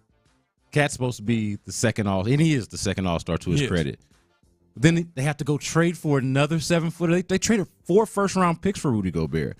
They had to trade for another 7-footer. They traded 4 first-rounders? Oh, man. At the time, that deal seemed ridiculous. Now, both of them, the Mavs deal for Kyrie and Minnesota's deal for Rudy Gobert, have proven to work out, because look at both of them in the Western Conference Finals. But at the time, I had a healthy amount of skepticism about both deals, proved to be wrong. But you're not supposed to have to rely on the third guy, the 6th man of the year, the third 7-footer, your third big, to be the one that's coming through for you in the clutch when you have these other 2 highly paid and highly touted guys on the team. So this is what I've kind of thought about as I'm watching this series. I know the T-Wolves ended up beating the Nuggets. Like, I get that. But would the Nuggets, with all that playoff experience, would this series be 3-0 at this point? I don't think it would have. But yeah, that's interesting, because the reason why it's 3-0, though, because there have been some, I mean, it's been an exciting series despite being 3-0. But the reason why it's 3-0 is because there is no, we talked about this a little bit already, but there is no answer, or I should say it this way. Luka and Kyrie have an answer for everything that Minnesota has thrown at them. Right. And that is what Denver wasn't able to do. They did not have an answer for – Minnesota's an incredible defensive team. Right. That's what makes this so impressive, what the Mavericks are doing. Denver did not always have the answers, or they didn't always have somebody outside of Jokic. We saw what Anthony Edwards was able to do with Jamal Murray. Right. Like, they needed more than just Jokic, and really they could have used Jokic to have played better as well. But they were able to solve the issue, or I should say Denver was not able to solve Minnesota. Dallas has. Right. Everything that every defensive coverage or approach that you could throw at the Mavericks, drop, blitz, switch, whatever it is, Luka's got an answer. He does. And then, of course, Kyrie is a savant with the ball in his hands.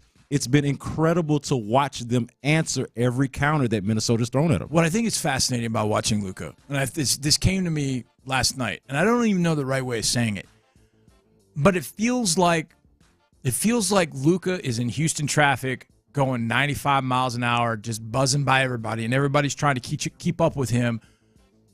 Then when he needs to, he can throw on the brakes and go 20 miles an hour. Everybody's flying by, and he can kind of work his way from the left lane over to the exit without anybody touching him. And you're like, how did he do that? Yeah. Like, he plays the game so fast, and yet there are times where it's like he's doing things that are so methodical, and you're like, how did he do that? He would just sprinted up the court, slid in front of a defender, slowed down. The defender kind of got lost. He speeds up again and then throws the lob, and I'm like, what is this guy? Yeah, he's the and only. And then, of course, it's the clutch shots and all that kind of stuff. I mean, it's ridiculous. Did you see the picture? There's a picture that somebody had taken.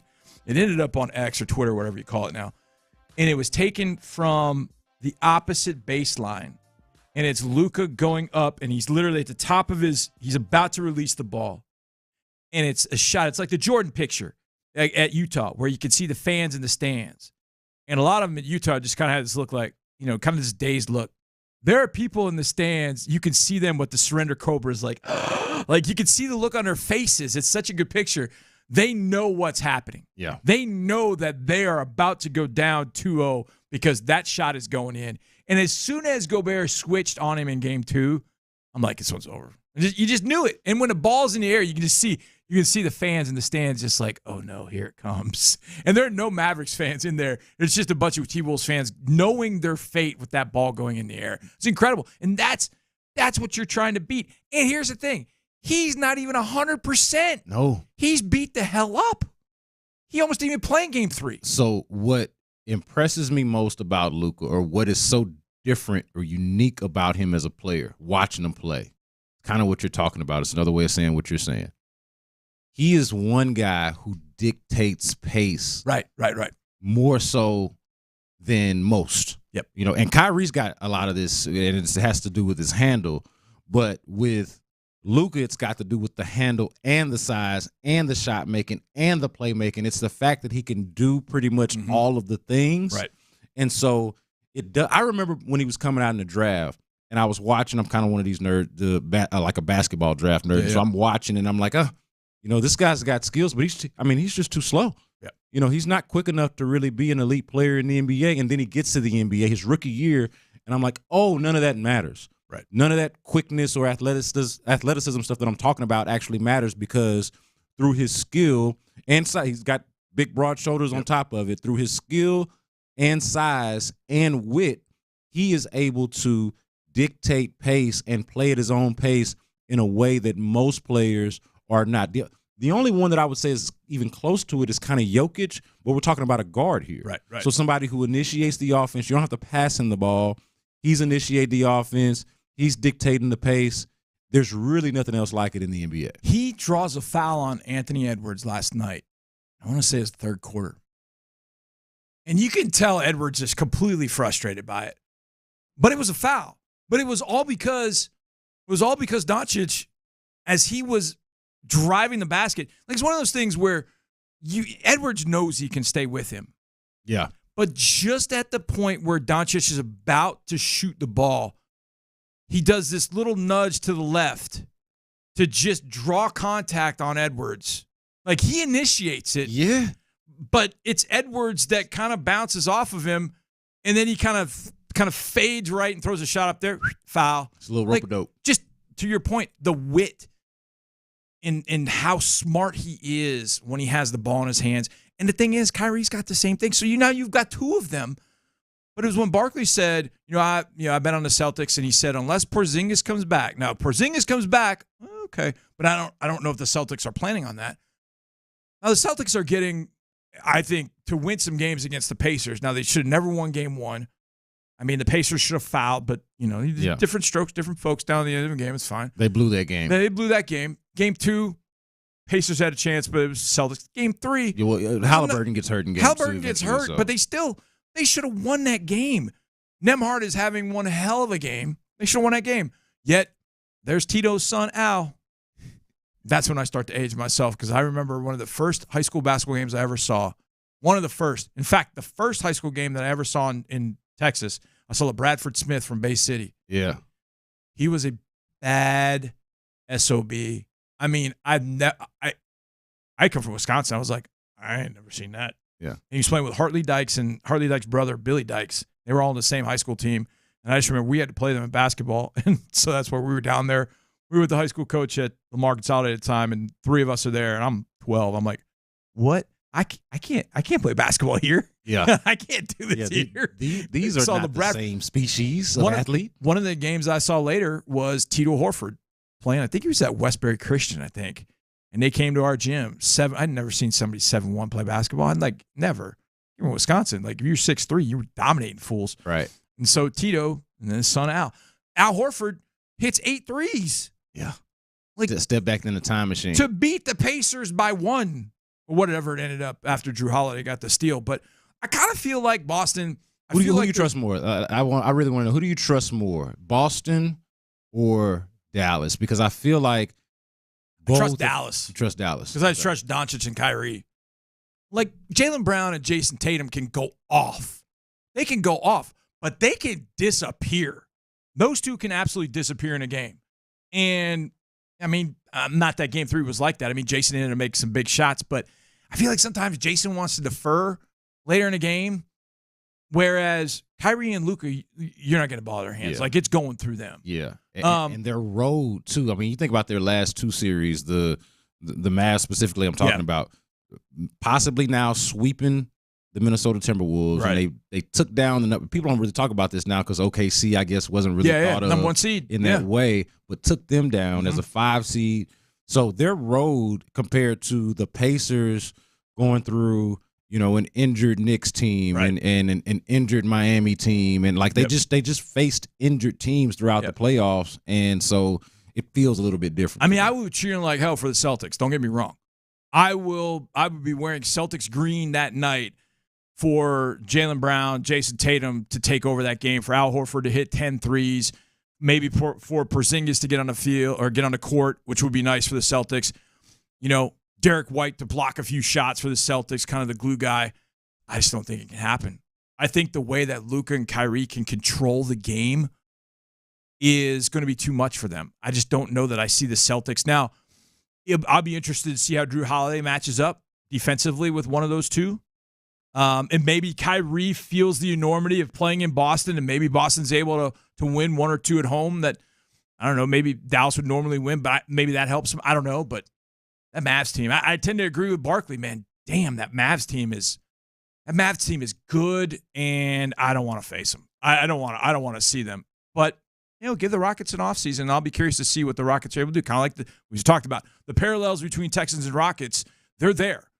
I think the one thing that is the difference is who is the absolute alpha on the Rockets when you get in a big-time situation that you're just going to look to and go, save us. We know who it is over in our building. We know it's 7. Who's that going to be for the Rockets going forward? Who is that going to be that in a big situation going? Because they're going to be bigger games played the next 2, 3, 4 years. Who's that guy? I can't wait to see who it develops into. I know who it is in our building, and I know what that's going to end up meaning for the Texans in due time. Who's it going to be for the Rockets? When they get against Luka and they get against Kyrie in the playoffs next year, who's it going to be? He's John Harris. I'm Brandon Scott. Byron Matthews handling things for us behind the glass. And Johnny just mentioned 7, C.J. Stroud. I want to have a conversation about your quarterback, C.J. Stroud. That is next on Sports Radio 610. Stay there. We at Houston Sports Leader.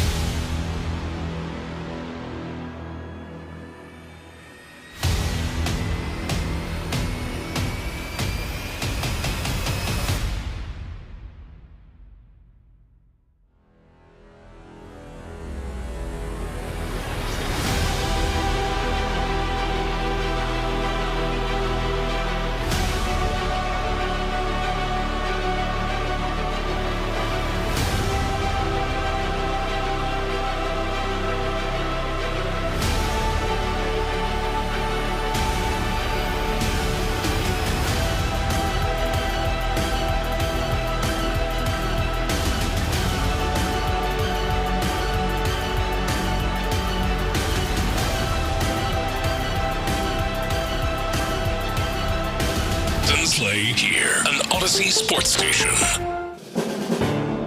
This Memorial Day, we remembered those who made the ultimate sacrifice for our freedom. In for the drive with Stoerner and Hughley, here's Brandon Scott and John Harris on Sports Radio 610. John Harris was mentioning earlier in the show, actually in the previous segment, about the Texans having that guy, the guy that they can rely on in crunch time, in the nitty-gritty situations. C.J. Stroud, a leader, quarterback, franchise quarterback, guy of the future.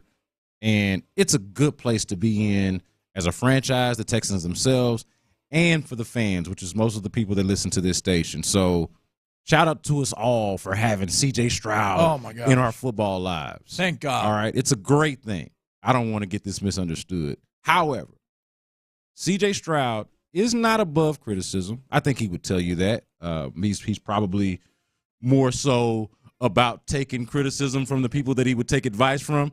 So maybe my criticism isn't necessarily the one that he's caring about, but the ones in that building, his quarterback room, the offensive room, his teammates, you get the sense that C.J. Stroud is somebody that, you know, takes the input of the folks around him.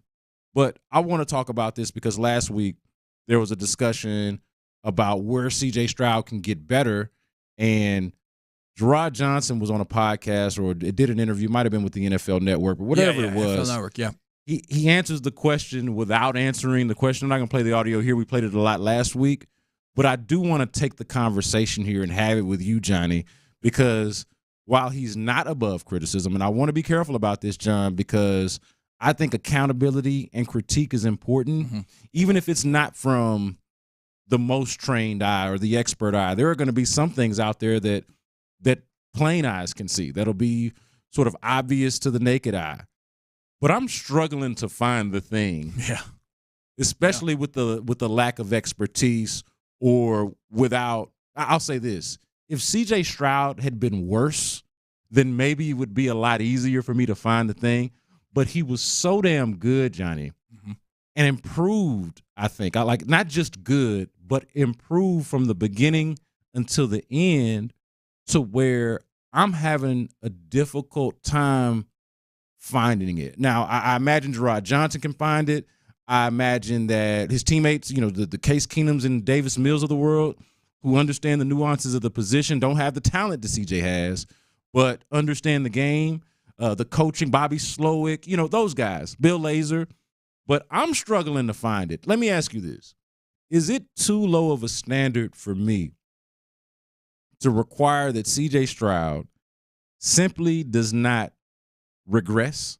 Because if he plays the way that he played last year, Johnny, as a rookie, and you surround him with the weapons on both sides of the ball, as this team has done, I got a tough time seeing how the Texans, how Houston does not have a consistent winner on their hands. So is it as much about C.J. Stroud improving, or is it about maintaining a level of competence, excellence, and that being the improvement, that he didn't get worse? I don't know how to look at this, to be honest with you. So a couple of things, couple ways to look at it. Because how does CJ get better? I mean, it's such a tough. Yeah. Like, he was so damn good. And improvement is also, I think, often assumed, Johnny. Improvement is assumed because you're a rookie. Okay, you're going to improve in year 2. You're going to improve in year 3. But I think sometimes we take that for granted. And I want, in this case, to properly identify what improvement looks like for a guy that's already starting with a pretty damn high floor. So I'll give you an example. We saw it OTAs on, was it Tuesday? We were out at OTA last Tuesday? I think it was last Tuesday. That sounds right. So last Tuesday OTAs, they get 7-on-7. Now, I used to get really mad at Matt Schaub.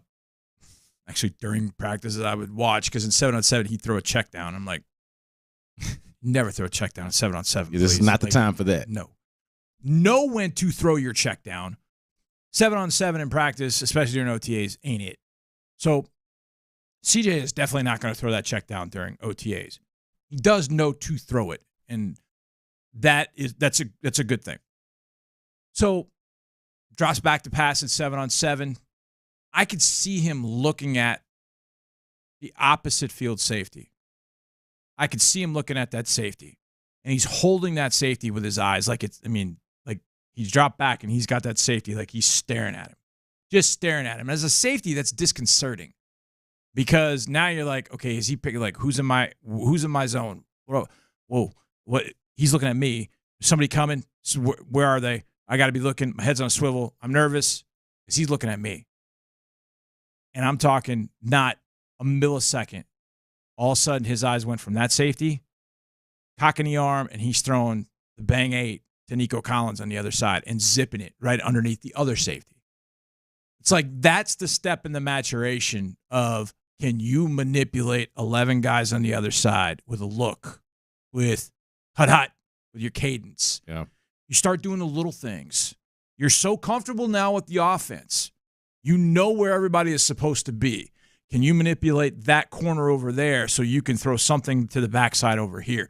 How do you manipulate everybody on that side of the field? And that example was purely that. It was an example of him showing, okay, yeah, I can start playing mind games with these guys. I know what they're thinking. The one area that I think and what that example showed is he's moving and moving in that area. I think the one thing that I learned out of the Case Keenum episode, Case will be on tonight with us. If you missed it last week, he'll be on with us. And this is one of the things I brought up with him. During the Titans game in December, when we were up there, I remember at one point I was kind of looking at the defense. I was kind of looking at the Titans. And I look back and where's Case? He's not in a shotgun. He's not under center. I couldn't see him. Kind of my angle. I was like, where the hell is he? Well, he had gone and walked over in between the guard and the tackle on that side. And I think it was Juice and it was Laramie. And he was pointing at something on the defense. And they ended up running the ball. And it ended up being a decent gain. It was 7-8 yard gain after he had done that. And I remember thinking, okay, is CJ at that level yet? Yeah. Because there's no way CJ could compare, the experience that Case has had. Case has been there in those games. Case has been in an NFC Championship game. Case has seen everything. Case saw a run front that he wanted to run against and checked to a run, made sure everybody had the blocking where it needed to be, and then they ran the ball. Now, I think younger quarterbacks now are as smart as they've ever been, understanding coverage. Hey, this is cover 4. This is cover 6. I got quarter halves. I know what I'm looking at. They can even learn how to manipulate safeties and do all that with their eyes. They're learning those things at a very young age. They're advanced by the time they get 15, 17, 19 years old.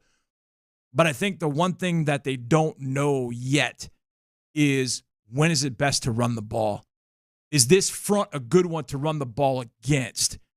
And then learning the nuances of players. Now, you could tell that he started to do this last year when he was describing, and I can't remember who it was for, but he was describing the touchdown to Dalton Schultz in the Cardinals game. And he noticed Budda Baker was kind of floating out down near the box. And he was like, hey, I knew that Budda's not really a man cover guy, so I knew he was probably blitzing.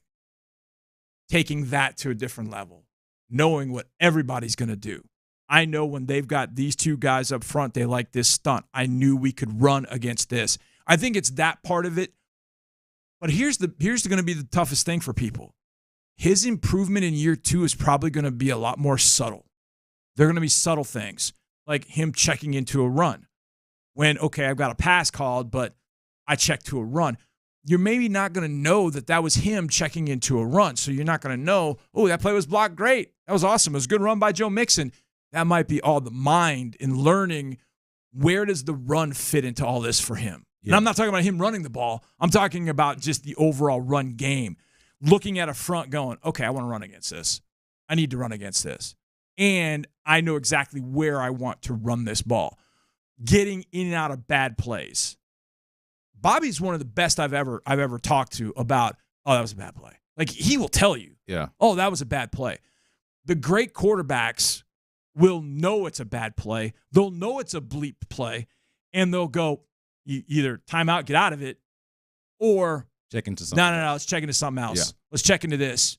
And as soon as he does, the offensive coordinator goes, okay, we're on the same page. So I think there's also that continued synergy with Bobby, continuing to understand the defense. but just also what are you looking at front-wise? How is the run a part of this? Because a lot of quarterbacks are going to want to throw, they want to check to the pass. But I think as he grows and he understands the defenses he's facing and what he's seeing, and he was very advanced when he got here. Yeah. He was very advanced. Just listening to him talk about coverages and things. That's why I'm having a tough time wrapping my mind around this. It's like, so he's starting from up here. Right. So now, so how do we properly, and it's probably what you're saying, right? There will be more subtleties in the improvement. Absolutely. Things that you're not going to necessarily call out in a highlight You're tape. going to know what plays you can run from every set. So, for example, let's say that you come out in a 3-wide set to the left, and you're going to run some sort of bubble screen like you've done that to Nico. Throw that bubble screen. You got a lone tight end on the backside. And you look at the formation, and you're like, that screen ain't going anywhere. That just looking at the set, you know it's not going anywhere. What play can you run out of that set, and what you see, what can you check to? And learning your offense and knowing your offense backwards and forwards and knowing, hey, I'm checking to this. We're killing that play, and we're going to this second one. We're going to this next play. I think that evolution, when he does that, I'll never forget seeing Aaron Rodgers do that in 2020. It was a 2-minute drill, and Rodgers is up at the line of scrimmage, and he is dictating everything at the line of scrimmage. But it was like Luka.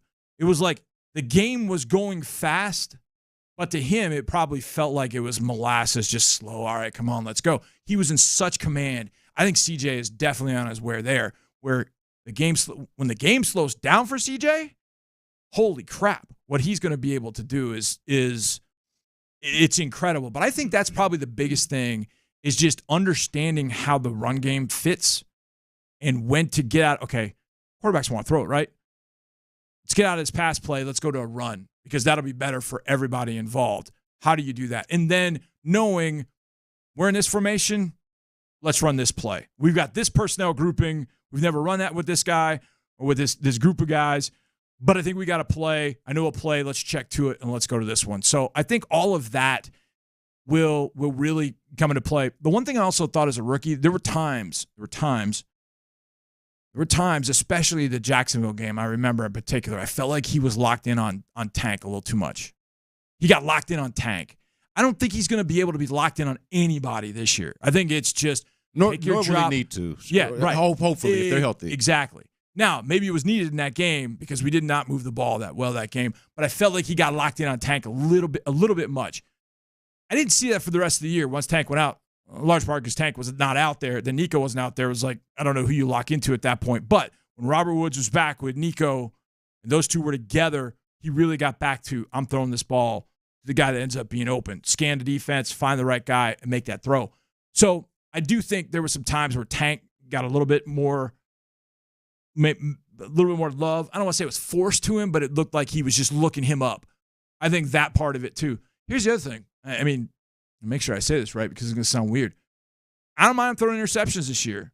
I don't want it to be 15 to 20. Yeah. But I don't mind him throwing some interceptions to take a few risks. I'm cool with that. We don't have to freak out about it if he throws a few. Right. Yeah. I mean, the thing was we went 3-0 in the games he threw 5 interceptions. We won every single game in which he threw an interception last year. Yeah. That's the weirdest thing I've ever seen. Yeah. I want to say that Bengals game stands out. Yeah. I feel like he had a couple, and that was he one had of 3 in the Arizona game. Yeah. So I think I was having a similar conversation with the midday guys, with the In the Loop guys last week about where the improvement comes from or what it looks like with C.J. Stroud. You mentioned understanding how the run game fits in a little bit better with experience. Mm-hmm. I think also something else we talked about earlier, Joe Mixon being that running back. Trust in him is going to be huge. So all of that coming together, I think, is going to be important. But I said this. I think the biggest or the most beneficial thing that you could get out of C.J. Stroud's growth this season is if he reaches a point on the mental side of the game where it no longer really matters who the offensive coordinator is. Not that it doesn't matter at all, but that it matters far less, or that, hey, the offensive coordinator just has to not be a schmuck. Right. You know what I mean? Maybe it's not Bobby Slowick a couple of years down the line, however long it takes Bobby to get his next job or Gerard to get his next job. I don't know exactly what the pecking order is going to be or what their plan is. But I think ideally you reach a point, CJ's doing all the things that you just laid out here in this segment, you reach a point to where the next offensive coordinator that you bring in, whether it's a promotion or somebody that you're bringing in outside, whoever it is coming in to speak C.J. Stroud's language. It is C.J. Stroud's language, so to speak. That's a great way of putting it. And you're coming in to speak it. Right. And then together y'all are going to carry it out. Obviously, the players first and foremost. Yep. But it's not like, you know how we have the conversation when you get a new offensive coordinator. Oh, he's got to learn new terminology. He's got to learn a new offensive coordinator. That's the other way around. No, the hell with that. Yeah, right. No.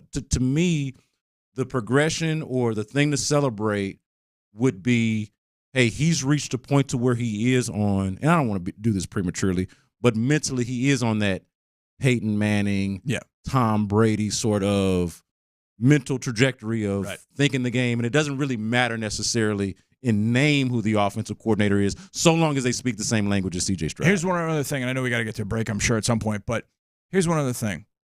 I remember Bill O'Brien telling me this about Tom Brady. I feel like CJ's got this too. I'm going to test this out. I hope we can get CJ on because I want to put him to the test. What's CJ's recall?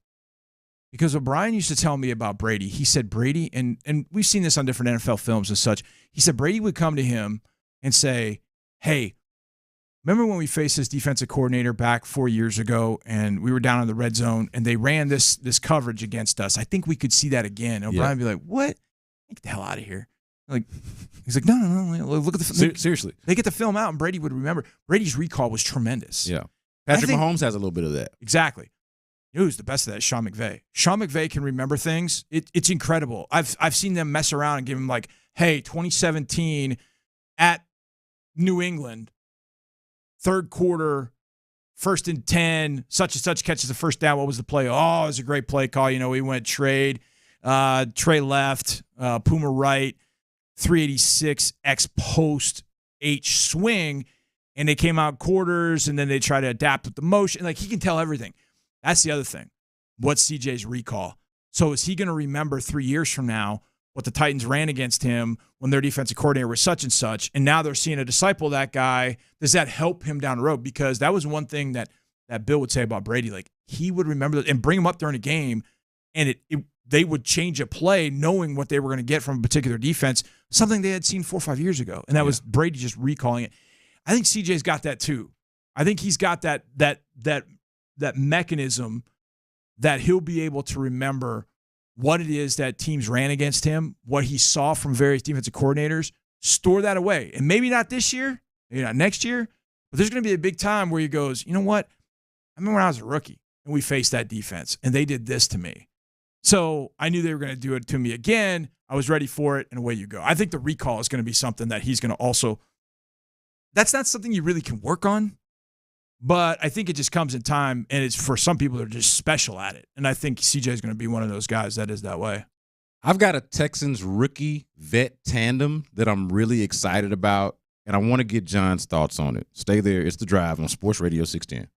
The Drive with Stoerner and Hughley.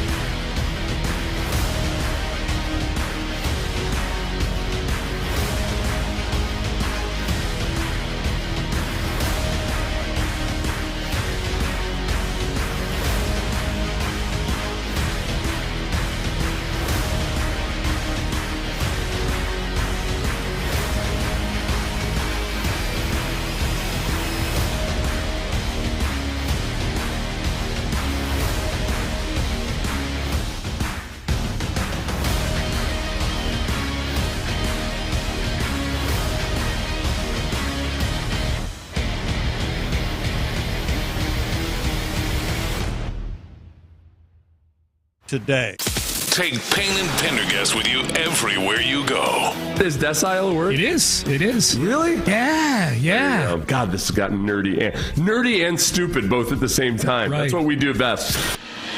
Just download the Odyssey app, search Sports Radio 610, and click on Payne and Pendergast. Whether you're in the car, at the office, or inside your man cave, we've got you covered 24/7 on the free Odyssey app. This Memorial Day, we remembered those who made the ultimate sacrifice for our freedom. In for the drive with Stoerner and Hughley, here's Brandon Scott and John Harris on Sports Radio 610. So I didn't think about this as much when the Texans drafted Cade Stover. 4th round, right? I got that right. 4th round pick. 4th round. And so excited about it for some obvious reasons.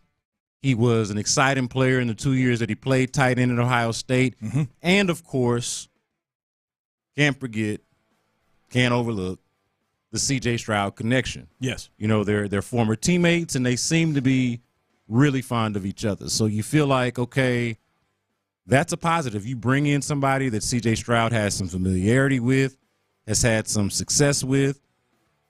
I will point this out, too. Go check out Seth Payne's YouTube page. He posted something, at least I saw it earlier today, but he posted like a 15-minute clip on Cade Stover that is excellent. If you're a football head, X's and O's, want to see some highlights, some expert breakdown, Seth's got it for you. I think one of his I'm trying to remember which former teammate is on there as well, but also gives you some pretty good positive and negative breakdown on Cade Stover is both a pass catcher and a blocker in the ways in which he needs to work on his game as, let's call it, a tight end neophyte. You know, still a very young tight end. But the element that I wasn't as focused on, that I've thought a lot more about, let's call it over the past week, Johnny, since OTAs, is the relationship potentially that Cade Stover is going to have with Dalton Schultz.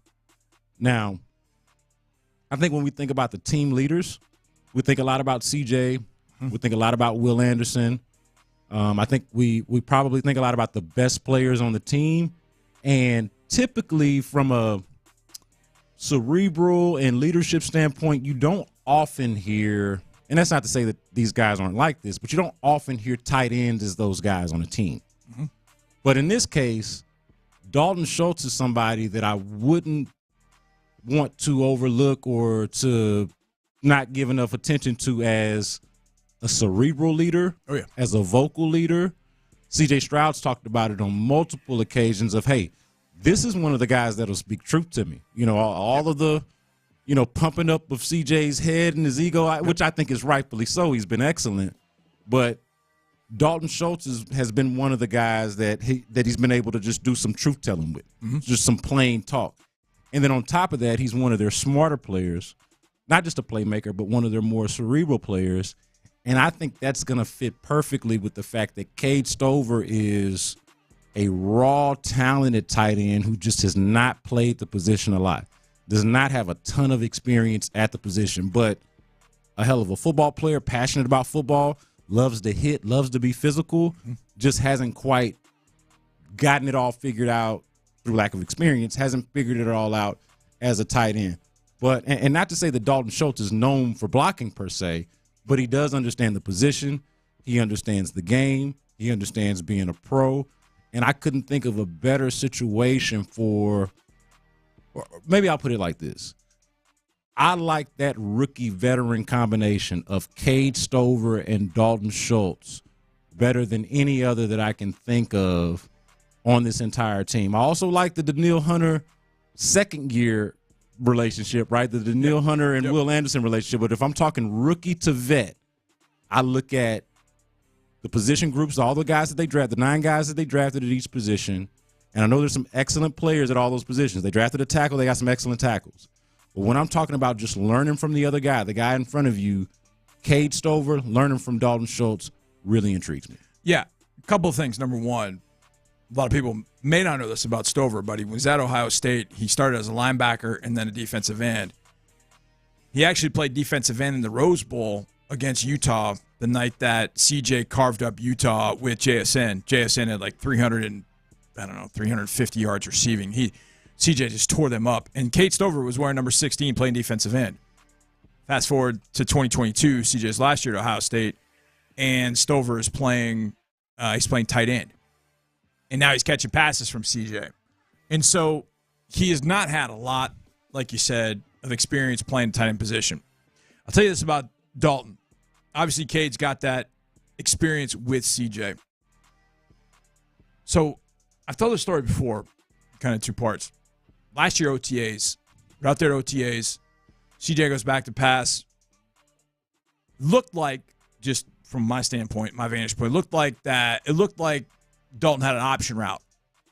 Defensive back does this, I turn this way. Defensive back does that, I go that way. So it's what Jason Witten lived on. Jason Witten lived on Y option with the Cowboys. He'd stem up 10, 12 yards. He'd go one way or the other based on where the defense was, where the leverage was. And his quarterbacks, Romo, Dak, they all knew it. And they knew exactly how to read it. And Jason Witten's going to go to the Hall of Fame because of Y option. So it might have been something like that. Felt like it was a little shorter route. Either way, Dalton runs his route. He goes one way, but CJ throws it the other. And when he does, Desmond King picks it off. I kind of watch this interaction because all the players are now running because I'm behind the play.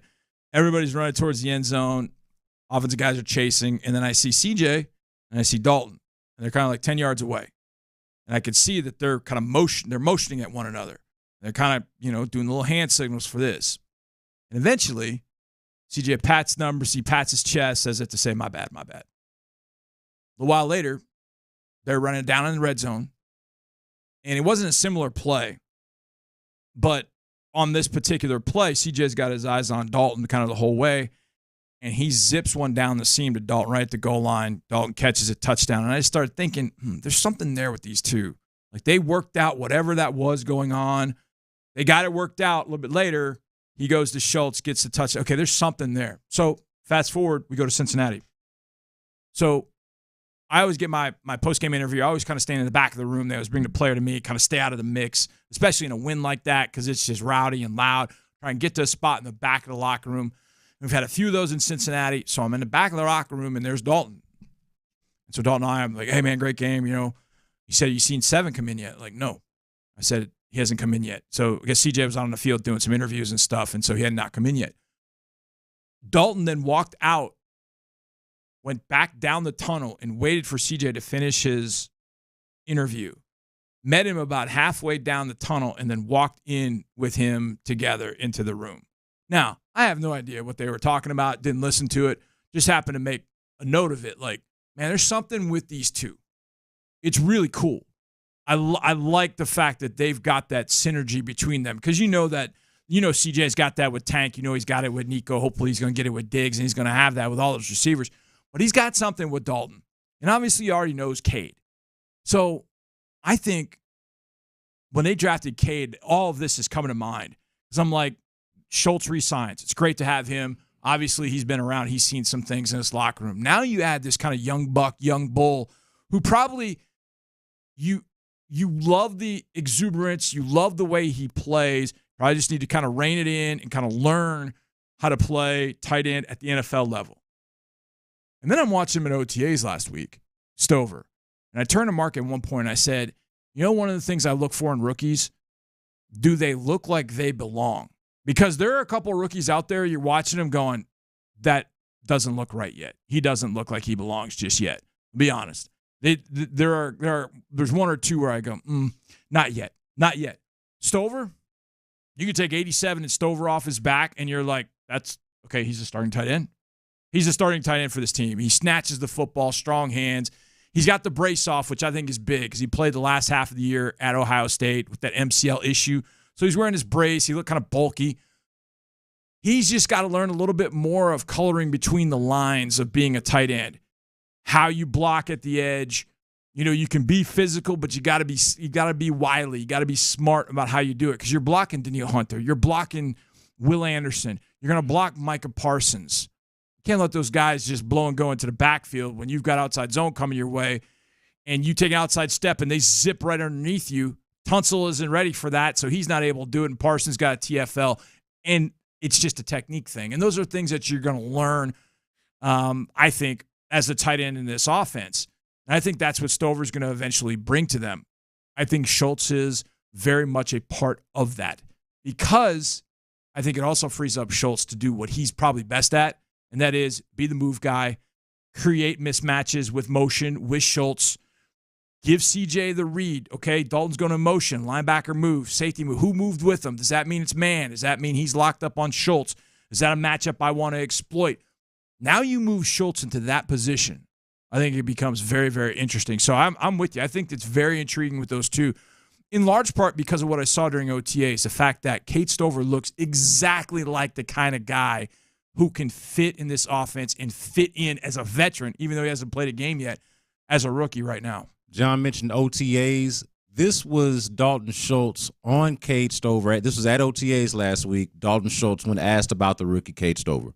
He's a good kid. I think he made some catches out there today that were nice. I'm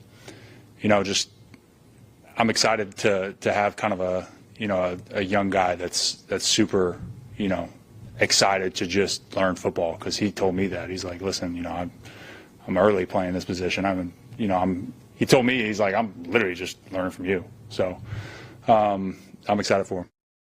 So I'm a fan of how Stroud seems to have a relationship with all of the relevant tight ends that we're talking about, from Dalton Schultz to Cade Stover, obviously their background in college, and even Brevin Jordan.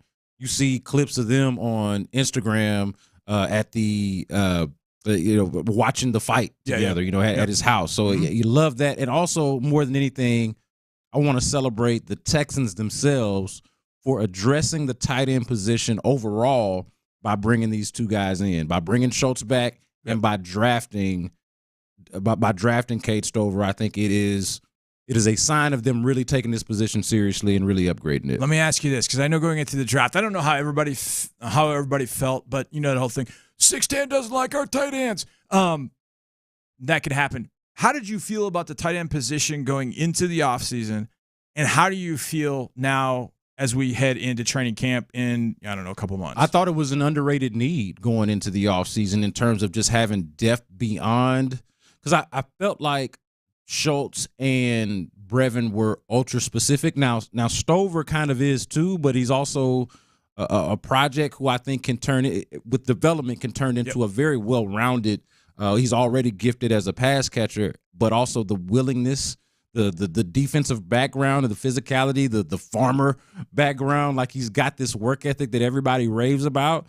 So to me, if he develops into what they think he is exactly what I would say I wanted them to get, whether it be through signing another guy as depth behind Dalton Schultz or actually drafting as they did with Cade Stover. So I felt okay about it going into the offseason. But once they made the move of bringing back Dalton Schultz for at a respectable clip, and then on top of that drafting Cade Stover, I thought it was an excellent job by them of addressing the position. He's John Harris. I'm Brandon Scott. Byron Matthews is handling things for us behind the glass.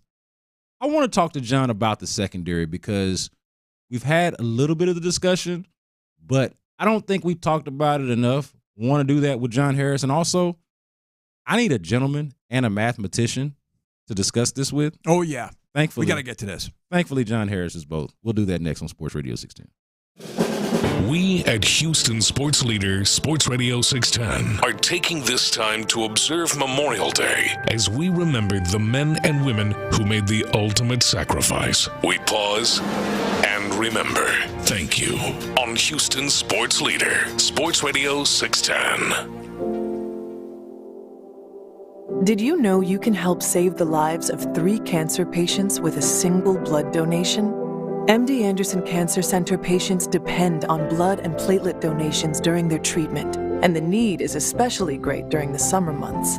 Make a life-saving donation for cancer patients at an MD Anderson location across Houston. Schedule an appointment today at mdandersongiveblood.com. LoneStarChevrolet.com. Log on and get the low Lone Star Chevy price on over 600 brand new Chevys and find out why we're Houston's favorite Chevy dealer. LoneStarChevrolet.com or visit the legendary Lone Star Chevrolet 290 at Eldridge. Chevy, together let's drive. Kick off your summer fun at Circle K, America's Thirst Stop. Experience the hottest savings around on cold beer, Gatorade, Polar Pop, and Froster drinks. Grab Michelob Ultra 12-pack cans for $14.99 and buy any two 28-ounce Gatorades, get one free. Don't forget to stay cool with any size Polar Pop or Froster for just 79 cents. Beat the heat and save big at Circle K, America's Thirst Stop. Offers valid at participating Houston stores. Must be legal drinking age. Please drink responsibly. See store for details.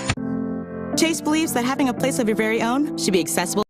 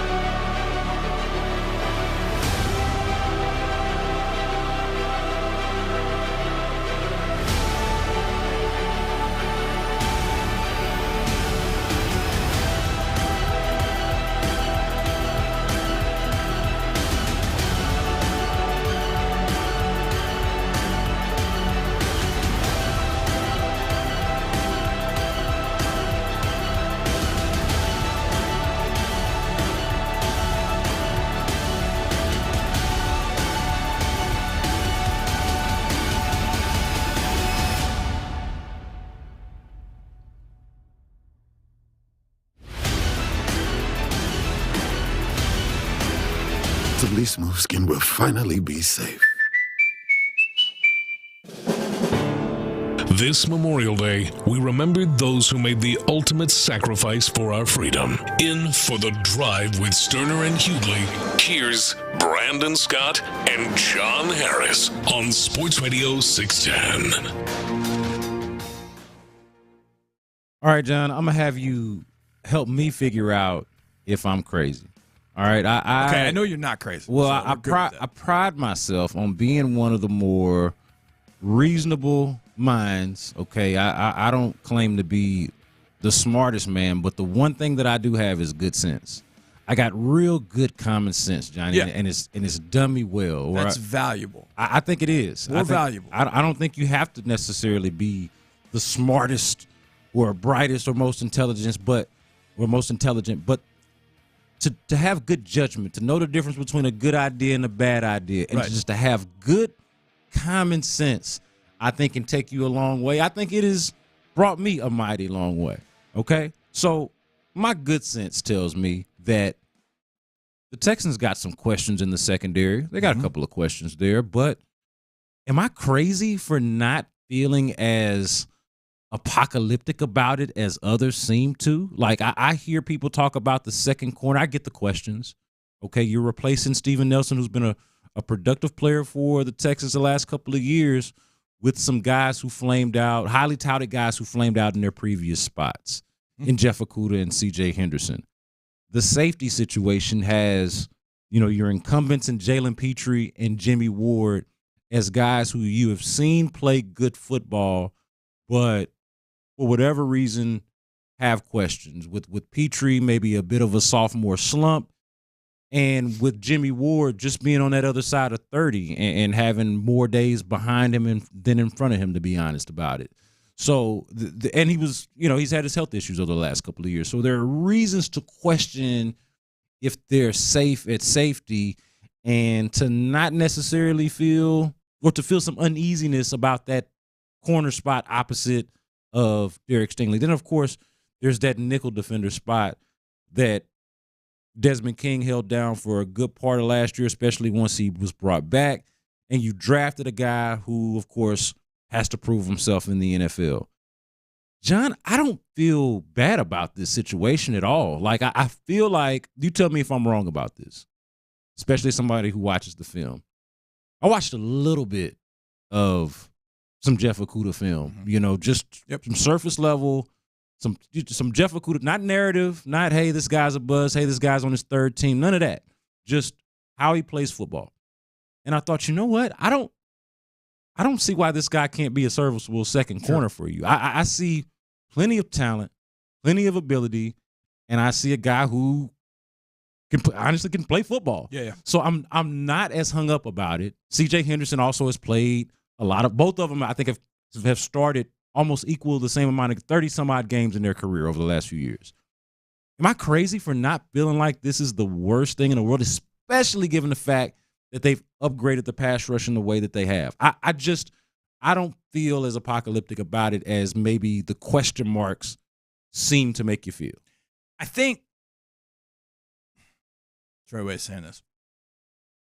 However you feel, Johnny. However you feel. I think everybody would feel that much better if I said to you, I can guarantee you 16 games or more, not count playoffs, 16 or 17 games of Derek Stingley at close to full health. How does that change everybody's opinion of the secondary? It'll be fine. Yeah. I think that's the worry people have, to me. Because you're basically a play away from, now you're not just relying on these guys as supporting cast, you're relying on these guys to play pivotal roles for you on your defense. Because I love Sting. The facts are he hasn't played a lot of football games since 2019. You look at 2020, played 7 in the COVID year. In 2021, he played, I think, 3 games before he ended up saying, I needed surgery. I got to get it right before I go to the draft. Then as a rookie, he played 9, 10 maybe. And then last year he missed, 6 or 7. Right. Now, when he returned from his injury, that defensive back that we saw, that Derek Stingley Jr., if that guy is healthy, that player is healthy for 16 games, I think if you could guarantee that for everybody you talk to, you'd feel like, oh, okay, I'm good. To me, that's the key. If he stays healthy, then I don't worry about it too much. Last year, they found a way through those games that he wasn't there. They found Shaq Griffin. They got Shaq Griffin off the scrap heap. He ended up making this big plays for this team. He ended up playing very well in week 3 at Jacksonville, where he had been. He made an interception in the Cincinnati game. When Stingley came back and stayed healthy, and Nelson, even though banged up, was playing through it, they really didn't have room, I guess. I don't know what happened with that Shaq situation, by the way. I have no idea. But it wasn't as important to have him because you had a healthy Stingley. You had Nelson who was playing through some things. I think to me, that's the thing at corner. If I could guarantee you Derek Stingley, because I can promise you this, if Derek Stingley stays healthy for 16 to 17 games, I don't like to hype things up, but if he's healthy for 16 to 17 games, he's going to be one of the 2 best corners in the league if he's not already. Yeah. And I don't. He's a dude. I don't want to get too caught up. He's an absolute 100%, and I've believed so since the very beginning. And I don't want to get too caught up in these kind of individual accolades, but it's all pro season. Yeah. Like it's that kind of time, especially with the Sauce Gardner thing. I mean, he's been all pro 2 years in a row. And I know you run your own race, but I think it's time because he's that level of player, and it is time for him to be healthy in that way. So if he is healthy, I don't think I'm as stressed. Now, I'm with you. As soon as we assigned Okudah, I was like, all right, let's pick a game. Let's go through this game. So I picked the Buccaneers game that was in Tampa Bay. So I didn't look at this at the very beginning. I just watched the game all the way through. try to figure out, okay, here's the different coverages they're in. Here's different things he's doing. He got beat once. Like, okay. He got run into by a nickel corner on a mesh route. And I guess this was his receiver. I checked PFF after the game, and they gave him like a 45. And that's why I hate PFF, because I'm looking at it going, that's not a 45 game. Like, he made a mistake on one route. Everything else, pretty solid. I'm going to tell you, it was locked down. Right. Not the locksmith, as Kamari likes to call himself. Yeah. But it was still solid. It was solid. He got a 45. I thought, this is weird. Anyways, I think for, when you don't watch a team, if you just say, oh, the PFF grade says this, I don't want to get on all this. But anyways, you get the point. I think Okudah still got something there. I liked what I saw from CJ in OTAs. Yeah. I liked what I saw from Henderson the first day we saw on OTAs. I like that. I like the way he moved around. I like the competitive he was at the catch point.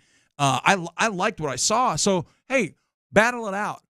But we know Stingley staying healthy on the other side. Okay, if that happens, great. To me, it's the safety position, because I feel like last year Jalen Petrie was learning to play safety.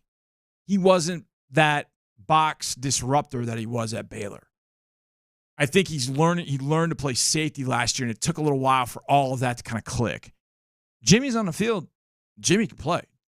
It's just a matter of staying on the field and staying healthy. The two guys you have behind him, MJ Stewart and Eric Murray, got hurt. They end up getting hurt. But I'm telling you, if those two guys are there last year, I think they end up making plays. They've made plays for this defense. It's just Jimmy goes out in one game and MJ goes out the very next play against Tampa Bay. Like, oh, you lose two safeties on two plays. So, to me, for those guys back there, Ward, Stewart, and Murray, it's a matter of staying healthy, which you've got to take into account, because they're 29, 30, 31, 32, whatever it is. They're in that range. We have to consider that. But to me, the secondary comes together with two things.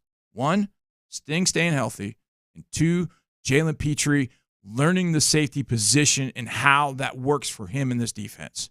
If those two things happen, the secondary, I don't think, will be a worry for a lot of people. You and I have kind of that. I mean, I always have, no matter who it is, when it comes to the Texans, I always have kind of this healthy, okay, what could go wrong? Everybody thinks, oh, you're a homer this, you're a homer. I always kind of think, what do they need? It's not always perfect. Even if they win a Super Bowl, it's not going to be always perfect. But I do know, okay, there are holes here, there are holes there. I may not always tell you where they are. I may not always say it, but I always look at it from a football coach's point of view, and a football coach will never tell you something is where it needs to be. But I also know there's probably a little bit too much panic back there, because you have arguably one of the top two corners in the league. It's just a matter of him playing. If I can guarantee those 16 games, if I said it to everybody that has a healthy skepticism about the secondary, you get Derek Stingley for 16 games. Would you take it? Absolutely. Okay. Well, let's let that play out, because it's about to happen. And when it gets to 15, 16 games, he'll be a Pro Bowler, he'll be all pro, and we'll be talking about arguably the best corner in the league. The Texans also have a rangy, wiry rookie safety who just barely turned 21, if I'm not mistaken. His name is Kalen Bullock out of USC. This was Jalen Petrie last week talking about Kalen Bullock. Oh, man, he's a dog. Like, when I first seen him, I'm like, bro, it's tall. And then, no, for real. He like, for real. I'm like, bro, it's tall, like, taller. Like, he looked like a receiver. But just being in a room with him, you could tell how locked in he is. Like, he's answering the questions sometimes before the veterans. So, it's good to see a guy that come in and, be confident in himself and get to work, because, he definitely can help this team. Yeah, so I wish I had our draft night interview with Bullock, because one of the questions we asked was about, he mentioned the visits. We asked how it went, and he basically said he killed that bleep. When we asked him about the X's and O's, he basically was like, "Nah, man, I killed it. I crushed that." It's like he doesn't lack for confidence. What he does lack, though, and this is a big if, his tackling's got to get better. I said at draft night. Yeah, it was something I said throughout the draft process for Kalen Bullock. Everything that Jalen brought up, you love. You love the height. You love the range and the speed in the middle of the field. But he's got to make tackles in space. And that was something that really was not great at USC. If he can learn to be better at that, that's going to end up being another weapon. He needs to put a little bit more on that big body that Jalen's talking about. He needs a few more pounds. But Houston's the right place to do that. You're going to be able to eat better than in LA, I'll tell you that. It's a fact. He's John Harris. I'm Brandon Scott. Byron Matthews is handling things for us behind the glass. Coming up next, it is 5 o'clock fire. We got the Astros playing baseball tonight against the Seattle Mariners. We got almost an NBA Finals landscape in front of us. We'll talk about all of it coming up next on Sports Radio 610. We at Houston Sports Leader, Sports Radio.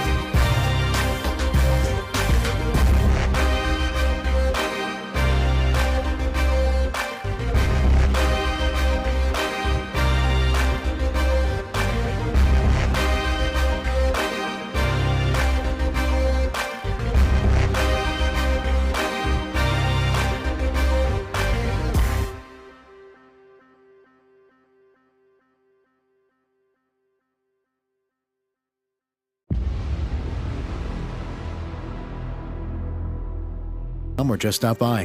Granger, for the ones who get it done. KILT FM HD2 Houston. Insider access, exclusive content. Sports Radio 610. The Texans play here. An Odyssey sports station. Sports Radio 610 presents The Drive with Stoerner and Hughley. It's the 5 o'clock fire. That's right. That's right. It is indeed the 5 o'clock fire. Hopefully you're off work. Hopefully, honestly, you didn't have to go to work unless you do a job as cool as mine and John's, where we get to come in here and break bread with our friends. Yeah. With Byron in here and talk sports. Like, the fact that this is, like, it is technically work, but that we get to pass it off as work and legitimately call it that is one of the true joys of life. My wife still gets mad at me. I was like, I got to go to work. She's like, you go to an NFL stadium. I'm like, yeah. It's the job. Probably right. It's the job. You're probably right. When I was coaching back in Jacksonville, every time it hits 5 o'clock, I think about this. There was a plant that was near one of the schools I was at. And one of the schools is literally across the river from the stadium. There was a plant, and every day at 5 o'clock, you would hear this loud horn. And I remember the head coach would always say, Ham and Egger's going home. He would say it all the time. Here we are going to practice. He's like, Ham and Egger's going home at 5 o'clock. I'm like, I never forgot that. For some reason, it stayed with me. I'm like, he had his job for a year, and then things went south for him. So I guess he was a Ham and Egger after that. But I just always remembered that for some reason at 5 o'clock. So part of our job is to pass along the news to you, and we are honored to do so. This is news. We are honored to do so. We have two pieces of Astros news. I think both of these were expected, but since they are now official from the team, it is worth passing along. I feel like the Astros kind of buried the lead here when they mentioned this, but you can look at it. It depends on how you want to look at it, which one you think the lead is. But two things that are of note here from the Houston Astros. They have placed Christian Javier on the 15-day IL due to forearm discomfort. They have made this retro to May 24th. Of course, you all know that Christian Javier has been dealing with some discomfort. We'd heard about that, and the feeling was more than likely that he'd probably be. You don't go from just having some forearm discomfort. Just, you're just back out there, and you're going to throw 80 to 100 pitches in an outing. So you could have expected that, but it is, in fact, the 15-day IL due to right forearm discomfort from Christian Javier. To take his place on the roster, they are calling up Alex Spees from AAA Sugarland. And Alex, I hope I'm saying your name correctly. I'm going to be honest with you. I'm not entirely familiar with your work, with your game, but I'm rooting for you in this 15-day window that you're going to be taking the roster spot of one Christian Javier. Also from the Houston Astros. Yeah, get to the also. Worth passing along to you. Now, you knew that this Jose Abreu thing was coming, and I've been talking about it since last week. Hey, we got to monitor this thing, because if they're actually serious, if they're not just joshing us, yanking our chains with this thing, and they're serious about bringing Jose Abreu back to the active roster, first of all, if they're going to have to let somebody go, let somebody off the roster, I have a hard time imagining that player is going to be a worse player than what Jose Abreu has been. No disrespect, but it's the reality of the situation of what it's been. It feels like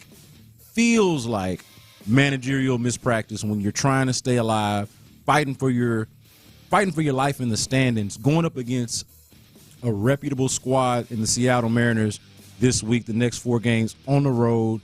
They've got the division lead. Turning things around in a series like this can really mean a lot for you, and you're dancing around with your roster. But here's the news. They've sent Joey Loperfido back down to AAA. We expected that. To take his place, Jose Abreu. Now, several weeks back, we were calling for Joey Loperfido. We were calling for him to come up to this major league roster in place of what has, and I hate to say it like this, but this is just what it is. What has amounted to dead weight on the team. Okay, and that's just where we are. I don't feel like enough has changed or gone in a different direction for us to find ourselves back where we started however many weeks ago, where Joey Loperfido is balling in AAA and Jose Abreu is taking up a roster spot that He's only earned in name and stature only, not through game and performance and ability. So it is a very curious timing, and also a very frustrating place to be in for an Astros team that is fighting for its life. Okay. I want to make sure I say this properly and say it the right way. And I don't even know that I'm going to. I'm just going to say it. And I think people probably agree with me, and you probably agree with me. But you got to take the L when the L is taken. The L on Jose Abreu should have been taken. Well, it was probably taken a little bit later than it should have been. He was 7 for 71. Probably shouldn't have gotten to 7 of 71 before they were able to do this. Yeah. But what's behind this is what bothers me. Brandon, I'm going to ask you a question. It might be a weighted question. Who made the decision to bring Jose Abreu back after going 2 games, 0 for 7, hit one hard hit ball in his two game stint in Sugar Land? Who made the decision to bring him back? So this ties. So you know that this is not. There's no clear answer to this. So this ties in. First of all, no, there's no clear answer to it. But this ties into a question that Ron Hughley actually did ask last week. And it was this. And it was because I was making such a big stink about this, because I was anticipating that this might happen. It could have happened over this past weekend. Figured it might happen fairly soon, let's just call it. Yep. And he said, is it a fireable offense? Is this Jose Abreu thing, not just signing him, but sort of being bullheaded about the whole thing, is it a fireable offense? And my response to him was, you can't even ask that question until you know that the person who made the decision is actually a fireable person. Yep. You know? And so absolutely. And so if the person making the decision is someone who can't be fired, and look, I'm not saying that they should be, or we don't control. This is really above our heads here at this point.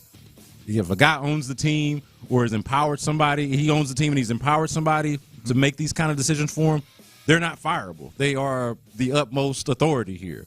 And so my point to Ron was, maybe to you, maybe to me, maybe to the Astros fans, but to the point to where it's relevant, I don't think so, because it feels like, this is to answer your question, who made the decision? It feels like the decision is being made so high up that only but so much accountability can be held for it. No, I agree. That's where I'm at with it. So this is kind of the way that I look at this. I'm gonna compare just being in our building. Over the years, seen a lot of decisions made. A lot I agree with, a few of them that I don't. But I always felt like when there was a decision where they wouldn't cut losses when they knew they should have been cutting losses, those are always the ones that came back to bite them in the rear end. Always.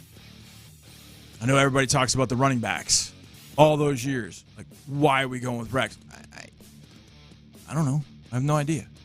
I don't know why. Why are we doing it this way?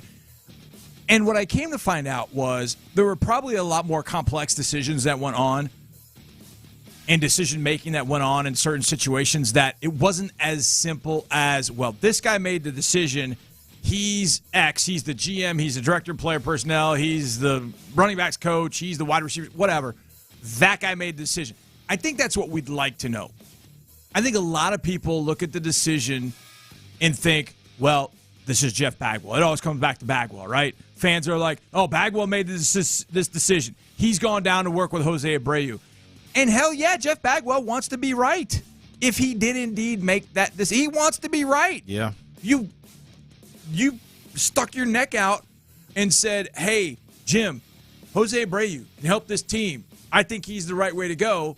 You go and you get Jose Abreu, and it doesn't turn out. I go back to that point of you keep defending it, you keep defending it, you keep defending it. It's worse, as opposed to, you know what? We've given it time. We've got to cut our losses. That looks If you drag things out, it looks that much worse than we got a problem. This isn't the right thing. Shake hands. Goodbye. Let's move on to the next. I think fans would respect that because in their minds, whatever it is, where they've heard, whatever it might be, that Jeff was instrumental in bringing Jose Abreu here, or that's what they want to believe. I'll say this in Jeff's defense. There are a lot of times that I've heard and read about things being blamed on people in that building, in our building. Yeah. And I know 100% fact that person had nothing to do with it. Had absolutely nothing to do with it. Or it was a decision made over, to your point, made over their head. Nothing to do with it. Yet, because that person was in a particular role, be it head coach, GM, they had to take. They get to be the face of it. They get to be the face of it. Good or bad, no and matter it what. wasn't even their decision. And maybe that's the way it is with this Jose Abreu thing. We may want to believe, because maybe we heard it somewhere, or maybe, I don't know, maybe Jeff Bagwell even said it. I got a feeling these decisions don't happen in a vacuum, and it sounds like, just outsider looking in, it sounds like the Astros are a little bit more of a kind of a consortium of people that sit around with each other and decide collectively how they're going to do it, as opposed to when Jeff Luna was there. Jeff Luna was like, Brandon Scott, you're the guy. Yeah. I've made that decision. I live with that decision. You're the guy. Yeah. As opposed to now, it's murky. And you know who doesn't like murky? Fans. Yeah. You know who doesn't like murky? Media. Well, nobody likes murky. But you know what we can all live with? Results. Right. And so correct. This is where the response is results oriented, because I don't think we truly care as Astros fans. I'll speak for myself, but I feel like this is safe to say that fans don't truly care what the leadership structure looks like. Agreed. The nitty-gritty of it all, the details of it all. If it's one guy calling all the shots, or if it's a collection of guys calling all the shots, collection of folks just calling all the shots. But you got whatever it is, it needs to work. Right. And so when if it doesn't, cut your losses when you need to cut them. Yeah. Well, but also though, if and when it doesn't, that's when you do have to step back and start questioning the process and how we go about doing things. I'm in an awkward spot, honestly, with you, to be honest with you, Johnny, about the Bagwell thing, because he's a childhood hero of mine. I know. He's my favorite Astro ever. Dude, as a lifelong Astros fan, Jeff Bagwell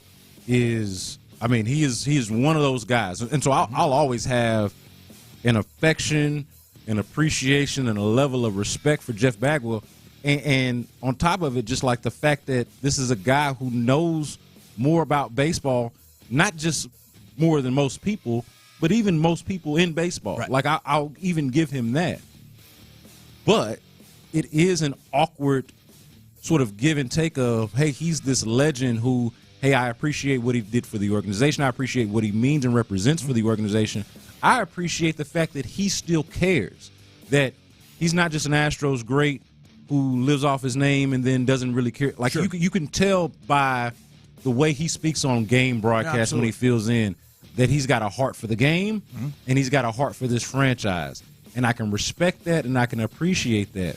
But at the same time, going back to the point I just made about results, it's hard to look at the fact that this Abreu thing happens in the time in which they abandon the traditional GM structure and they go however many weeks that was between letting go of, or parting ways with James Click and hiring Dana Brown, and it's just Jim Crane and his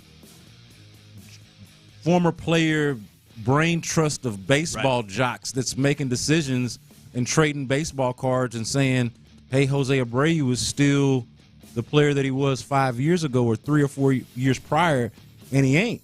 And so, like, that's the issue now of, hey, look, I want to root for these guys because we all kind of want the same thing, but I got major questions about the process. Yeah, absolutely. And I think that's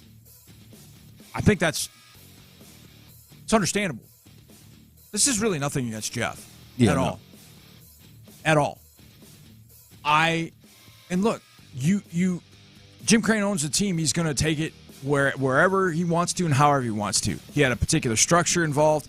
When it was Jeff Luna was there, when James Click came in, I don't know if it changed. I don't know how that changed. But I feel like that period of time where they were deciding on who the GM was going to be, that there was a change in how Jim Crane was looking at that power structure, if you want to call it that. And into that void, he was probably looking to people that he knew and he trusted. I'm going to say this, and I know this is going to come out in some way, shape, or form, because I've known some dudes that have played the game at the highest level, whether it's NFL, Major League Baseball, NBA. I've known people that have played at the highest level, and they make the worst decision makers, be it coaches, GMs, etc. Not all of them, but a lot of them, for whatever reason. I've been around some. I've coached with some. I have seen some that have been like, what? Literally, I've played in the NFL, so I should know. Yeah. And don't know jack squat. So I personally have been impacted by the thought process, well, that guy played in the NFL, he should know. That's the biggest load of crap ever. I'm not going to sit here and tell you that Jeff's as smart a baseball player as there's ever been in this town. But how much experience was there in player decision-making? Maybe there was more than we knew about. I don't know. Doesn't seem that way and didn't seem that way. But into that void, you look for comfort, and you look for people that can provide the comfort. And so in comes Reggie, Bagwell. How much does their influence have on Jim, and how much does Dana have? I don't know. I think it's hard, because I see this with the Texans a lot. I think it's hard for fans to understand a different structure. And what I mean by that is, take the Seattle Seahawks for a long time. Seattle Seahawks for a long time had a GM, John Schneider. Right. Had head coach Pete Carroll. Long time, right? Well, GM makes the decisions on players, and the head coach coaches the team, right? That's how a lot of people look at the structure in NFL. Ownership hires a GM, GM hires a coach, head coach answers to the GM, GM does all the player personnel stuff, head coach coaches, right? Nope. Pete Carroll ran everything. John Schneider was a GM, but the way they structured it in Seattle, Pete Carroll made the last call on everything. John Schneider brought them the players, brought them the decisions. His job was to execute Pete Carroll's vision. Right. My point in all that is there were other teams in the NFL where the GM was that guy. Yep. The GM was the guy that handled everything, and the head coach answered to him. 32 different teams in the NFL all handle it differently, but the way it's perceived by fans is completely different. They look at it and think, well, the GM hires head coach answers GM. Not always like that. I think it's that way in all sports. You know, we kind of saw that with the Rockets. Yeah. You know, when Stephen Silas, Brown University, was here as the head coach, started hearing that Raphael Stone was dictating who he was, kind of stepping into the coaching, like, hey, you should be playing these guys. Yep. This is what you should be doing. And I think that kind of rankled some people because it's like, no, dude. You're the GM.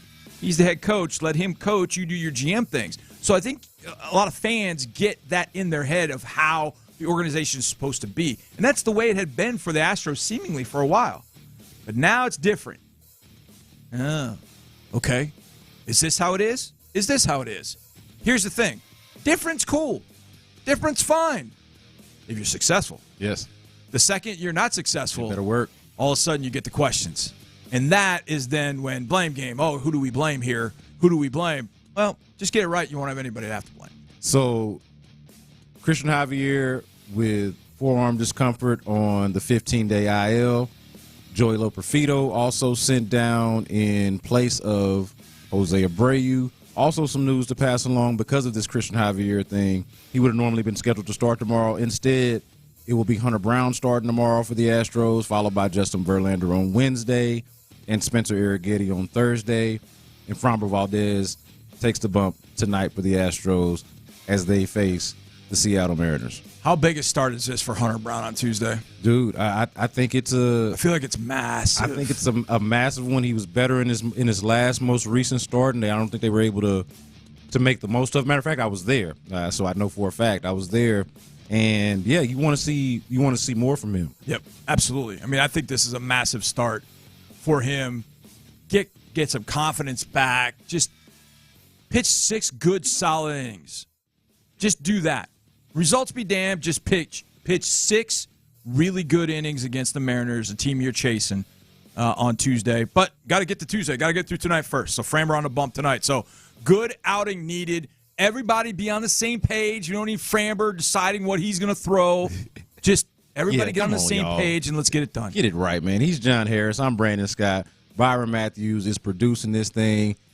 And coming up next, I mentioned earlier that I need to hear from a gentleman and a mathematician. We're going to do that later in the hour as we wrap up this show. And also some sports envy watching these conference finals. We'll discuss it next on The Drive. Payne and Pendergast. Ninth in the pantheon of head coaches, D'Amico Ryans. I expect by the end of this season that I would have him ranked higher than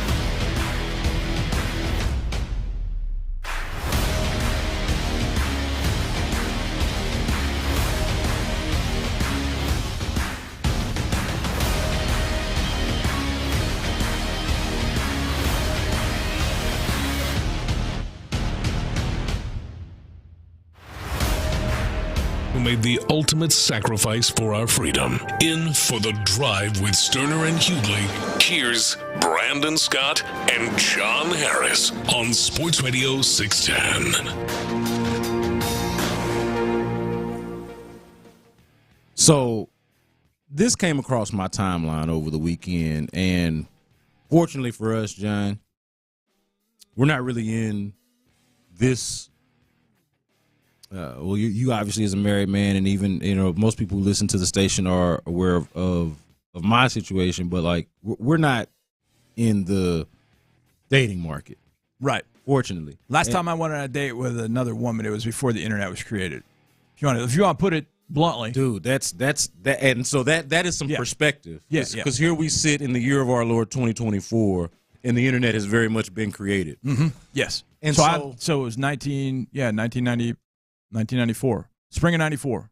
The last date I went on was somebody not named Paige Williams Harris. So I think that also means that you have not had to participate in what has since become internet conversations about dating. Like just like we're sitting here doing a sports show, there's a whole like podcast world network and like online communities devoted to discussing relationships and what's proper and improper, the evolution of gender roles in dating, and all of these things that, frankly, Johnny, I'm glad to not have to deal with. Yes. Glad to not be a part of.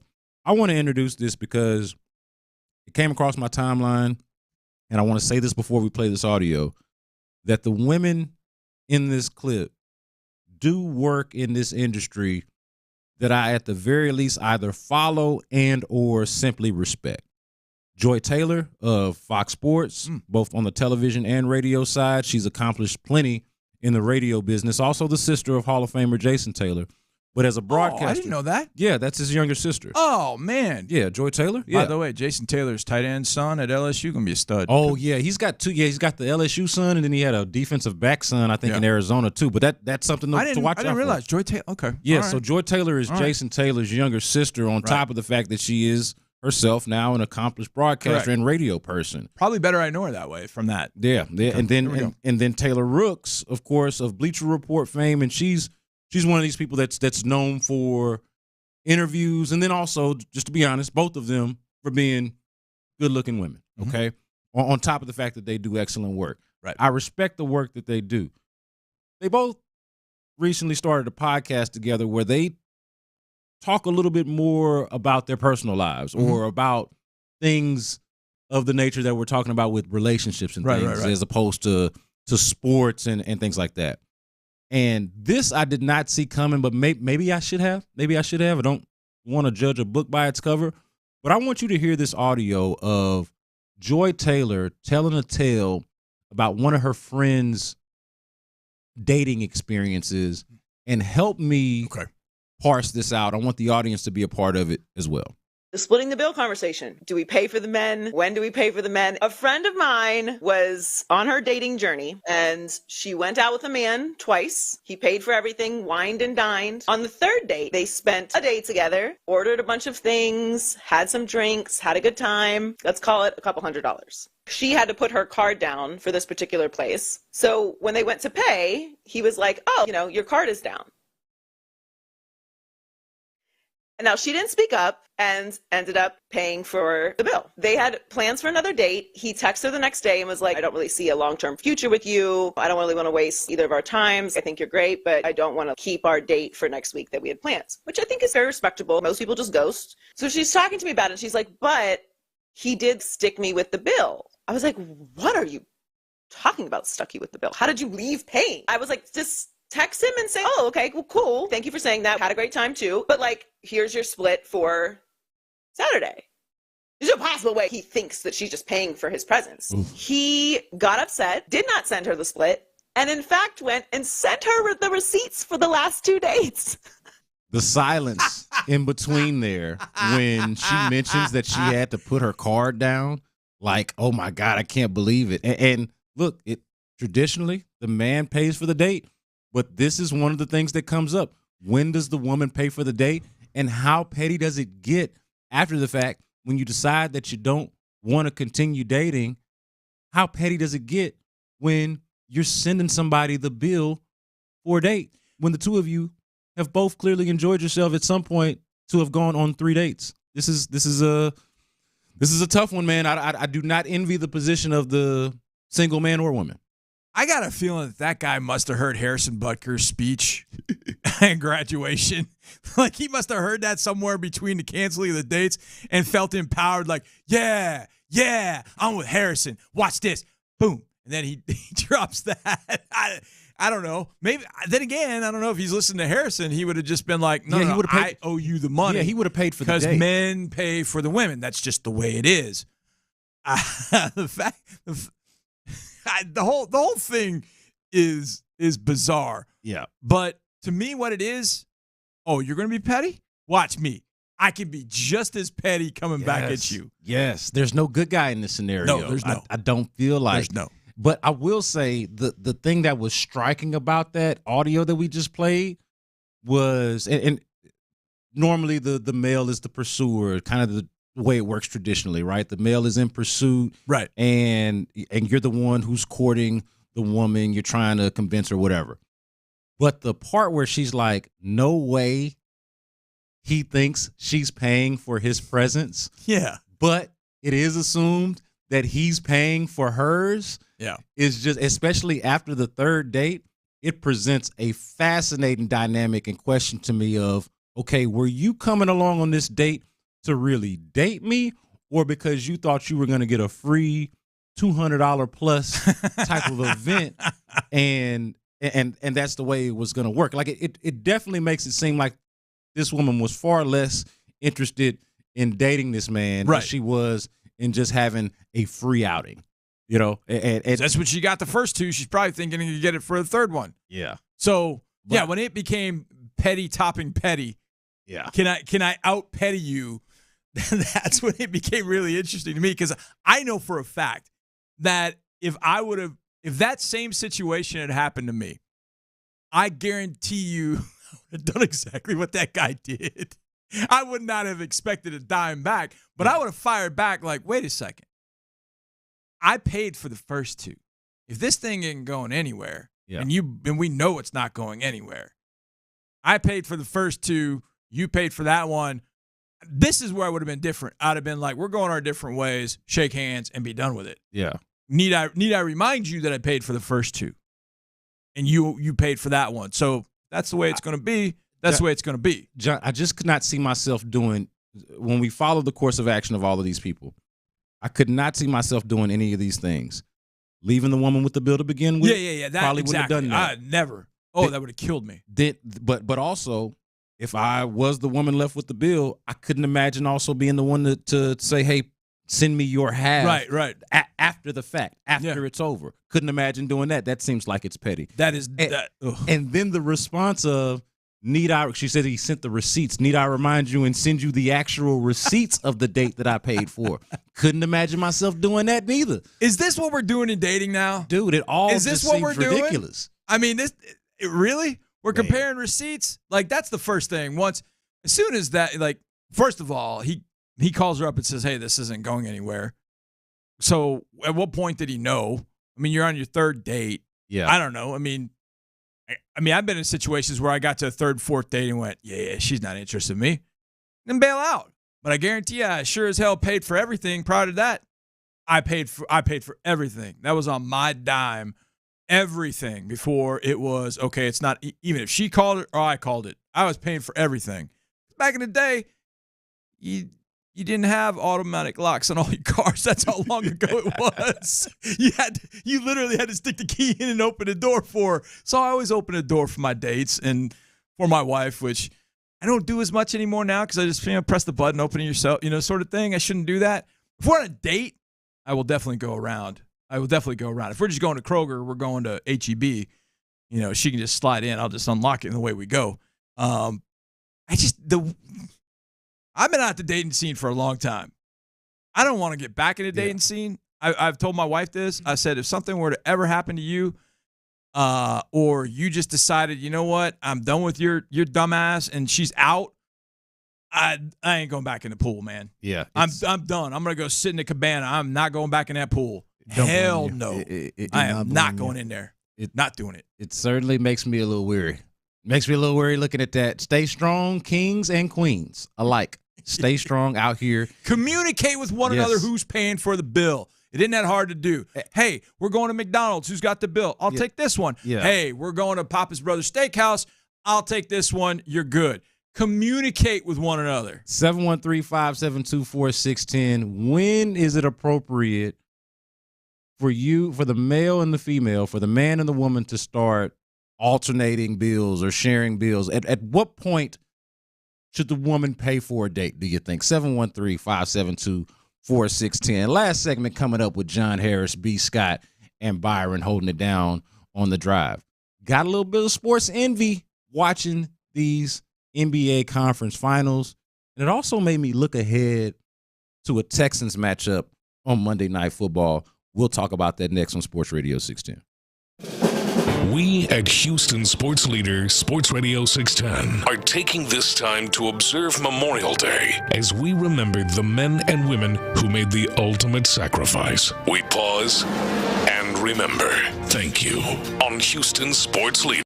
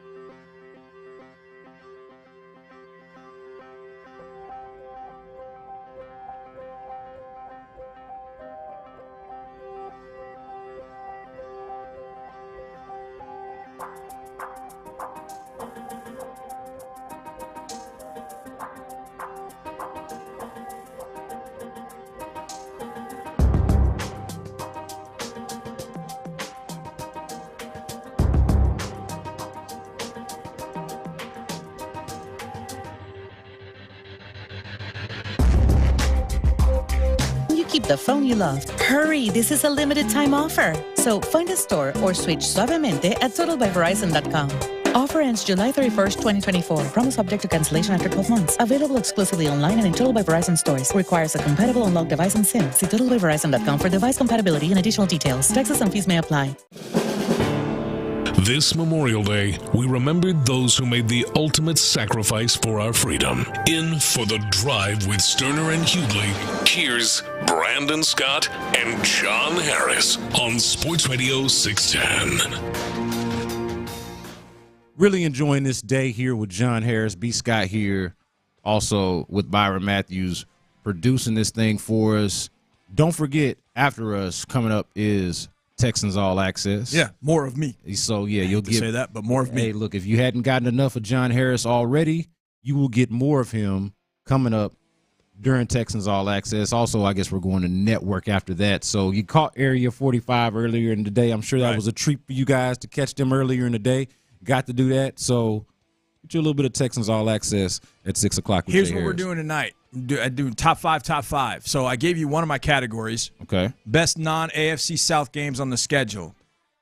Here's where, like, my eyes opened up. Have you looked at the running? I know you probably have, B-Sky, because I know you. Yeah. Have you looked at the running backs and the wide receivers / pass catchers this team faces this year? Oh, I wanted to have this conversation. Oh, my God. Yeah.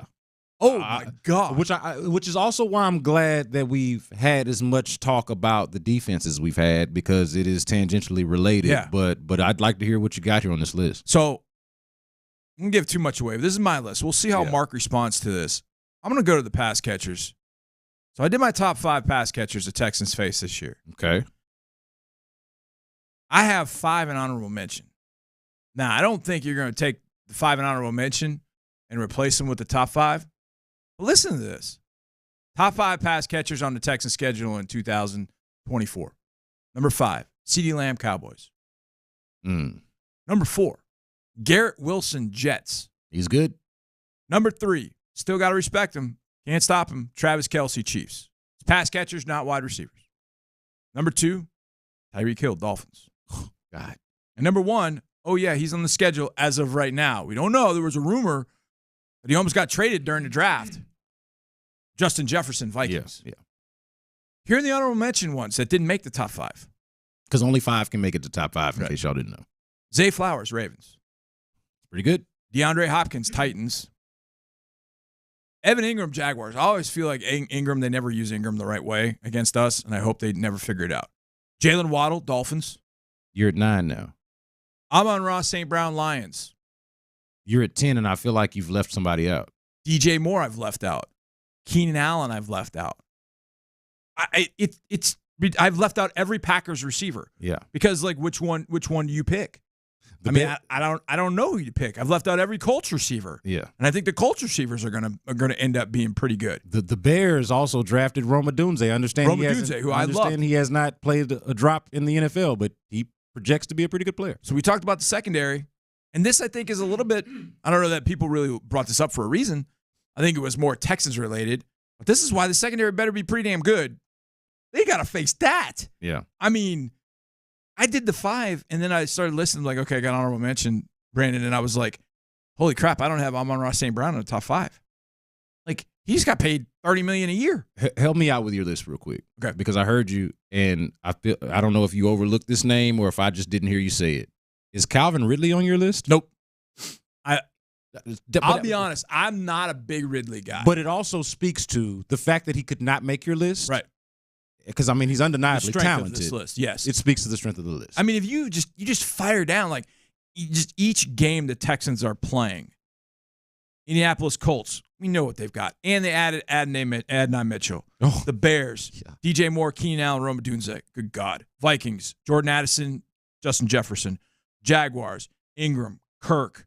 Bills just drafted Keon Coleman. Patriots, I don't know if we know anybody at the Patriots at this point. They did draft Jalen Polk. Packers have got a litany of guys. Christian Watson, Romeo Doubs, Jaden Reed, and the tight ends are good. Colts again. Jets, Garrett Wilson. Good God, I already mentioned him. Lions, Amon-Ra St. Brown. Jameson Williams apparently is killing it in OTAs. Which is the last thing they need is a deep threat. Cowboys, CD, Brandon Cooks, Titans. We know the guys, and you just mentioned Ridley, Hop, Burks, and Tyler Boyd that just signed. They just added Tyler Boyd in the slot. Yeah. The Dolphins have got Jalen Waddle and Tyreek Hill. The Chiefs have got Xavier Worthy now you have to worry about in addition to Travis Kelce. The Ravens have got Zay Flowers, Mark Andrews. The Chiefs also have Hollywood Brown. Yeah. Chiefs signed Hollywood Brown, too. Yeah. Dude. This secondary better be on it. So you'll see how Mark reacts. He did not like my number 1. He moved my number 1, changed my number 1. But I just think Justin Jefferson's a dude. I think he's absolutely ridiculously good. Now, the one thing that you got to worry about with Jefferson, A, is he going to get traded, which I kind of hope he does. I'd rather not have to face him. Yeah, it'd be nice. And if he does get traded, where does he go? If he does stay in Minnesota, how much does having J.J. McCarthy, Sam Darnold throwing to him matter and change the outlook for him in 2024? So see what Mark has to say about all that. But The pass catchers and running backs on this schedule are unbelievable. You play the top three quarterbacks, I think. Patrick Mahomes, Lamar Jackson, Josh Allen. You can argue whatever order you want to put them in. I feel like that's the order. After that, Dak Prescott, good. Jared Goff, good. Yeah. But you face threes. Tua. And you really know what you're getting with Tua? I don't know. Yeah, Tyreek Hill probably scares you more. The speed that's around Tyreek and Jalen probably scare you way more than the quarterback himself. So we'll get into the best running backs, best quarterbacks, best pass catchers, best defenders on the schedule. That was another tough one. And best storylines on the schedule. How about the fact that every single game this year is a revenge game, seemingly, for somebody? Stephon Diggs. Oh, yeah, and Stephon Diggs specifically. Every game because they're playing the NFC North and the AFC East all year. Yeah. So it's nothing but revenge games. And then one not in that mix, it's his brother. Yeah. You're facing with the Dallas Cowboys. And then on top of it, and we've talked about this plenty on the station, but you've also turned it into, due to the contract structure, into a contract year for him. Exactly. So it's a revenge game from a personal standpoint, but then it's also I don't want to say prove it year for somebody as accomplished as Stephon Diggs, but you understand what I mean. Get another bag before you retire. Exactly. Exactly right. Yeah. And so all of that together, as a matter of fact, Byron, I hate to do this on the air, man. We've got that clip from Robert Mays earlier, and I think the morning show played this, and it's about Stephon Diggs. It's the Robert Mays clip on Stephon Diggs on the difference between Stephon Diggs of like the skepticism of, is he still Stephon Diggs? Right. Versus like the reality of it all. And I think let me know once you have it up, Byron, and we can go with it. But I think this is really good from Robert Mays, and like in terms of remembering the fact that still an elite talent, still an elite route runner, right, still a dynamic playmaker. We heard D'Amico Ryans asked about it at least twice last week at OTAs, talking about how just how important of an asset this is going to be. And I think it's fascinating. This was Robert Mays on, not too much on the downgrading of Stephon Diggs. Here to tell you, Stephon Diggs can still play. Even if the production was not there, if you're watching him on a per play basis, here's how I'll frame this. When Stephon Diggs wants to get open, he is still very capable of getting open. So I think the biggest question for the Texans is, does Stephon Diggs want to get open for the Texans? If the answer is yes, I think everyone will be very happy about them making that move. And I feel like the answer is yes. I feel like it has to be yes. Yeah, I can't imagine why it would be no. Right, exactly. You want a bag? How big a bag you want? You want Louis Vuitton or you want one from Walmart? Yeah. You act a fool, you're going to get the one from Walmart. When you play like Stephon Diggs and you go get that, you'll get the Louis Vuitton bag. Yeah, and also, are you a competitor? Yeah. Do you want to win? I feel like he's both. I feel like obviously he wants a bag. Who doesn't? He's obviously a competitor. I think that's one thing. Whatever you want to say about Stephon Diggs, one thing you haven't ever heard about is he's not a competitor. He doesn't care. Like